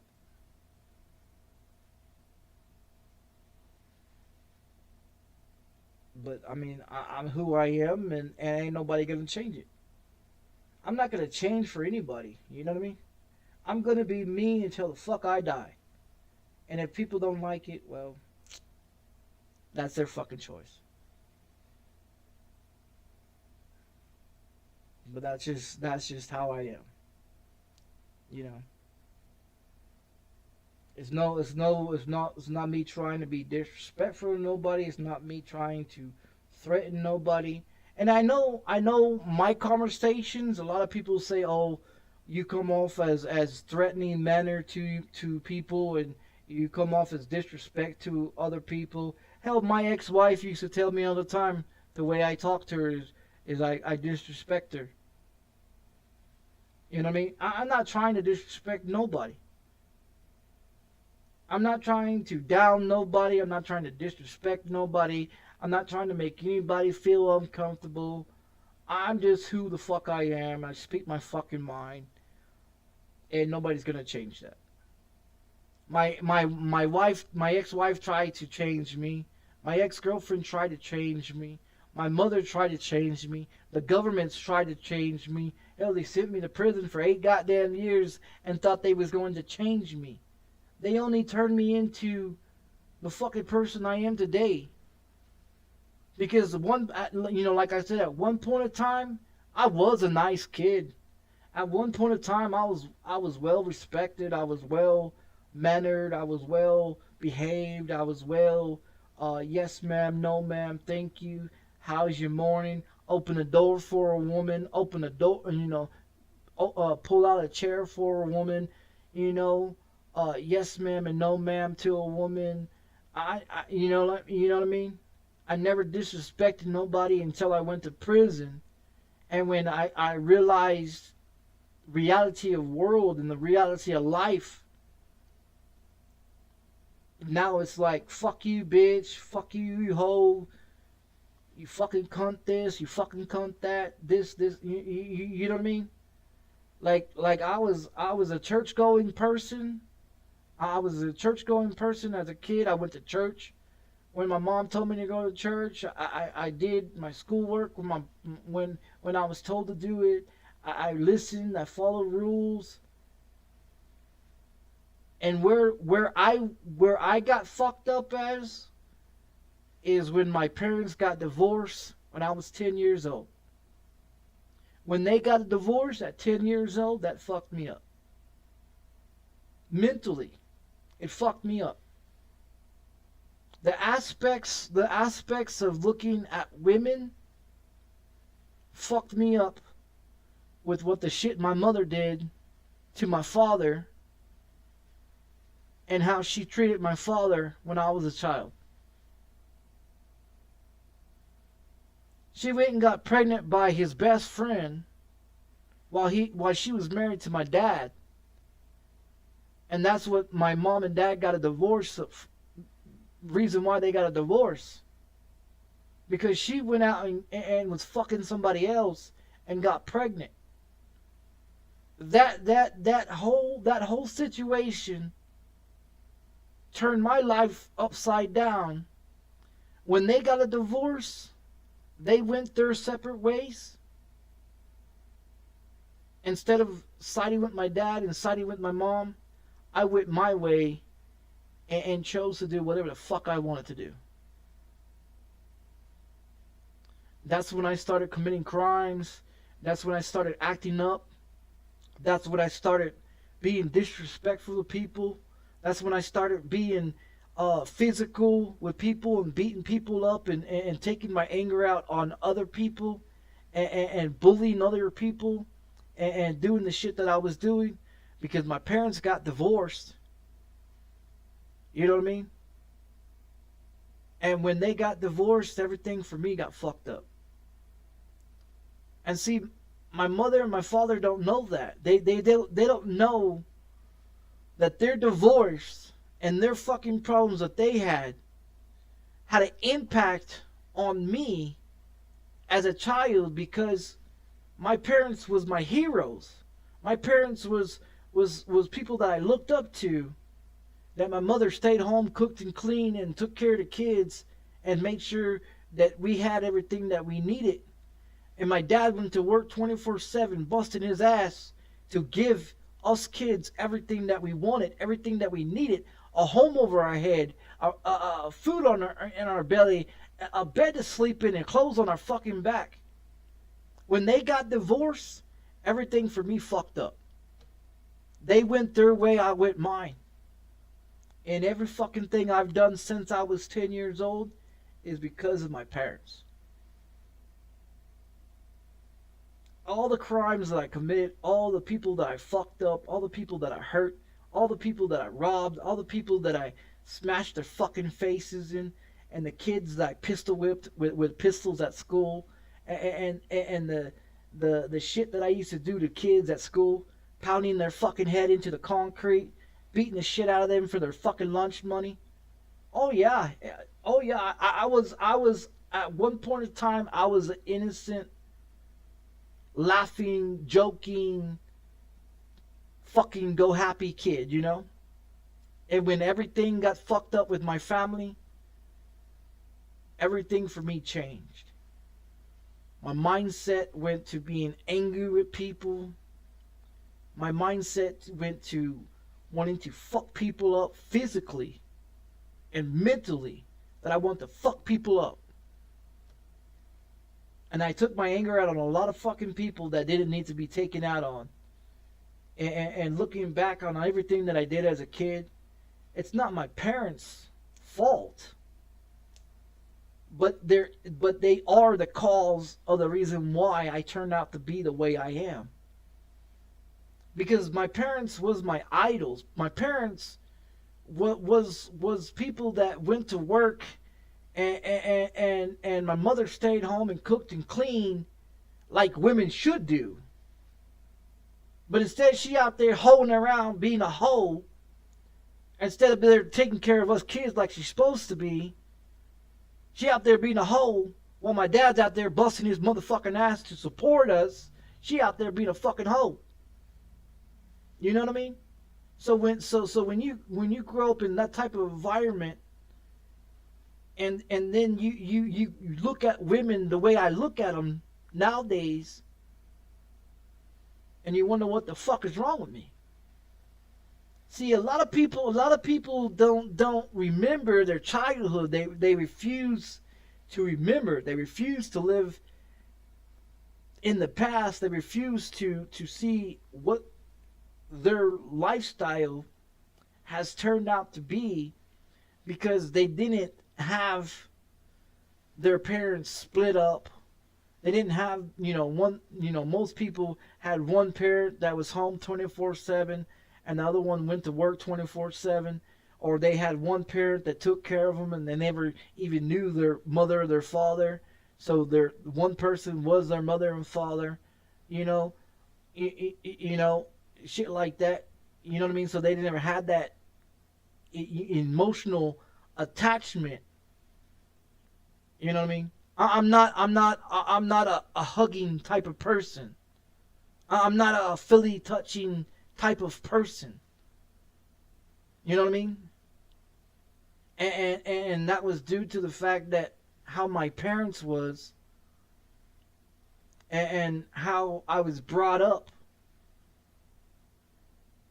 If one of us 5 kids did something wrong, we all got our ass beat. It didn't matter if you did nothing wrong or did something wrong. All 5 of us got our ass beat regardless.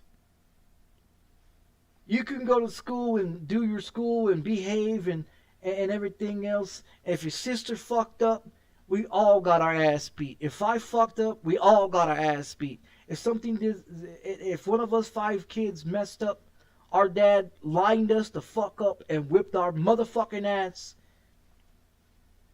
before he went to work and when he got home from work. We got our ass beat twice from my dad until I was 10 fucking years old. From 5 to 10 years old, we got our ass beat the fuck out of us, regardless of who did what.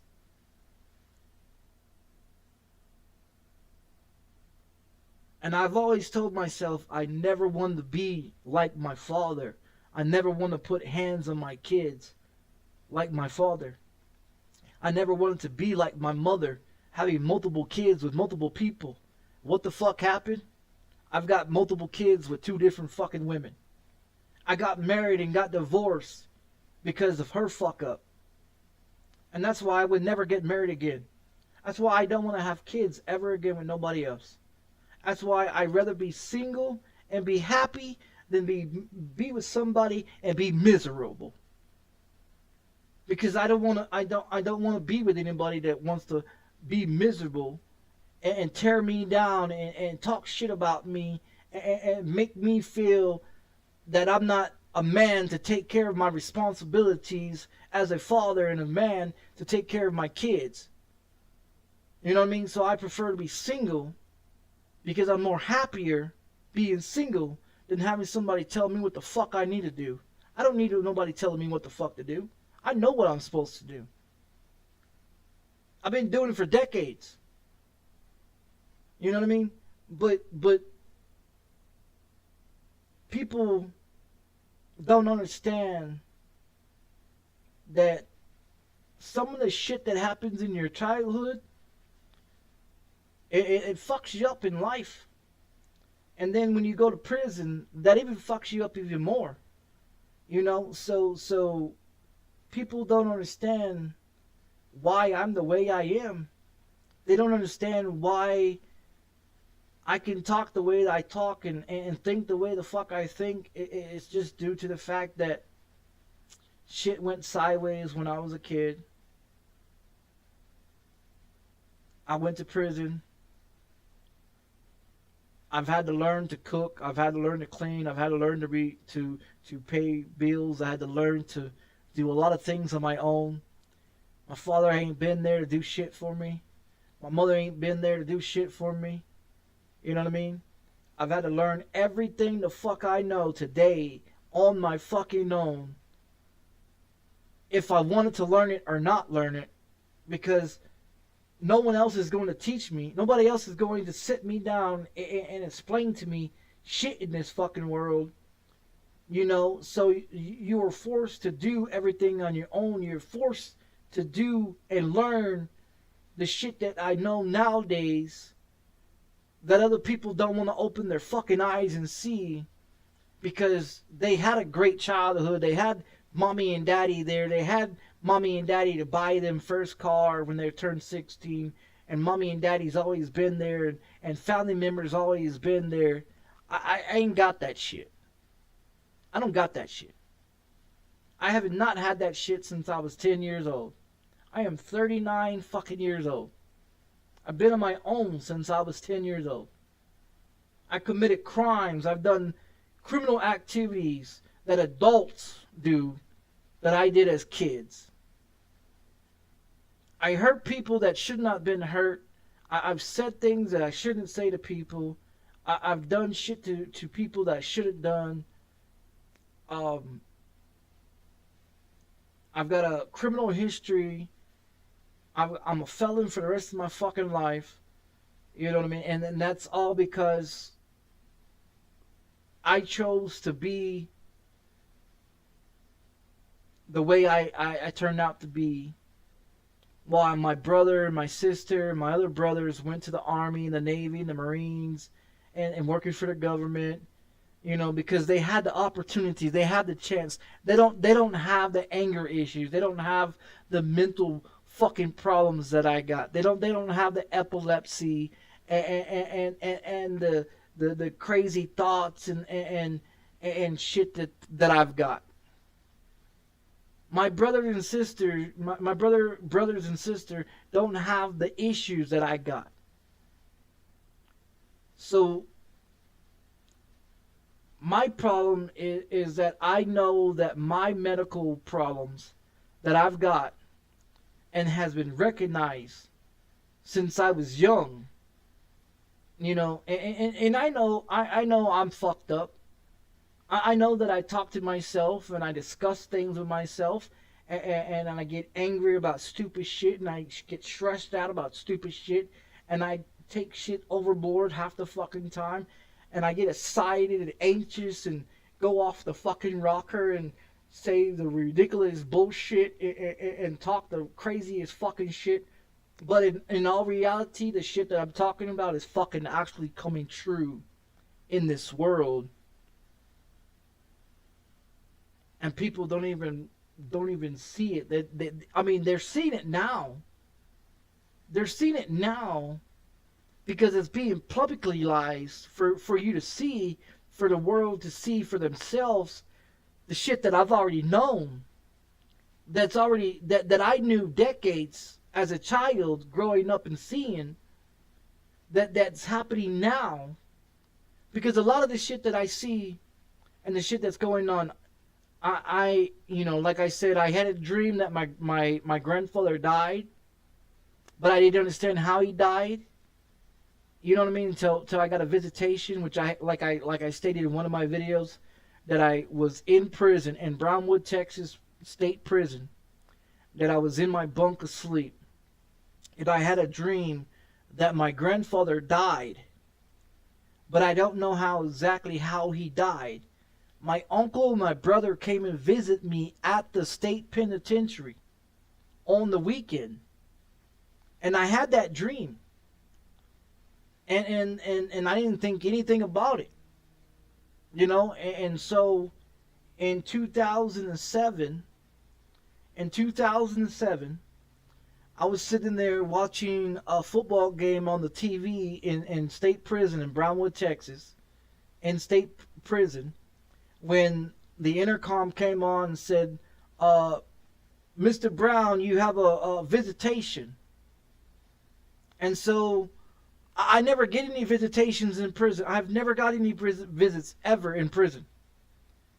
And so I had that dream, and then when I woke up and everything on the weekend, and I had a visitation, I went to a visitation, And who was there at the visitation?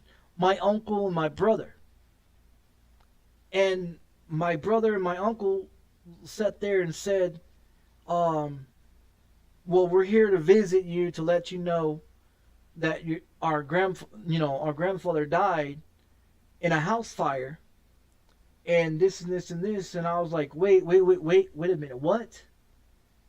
This was in 2007, and my brother was explaining to me how he died, and I was like, wait a minute, I just had a dream the night before that I seen you and my uncle visiting me, talking about my grandfather dying. I seen in my dream, and see, this is the reason why I don't like to sleep, because I have fucking crazy dreams of my family members or people that I'm close to that fucking die.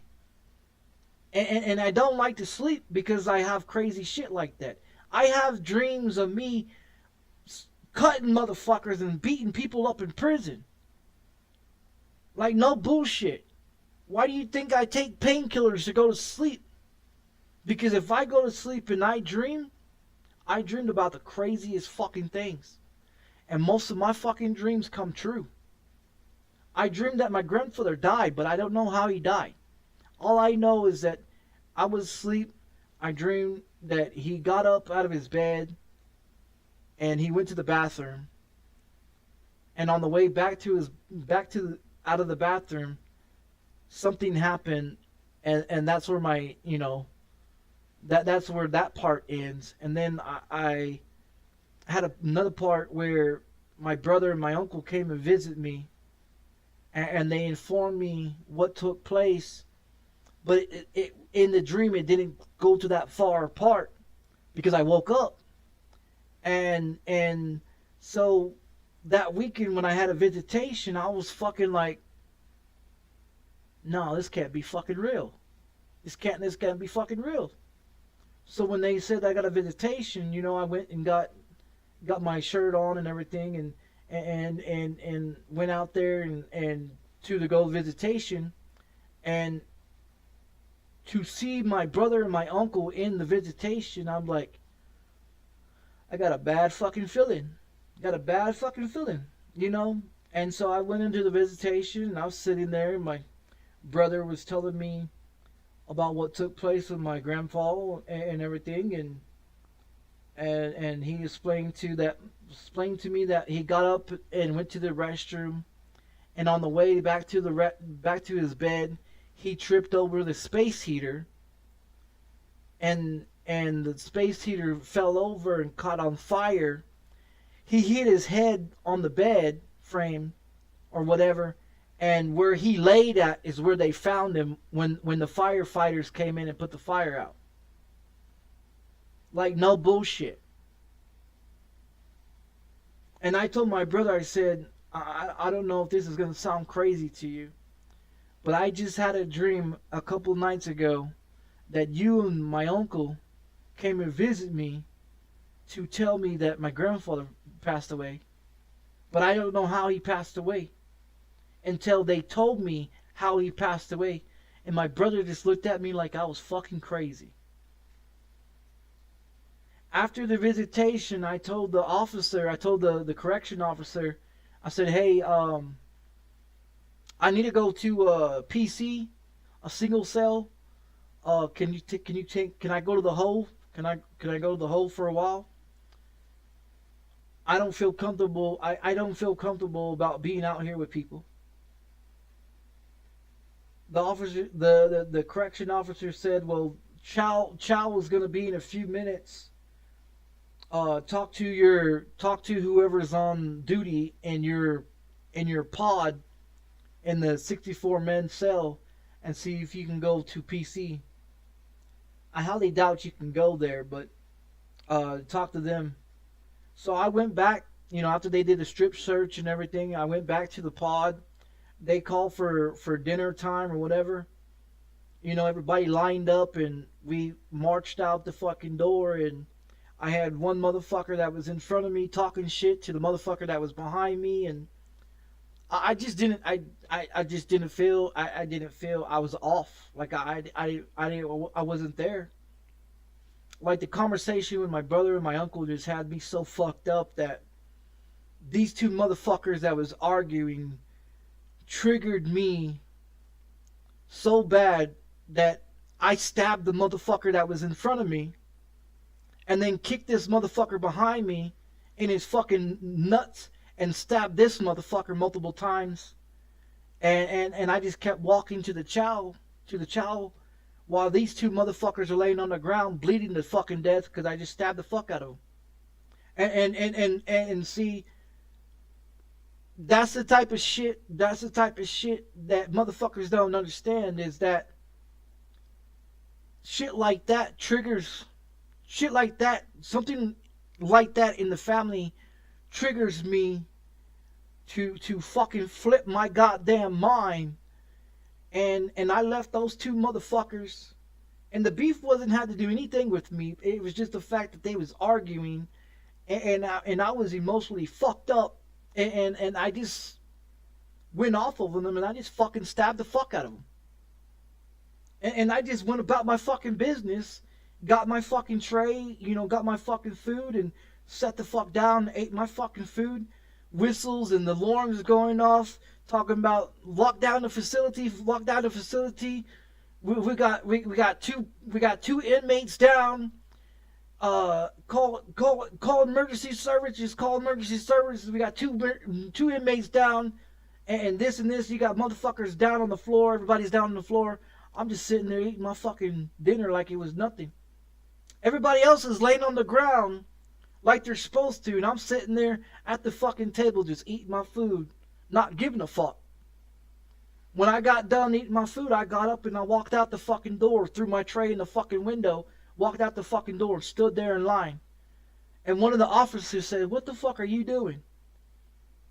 You were supposed to be on the ground like everybody else." I said, "What the fuck you gonna do about it? What the fuck you gonna do about it? You gonna make me get on the motherfucking ground?" I said, "Don't fuck with me. I don't give a fuck who you are. I'll fuck you up. Don't you fucking talk to me. Leave me the fuck alone."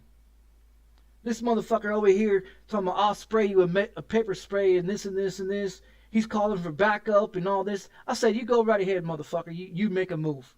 You make a motherfucking move. And I'll put you down like I put those two sons of bitches down over there." And that's how they found out that I sliced those two fuckers up. They felt that I was too aggressive to be on that facility, that they put me in a fucking hole until they transported me out of that facility in Brownwood, Texas, and sent me to Amarillo, Texas to finish my fucking timeout. And that's the reason why I ended up in Amarillo, Texas. That's the reason why I ended up in Amarillo, Texas, because I slit those two motherfuckers up.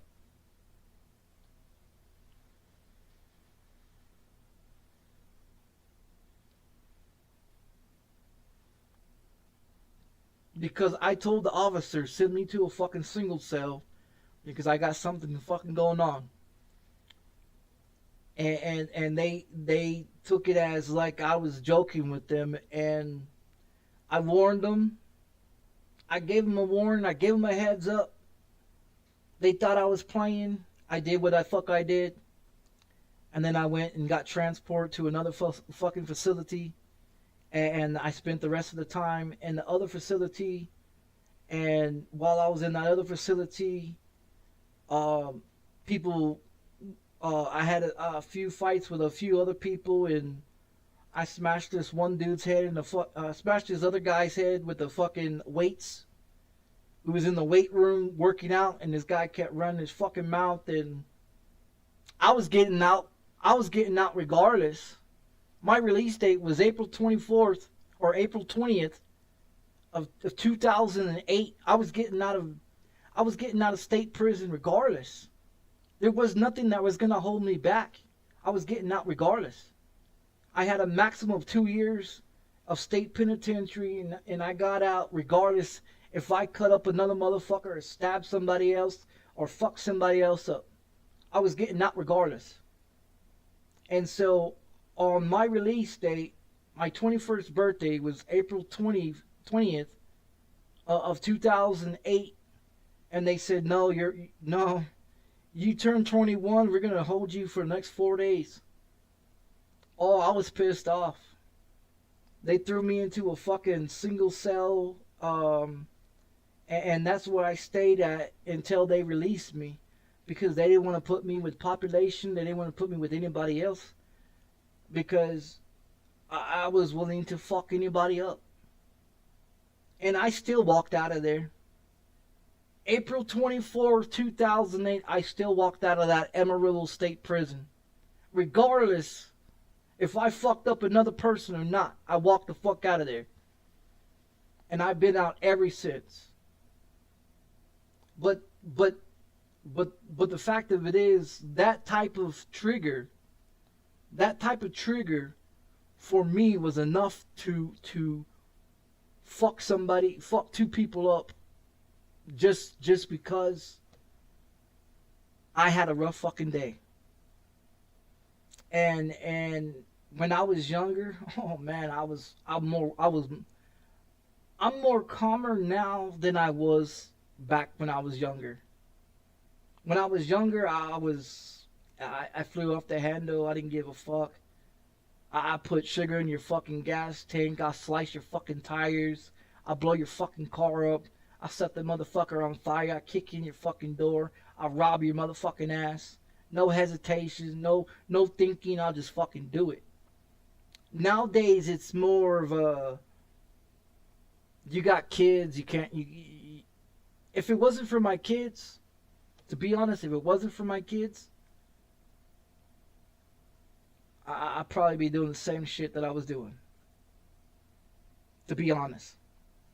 Because just the way my thinking process is, the way the fuck things trigger me, I'm very unstable. I'm very unstable.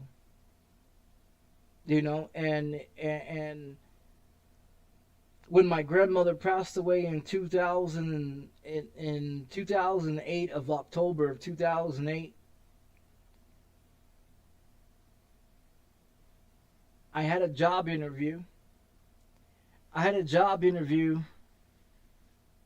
And I told my grandmother about it, you know what I mean? And she was like, oh, don't worry about it, you'll get the job, And it was a job for Dollar Tree, Dollar Tree.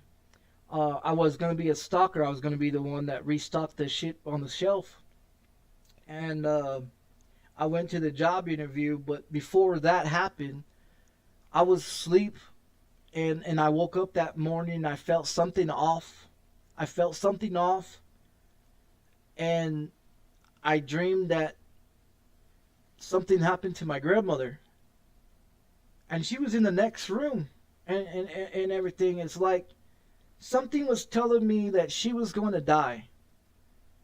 I just didn't know. I just didn't know when. I didn't know how. I didn't know what the fuck it is. It's something about the dead.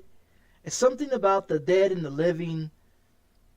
That something in that fucking category. If I'm close to somebody, like I was close with my grandmother and my grandfather, you know what I mean? Because they took care of me. They raised me as a child. You know, after my parents got divorced and I started having problems and stuff like that, my grandmother was always there for me. She understood. She was there, you know, and the bond with me and my grandmother was great. It was, you know what I mean? And so when I got out of prison in 2008. I went back to my grandmother's house so I can take care of her. You know what I mean? Because she's always been there for me, and so when she needed help, I've always been there for her. You know, when she didn't have no food, I went out there and stole it so she ate. When she needed her bills paid, I went out there and robbed motherfuckers for money so I can pay her bills so she can have a home to live in. You know what I mean? When she needed something, I went out there and got it for her because she was unable to do it. And I'm just like my grandmother. My grandmother never left the house. My grandmother never driven a car. She never rode a bicycle. She never gone anywhere. She stayed home in her house for 68 years. She stayed home in her house, you know, and she would never go nowhere. And I'm just like my grandmother. Um, and so the morning of my grandmother's passing, I was laying in the bed and I was asleep, and I woke up and I had a dream that something happened to her, and I just didn't understand why or what took place, what happened for her to go, but I knew that she was gonna die. I didn't say nothing to nobody. I didn't say shit to nobody, because every time I said anything to anybody, it freaked them the fuck out. And they say, well, this guy's a fucking lunatic. This guy's fucking crazy. I don't know what it is. You know what I mean? I don't know what it is. It's something about people that I care about, people that I'm close to, that something happens. I had the same thing with my daughter. When my daughter, before my daughter passed away, before she was even born, I had a dream that she passed away as well. I don't know what it is. It's something. It's something in that fucking spiritual world. That's something, the death in life situation that's got me, where they inform me that something's gonna happen, and I don't know how to tell people that they're gonna fucking die. You know what I mean? And the crazy thing about it, the fucked up crazy thing about it is, I don't want to know when the fuck you die. I don't. If you die, you fucking die. You know, I don't want to know it. And it fucks me up, because it happened with my grandmother, it happened with my grandfather, it happened with my daughter. I told my mom about it, and she don't understand it. You know, she doesn't understand it. And the thing about it, it mostly fucks me up, because the people I care about the most always fucking die. The people that I get close to, the people that I open up to, the people I talk to, always fucking die. You know what I mean? And it fucks me up. And people don't understand. I don't understand, why the fuck do I have the dreams like that? Why is the life and death fucking situation happening to me? I don't like to sleep. I don't like to sleep, because I don't want to dream about shit like that. I don't want to dream about, you know, like the two boys, the two fuckers that I fucked up, you know what I mean, in prison, state prison. I still have dreams of fucking them up. Like, no bullshit. I wake up in night sweats of me fucking those two motherfuckers up, and I see their fucking face when I sleep and have dreams about shit like that. And I don't like to dream. I don't like to sleep, because I dream about fucked up shit. I dream about the fucking dead.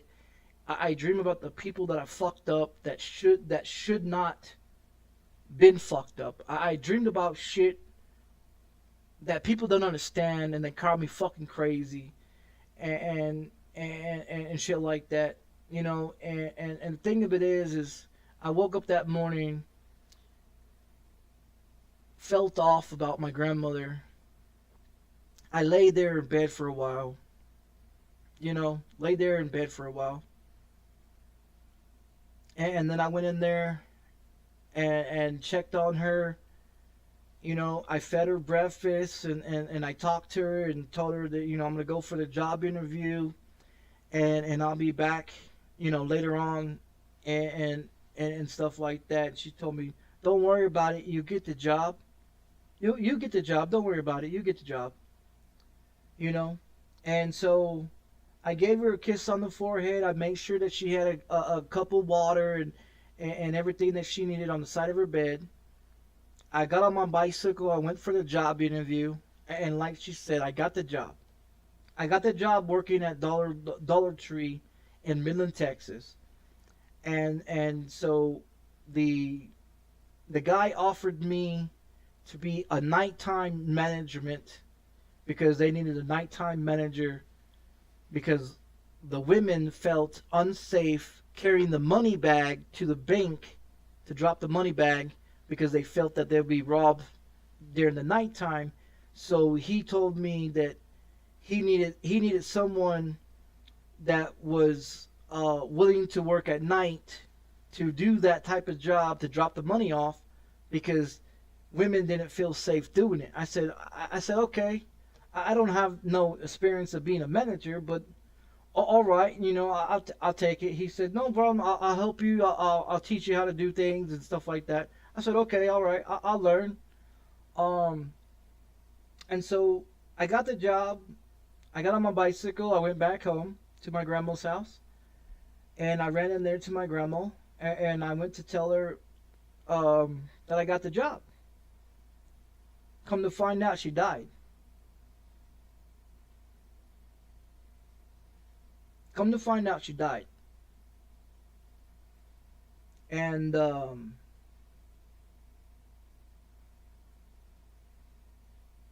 it fucked me up. It fucked me up because I love my grandmother a lot. I love my grandmother more than I love my own fucking mother. Because my grandmother's always been there for me. You know? And so when they came to put her in the black bag and take her in and everything else, I flipped the fuck out. Ran out there, grabbed her out of the hearse, took her out of the bag, and put her back in her bed. Because I thought that's where she was going to be more happy to be, is in her bed. You know what I mean? And so I put her on her bed, and I talked to her, and held her hand and told her I'm sorry I wasn't there, and everything else, and it fucked me up, you know. To the point where they didn't even want to take me to the funeral, because they was afraid that if they took me to the funeral, that I was going to take her out of the casket and take her back home. That's how fucked up I was. That my own family members thought that I was going to take her and put her back in her room at her house that she's been at for 68 years. You know? And so I rolled her a fucking joint. And I used to draw. I used to draw pictures and cartoon characters and shit like that. I was a great artist. I used to draw a lot.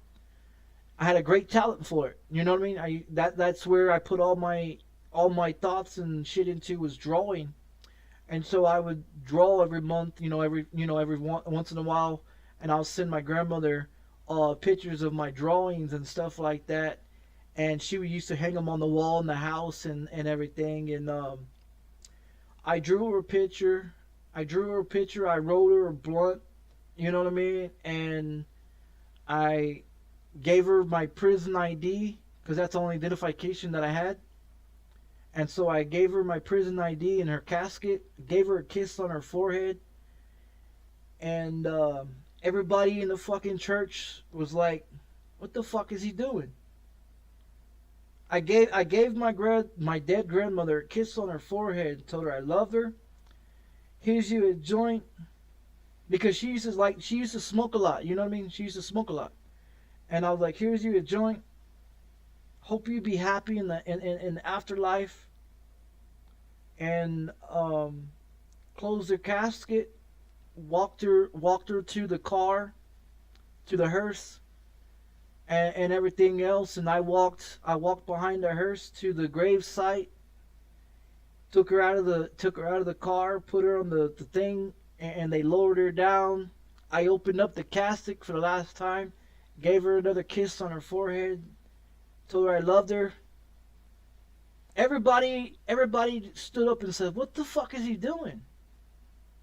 You know what I mean? Like, everybody was shocked that I opened her casket and gave her a kiss on her fucking forehead, you know? And that's the type of person I am. You know what I mean? That's the type of person I am. I don't give a fuck what you think. You know what I mean? I love my grandmother. You You know, she did shit for me. I did shit for her. You know what I mean? I showed her respect. I put her in the ground. I buried her. I visited her every time I got a chance. Until I moved away, and I've never been back. And then when I had my son in 2010, and then I had my daughter in 2011, about two and a half months before my daughter was born, I had another dream. I had another dream that something happened to her, to my daughter. I remember in the dream that I was holding my daughter, and I was looking at her, and I was talking to her, and she was smiling and everything, and she was holding my finger, and I was talking to her, and I gave her a kiss on her forehead. I told her I loved her, and everything, and I was rocking her, you know what I mean, talking to her, and then I woke up. 2 months later, my daughter was born, and they informed me that the medication that they found in the system of my daughter was calls from my ex-wife taking Zoloft that killed my daughter. When I heard that the medication that my wife was taking at the time, that was the cause of killing my daughter, I hired somebody to kill her fucking ass. Like, no bullshit. I hired somebody to kill her. And so when the shit happened when shit happened with my daughter was born.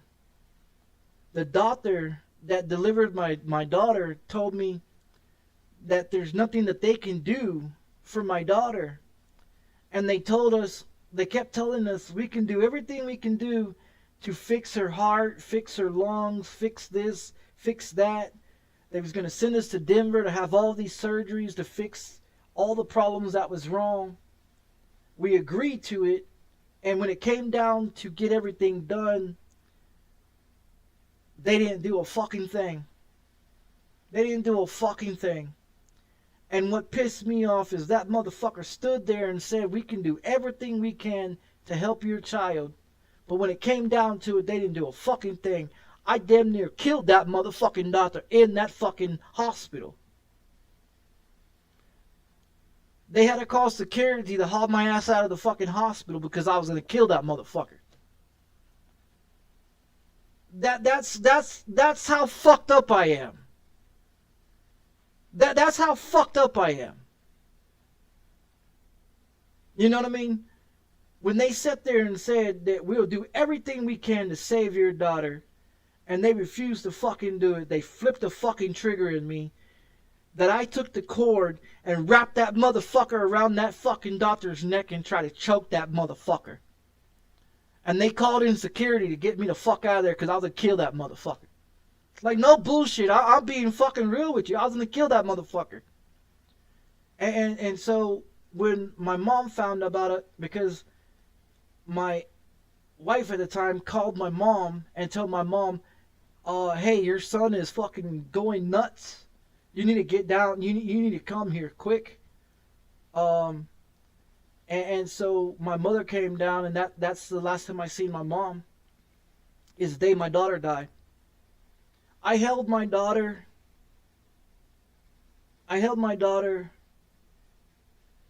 And I talked to her, and I apologized to her, and I told her I'm sorry for whatever was going on. And it fucked me up. She died 3 times in my fucking arms. All I remember from the dream is I was rubbing her heart, trying to keep her heart warm, trying to keep her heart going. And all I was doing was rubbing her heart, trying to keep her alive, trying to keep her alive. And I was rubbing her heart. All I was trying to do was keep her alive. She died 3 times.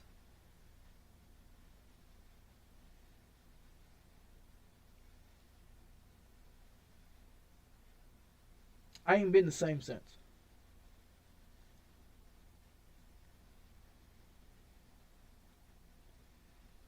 That's what's fucked up about me. I ain't been the same since. That's the reason why I don't want to have kids with nobody else. I gave it another shot. I divorced. I put my daughter in the ground. You know, and that tore the marriage up. That tore the marriage up of my daughter passing. It broke up the bond between me and my son. It broke up the relationship between me and my wife. And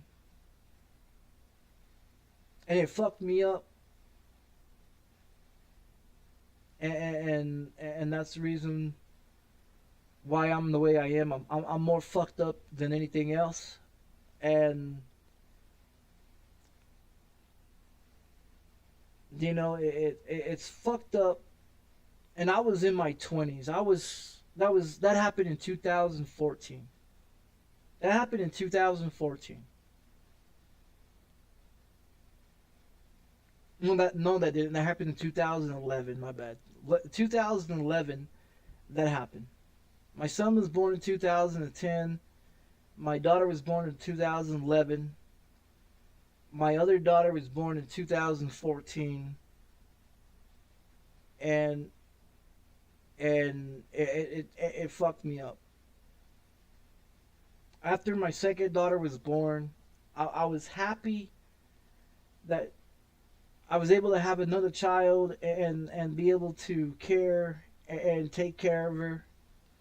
And I was there. I did everything. I did everything for my second daughter. Like I was there for my son. I've done everything I can for my kids. And if it wasn't for my kids, I'd probably be dead or in fucking prison again. And the fucked up thing about it is since then, after trying another relationship with another woman, just to have that woman fuck me over and to take my daughter and to do what she does, you know what I mean? Like she's never been there for my daughter. I changed my daughter's diapers. I talked to her. I read her books. I gave her baths. I fed her lunch, breakfast, and dinner. I watched cartoons with her. I played with her. I interact with her. Because I didn't want to lose another child why I lost my other child. You know? And see, my son, I took care of my son until he was about 3.5 years old before his mother took him from me. She took off. She ran off to another state, you know. She ran off to another state and she tried to take full custody and she tried to do this and she tried to do that. And I fought like hell to keep my son. I did everything I could to keep my son. I provided, I got a home, I got an apartment to show the judge and shit that I have a place to live, to take care of my children, you know. I have a place and clothes and bed and toys and everything that they need, you know. I provided evidence and proof that, hey, I can take care of my kids, you know. And so when I went to court, I gave them all the documents, everything that I needed to show to them that, hey, I can take care of my kids, you know, and they gave me joint custody. I proved that I can take care of my son, and she still ripped him out of it, you know what I mean? You can tell he's going to be 15 years old this year in September, and the fucked up thing about it is me and my son, we don't have a great bond. Because his mom took him away, and I mean, he's gonna be 15 years old.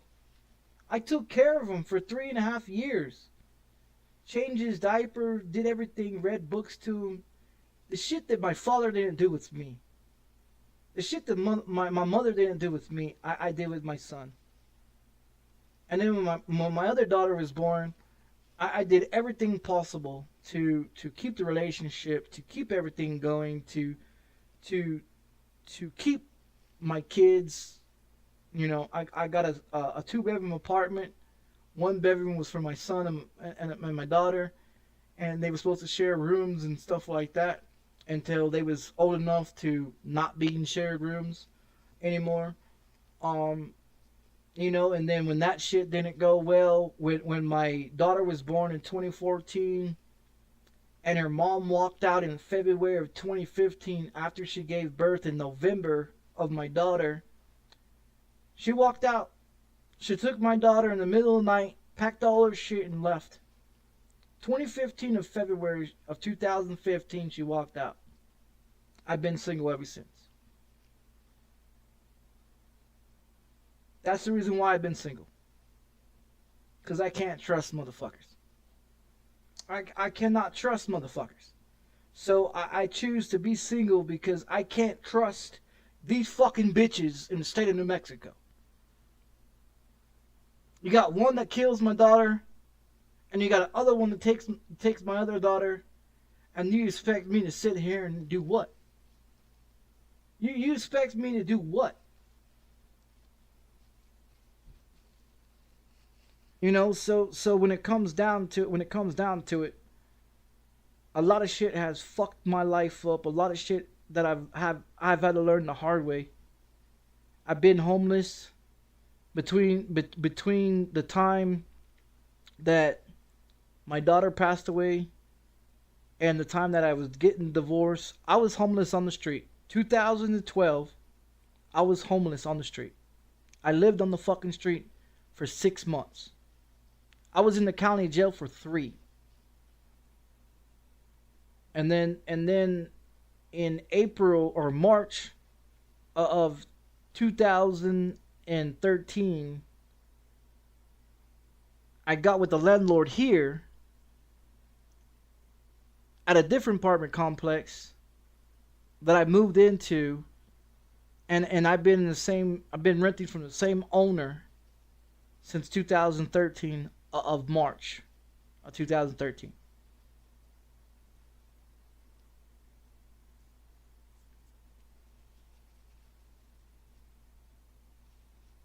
And that's what's fucked up with me. That's what's wrong with me. Is that I've had to live through shit that most people have not lived through. You know what I mean?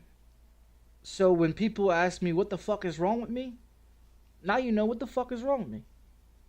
Now you know what the fuck is wrong with me. Why I'm the way I am. I lost my daughter when I was in my 20s. I buried my daughter in 2011.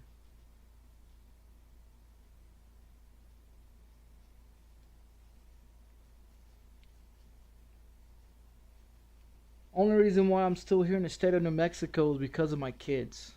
I can care less about this fucking state. I can care less where the fuck I'm living at. I'm only here because of my children.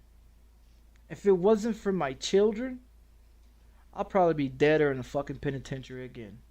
And I'm not lying. I'm being 100% real. I'm being 100% real. I'm not like other people. I'm not this motherfucker that's gonna put up with bullshit. A lot of shit triggers me. A lot of shit fucks me up. A lot of shit, you know what I mean? That's the reason why I smoke weed and get fucking stoned every night. That's the reason why I pop painkillers so I can go to fucking sleep. Because when I pop painkillers, I don't fucking dream. I don't dream when I pop painkillers. You know what I mean?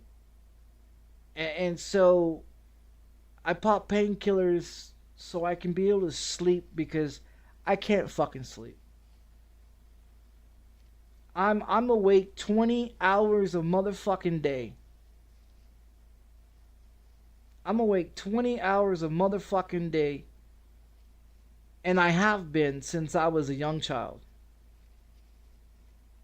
I sleep 4 hours a fucking day. Maybe 3 hours.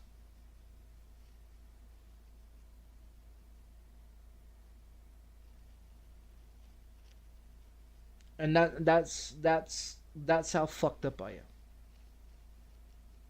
So when I sit up in here and say the government would like to have somebody like me, is because somebody like me would do anything in their fucking power to fuck somebody off. Have no heart to fucking worry about, no conscience to worry about, no remorse to worry about. I'm someone the government wants to have. To knock people off, to fuck people off, to take people the fuck out. I'm somebody the government would want to have, but the fact that I have epilepsy, I can't join. I would be a great fucking asset to any fucking government. I'd be a great fucking asset to be assassin, to be a hired man to kill somebody, because I'm quiet. When I sneaked into houses, I was quiet as a motherfucker. You didn't hear me. You did not hear me creep up on your fucking doorstep. You did not hear me open a fucking window. I never left fingerprints. I never left shit behind. I was always neat about it. I was always nice about it. I got in, got out. You would never even know I was in your fucking house. That's how quiet I am. I would hit people's houses while they were sleeping in their fucking bed and wouldn't even know the fuck I was there. That's how quiet I am. I may be 235 pounds, but I'm quiet as a motherfucking mouse when I'm creeping in your house. I'm dead serious. I'm a quiet motherfucker. When I got to be, I'll be quiet as a motherfucker. Always wear gloves. Always had a ski mask. Always wear black. Always wear steel-toe boots. Always had the tools that I need to get into a car or a house at any moment. And I was in and out like it never happened. Never had left fingerprints. Never left any DNA samples. No hair follicles. I would shave my fucking head completely bald. I'll shave my face, shaved all the hair off my body. You would not be able to catch me. You would not be able to detect I was even there. I would never carry a cell phone on me. I would never have any mobile devices on me or any type of thing that can track my position if I ever hit somebody's house. If you had the tools and the knowledge that I got, I was in and out. You wouldn't even know the fuck I was there. That's why I've got 86 burglary habitations. That's why I've got 64 car thefts. That's why I've got 7 assaults on police officers. 7 terrorist threats. 14 convenience store robberies. I used to grow marijuana in my mom's backyard. I used to sell dope as a kid. I always had money in my pocket. I used to take cars to the chop shop and make money as a kid before I was even 15 years old. Shit that kids don't even think about. I already had the mind frame of a criminal. I already had the mind frame of an adult to do adult things as a child. My memories and my development of being the way that I am is the fact that over time, doing the shit that I was doing, it was fun. It was a thrill. It was a fucking rush. It gave me that thrill and that rush that when you do cocaine, you know that rush that you get when you do cocaine, breaking in somebody's house or stealing somebody's car. That's the type of feeling you got when you do cocaine. Felt fucking great. Felt fucking wonderful.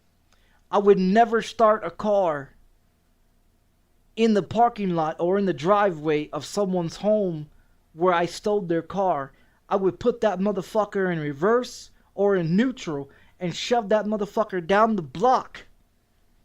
Kickstart that motherfucker and then take off. Get halfway down the block, then turn the headlights on and drive, put my seatbelt on and drive just like it was normal. I pull up to the stop sign, I wait, I look both ways, turn on the turn signal, I fucking drive off, go down the fucking road like it was nothing.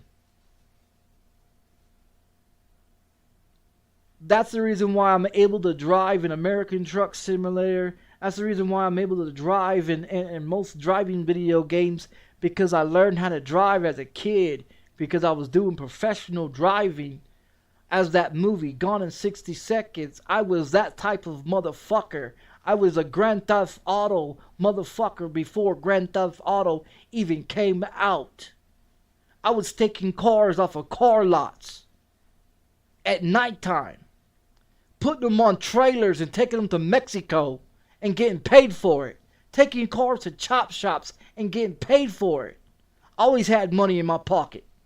I had a pager on my motherfucking pocket, and when that motherfucker went off, they needed this, and this. They put in the code or whatever the fuck. I call the fucking number on the payphone. They give me the fucking list. I get the fuck what they need. I get the cars. I identify the cars. I go to different car lots or different places. I VIN the fucking number. I do what the fuck I need to do. Wait, I peep it all out. How many security people there? Is there any cameras around? I see how many motherfuckers, what time they leave, what time they come. See if there's any security or anything else. I peep it out for a couple of days. Then I hit they motherfucking ass. Before I was 15 years old, I had that fucking knowledge. Before I was 15 years old, that is the type of knowledge that I had. And that wasn't taught. That was not taught in school. That was not taught by anybody. That was just the facts of what kind of mentality that I got. That is the mentality that before I was 15 years old, I had stole 64 cars before I was 15 years old. In 2008, I tried it again when I got out of prison. Out of getting out of prison the second time, I tried it again. Midland, Texas. I was home at my grandma's house. I had a job. I was working for Whataburger. I was working for Whataburger, and I was working for Popeyes Chicken. I worked for Popeyes Chicken during the day, and I worked for Whataburger at night, the night shift. And so I would ride my bike to both my jobs. And within riding my bicycle in both jobs, I would peep the sceneries. I would map out houses and cars in different areas of Midland, Texas.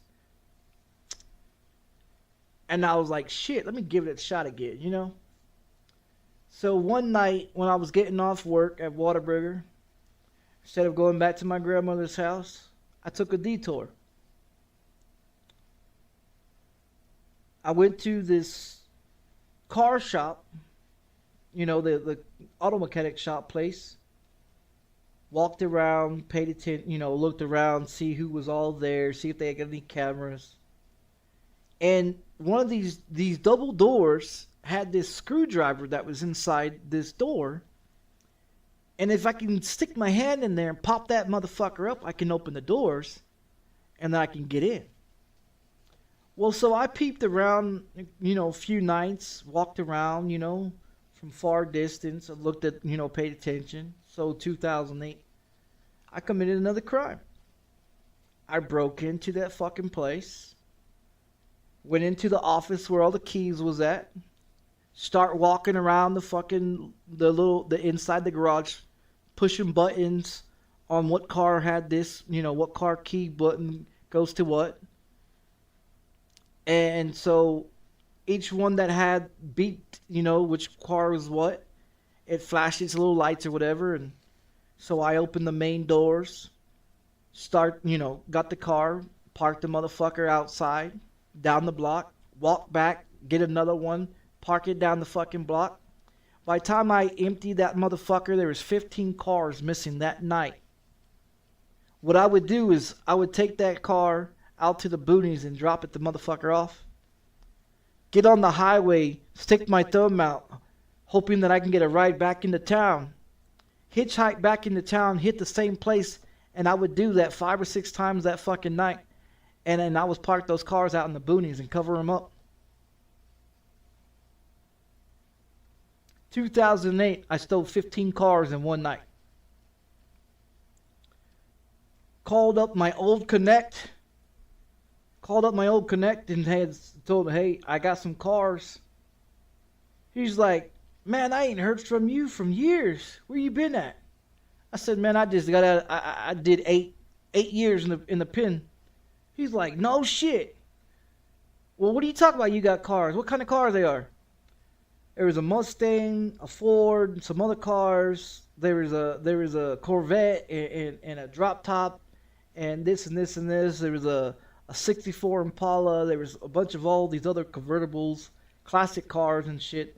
So I'm giving all the information to the guy. He's like, oh, okay, cool.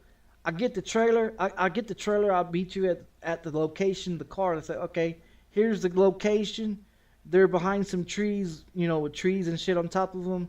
Just back the trailer in, load the motherfuckers up, take them off to Mexico. Let me know when you get there. Give me my motherfucking money. Drop it at a certain location. I'll go pick it up.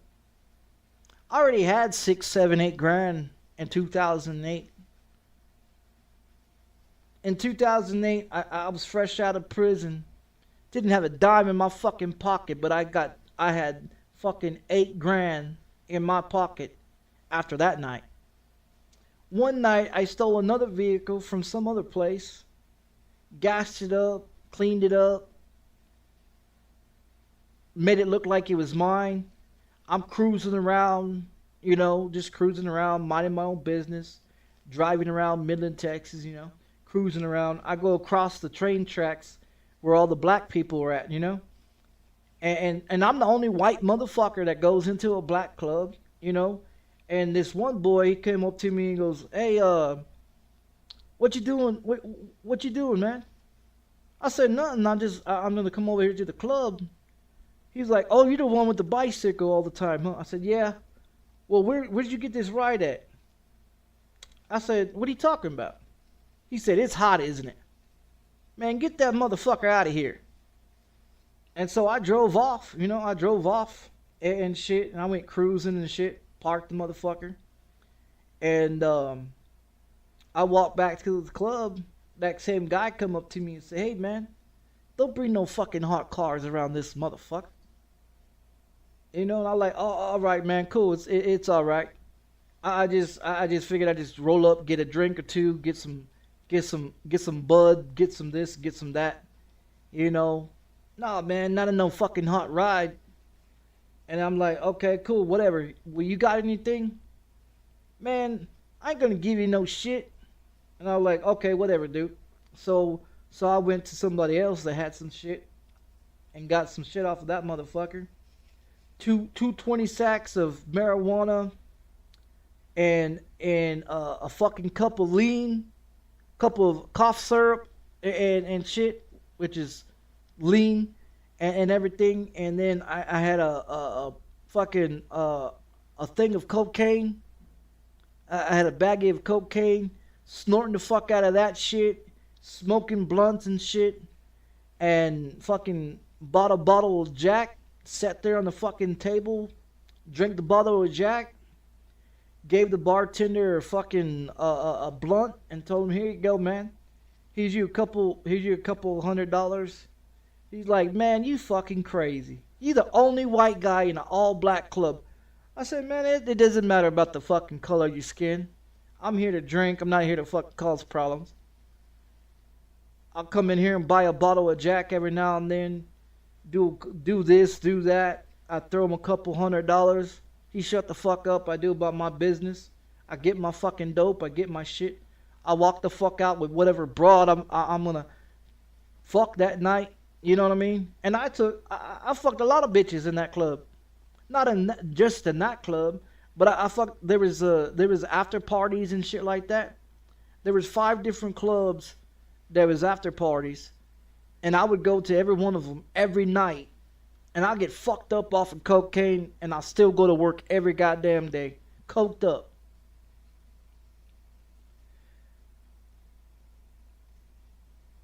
And then shit happened with my aunt. You know, shit happened with my aunt, and I was like, fuck this. And I started talking to my ex. I started talking to my wife that became my wife here in New Mexico. And so in 2009, in September 2009, I spent money on a bus ticket, jumped on the fucking Greyhound, came here to New Mexico, and I've been here ever since.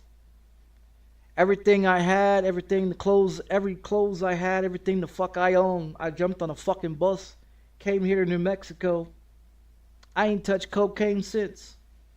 Haven't done lean, haven't done any of those drugs. The only thing I do is smoke weed, but I mean, other than that, I haven't committed any crimes here. I haven't done anything because I know what I'm capable of doing. And I know if I walk these streets at night, somebody's gonna be get victimized. Cause it doesn't matter where the fuck I go to. I went to California. I was in California for a while, jacking cars, breaking in homes, making money. Shit, it didn't bother me. I did whatever the fuck it took to survive. And you know, a lot of people don't think the way I think. A lot of people won't do what I do, but I did what I had to do. Am I ashamed of what I did before? It's either you try to do something to survive, or you just give up and just let the world fucking pass you, you know? So, like I said, I've gone through shit. I had to learn the hard way of life. I've had to learn about life for people to understand, to be in the position that I've been in. If they understand it, they understand it. If they don't, they don't. But am I willing to go out there and commit more crimes?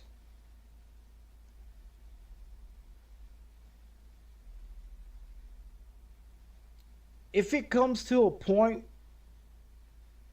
where I have to do it, I got no problem doing it. I got no problem doing it.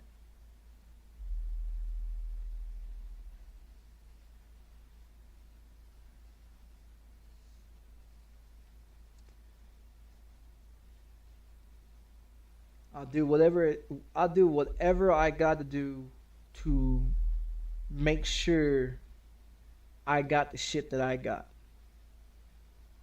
Make sure that I got a place to live. Make sure I got food in my apartment. Bills are paid for. A roof over my head. So when my kids come and visit me, they have a place to stay. They have a place to come to feel safe. You know? And like I said, if it wasn't for my kids, I'll probably still be doing the same shit that I was doing when I was a kid.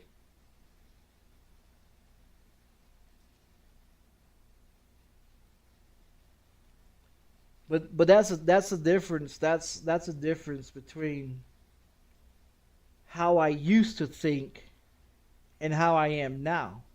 Because back when I was younger, I just didn't give a fuck. And now that I got kids and understand the responsibility and understand what it takes to raise them and to support them and to be there for them, I'll do whatever the fuck I gotta do to take care of my kids. Regardless if I gotta rob a fucking bank to make sure my kids got what they got, I'll rob a fucking bank. If I've gotta go do, rob cars, steal cars, break into houses, rob a convenience store. I'll do what the fuck I gotta do. Cause I ain't gonna ask nobody for no motherfucking help. I'm not gonna ask for nobody's motherfucking help. I'm gonna do what the fuck I gotta do when the fuck I gotta do it. If it ever comes down to it, I do what the fuck I gotta do. And a lot of people, like I said, a lot of people don't think the way I think. A lot of people won't do the fuck shit I do. They be too scared. They be worried about the police. They be worried about the feds. They be worried about... I don't give a fuck. I don't give a fuck about a cop. If a cop rolls up on me and I'm in a stolen car, I'm not going to be nervous. I'm not going to get all stupid and all that shit. I'm going to be calm and collected. Let the motherfucker do what the fuck he's got to do. Run the fucking plates if you want to. If you're going to pull me over, you're going to pull me over. It's cool. I can make up some fucking excuse why I don't have whatever the fuck information you have that you need. And I have before. I've been pulled over in cars before. And I've talked my way out of it. No bullshit. No bullshit. 2006, when I got out of prison the first time. The name that's tatted on my fingers, which is Savannah Price, is the chick that I used to date. The chick that's tatted on my fingers. She kept daring me. She kept daring me, saying, "Oh, you don't know how to steal no cars. You ain't no car thief. You not this. You not that." One night, I was homeless, and see, I lived in Houston, Texas, right? Between LaPorte, Texas and Houston, Texas. And I was in a halfway house when I was 19 years old, 19 years old. In 2006, I was on the way out of TYC, Texas Youth Commission, right? And this is the first time I got out. When I got out the first time, I was 19 years old in a halfway house. In a halfway house in LaPorte, Texas, and Charlene Williams and Mr. J is what we called him. He was a janitor for elementary school, and his wife's name was Charlene Williams, and they lived in LaPorte, Texas, off of Shermont Street. I'm not going to give you the address, but so he had a PT Cruiser and a red pickup truck. She had a van and everything else. She foster cared three other boys that was around my age that was also getting out of TYC. And so when I turned 19 years old, I was like, man, I'm a grown adult. Let me go, I've done my time, let me go. And I kept wanting to get out, And I went to church, and I went to church on Wednesdays and Sundays with my, with the caretaker or whatever, and I went to work, and she helped me get a job at Popeye's Chicken and everything. That's how I got into the fast food restaurant, is because she helped me get into the fast food restaurant. And so she knew some people and everything, and she was black, and her husband was black, and see, I didn't have no issues with it, and so I lived there at their house and everything. And so in 2006, we went to church on Wednesdays, and we went to church on Sundays, and all that and stuff like that. It was great, but I wanted to have a relationship, and I wanted to date, and I wanted to move on with my life to I wanted to, have a work. I was going to school. They got me in alternative school. They put me into 12th grade in alternative school. And so I was going to school, and I was going to work. And I was like, man, fuck this school. I can make more money going to work. So I went to work full time. I quit school. I had 6 months left in an alternative school. So in TYC, when I went down in 2001, in TYC, they put me into school because it's required to be in school in TYC, Texas Youth Commission. And so we went to school, and so evidently it counted all the way up to 12th grade, where when I got to a foster care or halfway house, they put me into back into 12th grade in public school, but it was an alternative school. So I went to alternative school. I had 6 months left to graduate. I fucked it off and said, you know what? I don't want to go to school no more. I want to go to work, because I was making tons of money working. You know what I mean? So I picked up another job working for KFC that was right across the street. So I learned how to make chicken. I was the cook. You know what I mean? I was the prep and everything. I emptied the trucks and shit like that, cold dates and shit. I learned how to do Popeye's chicken. You know what I mean? I did the mashed potatoes and the green beans and all that shit, and the biscuits and everything. Then the cook got fired, and he was training me before he got fired. And so when I took over to be the cook, I was the head cook, and so I was cooking all the time.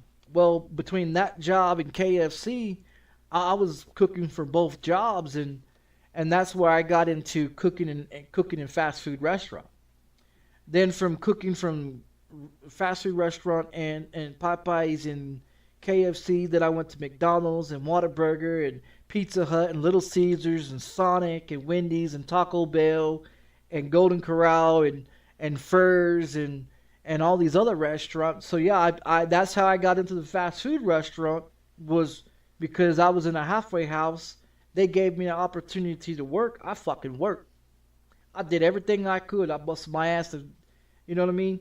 And so when I got tired of being in a halfway house and I felt like I was, too old to be there or whatever, I was on a dating site. I met this girl named Savannah Price. Her daddy was a cop. Her mom was a lawyer and shit like that. So I moved from Houston, Texas back to Corpus Christi, Texas, where I grew up as a kid, until 2000 until 99 and 2000, when we moved back to Midland, Texas. Because I was born in Odessa, Texas. I'm from the West Texas area, born and raised. I lived there until I was 2 years old. My dad got a job in Corpus Christi, Texas, working in the oil field. And so we went down there to Corpus Christi, Texas from age of 2 to the age of 11. And then we went back to Midland, Texas, and then Midland, Texas is where I started doing more crimes, and then I went off to prison, to TYC. But then when I was 19, I got out in 2006, came out, and so I went to Corpus Christi, Texas, and I met up with this girl. And I was dating this girl and shit like that. I had a motel for a while. Until I ran out of money, and then I had to get a job and all this and all that shit. So I got a job working for Popeyes and McDonald's. That's how I got the job to work for McDonald's. So her grandmother had a house, and so her grandmother gave her a house and everything. So I was living at the playground. I was homeless, living at the playground, dating her. And so we moved into this house and everything. And everything was fine for a while. Everything was fine.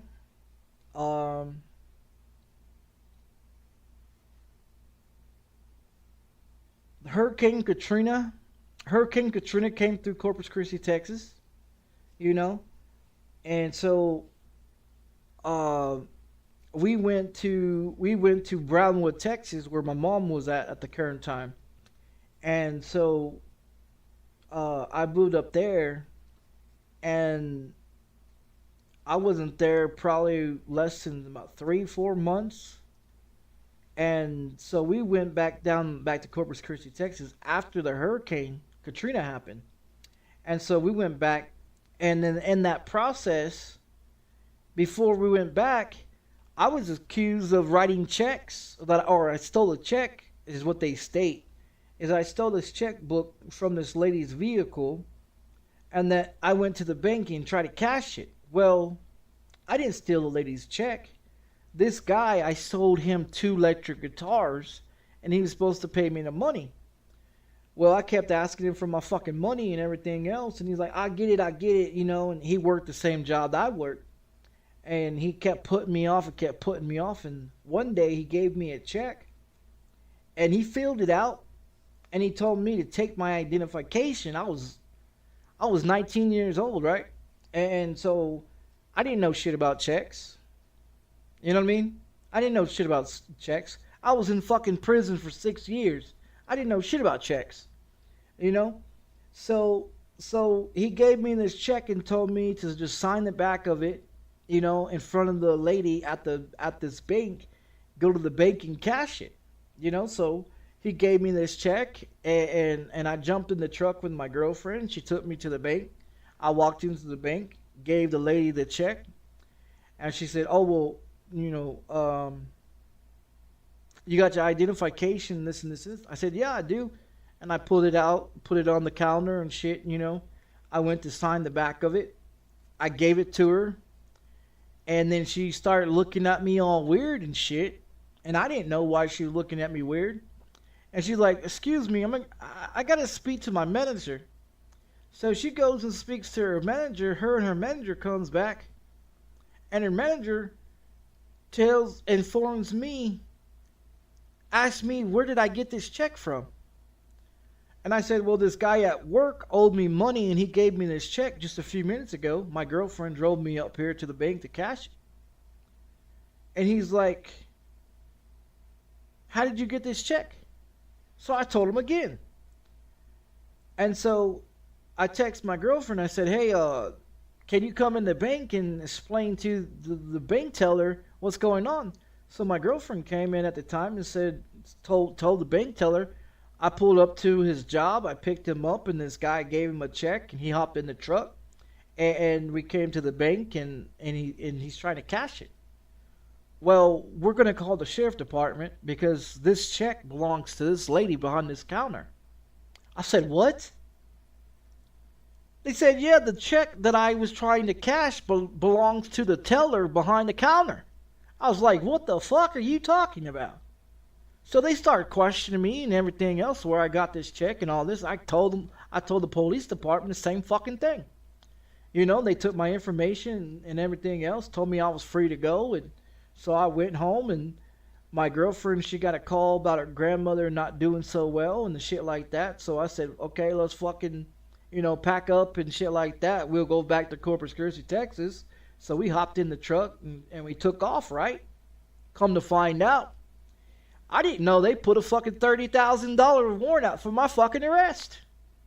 So I'm down there in Corpus Christi, Texas for about 6-7 months. And me and my girlfriend's arguing about something, you know, and oh, she was cheating. I caught her cheating, you know. And so I questioned her about it, you know, and all this, and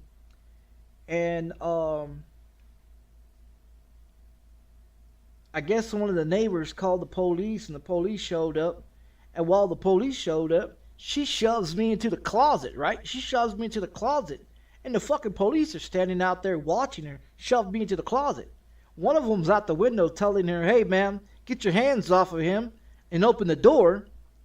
While the other police officer's trying to come in, he comes in and takes her outside. So he's talking to her, and the other one comes in. And she talks to me, the police officer talked to me, asked me what's going on. I said, well, I came home from my job and everything else. And I asked her about her cheating and this and this and this and all this other shit. And she got into an argument with me and she shoved me into the closet. And that's when you guys pulled up. So she called her mom. Her mom came and picked her up. And her mom apologized to me and said, I'm sorry. I didn't know my daughter was this type of person to cheat on you. And this and this and that. And so I went to work and I was just pissed. I was pissed off and shit, you know. And I walked to the liquor store and bought me a fucking fifth of vodka and fucking fifth of Jack Daniels. Got on my bicycle and rode back home and everything. Set up my fucking front porch. Drank the fifth of vodka, drank the fifth of fucking Jack, and I'll sit out there listening to music and everything like that. I would cut my grass on the weekends and you know, watch the truck and everything else, and you know what I mean, like normal, just like a normal fucking person, you know what I mean. Go to work every day, and shit like that, you know. Go to work every fucking day and everything, and then one night I fucking flipped. I fucking flipped and got on my bicycle and I rode down to the beach. I was down there at the beach, you know, and they was doing construction and all this shit. And I seen this excavator that was sitting down there, and it had the keys inside in the fucking cab, right? So I jump off into the excavator and I'm driving up and down the fucking beach, right? And so I didn't think anything of it. It's 2 o'clock in the fucking morning, you know, nice, windy, cold, beat the breeze and shit. I'm fucking drunk and shit and everything else, you know, shit faced like a motherfucker, you know, and I get this bright ass fucking idea that the yacht club is right there, and so I take the excavator and I drive the fucking excavator into the fucking beach, all into the ocean, right? And I drive it in there, so I see the yacht club that was there, you know, and I was like, fuck. Maybe they got some money in the yacht club, you know, or this or whatever. So I break in, right? Of course, they got some cameras and shit, you know. And I took my hat that I had on. I covered it up with the camera and shit. And I broke into the fucking yacht club, right? It was really nothing in there. Just a bunch of poker chips and shit like that, you know. And then so I left. And I was like, well, why not just go fuck with the yachts? You know, so I walked over there on the pier where the yachts was at, and I jumped on some of those yachts, and I was fucking around with some of the yachts and everything, and I was like, man, it'd be crazy if I untie this motherfucker and just shove it off into the ocean, right? So I untied it, and I shoved the motherfucker off into the ocean. And then I untied another one and another one and another one, and I shoved them off and watched them float off, you know. And I was like, God damn, I gotta get the fuck out of here, you know? So I run off out of the fucking pier, almost slipped into the fucking water, you know, run off to the fucking pier, jump onto my bicycle, I'm pedaling and get the fuck out of there. This fucking security guard, this security truck, whatever, comes rolling up and everything. It's about 7 o'clock in the morning. It's starting to get daytime. So I spent all fucking night down there, just fucking off.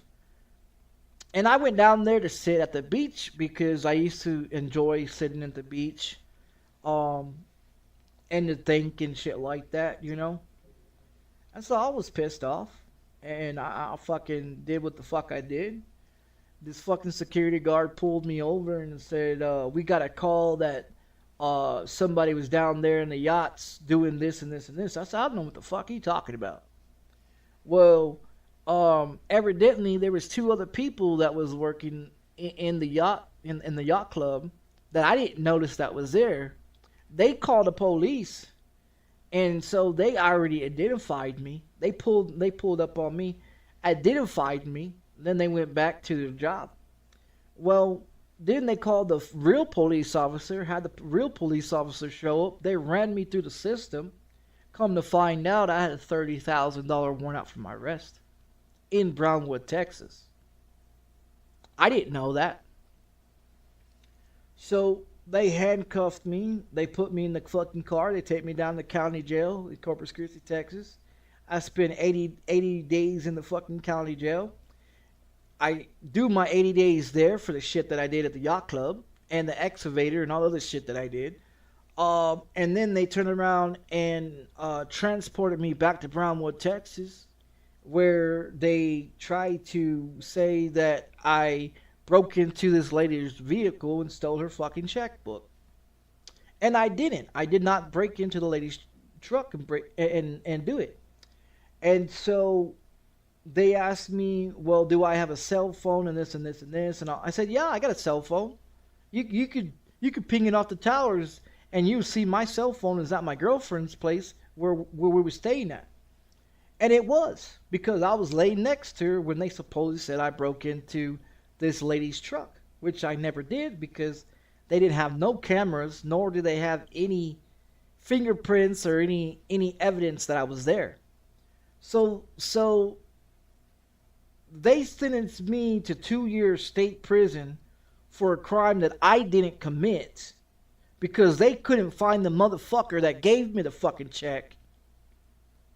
And when my mom testified against, went up there and testified and told the judge and everything, hey, this other guy that works for us gave my son this check, this and this, and all this other information. My mom gave the police department this information on this guy. They went to this guy's house, which was his daddy's place.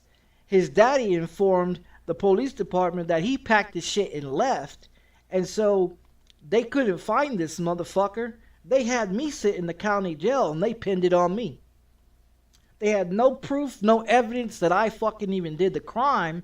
But because I've already served time 6 years already, they pinned it on me, and I'm a felon for the rest of my fucking life for a crime that I didn't fucking commit. And since then, 2007, and everything else like that, I have despised the police department, every police department, just due to the fact that they pinned a crime on me for something I didn't fucking do. That's the reason why I hate police. That's the reason why I hate this fucking government.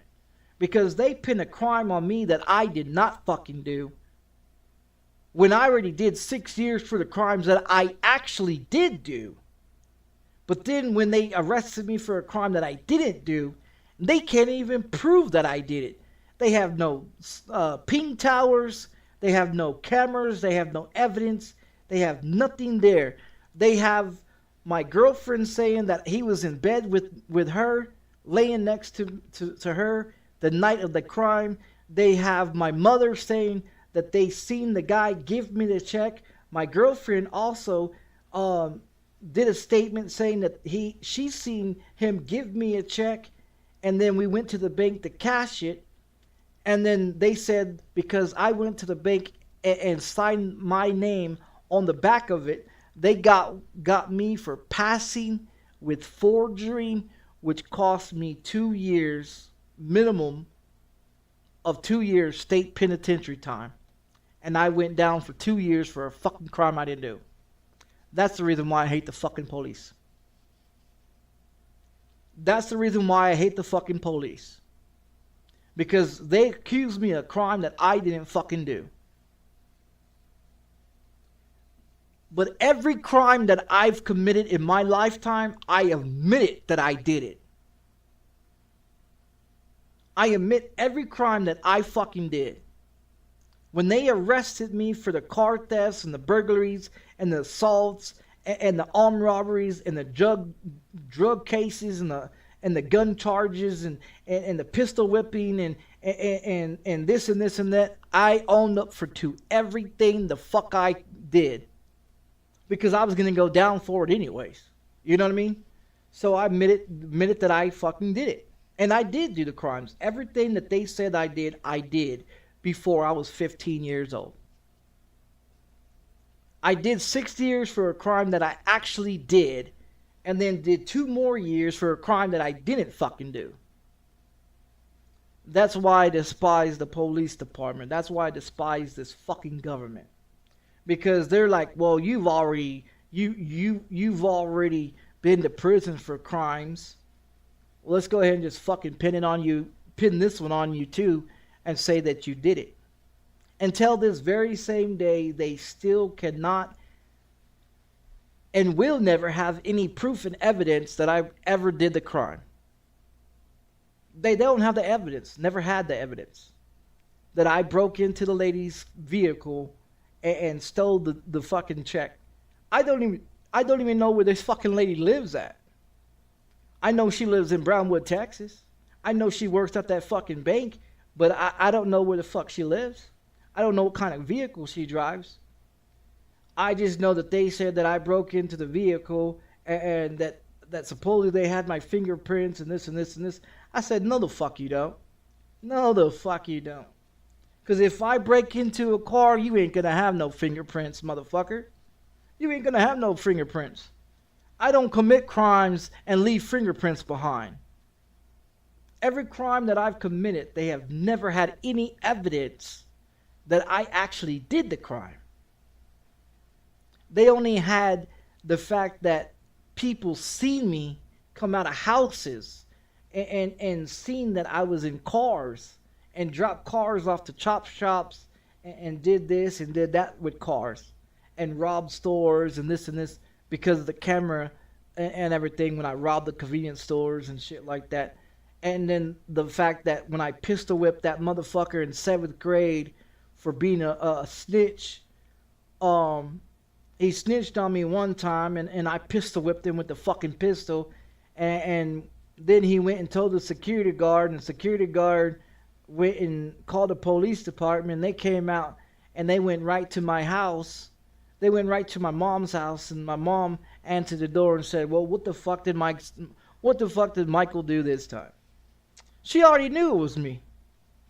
When I seen the police sitting at my mom's house, I did not fucking go home. I did not come home for 2 or 3 fucking days. I sure the fuck didn't. And when I did come home, my mom took me to fucking county jail, to the police department, and dropped me the fuck off. She's the one that turned me in. When the cops came in and searched my mom's house, they found 86 car radios. They found several shotguns under the bed in the attic. They found live rounds of ammunition. They found marijuana plants growing in the backyard. They found stash boxes where I stashed money in the ground, where I put money in lunch boxes and buried it in the ground in the backyard, and had money stashed everywhere. When they went through searching through my mom's house, they found old TVs and stereo systems and record players and this and this and this that I jacked from people's houses and stole from people and shit like that. They found car stereos and guns and everything. Like I said, before I was 15 years old, I was committing adult crimes that motherfuckers are doing nowadays that are getting away with crimes. I was doing Grand Theft Auto before Grand Theft Auto ever came the fuck out. And I wasn't even 15 years old. I was stealing cars between 10 years old and until 2001 when they fucking caught me in a stolen car.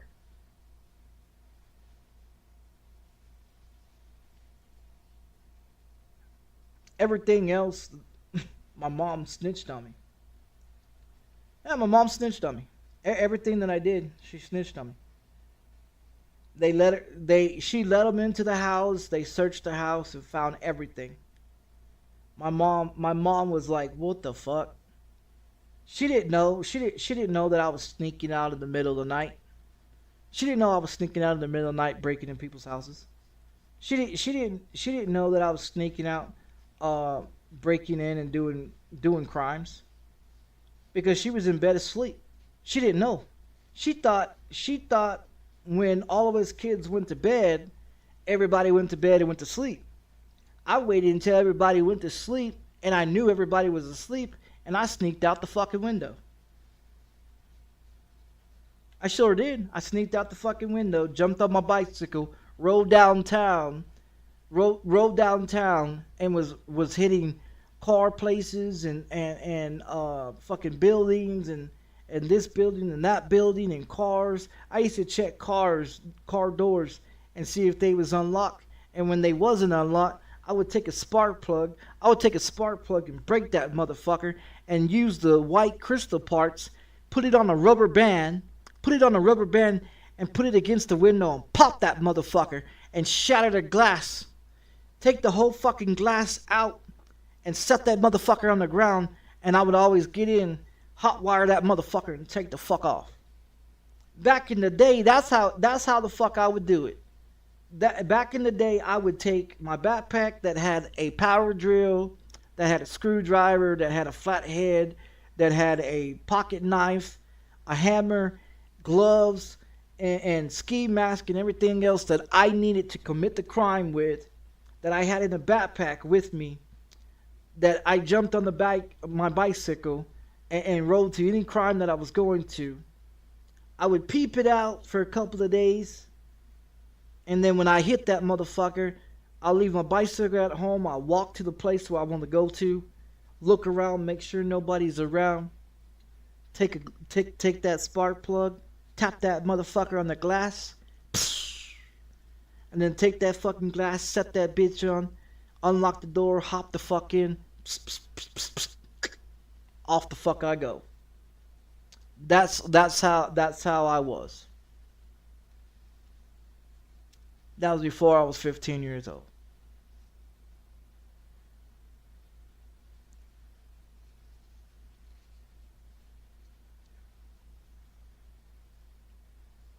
I've never did any crimes with anybody. My brother always tried to come do crimes with me. I would tell him, go home. I would tell him, get the fuck out of here. No, get out of here. My brother knew what I was doing. But he always tried to join me. He always tried to do crimes with me. And I would never let him be involved in anything. I would not do crimes with anybody. Every crime that I committed was a crime that I did. And I did by myself. Not with others. Because I didn't need nobody snitching on me. Because I didn't trust nobody. As a kid, I didn't trust nobody to do crimes with me. And I did a lot of crimes. I had shotgun pulled out of me one time when I broke into this guy's house and I thought they was gone. They were supposed to be gone. And I guess he was the only one there. Everybody else left. And so I broke into this guy's house through the back door. And I was in the kitchen. And when I got into the kitchen, I guess I bumped the chair or did something. And I heard somebody get up. And then by the time I was trying to get out the door, is all I fucking heard. This dude turned on the kitchen light. I turned around. I put my hands up. And he goes, You're just a child. You're just a child. How old are you? And I told him how old I was. And he's like, what are you doing? You're just a child. You know I could have killed you? And I was like, well, I didn't know you was home. I thought you was gone. And that very same night, I thought I was gonna die. I thought I was gonna fucking die. Until that motherfucker realized that I was a child, that I was a teenage child. He's like, where the fuck do you live at? I said, I live down the street. He's like, what? You live down the street? I said, yeah, I live in that pink house down the street. He goes, is your brother's name Mark? I said, yeah. Your brother's friends with my son. I said, oh shit. I didn't know that was my brother's best friend's house. That motherfucker damn near killed me. That motherfucker damn near shot my ass. That was the first time I had a shotgun pulled out of me. The next time was when I broke into a vehicle at a paint body shop that I watched the guy leave, right? I watched this guy leave. And I broke into this van. And I was inside this van, right? And I was searching it and everything else. I'm about to hotwire this motherfucker. All I seen was headlights come back, right? And I was like, oh shit, he's coming back. So I just laid there, right? I laid there like nothing, right? And so he gets out and he has to pass the van to get into his office. And I guess he noticed the window was broken because the window wasn't broken when he left, right? So he watched, he came in, he came by, and he was walking around the van. He's like, I know someone's in there. I don't know what you're doing here, but you need to get off of this property. I'm gonna call the police. I don't want any problems, this, and this. And so he opened up the van door, and I was like, man, what the fuck do I do? What the fuck do I do? Do I get out, kick the fucking door, and then run off? Or do I just come out, try to talk my way out of it and go home, you know? And so this motherfucker took my picture. He took me into the office, right? He took me into the office. And he said, I don't know what you're doing out here, kid, but you don't need to be running these streets at nighttime. It's dangerous.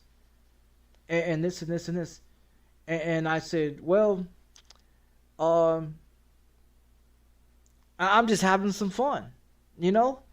And so he goes, well, your fun might get you killed one day or land in jail one or in prison. And I'm like, nah, I'm never gonna go to prison. I'm not even gonna get caught. You know, I'm never gonna go. You know, and so he takes my picture. He takes my picture, and he thumbtacks that motherfucker to the wall right there on the board, right? And he goes, I'm taking your picture. I'm gonna put you on here right there, so all my employees can see who you are. So the next time you on my property, they need to call the police. I said, don't worry, you won't ever see me again. Sure enough, he was right. Sure enough, he was right. Because in 2001, I was picked up on another break-in at another place that I was walking home from school. And see, I was smart. Well, I thought I was smart. I used to put my street clothes into my backpack, right? And so when I get out of school, I switch into my street clothes instead of having my school clothes on because we had to wear uniforms to go to school, right? So I'll change into my street clothes. And so I'll be walking the alleys of the street, right?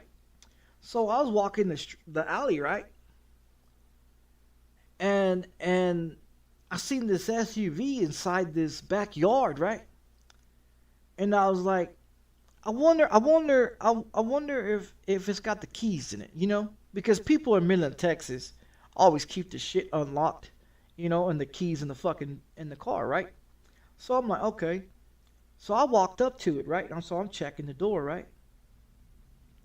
So the door opened. I hopped in, right? No hesitation. I hopped in that motherfucker. I'm looking for the keys.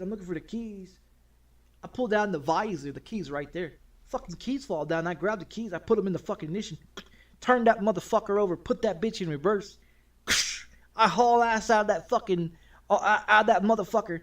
And people come running out of the house. Hey, what are you doing in my goddamn car? Hey. You know, and I'm like, man, fuck, you know. So there was someone that got behind me. I don't know if it was a kid or who the fuck it was, but there was somebody that was behind me. I almost hit that motherfucker. And it come to thinking, I think it was a child. I think it was their child that ran behind the vehicle trying to stop me. And I guess the dad was in front of the house working on another vehicle, right? Because you see the hood up. Come to find out, it was a Mexican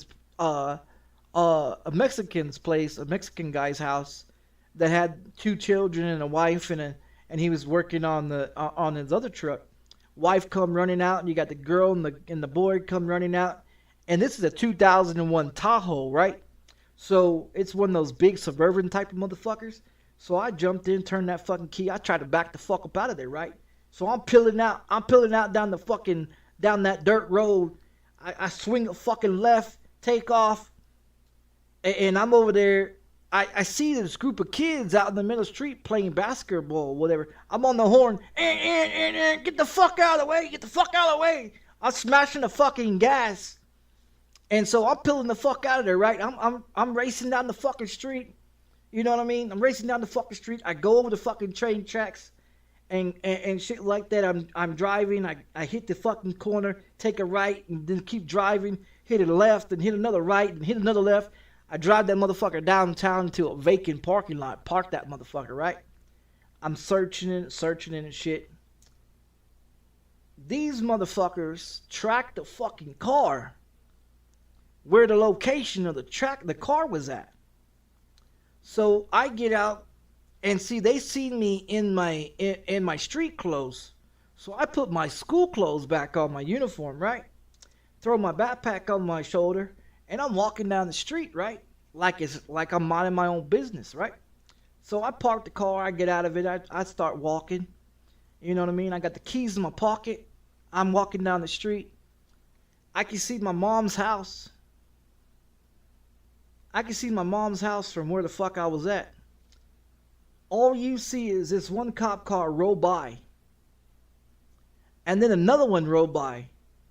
And they're like, hey, that's him. Evidently, they had the victim of that car in the police car. And he identified me. Even when I took off the street clothes and put back on my school clothes, he still fucking identified me, right? So evidently he see my face. And he's sitting in the cop car, and they roll up, you know what I mean? Sirens blaring, fucking 3, 4, 5 fucking roll up on me. And I'm sitting there just casually walking like, oh shit.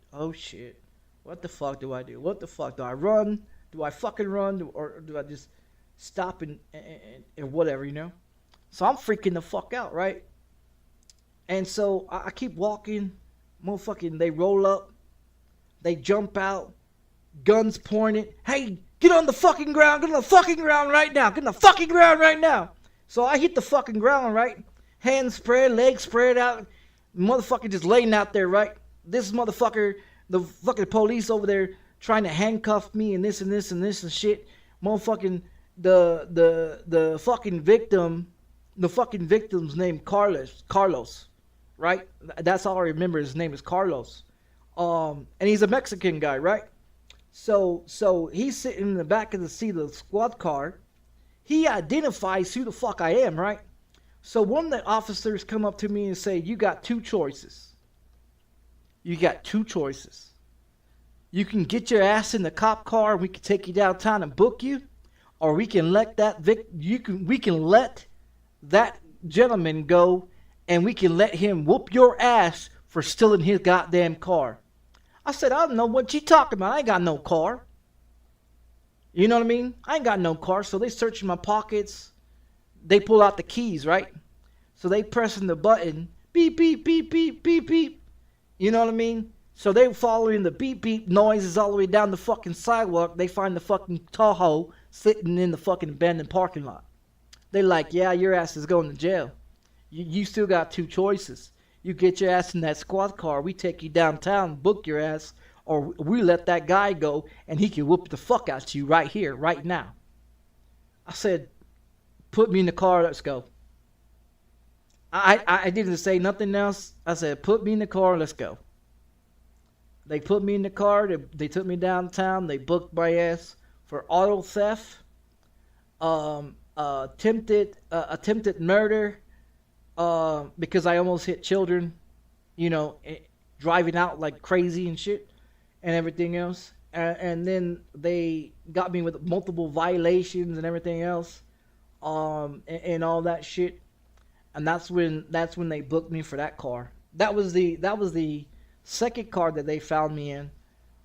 But that was the first time I ever got handled like that from the police department. The second time I had a fucking pistol put on me was when in Corpus Christi, Texas, in a drop top white convertible that I stole from a construction site, that I was walking home from a job interview. I broke into this car. It had a screwdriver in there, so I broke the steering column, right? Stuck the screwdriver in the back of the steering column, and pop that motherfucking black box, the neck off that motherfucker, hot wire that motherfucker. It didn't want a hot wire, so I stuck the fucking screwdriver into this one part that had the wires and shit different ways. So I stuck that motherfucker in, and it started, right? So I left it in there, put that motherfucker in gear. Come to find out, it's a stick shift. And this is where I found out that I don't know how to drive stick. I ended up putting it in reverse and crashing it into the fucking wall. And then so I was like, fuck that shit. I don't want this car. So I got out of that car and walked down a couple of blocks to this construction site, right? To this construction site. And I seen this car that had a drop top convertible, and the top wasn't up, you know? So I was like, man, anybody around? I'm looking around, looking to see if anybody's around. It's like 2 o'clock in the morning. Looking around. So I throw my bag in there, right? And come to find out the seats are wet because the motherfucker left the top down and it got wet inside of it. So I put my bag and then I was sitting on the bag. And so I'm looking for the keys and shit. I couldn't find the keys, so I fucking break the fucking steering column, jump underneath the fucking bottom of there, you know, spark that motherfucker up, put that bitch in gear. I'm rolling down the street. Come to find out, I'm going backwards on the fucking highway. I get onto the highway that I'm going backwards. So I'm on the fucking freeway driving backwards. I pass a sheriff. That's going the other way, right? That's going the correct way. And so I'm like, man, what the fuck do I do? What the fuck do I do? So I gun that motherfucker. I gun that son of a bitch. I'm going fucking 80 down the goddamn fucking freeway. I'm smashing that fucking gas pedal. This motherfucker's trying to figure out how to flip his squad car around to chase me to get on the side that I am, because I'm on the wrong side of the fucking freeway. And so he's trying to spin around and get on the fucking get on the side that I am. I'm already gone. I'm speeding down the fucking highway. I get into the next town, pull into the gas station. I got some money in my pocket, so I put some gas into the car. You know what I mean? I put some gas in the car, I jump back in, I drive off. Well, my dumbass decided to go drive it between a gate and a school building, that it popped the left side of the fucking tires completely on both sides of the tires, right? So I'm driving through, and I was like, God damn. So I go and I pull up to this tire place, and I park the car, and I'm sitting there. I turn on the car, and I'm listening to music, right? Got the door open, got my feet propped up, relaxing the car and shit, you know, and everything. So I take off my shoes and shit, and I'm sitting on the bag and everything, my duffel bag. And so I end up falling asleep in the car, right? So I get woken up to fucking 3, 4, 5 police cars pulled up, guns pointed at me. Get the fuck out, hands up, don't fucking do nothing, get your fucking hands up and get the fuck out the car. Guns pointing at me, get your ass on the ground, face down, face down, face down. They got guns on me and everything, so I get the fuck down. They fucking come and arrest me, they take everything, my shoes and my duffel bag, they mark it as evidence, and it belonged to me. So they thought that I stole it. I said, no, that shit, right, the duffel bag and my shoes belong to me. And so they take my shoes and they take the duffel bag and they put it in evidence, and come to find out it's my shit. Well, they put it in evidence like it was stolen. So I go to the county jail with no shoes on and all this shit. So I get arrested. I'm sitting in the county jail. And that was in 2006 when I did that. That was 2006 when I did that. Because my girlfriend at the time said, oh, you don't know how to steal no cars. You ain't never stolen no cars. So she dared me to steal a car. And I did. And I drove around her block. You know what I mean? I was like, hey, I'm on the cell phone, right? I'm on the cell phone. I called her and I said, hey, look out your window. And she's like, what the fuck are you doing in that car? Where'd you get that car at? This and this and this.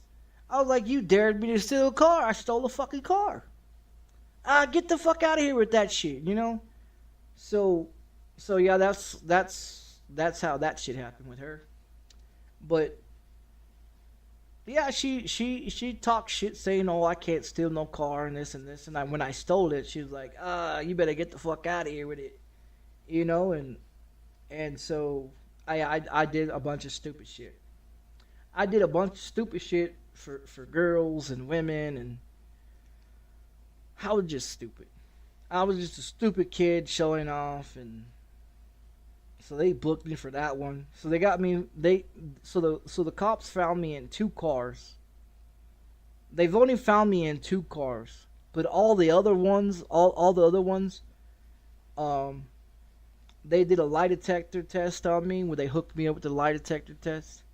Oh man, I lied my goddamn ass off at that lie detector test. And they came back and said, you lied in this. So I told them the truth. I said, yeah, I did it. They said, yeah, I did it.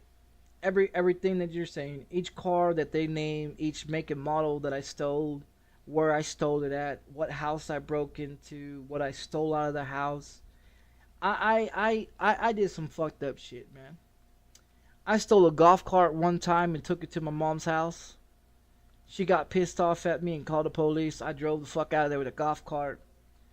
I broke into one person's house one time because I broke into the guy's truck the day before. And I had this pack of cigarettes, right, in my shirt pocket. And I guess the pack of cigarettes fell in the seat while I was inside this guy's truck.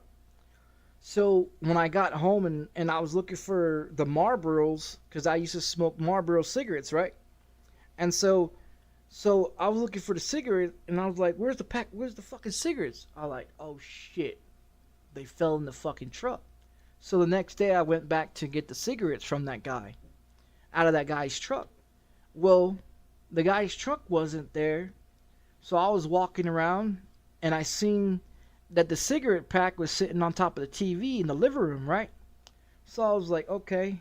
I peeped around and see if anybody was there. It was like 7:30 in the morning. This guy just went to work, right? So I took a stick, and I smashed it through the fucking window, reached around inside and unlocked the fucking door, right? And I went in and got my cigarettes. Well, instead of me just getting the cigarettes and leaving, I got hungry, and I decided to make me some bacon and some fucking eggs, and I ate breakfast in that dude's fucking house. Not only did I eat breakfast in his house, I washed the dishes that I used to cook the eggs and the bacon, and then I left the house, and then I went to school that morning.